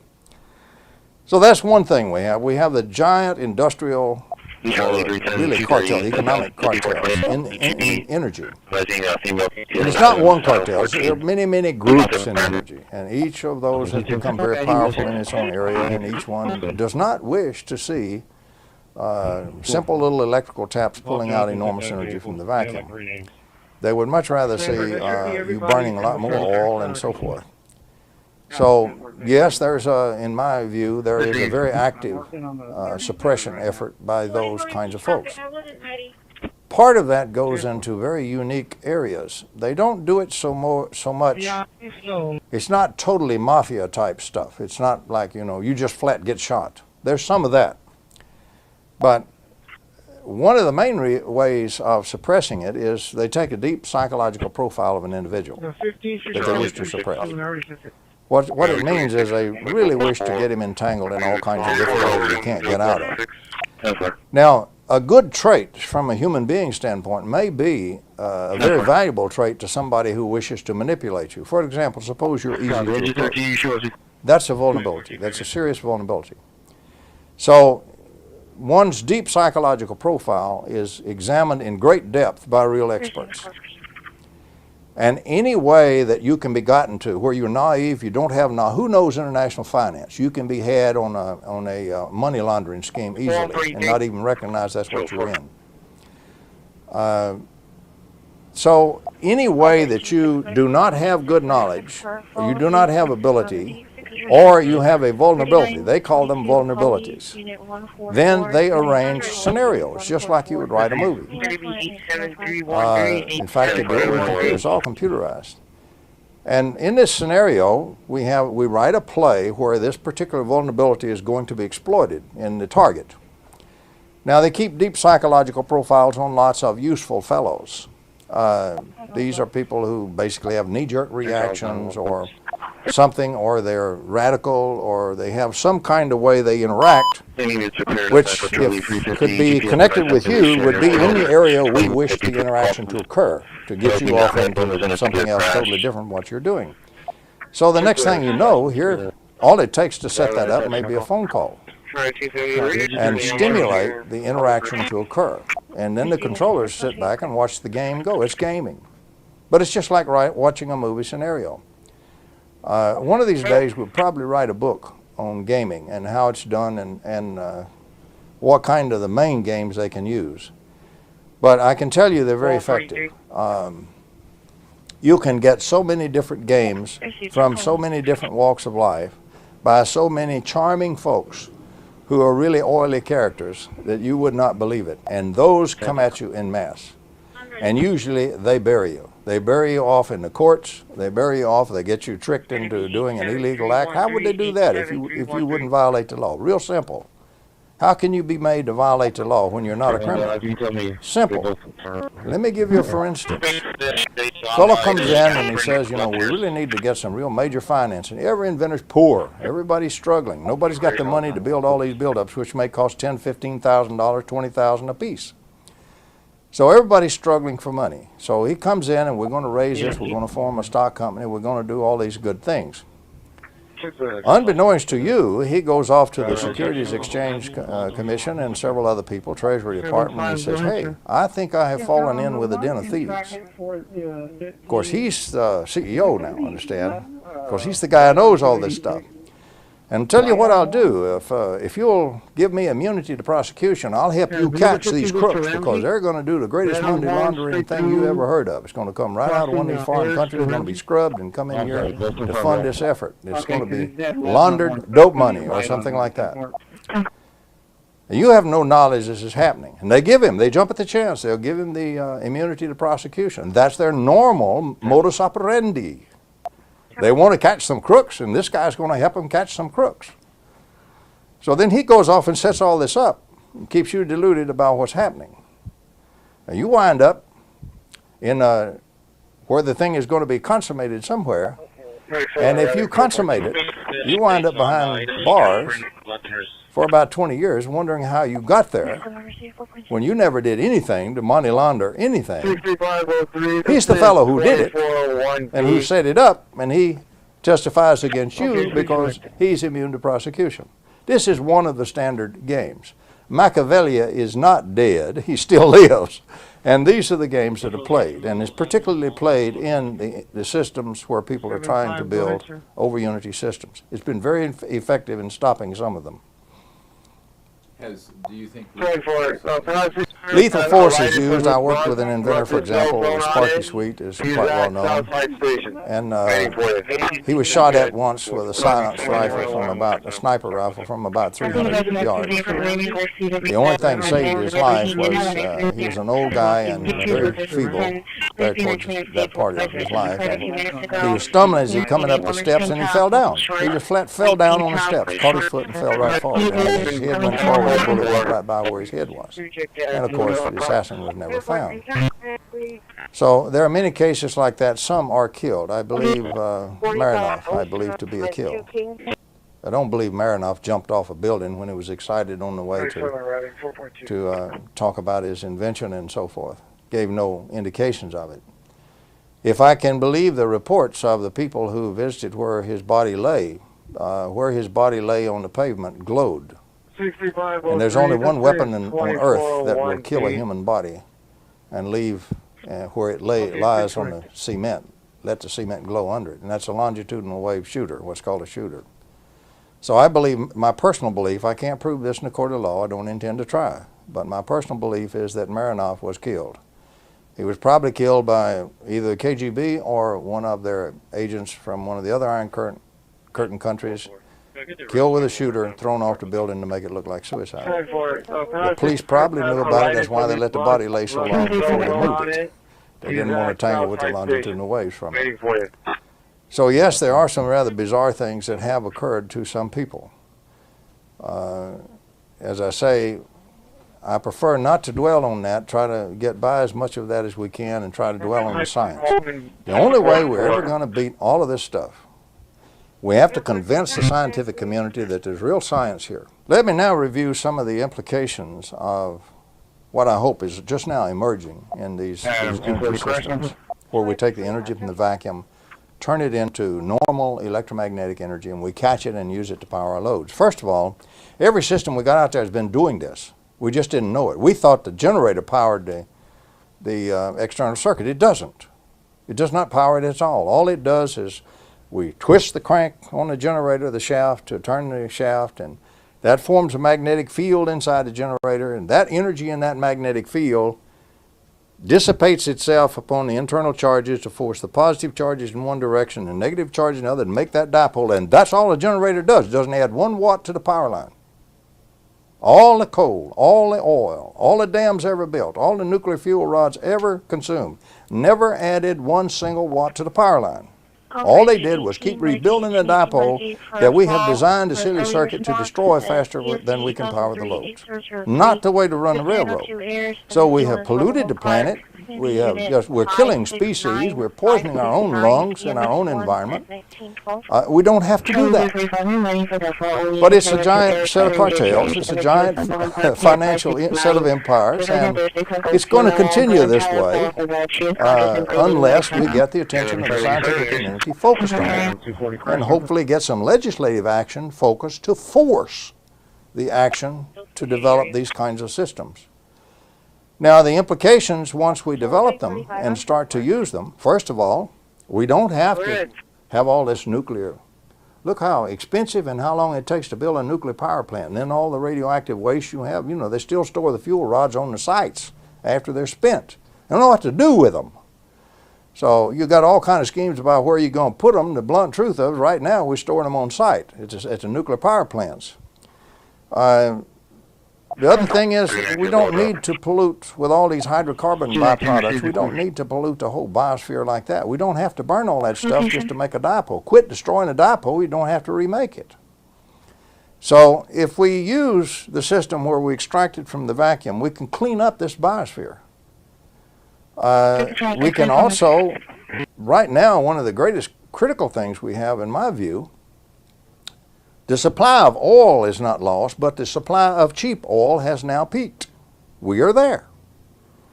What this means is we will continue to get some oil, yes, but it will be more and more and more expensive year by year by year. Meanwhile, the demand for electricity goes up everywhere in the world, which drives the oil curve again, and what you have is the classic escalation of prices type situation. The demand is up, the supply is down, the supply gets more and more expensive to try to fill it, and so the cost just going to go up, and they're not going to stop. Well, what happens? Somewhere along the line of about 2008, the way I look at it and project it, we're going to have a world economic collapse.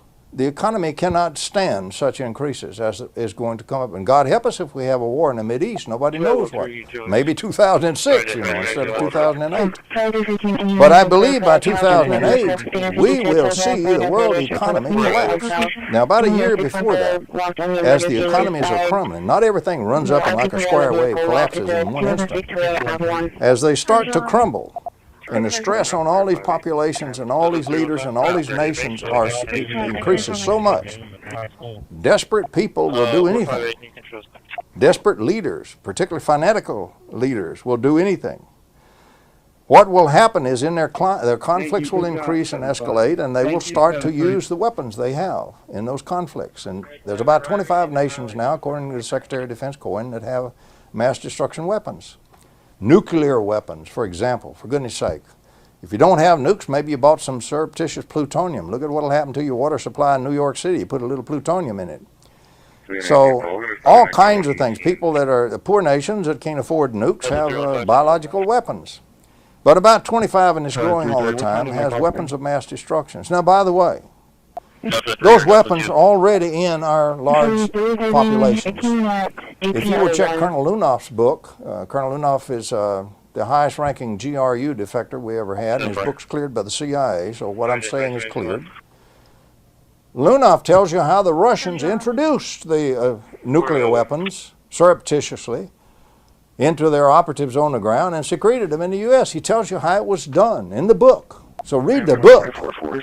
All our big cities, as far as I'm concerned, and population centers already have weapons of mass destruction hidden in them. We used to call that dead man fusing. And so all the nations have dead man fused one another, one way or another, and all the old studies showed that in a heightened tension, great conflicts and high tension, whenever they start popping the nuclear weapons or the weapons of mass destruction, you have a very formidable thing that happens to you. Nobody has defenses. Since we have no defenses, the only thing you have is like a fencing duel. You have to hit the enemy before he hits you. You have to destroy him or you will be destroyed.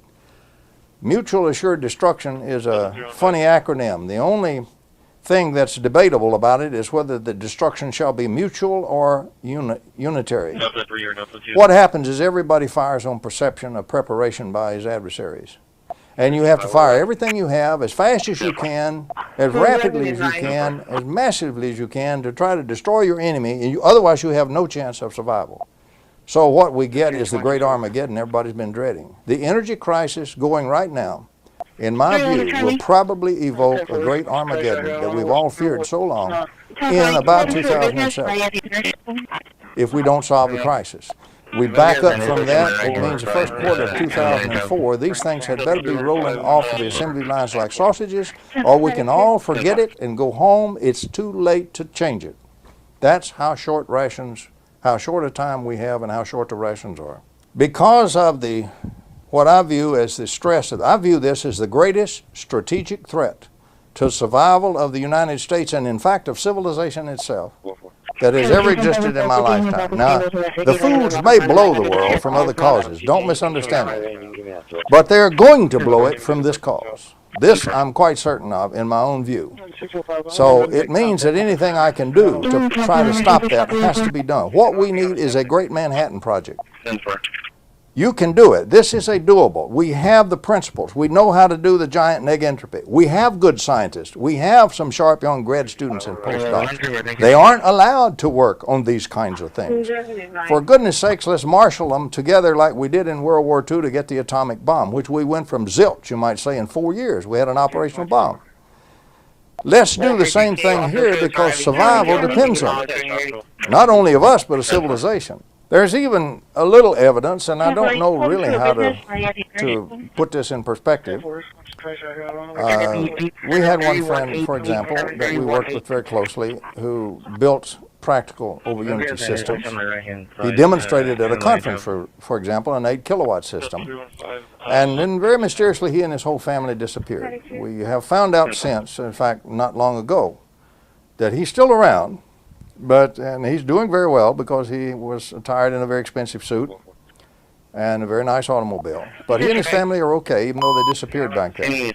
But here was a successful unit that just flat disappeared off the face of the earth. Now, I assume, rightly or wrongly, it has to either be for the great financial empires or it has to be for some kind of black project that somebody needed a power system that would power itself in the load. And they classified it. Whatever it is, I don't know. But whatever it is, the survival of humanity itself and civilization itself is now at stake. And I really believe through the auspices of the U.S. government, regardless of what that kind of program in it anywhere may have, we must bring it forward to save ourselves and save the earth. If we don't, we can keep it secret or we can keep it in the control group hands and we shall all go down to oblivion in about 2007. If they don't have a war in the Middle East or something and do it in 2006 or 2005. I'm the co-author of a paper in the literature way back there which reports a successful anti-gravity experiment. I'm not going to do another experiment, not even going to participate in one. Not going to. So, everybody's got a little bit different circumstance. And my circumstance, for me to go on living and staying healthy and doing well, depends on me avoiding certain areas. And that's what I do. But I can work in energy.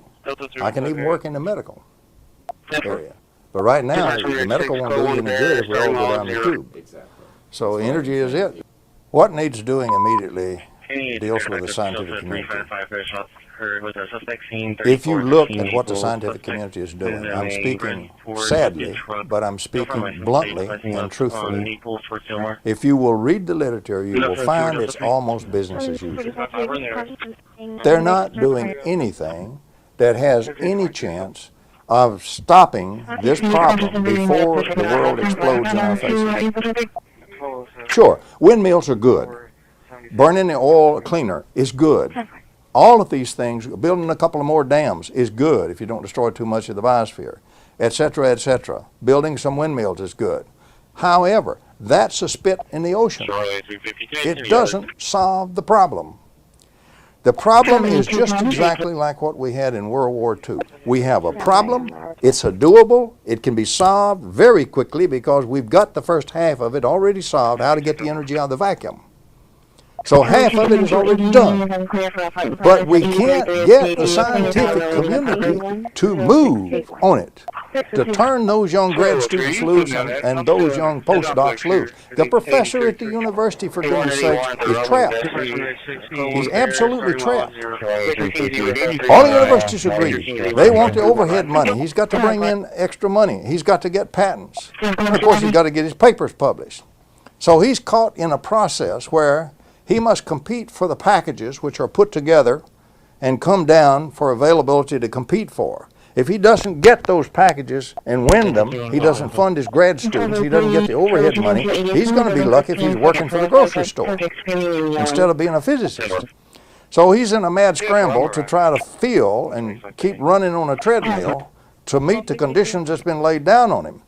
And goodness sakes, those packages already prescribe all the research he's going to do and his grad students are going to do. So we've got the whole scientific community working on the wrong problem.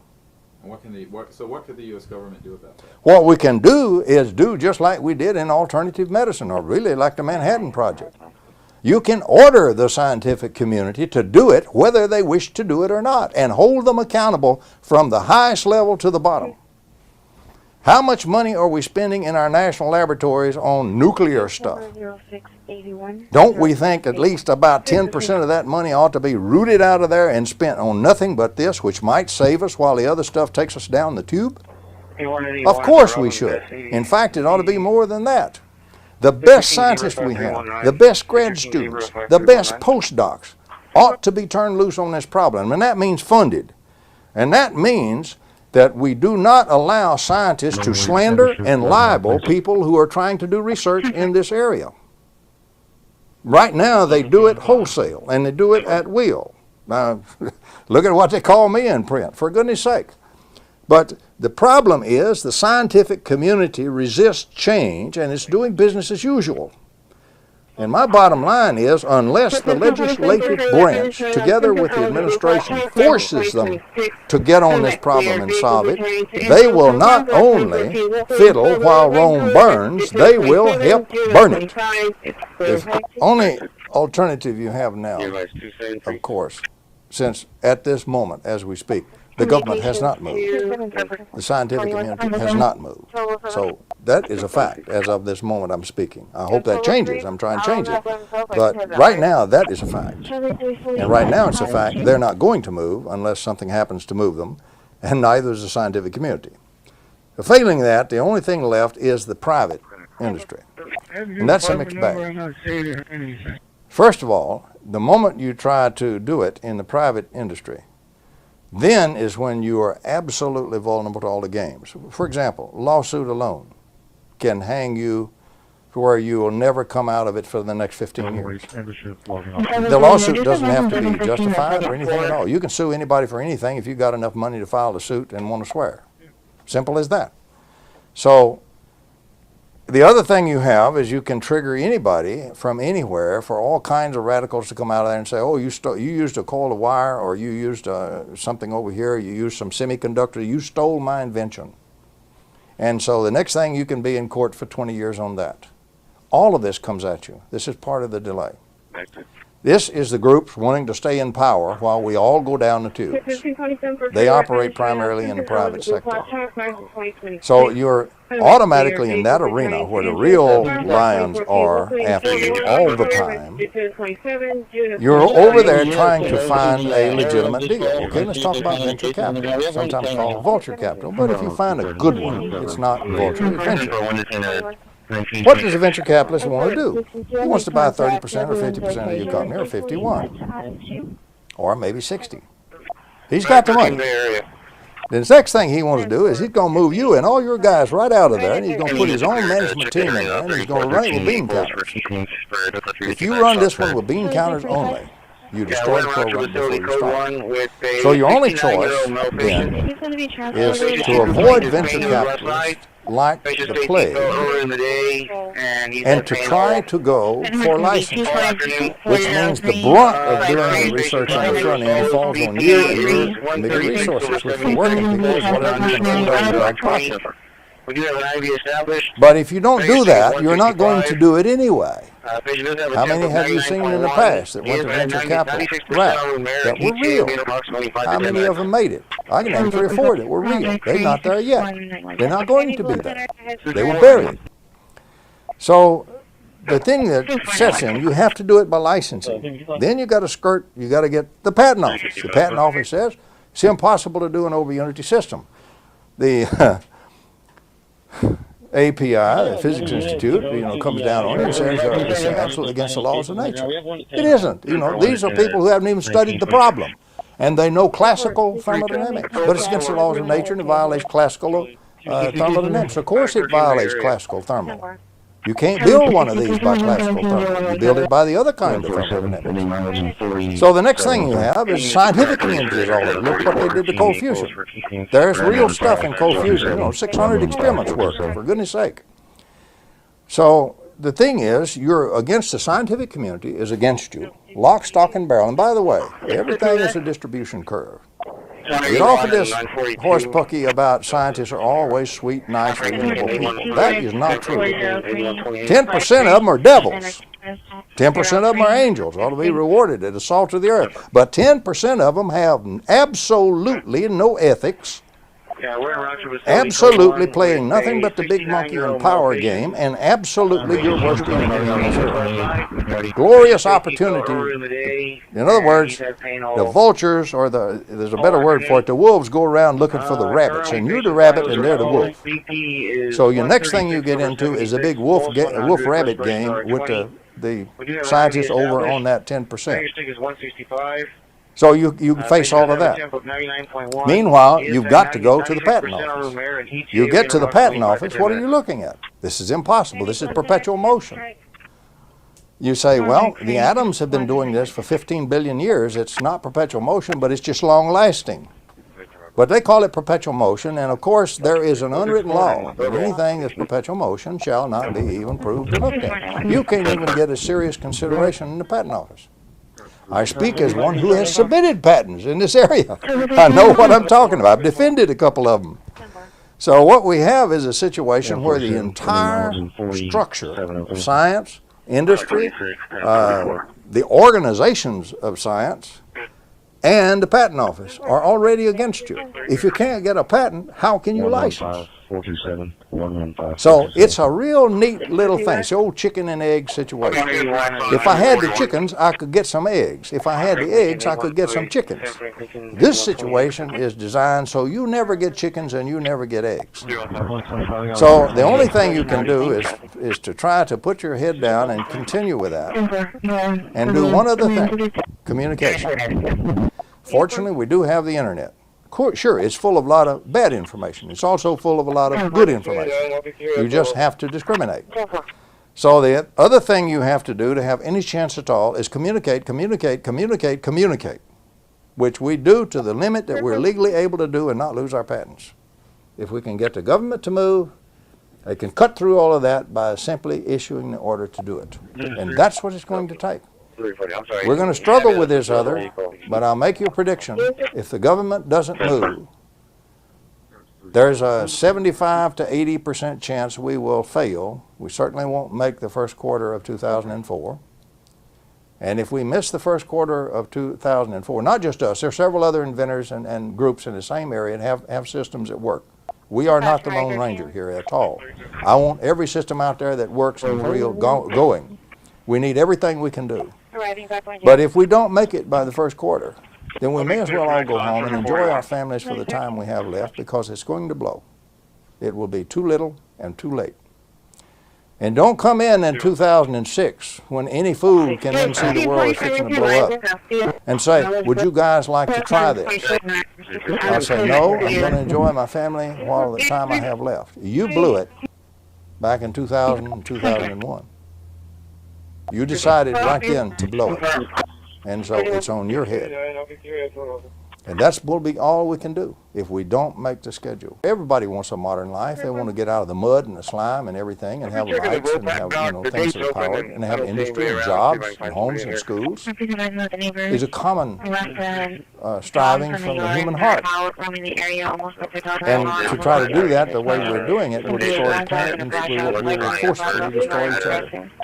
It seems to me we just ought to be wiser than that. Funding from individuals or funding from governments is necessary to get the ideas out, to get the people that are thinking outside the box, beyond oil, to begin to supply the ideas, and to get the scientists working on those ideas, to bring out all the problems that we have with these technologies in a timely manner, instead of them sitting on the fringes for long periods of time. Well, if something... Civic ETA of about 10 minutes. 11 Charlie, can you see it for an ETA on the record? 34 please, cracker, private. Thank you, visual.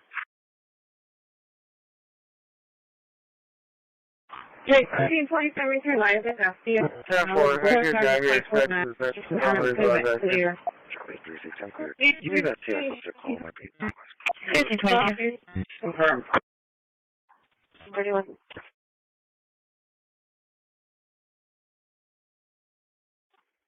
Let me check in the Vopak dock. The gate's open and I don't see anybody around. See if I can find somebody in here. 270 in the area. Happy to advise the neighbors left the dogs in the yard and they're out roaming the area. On almost 50 RP this morning. It's going to be a brown dog and a black dog. Advising that the black dog is more aggressive. And RP is Michael. Advice can be contacted. Mom did find the patient and said she was crying at first, but then had a period of time where she went silent and non-responsive, but was still conscious. Teaching her out. 314. Oh, it is. Wait until you advise these people. Patient is also appearing pale to mom. This is going to be negative 29 status. This way. No, thank you. 310, I'll advise. Looks like they just left. Charlie, correct. Yes, 270. 270. Yeah, we've located one casing in front of the right here. Aside from that, she's acting age appropriate. Patient's current vitals, we have a blood pressure of 93 on 53. Heart rate is going to be 135. Currently standing at 97% on room air. We have a capillary refill of about a second. We have a tympanic temp of 98.6. We have an ETA of about 10 minutes. Thank you, number 01210121. 11 Charlie, can you see it for an ETA on the record? Perfect. 34 please, cracker, private. Charlie, 275. Cracker, Charlie, 275. 1522. Be clear 58. Nothing on my 46. We're doing great. If you please, thank you.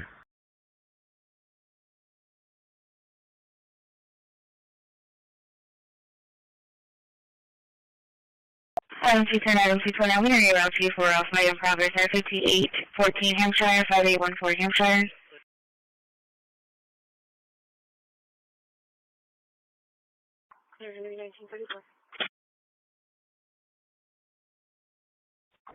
Charlie, this is right, correct.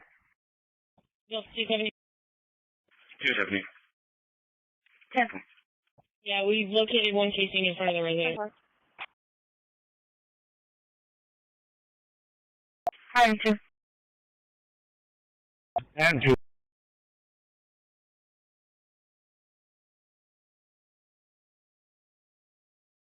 It's going to be a 5814 Hampshire, and 10 item 229 route.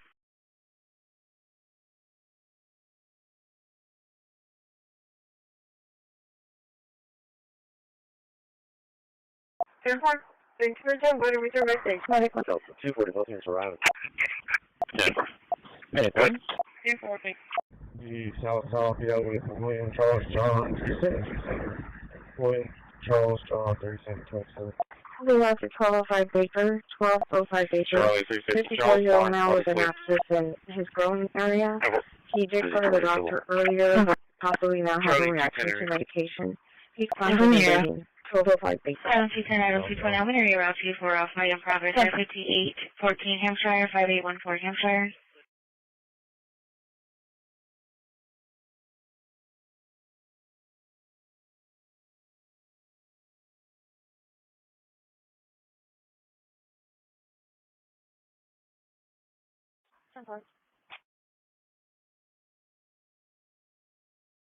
I'm two. And two.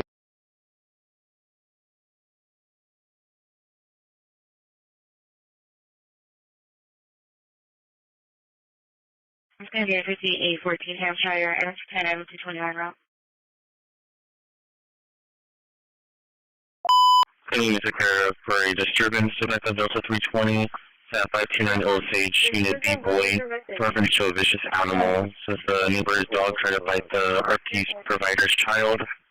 Says the neighbor tried going at the provider as well. Hispanic male, no shirt, sense. Says he's still outside. Off 24 will be curbside for arrival.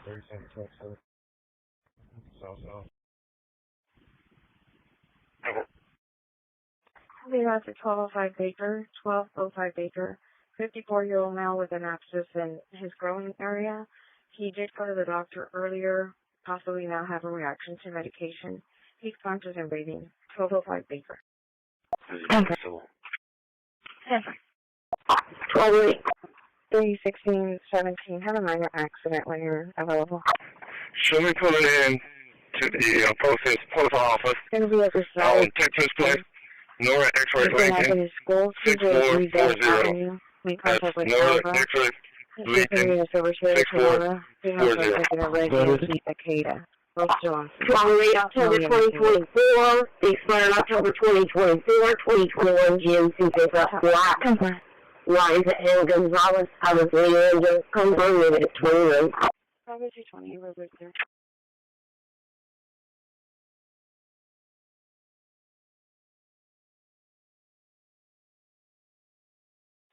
Off 24 will be curbside for arrival. Curbside for arrival, 1937. Any to care for a disturbance of Delta 320, 529 Osage, Unit B boy, reference to a vicious animal. Says the neighbor's dog tried to bite the RP provider's child. Says the neighbor tried going at the provider as well. Hispanic male, no shirt, sense. Says he's still outside. Delta 315, listening around as well. Probably. 31617, had a minor accident when you're available. Go ahead with it.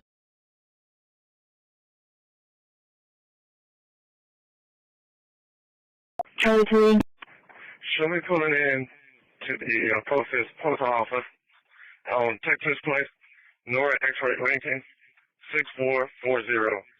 That's Nora X-ray Lincoln, 6440. It's going to be at the site of the St. Anthony School. There was two calls. One was Chloe's father here to pick her up, right? She's going to be in a silver Toyota Corolla. Female suspect in a red GMC Delta Akeda. 220 Both route. still on scene. No EMS needed. 28 October 2024, expired October 2024, 2021 GMC pickup black. It was a 2 lines at Hale Gonzalez, out of Leander, confirmed at 29. So I'm clear from exit.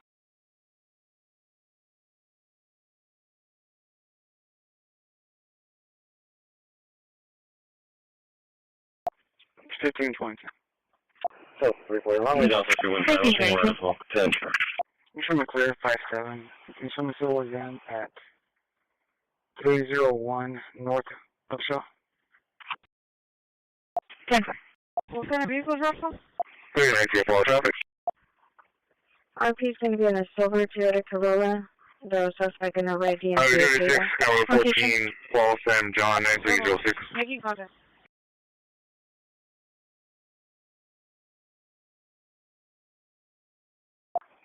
Charlie, record position, roadway back open. Show me clear. Dispatch from Lake 8, arriving in your mileage 5.3. 10.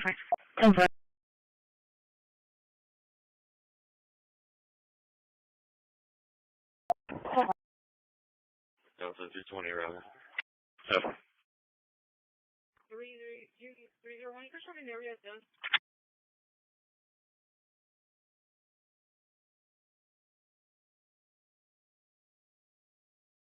Delta 315, Plato and Hagen.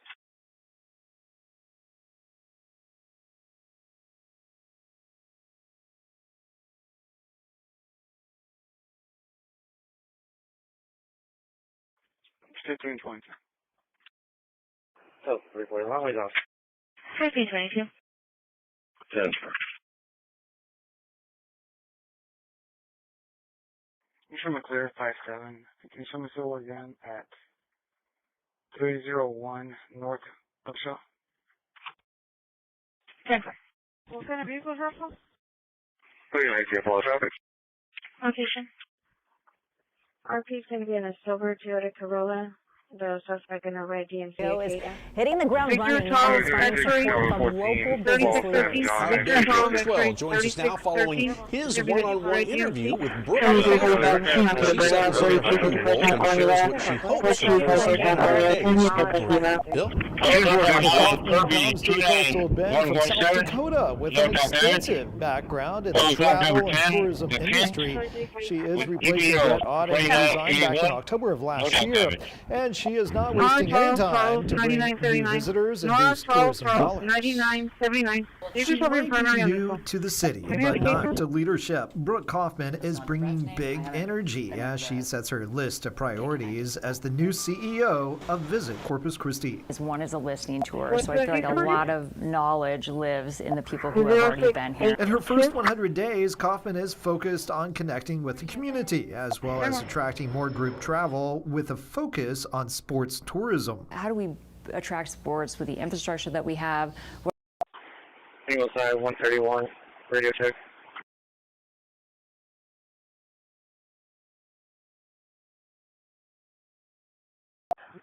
Radio check, loud and clear.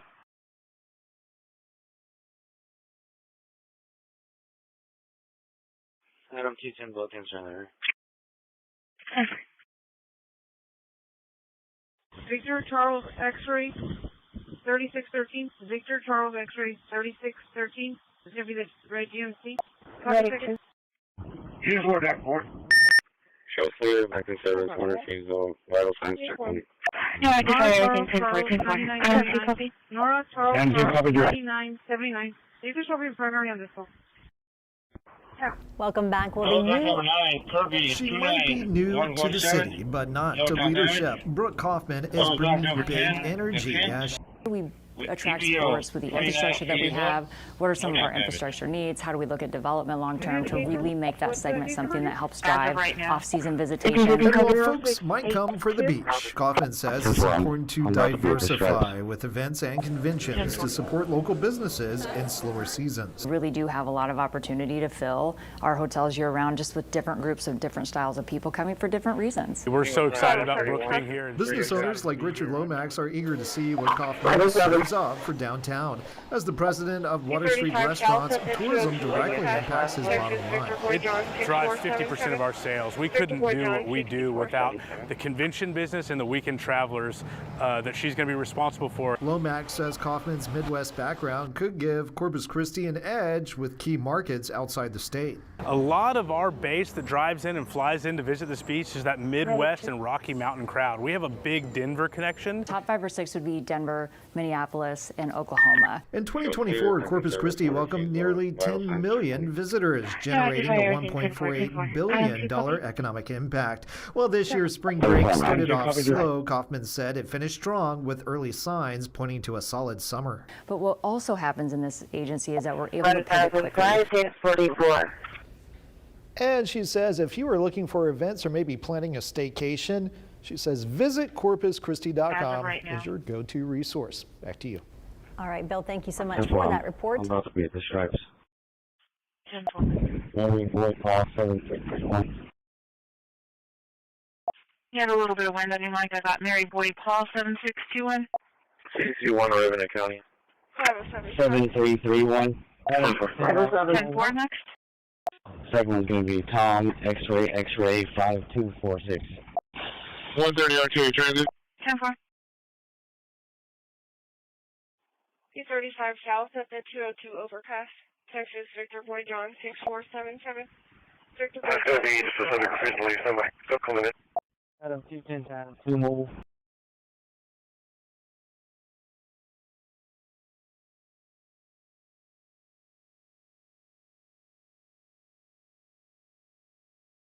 One 30 arterial transit. Yes, you can get to the right. It should be heading in clear now. Yes, sir. Can you tell me what time the 65 gets back to the Southside Station? No, sir. Both vehicles are showing clear, valid, with insurance confirmed on both sides. So I'm fine up. You're going to need to stand by. 912? Telephone clear. 1121.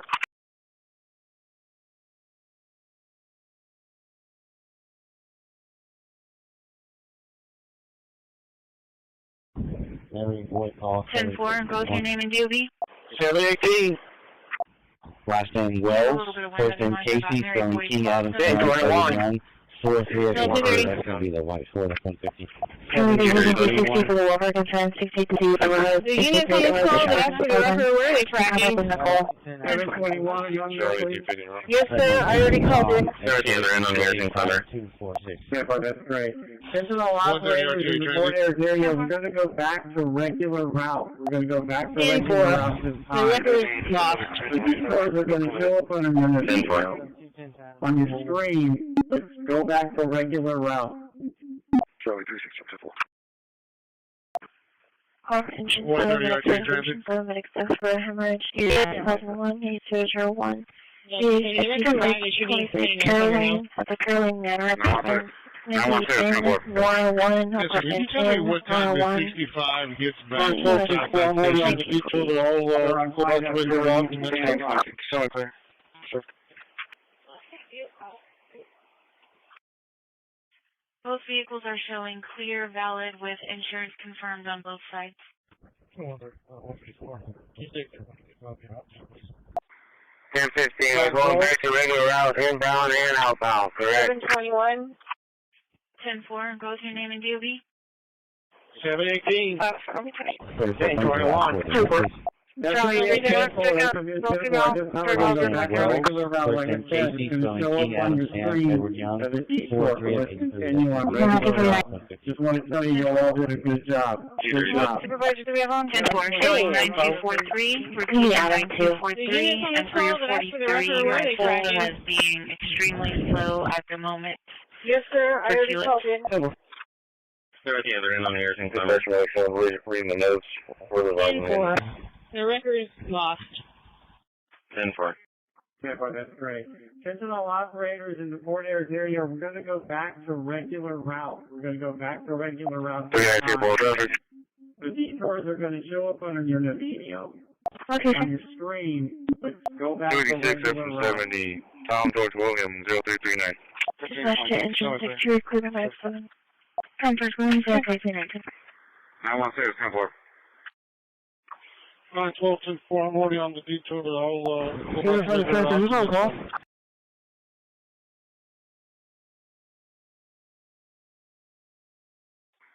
We're going back to regular route, inbound and outbound, correct?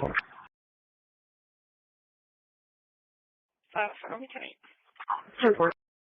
34, thank the last 40 minutes, please.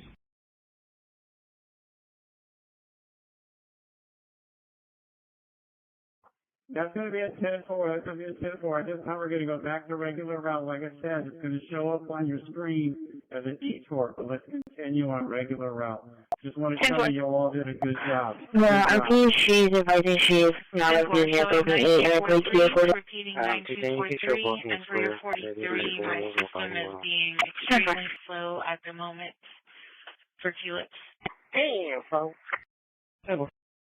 Special medics, we're reading the notes for the line engine. 392 Paul traffic. Okay, sir. You can show me clear, and you can clear sequence. 286 F70, Tom George William, 0339. Dispatch engine 6 clear to 57. Contact 10339. 1015, transit individual. Who's on call?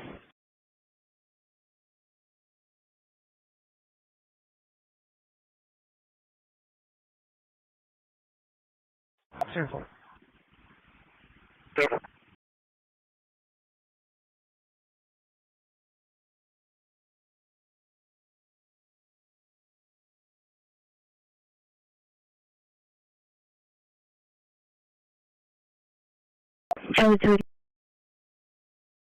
I can start the word sequence 5728.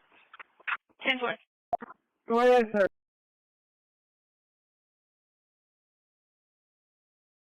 T10, you can show blocking and square. Rating 10-4, there was no fighting going on. 10-4. Yes, sir, we heard it. 125. 10-4. Other party has left in a dark red Dodge Ram truck. Alright, because I saw it still right there at 1. No, I do see vehicles with the television, but do not telephone. Take a female behind the vehicle that she was fighting. New blue, black and gray sedan.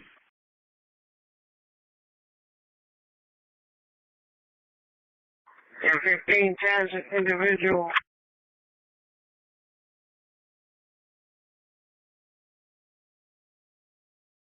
Receive.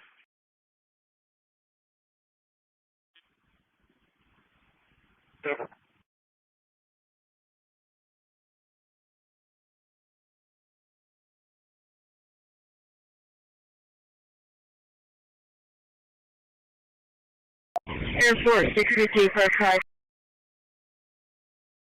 First side, thanks, 52.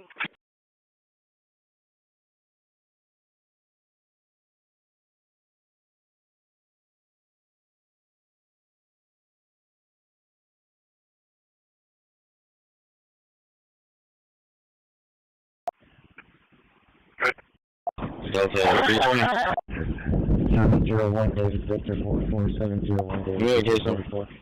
Delta 320, what? 168, Neil Session, 168, on road. Other party has left in a Negative, that's one now. Dodge Ram truck.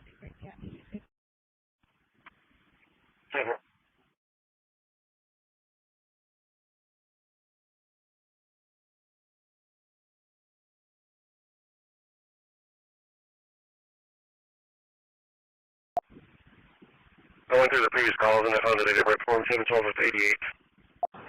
Receive 168, showing you on road trip, no cab. Bravo 220, can you put who the record was on my call?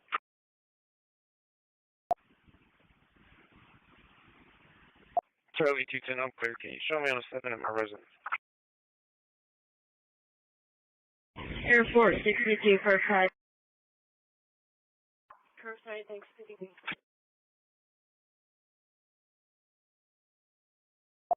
Charlie 310 animals 2.3. Confirm 1954. 54, let me know to the alert. Ten working with the Delta 320.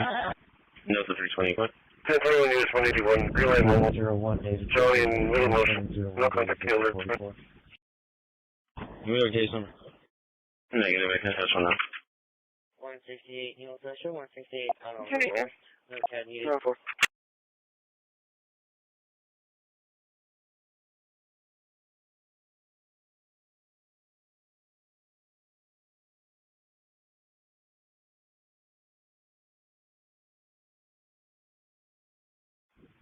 Medical now, how much transporting 41 operation? Receive 168, showing you on road test, no cab. 122.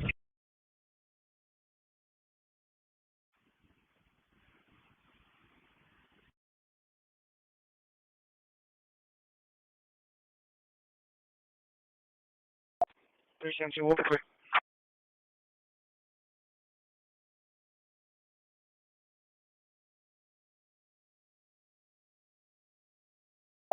One clear. 54, let me know to the alert. 6503 1044.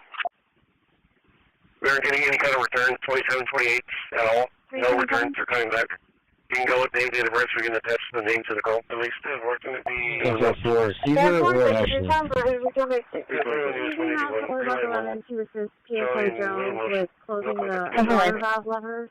She's advising the stock that you can't close it. Charlie 360. I have one female here that ran under my it's a friend. I guess the other female that we're looking for is down Shadow Bend. The brother's chasing her. He's down.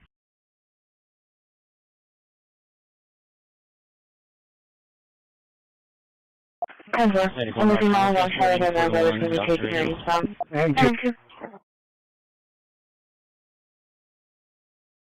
125, we got a 27 already.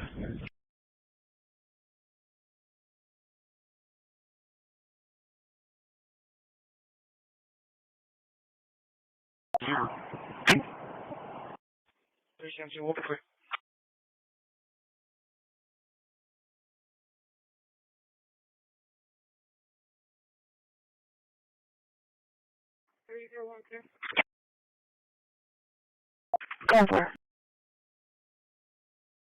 We're just on the other side of the apartments. 65, 44. 7-4, thank you for your time. Go ahead and return back 6. 327. We're getting any kind of return.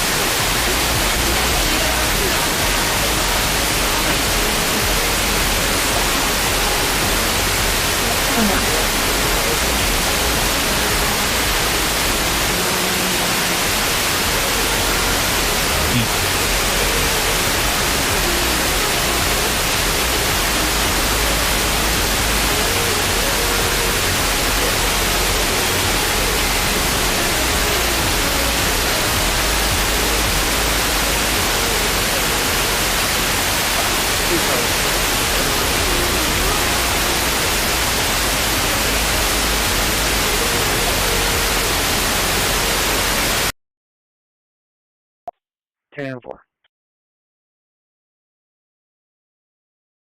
Arriving. 10-4.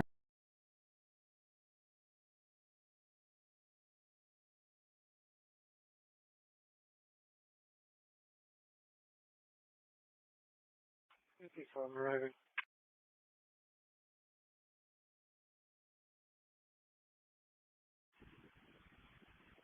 Delta, T10. Delta, T10. 664. We're both clear. Here's that trespass call. Ops 24, clear, curb sign. 242 off duty. Over. Airport 62, clear code 5.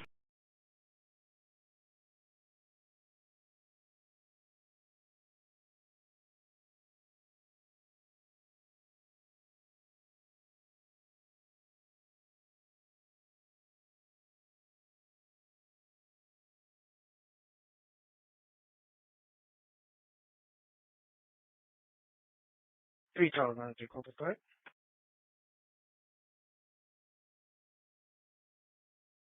Over. 10-4.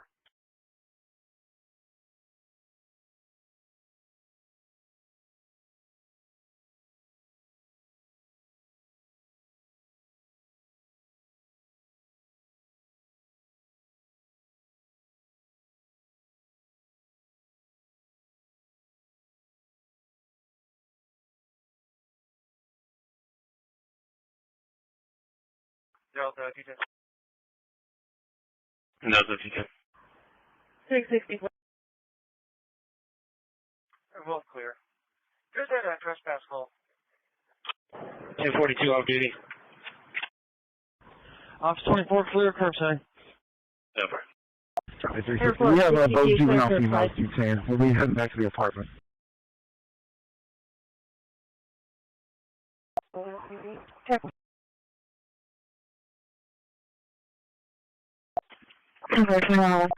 Call for engine, back 10, engine, back 10 for unconscious call. ESC, calling 1, 1, 3214 Heritage Lane, 3214 Heritage. EMS 1 at 21. Present 28. Chili 345. This is a false alarm, please. Alright, we're fair.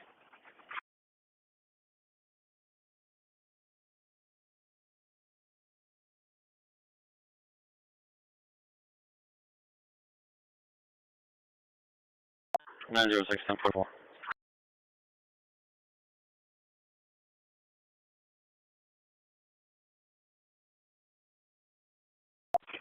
Two.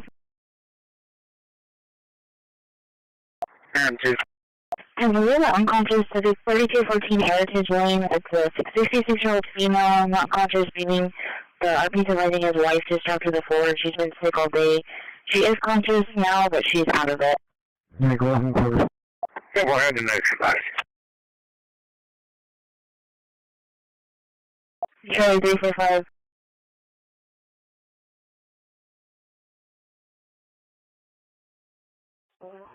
Sure.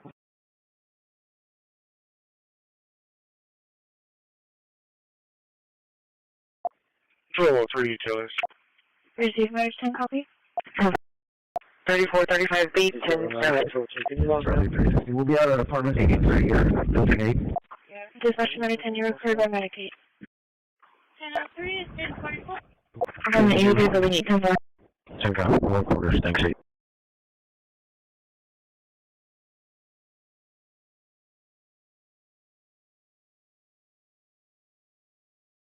Nine zero six 1044.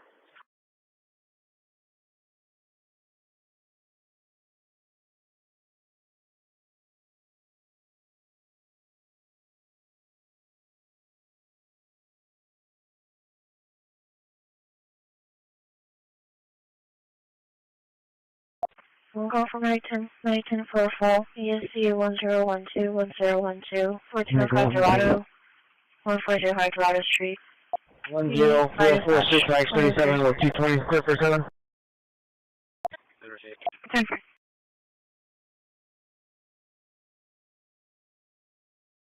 637 East End Church.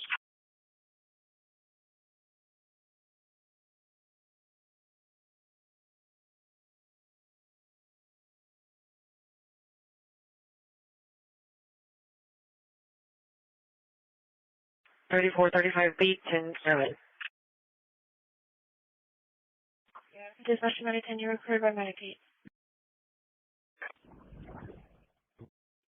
10 cop, 1 quarters, thanks 8.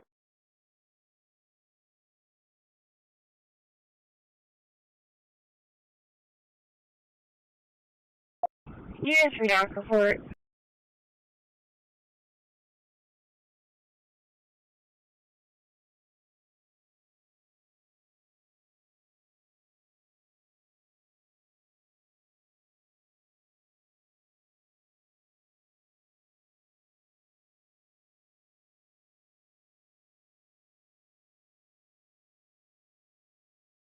Clear for 7.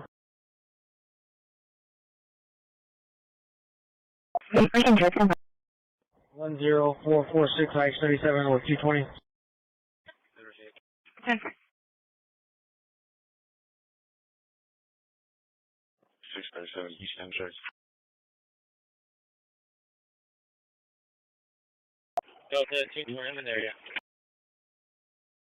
10-4.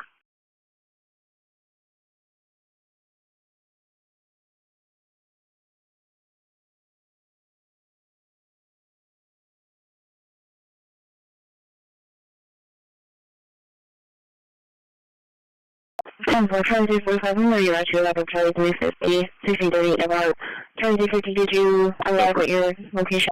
Delta 2, we're here. I'm in the area. Yes, read out report. 49.8. 10-4, 926. Charlie 220. Yes, ma'am. That address that we had is incorrect. It's 520. It's the 5322. There's nobody out there. Show me clear. 10-4, I'll take the call.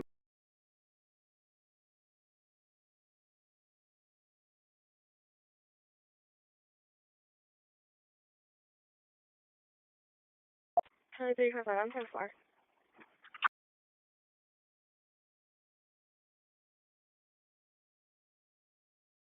Delta 2, we're in there yet. 10-4.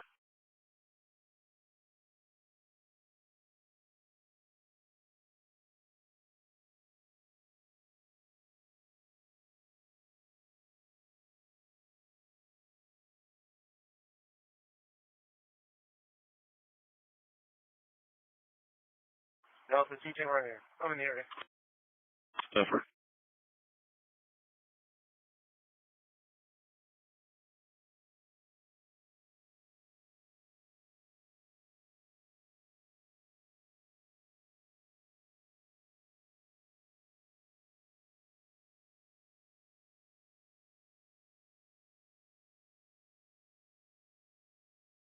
Medical 3.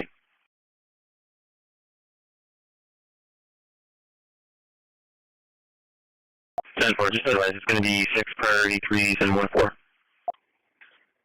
327, I'll be right.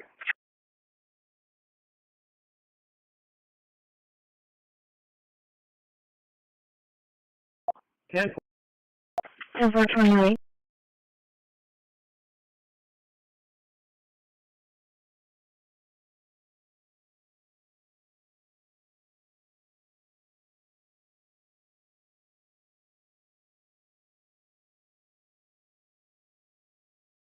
$15.27. 315 Dakota.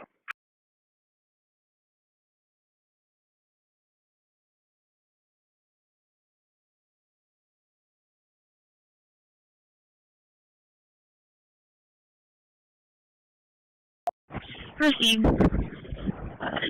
Distance Mercy working. Proceed.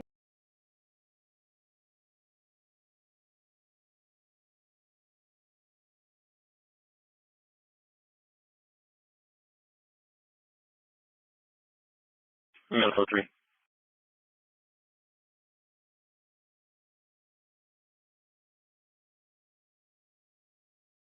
Ten four, just advise it's going to be 6 priority 3s and 1-4. 327, I'll be right. Proceed. 10.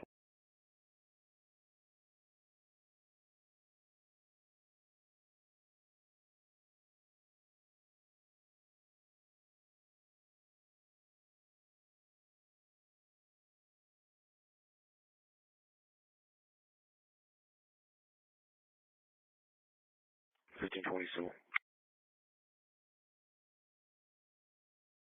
315 Dakota. That's 3, 10-4.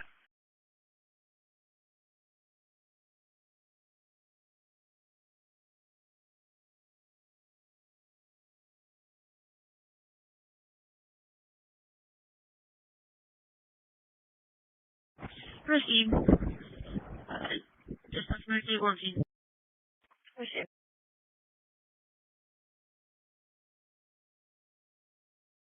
Charlie 275 clear.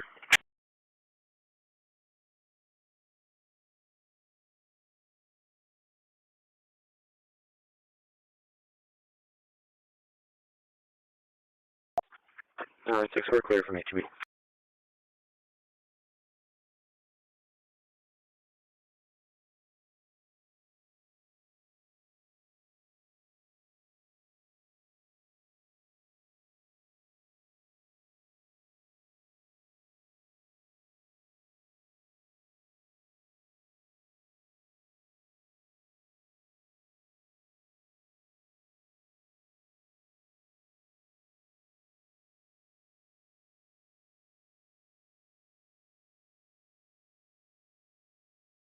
Charlie 22. That's 3, 10-4.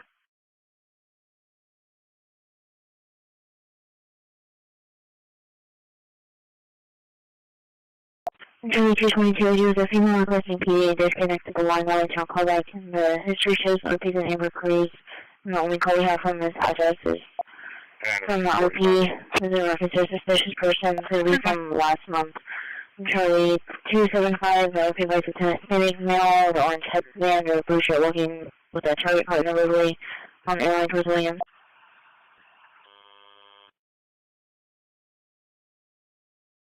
Charlie 275, around. Alright, 6-4, clear from HB.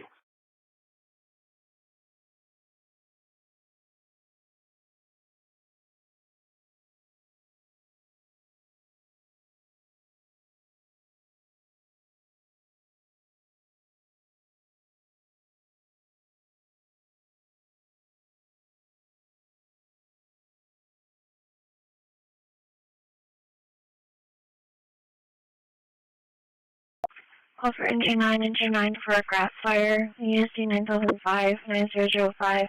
From the Campbell and Leopard, behind the cavalry. 208, our dispatch, 2012. 208, show us 10-8.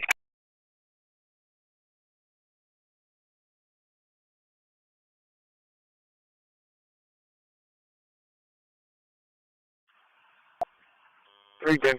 Check Gulf Compass. Adam 245. 10-4. 10-4.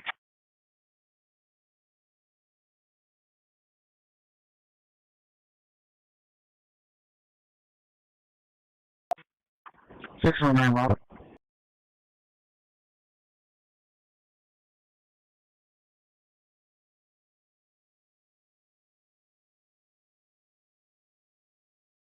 Ten four.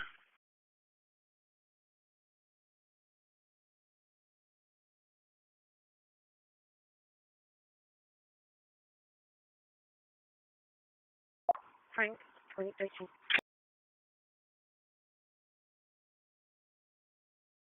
No, 35 repair. 10 4, I'm around the wall with them.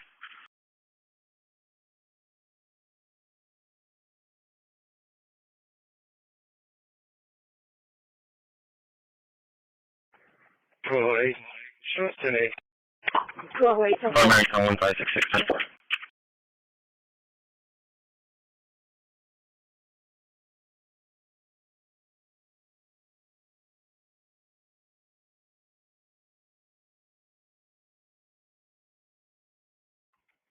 Three, Ben. Check Gulf Compass. 10-4.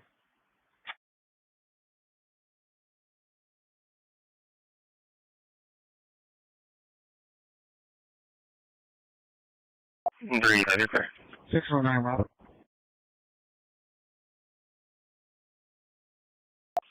Sorry, 220, what was your apartment number? There's no apartment number. Just showing a few hours with CPD and disconnected.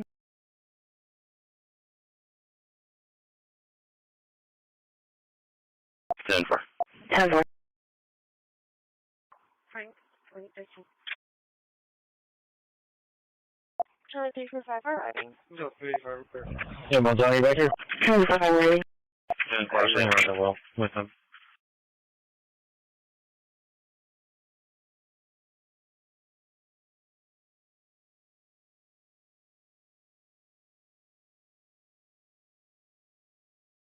American 1566 10 4.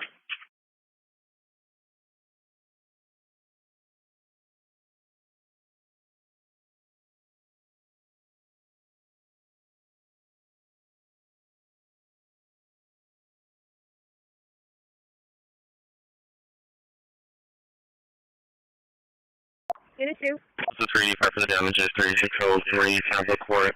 This 34 throwing rocks behind the church. 385 repair.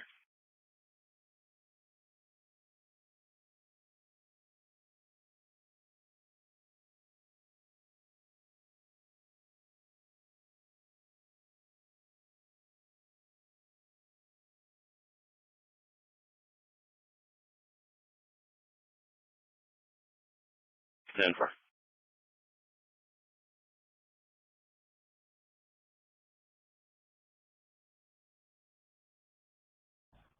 Hey, Monzani right here. Hey, then.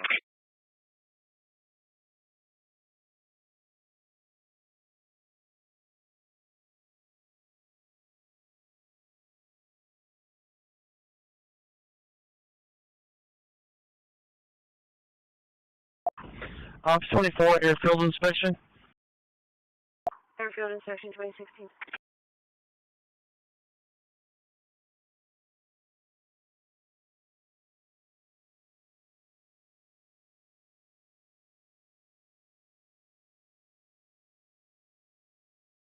Unit 2.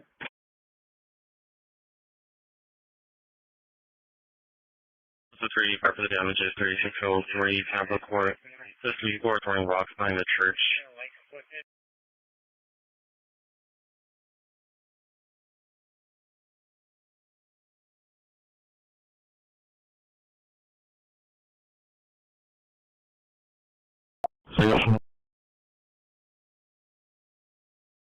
Take off one. 327. What's the traffic for Unit 2? Okay, who's departing? And we should be ready to go.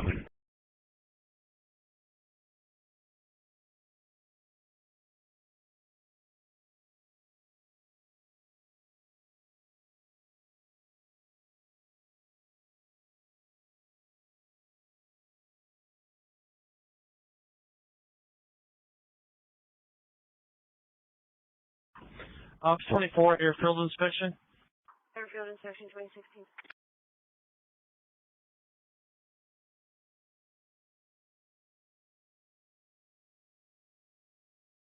$327. OE 10-8. Got the water valve closed and locked.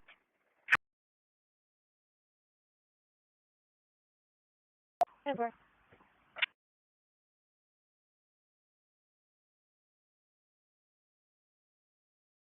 No, 27.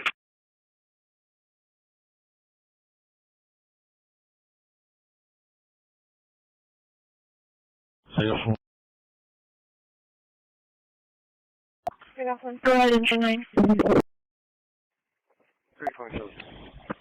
What's the traffic for Unit 2? You're on scene. There was a lantern, electricity, And we should be ready to go. electronic lantern. There's no flames. We're back in service.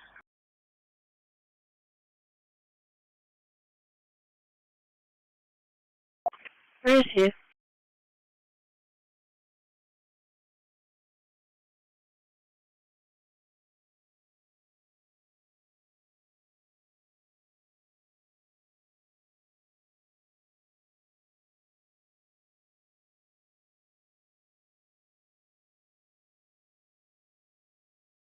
Charlie 20, Charlie. 327.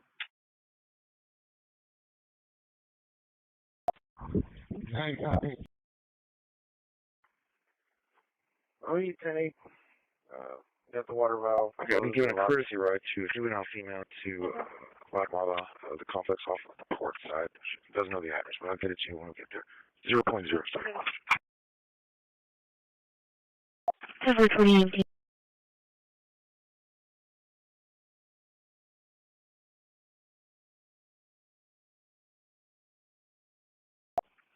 Delta 265. We'll be clear, and then we're in the area, so we'll take that. 5815 arriving, mileage 89.7. February 21. Yeah, there was no fire here on scene. There was a lantern, electricity, lit, but it's an electronic lantern. February 2020. No flames. We're back in service.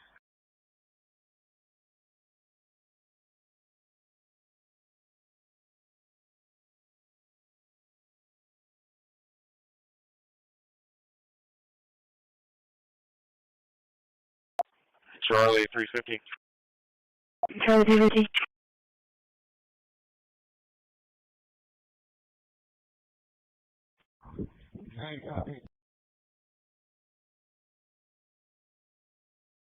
February 2021.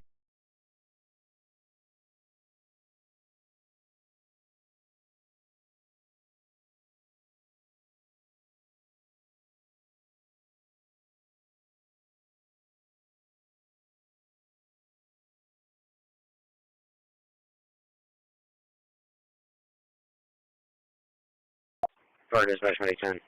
February. Delta 265. We'll be clear, and then we're in the area, so we'll take that. Yes, sir. 1208. 21. Good and 12.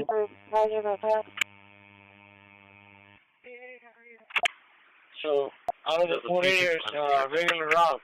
Network? I am 2. Adam, if you go to the 2 correction 5782 5782 on Patrol 4. It's going to show that detours on your Navinio, but they're not working right now, so we're going to stay on the regular route.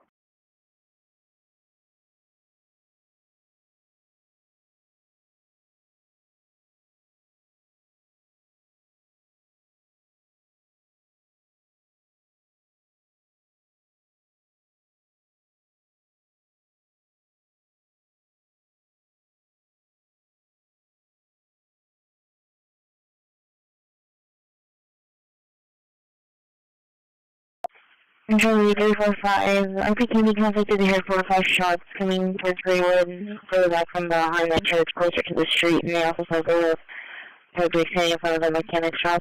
10-4, we have a minor pending at the Brewsters. They just advised they exchange information, requesting they cancel. 10-4, motion is clear. Charlie 3, give me the alarm, call guys. 10-4. 12-8.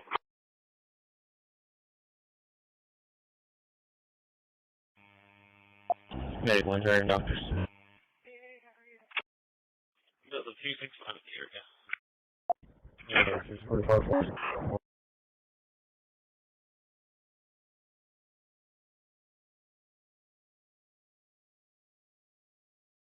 926, please.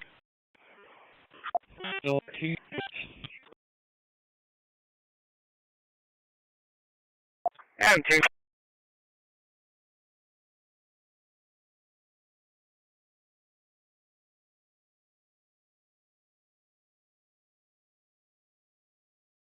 Well, you can cancel that. And also that hazard, just have a unit go by just to make sure they're not electrical lines. Sounds like they're probably just cables. Over. 203, paper, sir.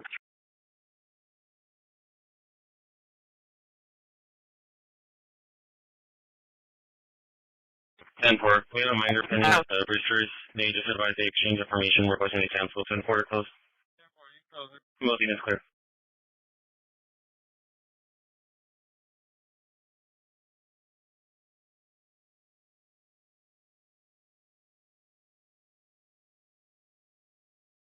Medic 1, Dragon Doctors.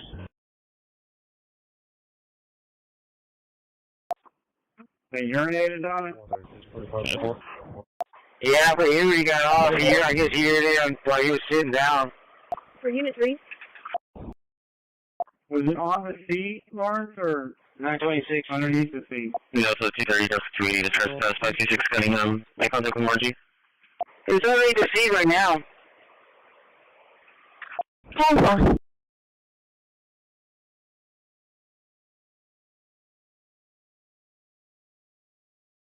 Oh, 230 now. No, so 360. Well, it's going to be the brother at the location. He's trying to get in. I think he has his girlfriend and his son with him. Back now, no sure Bluetooth. Says they got evicted and they're trying to get back inside the house. Yeah, clean that up. 05 Winter.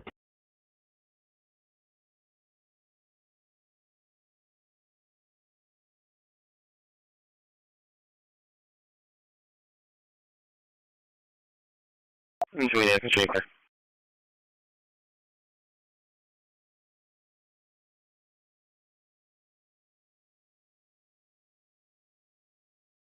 Unit 2 departure. 10-4.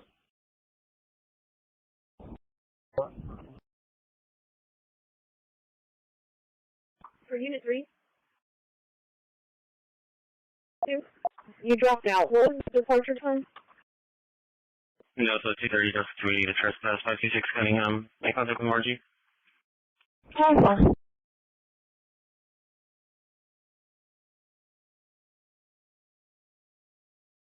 240, and you've been clear for a physical domestic, 1462 SVD, 1461 SVD, it's really great. You will run townhomes.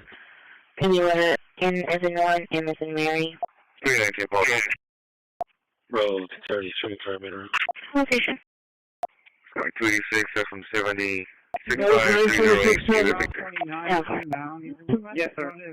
243, Okay, I'm going to see if anybody's going out of service and swap them out.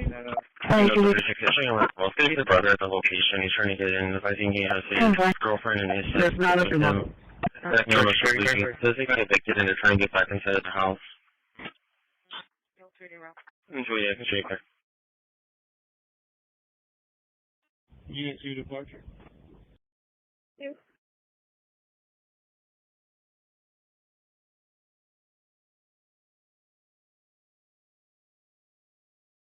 I'll be lazy to want to approach the couple. You dropped out. What was the departure time? 75 to 926.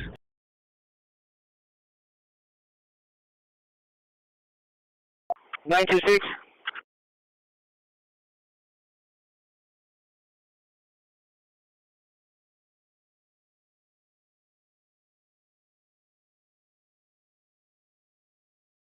Bravo 220 11. 319, Paul. Location.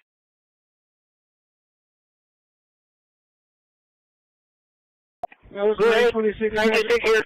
286, that's from 70. So what's your ETA to Southside? Yes, sir. I'm leaving. I'm skating back at Southside. Okay, let's see if anybody's going out of service and we can swap Save the them out. base at 75. Okay, if not, I can lock. 8:58. 30 minutes. 220. Person Charlie 210 230. She not for that suspicious person. 22 Dolphin 522 Dolphin. In contact with John. Okay, so thank you.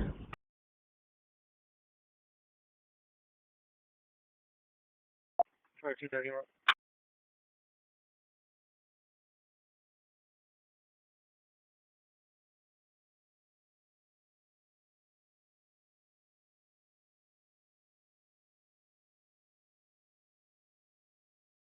926.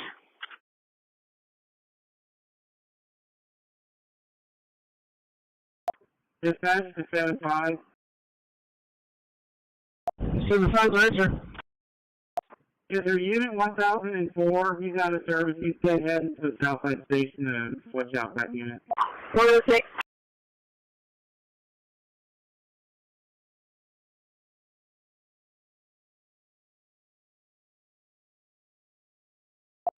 Mm-hmm.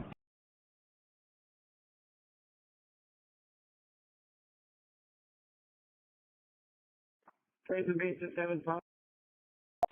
So, what was the address one more time? 926 on individual.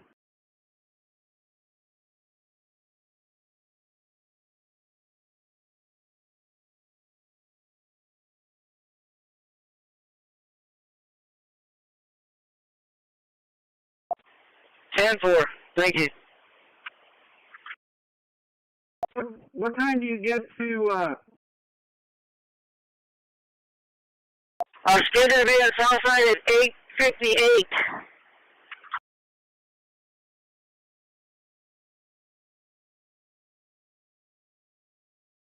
$8:43. 75, answer. 106. Is there unit 1004? He's out of service. He's heading to Dispatch, the Mike, Southside riding Station to 3.2. switch out that unit. Dispatch to 1004. Charlie 275, 573. 1004, go ahead. Yeah, Rossville's behind the hospital. Rossville and Williams behind the hospital on Williams. Who drove someone got it? 8:43. The other area is 4. The next available court date still July 21st. It's going to be in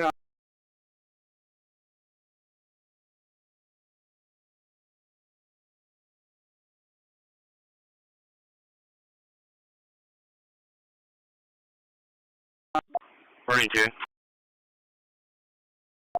I'm scheduled to be at Southside at 8:58. 326, 332, mileage, and 320. Going to be on the way. It's going to be 3217 Lariat. Industrial Planner, 281, 3611, Southport, the U-Haul. Sending from the upper alarm coming from live footage at the storage beam. Dolphin, please. 1030 Dolphin, please. July 21st. Stand by. dispatch to 1004. No, just clean it up too. You can for that. I'm going to redirect you for that disturbance that just came in 712 Confluent. So they can hear a female in the male arguing and yelling. And they're going to wait for being on the door. Yeah, Rossville's behind the hospital. Level 261. Go ahead. Oh, for you show myself 144 clear from county, and we'll be backing out to Walmart on Greenwood. 843, the IFA area, 10-4. It's going to be in,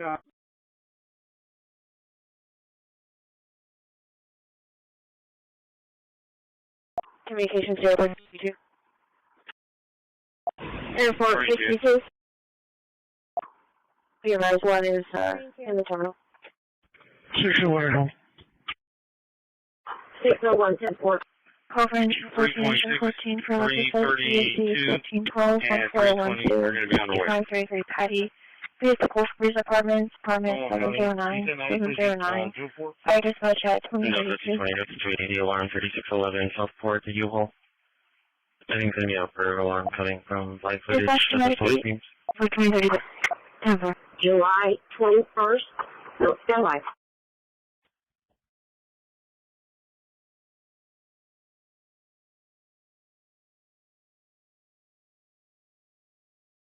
All for 2 keys. That's 220 up to 80. That's right. I'm going to redirect you for the disturbance that just came in. 712 Concola. So they can hear a female and a male arguing and yelling. I don't know what you're being on the door. That's a 265. I'm in the area. All for 2 keys. Show myself 144 clear from county and we'll be backing out to Walmart on Greenwood. Charlie 22280. We're getting a call 1310 Dolly. Airport 62 Charles. Dispatch to Medic 23. Airport 62. Over again. Sorry, just one. Where's that at?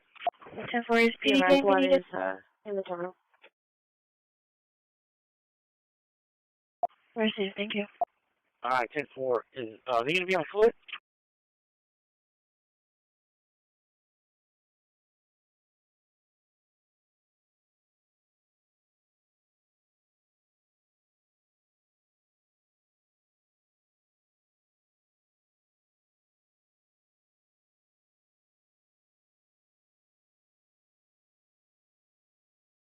Roger 7, Roger 11, Roger.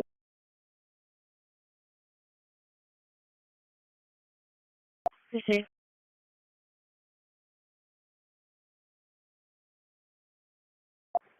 Medics arriving 6.0.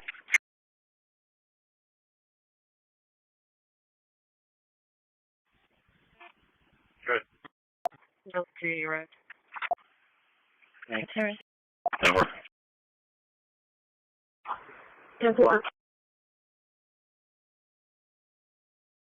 This T10 looking for. Charlie 613 Second Street, stop the passerby at my business is a fall victim.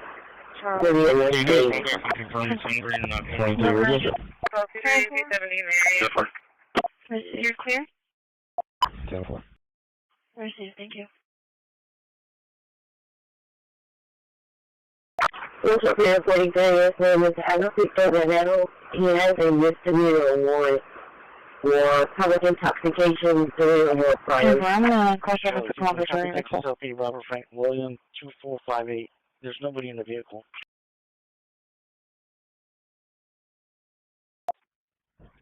Medical is not seen. 10-4, I want to go to the hospital. Major from Ladder 7, level 2, bring the search in. Estimate 1. Because when I tried doing a callback, I said it wasn't in service and it hung up on me. Medics arriving 6.0. I don't see. Easy.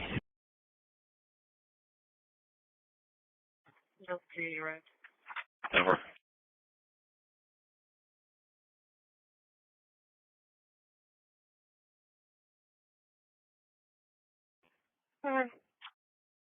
Dispatch medical.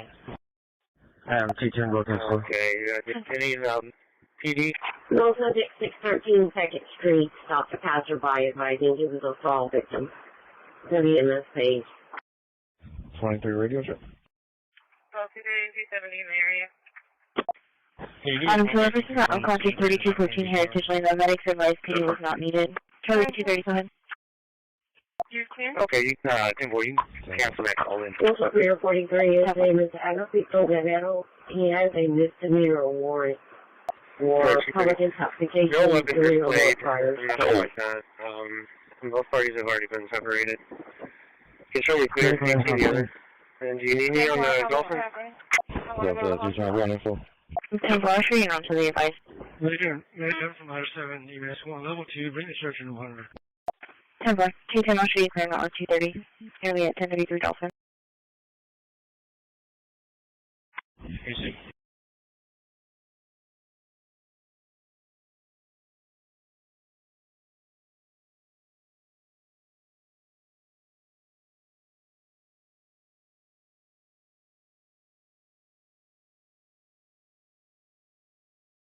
Charlie 220. Airport 62, boy gate 5. Yes, ma'am. The back parking lot is all closed up where all the vehicles we worked on are in. And then we checked the collision parking lot. There's nobody there. We're going to go down McCarter. We'll see if we can find somebody on foot. Boy 5, 2038. 7 over. Unit 3, we got a departure. 5724. 2500. Unit 3. 2500. Departure, elevator 3, the Aspen, CTC 29133, and negative, that was going to be a different call. That was going to be the level 2%. 2035, negative damage. Was Dolphin the one that Adam 2 just cleared? Just walk away.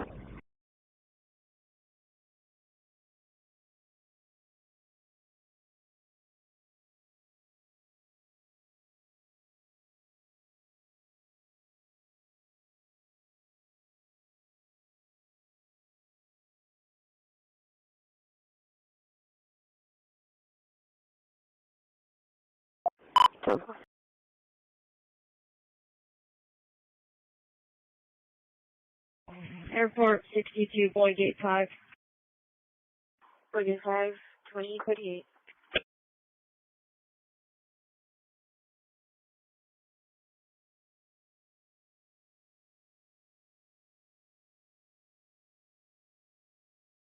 Travel 7 over arriving. Unit 3 with a departure. 5724. Unit 3.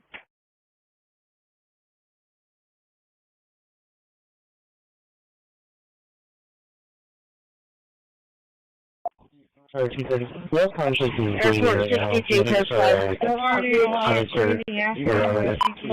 Make one return. 2043, and HFL 308. North contact and meeting administrator. 2035. Charlie Hilton. Can you get a county police in route also? There may be someone possibly has here. 10. 10. Good, I copy. I have 2 10.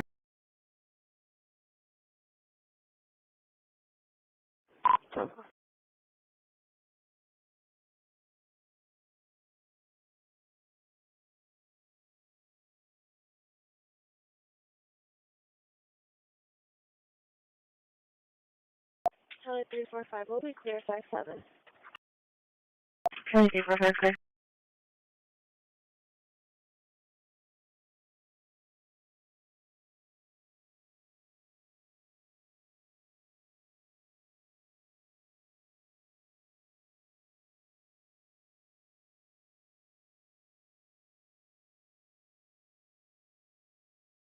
She's holding up. Make one clear return. Airport 62, curbside. 125 traffic. 10-4, curbside 2040. Good. Danger 1 right now. Danger 1, go ahead. The Polaris and more. Nora X-Ray King 6094. Nora X-Ray King 6094. Polaris and more. Can you get a county police in route also? There may be someone illegal burning.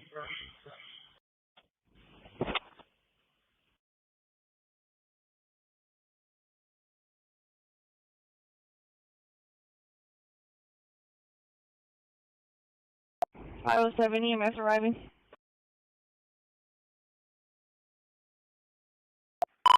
Engine 1. 390, apologize. Location. Engine 1. 3026, car 14. It's going to be William Franklin, 6421.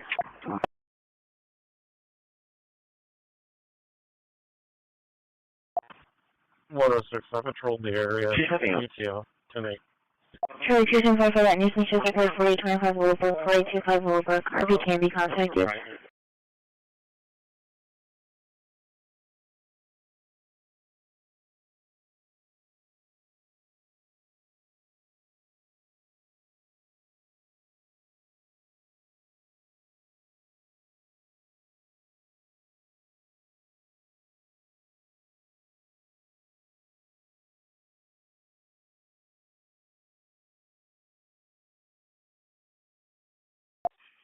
Charlie 3, or take that minor Staples.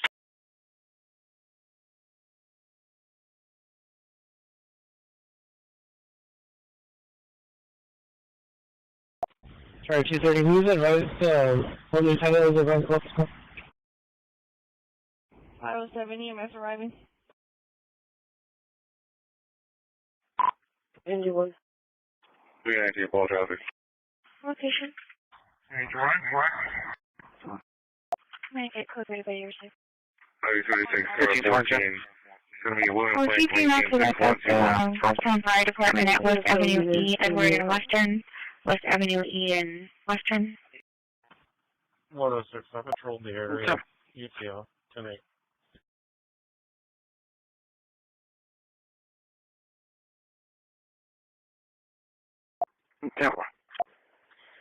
The area from Medicaid.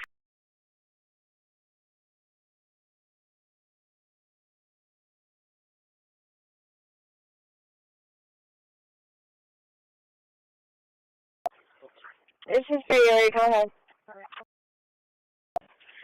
We're coming to code 3 with a 67-year-old female, ANO times 4, who had a syncopal episode, is still currently complaining of dizziness, active vomiting, and nausea.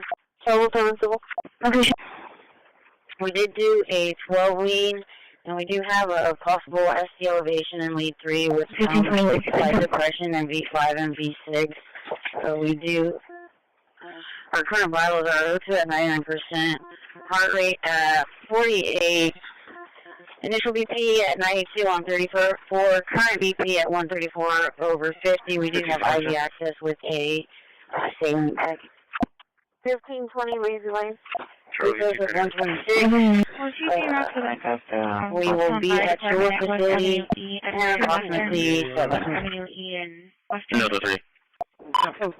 The units on Osage, you have 3 there. When we free one of those up, we need to get that hold in progress call. It's been pending. Did you get any other calls? Area from Medicaid.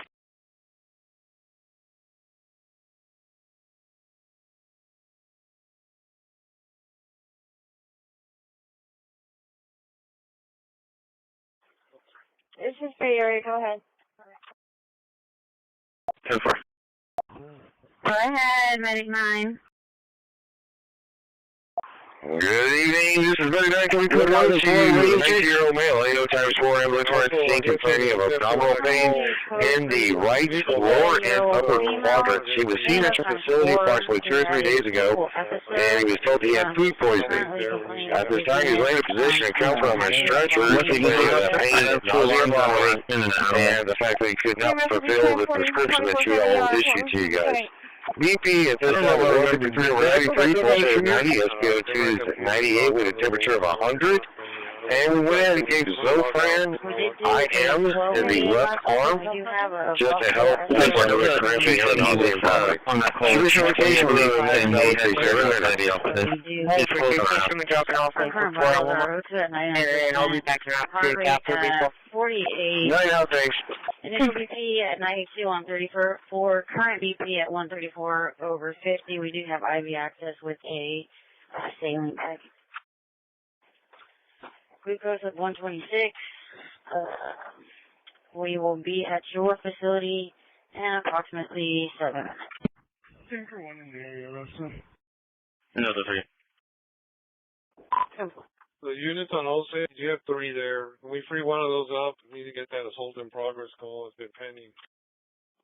Did you get any other calls, Russell? 10-4. Go ahead, Medic 9. 1004, radio check. You're loud and clear. Paul Robert Charles 9398. And then I'll be back here after baseball. Good boy, thank you. 507. And also, I guess from the inception of that call, the 1004, can I get an individual, please? In progress call, but yeah, we need to, nobody's there, we need to get that one dispatched. 310. 310. What sequence was that, sir? I have 2 alarms of harassment and an animal. EMS will be transporting to 24/7 ER. Portland will be 10-8. I don't know if I remembered, but did I put myself out of Chenier? Alright, then my computer's locked on those old calls. It's not letting me out of them. Let me try and turn it. I'm going to log out, and I'll log back in. Negative. Last check with Gulf Conference. Okay, I'll be here about 20 minutes talking to Hawkins, yes, sir. Delta 270 was on that call with 220, I believe, and they had cleared a 5A off of it. It's close on our house. Good evening, this is Buddy Back Line Code 1 to you, a 19-year-old male, 80 times 4 ambulatory at the scene complaining of abdominal pain in the right lower and upper quadrant. She was seen at your facility approximately 2 or 3 days ago, and he was told he had food poisoning. No, sir, here he is. He's laying in position. Okay, when I get to the station, was working for nausea and vomiting, and the fact that he could not fulfill the prescription control issued to you guys. BP at this time is 153 over 93, pulse rate of 90, 98 with a temperature of 100. I am blocking traffic just to help with some of the cramping and the nausea and vomiting. She was your location within the next, I would say, 7 minutes. 9 out, thanks. 315, copy, please. Paul Robert Charles 9398. Route 30 to base 1044. 1004. Can I get an individual, please? Dispatch room, okay, we're arriving at miles, 5.1. Yep, 35, we're clear. We took that alarm on port. Dispatch, medic 91. Medic 91. Yes, ma'am, you can put us on 331 Yorktown, cancel medic 13. Charlie 245 Walker from 1053 South Staples, South Staples, South Staples with a clear bank. Receive my 13 Australia, sir. Location. American 13 copy, we're in the station. Thanks, 91. It'll be Highway 26, Caliber 14, No, 8. Stand by for quick. No, sir, here he is. I'll get it when I get to the station, boss. Once he parks the bus. Thank you. Son of Bill Miller's Adam X-ray 4. 4896, Adam X-ray 4, 4896, in front of Bill Miller's. Oh. Airport 62. Robert 129398.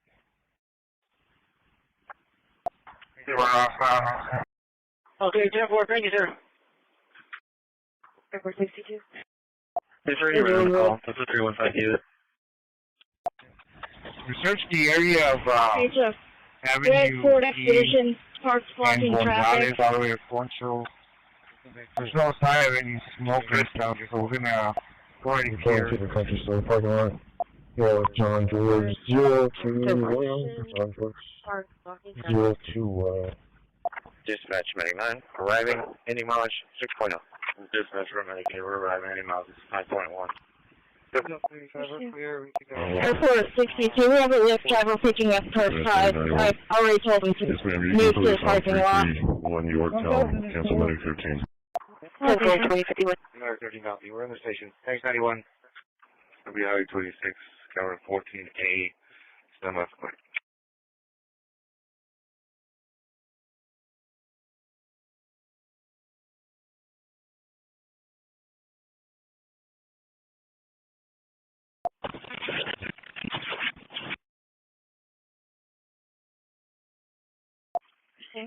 I don't see 10. I'll show you around as well. RP's going to everything that there's a break in his location. I don't know what happened. The lock and chain on the gate is broken. They broke in through the front door. RP's going to be in a gray Mercury Grand Marquee. Hasn't checked the building yet. Waiting for PD. Adam, 10 around.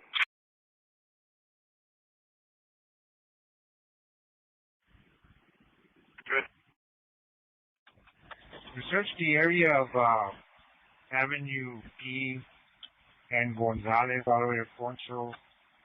There's no sign of any smoke and stuff, so we're gonna go ahead and clear. You going to the country store parking lot? Yeah, with John George 021. John George 021. Dispatch medic 9, arriving, Indy mileage 6.0. Airport 62, we have a Lyft driver picking up per side. I've already told him to move to the parking lot. 10-4, 2051.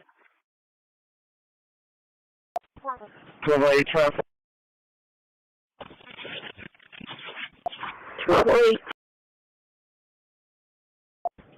me at 809 South Strawville on Texas plate Sam Robert 7074. You show me on service plate Sam Robert 7074. I don't see 10. I'll show you right as well.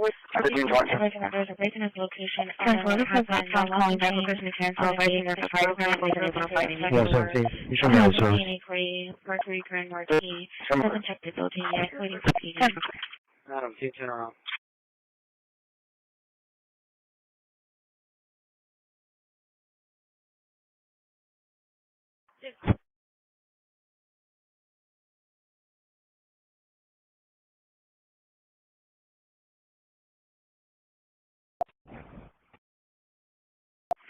Conference 14, Medic 14, Engine 14, Medic 14, first zip call, UC 1408, 1408, 52 Staples, Snoopy Hibachi Grill, US 1 at 2053.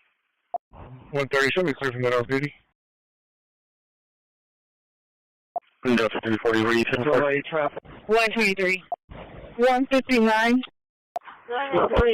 Is that out of Texas? Myself and 59 out of service. Yes, sir. Myself and 123 out of service. 117. You show me out of service. Show me at 809 South Strawville on Texas plate Sam Robert 7074. That's Texas plate Sam Robert 7074. 15 Doctor. 10-4, looks like Rocktown's calling back requesting to cancel, advising that the fire department wasn't able to find anything. 117. You show me out of service. 10-4, Bravo the 4 is not answering. They had a minor at Vega and Charlotte. They're please calling back requesting to cancel, advising that they exchanged insurance information. District 214, England, that's one. Heck yeah. 10-4. 130, show me clear from that off duty. 10-4.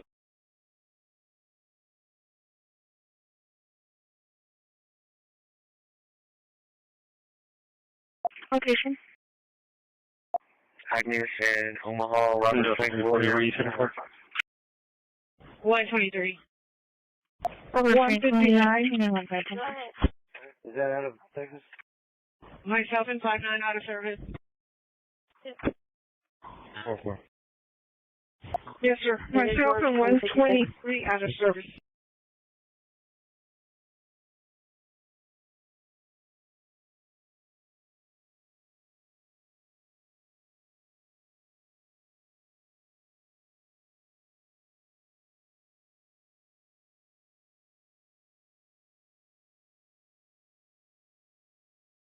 I don't see.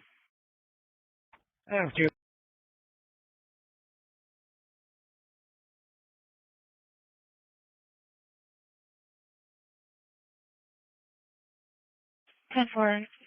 Bravo 4 is not answering. They had a minor at Vega and Charlotte. They're please calling back requesting to cancel, advising that they exchanged insurance information. District 214, England, that's one.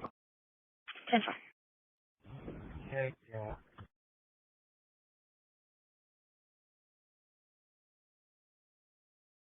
Location. Can you provide, what is your sense of how the CFTC and the SEC will differ when it comes to crypto regulation? I hope that we won't. Brian Quintens, whom the president has nominated, is a great guy. I've known him for years, and I intend to work closely with him, and I really look forward to his leadership there. I think there's no reason why the two agencies can't be working cheek to jowl on these issues for the American investor and the American economy. Mr. Atkins, do you have a view on Chinese listed stocks on the U.S. exchanges? Well, that's subject of statute, and Congress has acted, and I look forward to diving into those issues. Mr. Atkins, do you have a sense, will the Democratic commissioner continue in her role? Her term, I guess, goes through, it ended last year, and I guess she can hold over till the end of the year, so it's up to Mr. President and Congress to deal with that. Mr. President, on China, your press secretary has suggested that some progress is being made. Are negotiations actively underway? And do you agree with Secretary Bessent, who has suggested that the current standoff with China is not sustainable?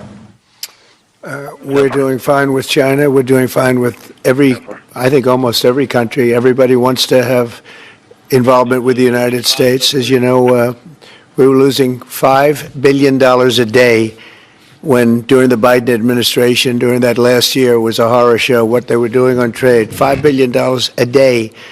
And now we have it down to a very low number because we're getting 25% from the automobile industry, from autos. We're getting 25% for steel, 25% for aluminum, and we're getting the baseline of 10%. And think of it, we're losing almost $2 trillion on trade. And those days are gone. We're not going to do that again. We're not going to let that happen. We're being ripped off by almost, I don't say every, but very close to every country, everywhere in the world, just being ripped off left and right. You had no leadership. You had people that didn't know what they were doing. And we're going to turn the country around. You know, we have a very nice phrase, make America great again. That's what we're going to do. And it's going to start with trade. We're doing really well. I see the stock market was up nicely, but this is a transition period, and it's going to be a little while. But we are doing well with every country. Ultimately, we have something they want, and you have to view it that way. We have something they want, and they want very badly. And you know, it's going to be, they're coming in, they're taking treasure, they're taking jobs when they do that, and they have to pay. And they don't have to pay if they come in and create their own jobs. You know, if they do their product here, if they build their product or make their product in the United States, we have absolutely no tariffs, and we welcome people. But we're taking in a lot of money from tariffs, and our country is getting stronger all the time because the other was not sustainable. Started with China. Are you going to play hardball with them? Are you going to mention COVID? Well, I'm not going to say. No, I'm not going to mention COVID. I'm not going to say, oh, I'm going to play hardball with China. I'm going to play hardball with you, President Xi. No. We're going to be very nice. They're going to be very nice, and we'll see what happens. But ultimately, they have to make a deal because otherwise, they're not going to be able to deal in the United States. And we want them involved, but they have to, and other countries have to make a deal. And if they don't make a deal, we'll set the deal because we're the ones that set the deal. Scott and Howard and myself and others, we're going to be setting the deal, and it'll be a fair deal for everybody, and it'll be, I think it's a process that's going to go pretty quickly. We've spoken to many, many countries, and we're getting their views on things. You know, there are a lot of things. They have VAT taxes. They have everything you can have. Don't forget, as an example, the European Union was set up to take advantage of the United States. That's why it was set. And they've done that, but they're not doing that anymore. Yeah. Mr. President, will you prevent Hamas from having any role in governing a post-war Gaza? And will Hamas have to be permanently eradicated for a ceasefire to be reached? Well, we're not going to let Hamas do that, and we're going to see what happens with Gaza. But we've made a lot of progress in the Middle East, tremendous. Should have never happened. That date, that very special date, October 7th, should have never happened. It would have never happened if I were president. But we'll be stopping that whole situation. Yeah, please. Earlier today, Treasury Secretary Bessent suggested that with tariff rates as high as they are now, it's effectively an embargo of trade between the United States and China. Do you see it that way? That's true. 145% is very high, and it won't be that high. It's not going to be that high. It got up to there. We were talking about fentanyl, where, you know, various elements built it up to 145. No, it won't be anywhere near that high. It'll come down substantially, but it won't be zero. It used to be zero. We were just destroyed. China was taking us for a ride, and just not going to have. It's not going to happen. We're going to be very good to China. Have a great relationship with President Xi. But they would make billions and billions and billions of dollars a year, and they would build their military out of the United States and what they made, so that won't happen. But they're going to do very well, and I think they're going to be happy, and I think we're going to live together very happily and ideally work together. So I think it's going to work out very well.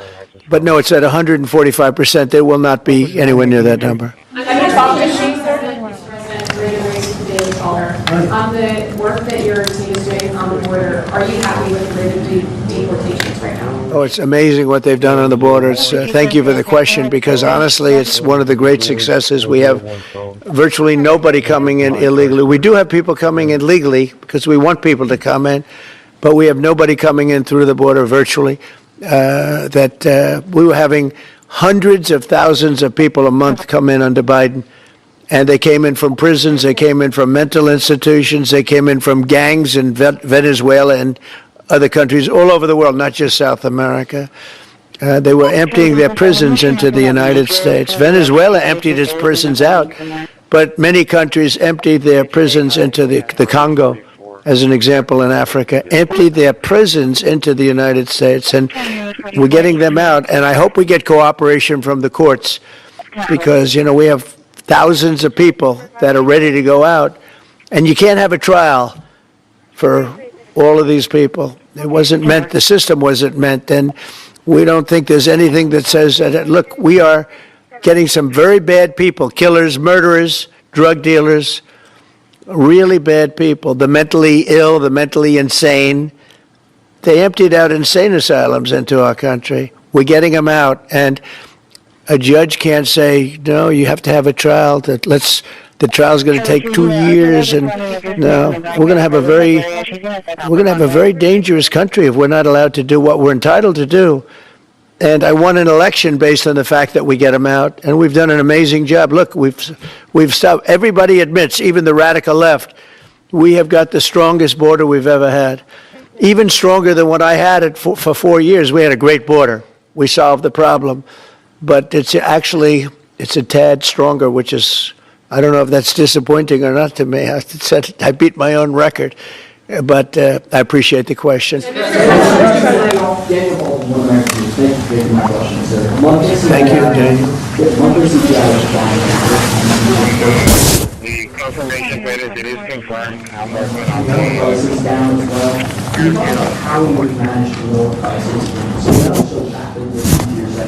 Well, thank you, Daniel. The question is about prices. The prices are going down, not going up. One of the big things is energy is going down. I see that we had a couple of states where gasoline was at $1.98 a gallon. Nobody thought they'd see that for years, maybe. And that's a big thing. And we opened up our wells. We opened up our drilling. We have more product now for sale. And we're also going to be selling outside of the country to a large extent. It's going to bring down our deficits, largely going to bring down our deficits. But if you remember my first week, I was standing here, Paul, and they were screaming about eggs. The cost of eggs have gone through the roof. They were up like 500%. It's crazy, like 4 or 5 times. And we won't have eggs for Easter, they were saying. There will be no eggs. You can't order eggs. They wanted us to order plastic in the shape of eggs. Well, yesterday we had 48,000 people at the Easter hunt. They call it the Easter roll at the White House. And we had all eggs. And as you know, the cost of eggs has come down like 93, 94% since we took office. And they're pretty much normally priced now. Great job. Our Secretary of Agriculture, Brooke Rollins, did a very good job. But groceries have come down. It's all coming down. The only thing that hasn't come down, but it hasn't gone up much, are interest rates, and we think the Fed should lower the rate. We think that it's a perfect time to lower the rate, and would like to see our chairman be early or on time as opposed to late. Late's not good. Mr. President, I don't want to talk about that because I have no intention of firing him. Mr. President, there are reports that you're considering doing something for moms across the country, giving them some type of bonus whenever they have a child. Are you considering that? Or Sounds like a good idea to me. Yeah, please. So to clarify, you have no intention of firing Jerome Powell, because here, economic advisor Kevin Hassett a few days ago said that you and people in the White House were studying this idea of possibly doing before his term ends. No. Do you have any plans on doing that? None whatsoever. Never did. The press runs away with things. No, I have no intention of firing him. I would like to see him be a little more active in terms of his idea to lower interest rates. This is a perfect time to lower interest rates. If he doesn't, is it the end? No, it's not. But it would be good timing. She could have taken place earlier. But no, I have no intention to fire him. Last time you talked to him, I don't want to comment on that. That doesn't matter. Mr. President, you said. When can we expect the Epstein documents to be released? The rest of them? Which documents? The Epstein files? I don't know. I'll speak to the Attorney General about that. I really don't know. I know that we've done the RFK. The Kennedy, Martin Luther King is out there very shortly, so we'll find out. But we've really announced we're doing them in full transparency. You know, when we did JFK, people were saying, "Oh, maybe it wasn't all; it was all," and people actually went up to the office and they looked at some things that were, not really easily available, and they were amazed that we gave it all. And I don't know if it solved any problems for people. People still have questions one way or the other, but that I'm not. But 100% of all of these documents are being delivered. Yeah, please. Mr. President, you said you're ultimately going to make a deal with China, but where do things stand right now? Have you talked to him? My relationship with President Xi is great. It's been great for a long time. We've had a very good relationship, and I think we'll make a deal with China. Mr. President, in your meeting with... If we don't make a deal, we'll set it. We'll just set the number, and, think they'll want to be a part of the United States. We're doing great. This is the golden age, as Paul said. We're talking about the golden age. It will never be a time like this, in my opinion. And China wants to be a part of that, too. Mr. President, in your meeting with investigation, sir, on the Butler investigation, are you getting intelligence briefings? And do you think I have. I'll keep that to myself. Very personal. Are you concerned about the impact of tariffs on West Coast ports with just sharp drawdown in Chinese imports? I think that everyone's going to do well in this country because of tariffs. We have $7 trillion of investment already. You can go back many years, and for a whole year, they haven't had anywhere near that. Mostly, they'd be well under $1 trillion of investment. And we've got $7 trillion. We really started 5 weeks ago. And in just a few weeks, literally, we have $7 trillion, which is a record for a year. There's never been a year with that much. And that's coming in, I think, for two reasons. It's coming because of an election that people like, and it's coming in because of tariffs. And if you look at Apple's going to start building here. Right now, they're in China mostly. $500 billion.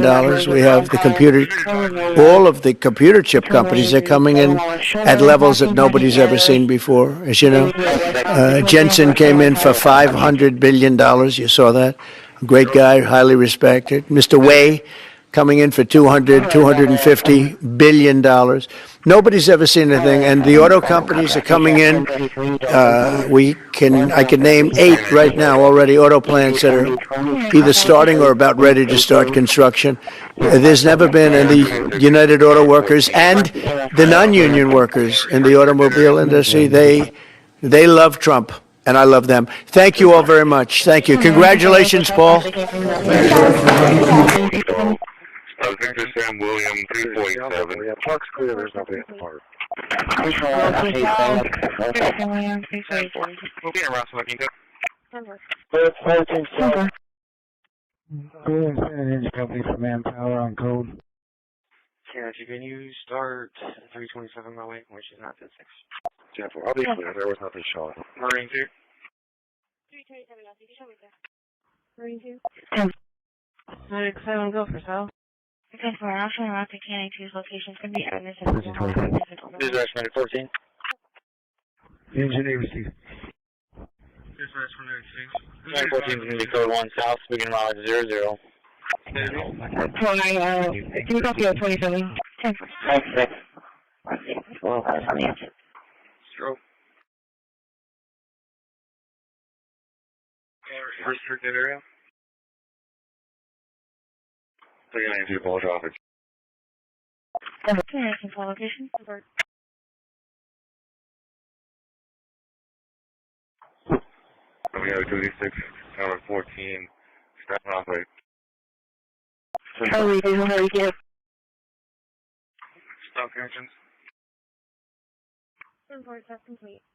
Embarkation was 1.40 question me 2353 William 247. Go for south. 10-4. We'll be in Ross looking good. 57 William 347. We're going to Bay Area, code 3, starting mileage 0.0. Bay Area, code 3, 0.0.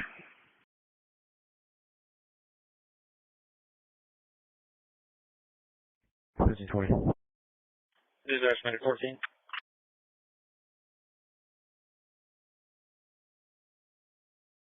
914 is going to be code 1 south, speaking mileage 00. 10-4. 29, can you copy 27?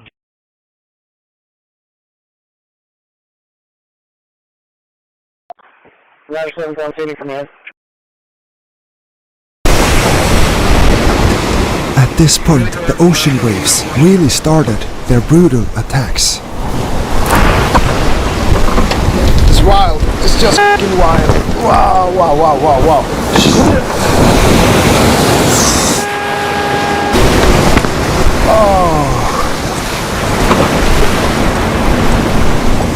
And my drainage holes are too small, so the water is coming out very slow. So I can't take too many of those waves. We need to get to shore now, quick. This is just crazy now. At this point, the ocean waves really started their brutal attacks. It's wild. It's just f***ing wild. Wow, wow, wow, wow, wow. Charlie 345, can you 18 at rotation?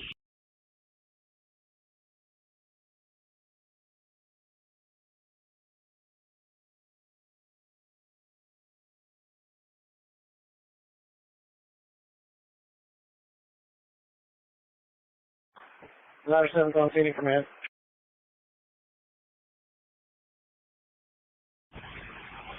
Medical clear from 970 Mass 1.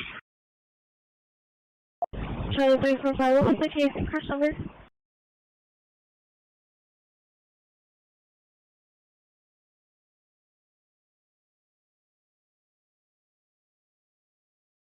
Follow for Yeah, go ahead.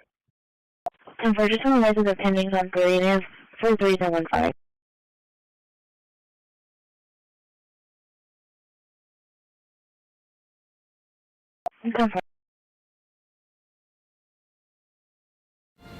Airport 62. Welcome to Sailing Sweet Ruka. I'm Kate, this is Curtis, and Roxy the dog. We are two racing sailors that sold it all and bought a boat to sail around the world the hard way.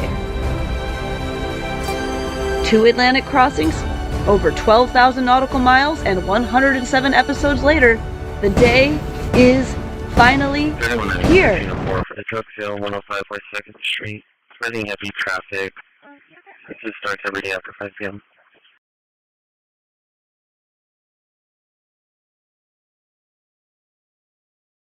This is estimated 14, arriving spawn south, and mileage 1.9. Adam 4, I'm in service. 1.9. 10-4. Charlie 345, can you make a note on my call? Nothing pending on the Adam side. 5600 block of Woolridge and 57 of Harrison.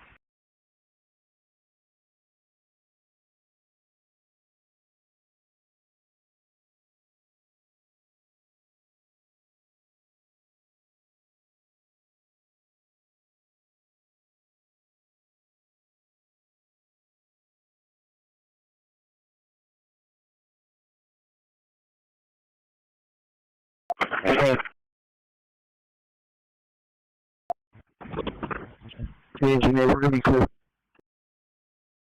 How many calculations do you think your graphics card performs every second while running video games with incredibly realistic graphics? Maybe 100 million?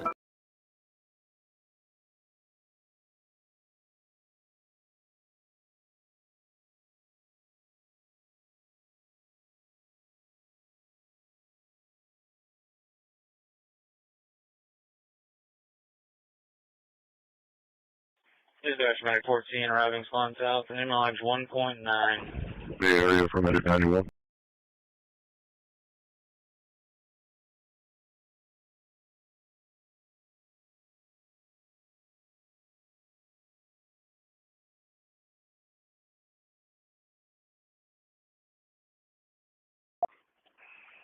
This is Bay Area, go ahead. Yes, ma'am. This is Medic 91. We're coming to you code 3. ETA is going to be about 5 to 6 minutes on board. I'm a 35-year-old female patient coming from home. Since around 8:30, she began feeling heart palpitations and feeling lightheaded. She does have history of SVT. Initial 12 leads revealed SVT at a rate of 189. Currently, we were successful with our Valsalva maneuver, showing sinus attack, no ectopics right now at 105. Blood pressure 134 over 104, 96% on room air. We do have IVX established, glucose of 116. Patient was refusing treatment by adenosine. Any questions? Ops 24, David. Two copies, right there. 90410, 90420. The disturbance 1545 North Lexington, the Gateway Mobile Home Park. Make contact with Edward. Bay Area for Medic 91. 422.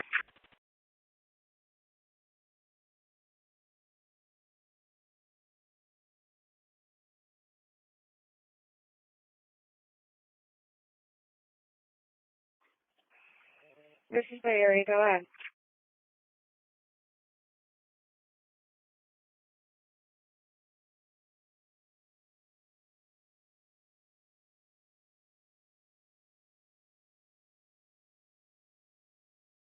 Ops 24, David. David, 2118.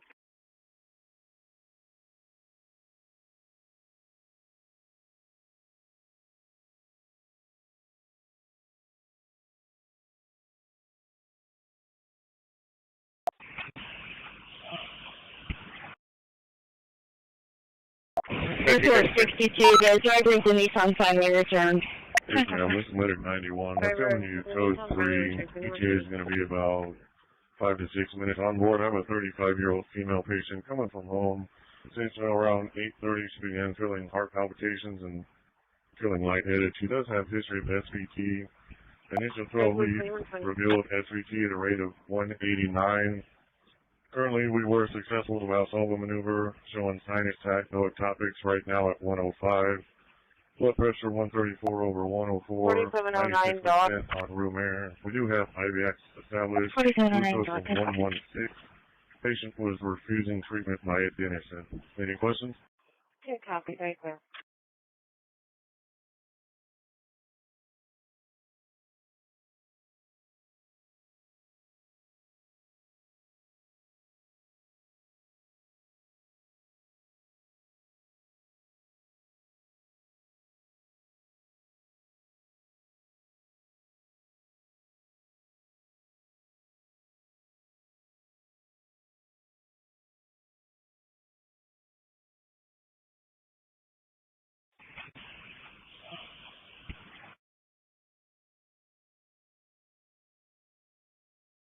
Airport 62, the driver of the Nissan finally returned. No, that's 320. Driver of the Nissan finally returned, 2120.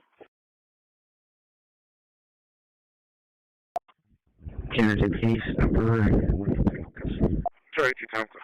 631. Edward 2120.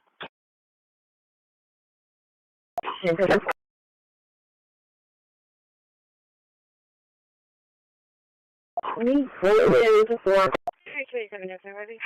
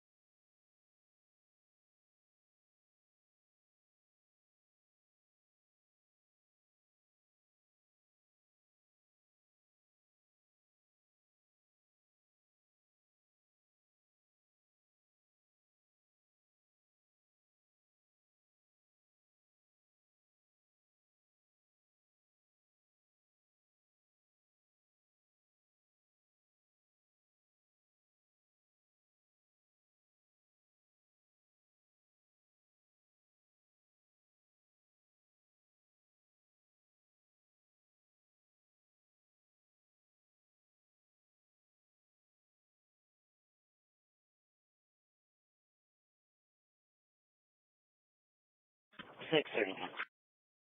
Anyway.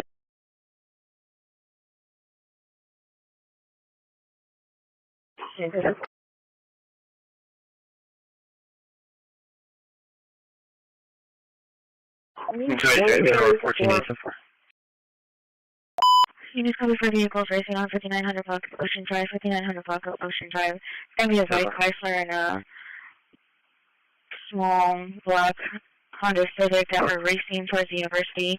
License plate Mar David William, 3120. Mar David William, 3120. That returns 280 block. 1996 Honda Civic. Patrol 3 and 4 X. 2124. Delta 320 route. Oh, wait. Show me 10 No. 10 for a clear. No, 14 areas, 10 4. And 3, just 3, Cheryl for the suicide threats, 2314 Oregon. I'll clear over this call. Can you Make open contact up with the Martin. last call at 21 and put me back on?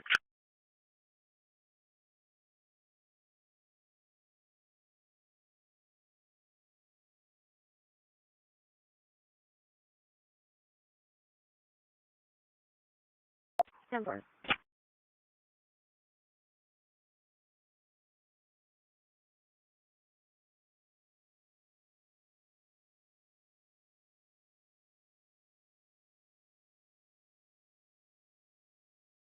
Airport 62, ground F-150.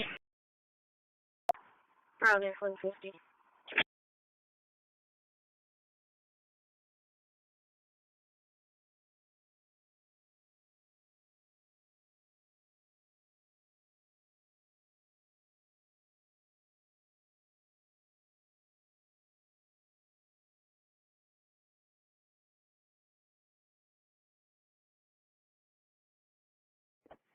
Provide.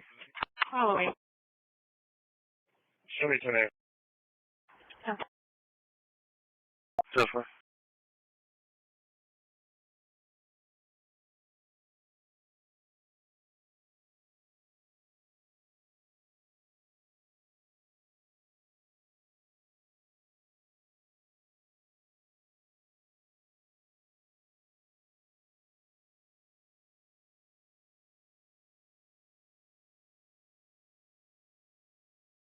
Number.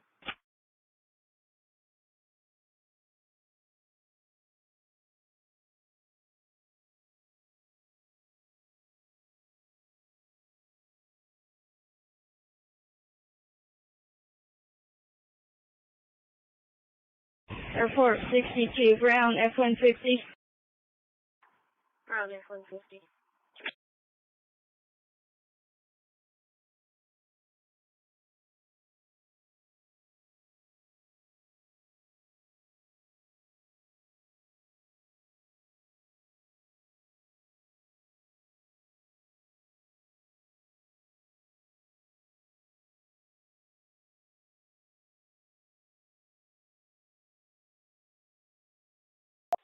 Adam 420 there.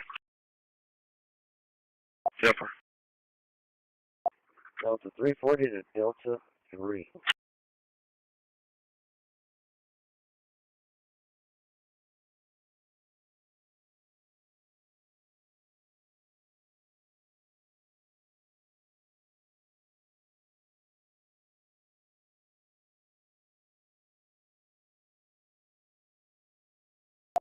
MH40.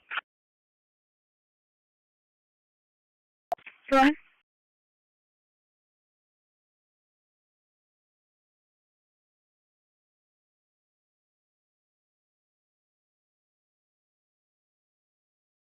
Okay.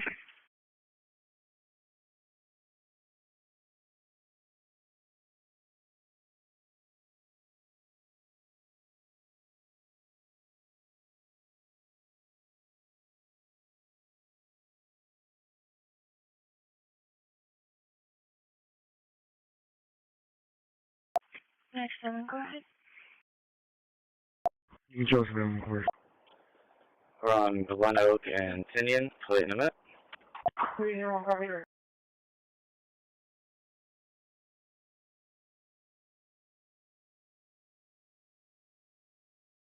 Airport 62, the driver returned.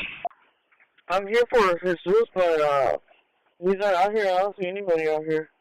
Tom 173216, go ahead next. Sam Tom 3020.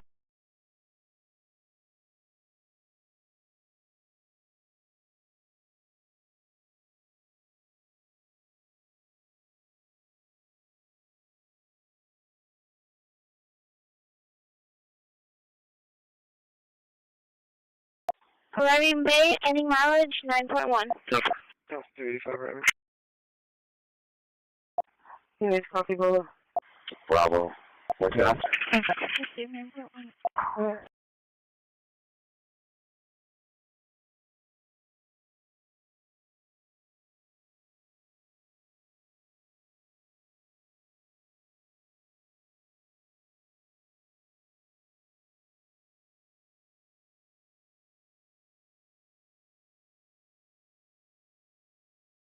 You chose them, of course.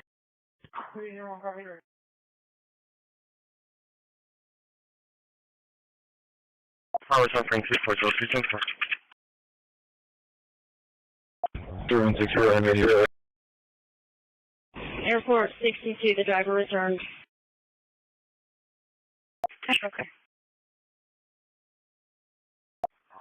So the address of 802 Kansas. Delta 320. We're going to be at 815 Ohio. Reference to Skull. Apartment 2.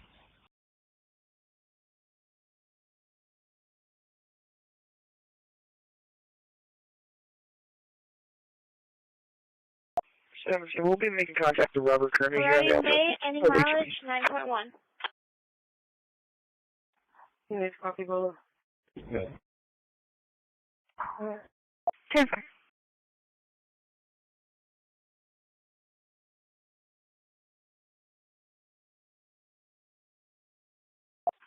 Code. 1889, Kenner 46 with Nora Victor Frank 2855.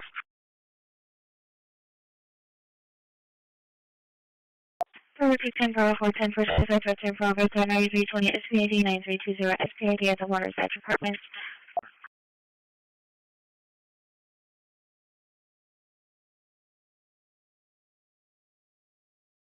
Through 164,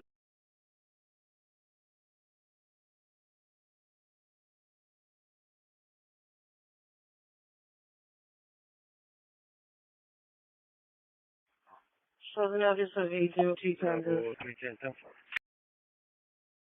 Bravo 4. Abrams 11-4, 1962. Yeah. Robert Kearney. And when we follow it out. 10-4. 10-4.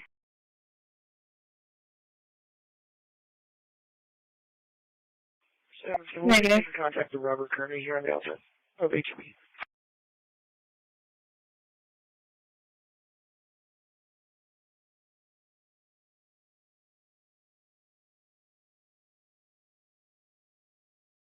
Anything else, Joe? 10-4. You're starting launch.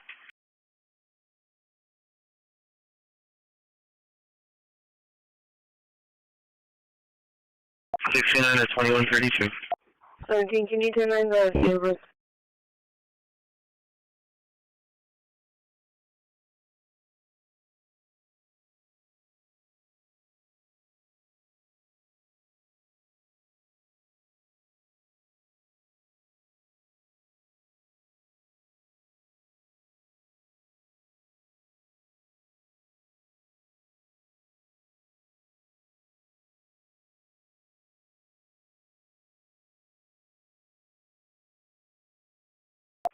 You just like to go out here and I say cancel.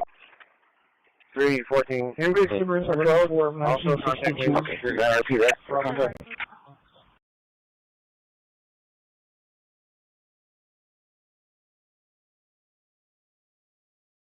This is my voice. I can do a call back.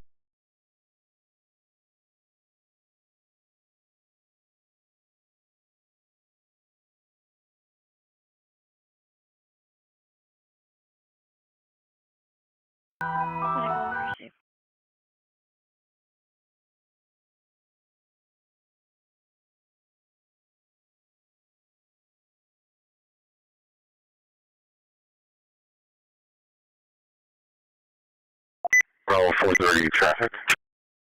Location. 14700 SPID. 3. Looks like it's going to be Mississippi. Also contact me with Adam 445571. 445571.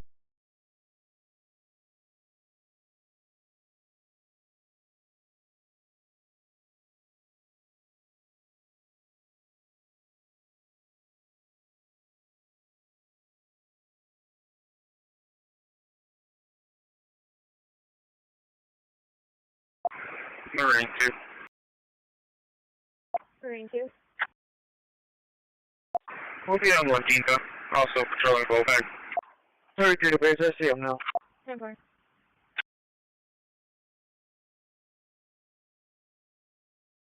Great, wait, retreat.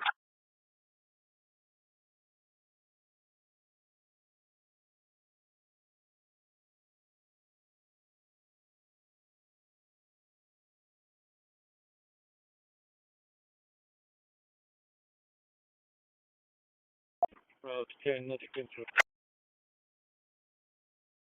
I'm going to align with the OPC division that she cannot say that. She said that her mother and her father are going to freak out, and she said they won't be like kind of serious. Okay, at least building number, something that we can be driving around the whole neighborhood. 301 Charlie. 12-8 traffic. If she wants this guy to walk to the front office, we can meet her right there. 12-8. Show me at the 600 block of Winston. On Texas plate, Tom David X-ray 4818. Tom David X-ray 4818. 301, can you get me? Marine. Get 403, we do have a feedback. Marine 2. Yes? We'll be on 1 Dinka. Also patrolling Bowbag. 33 to base, I see him now. 10-4.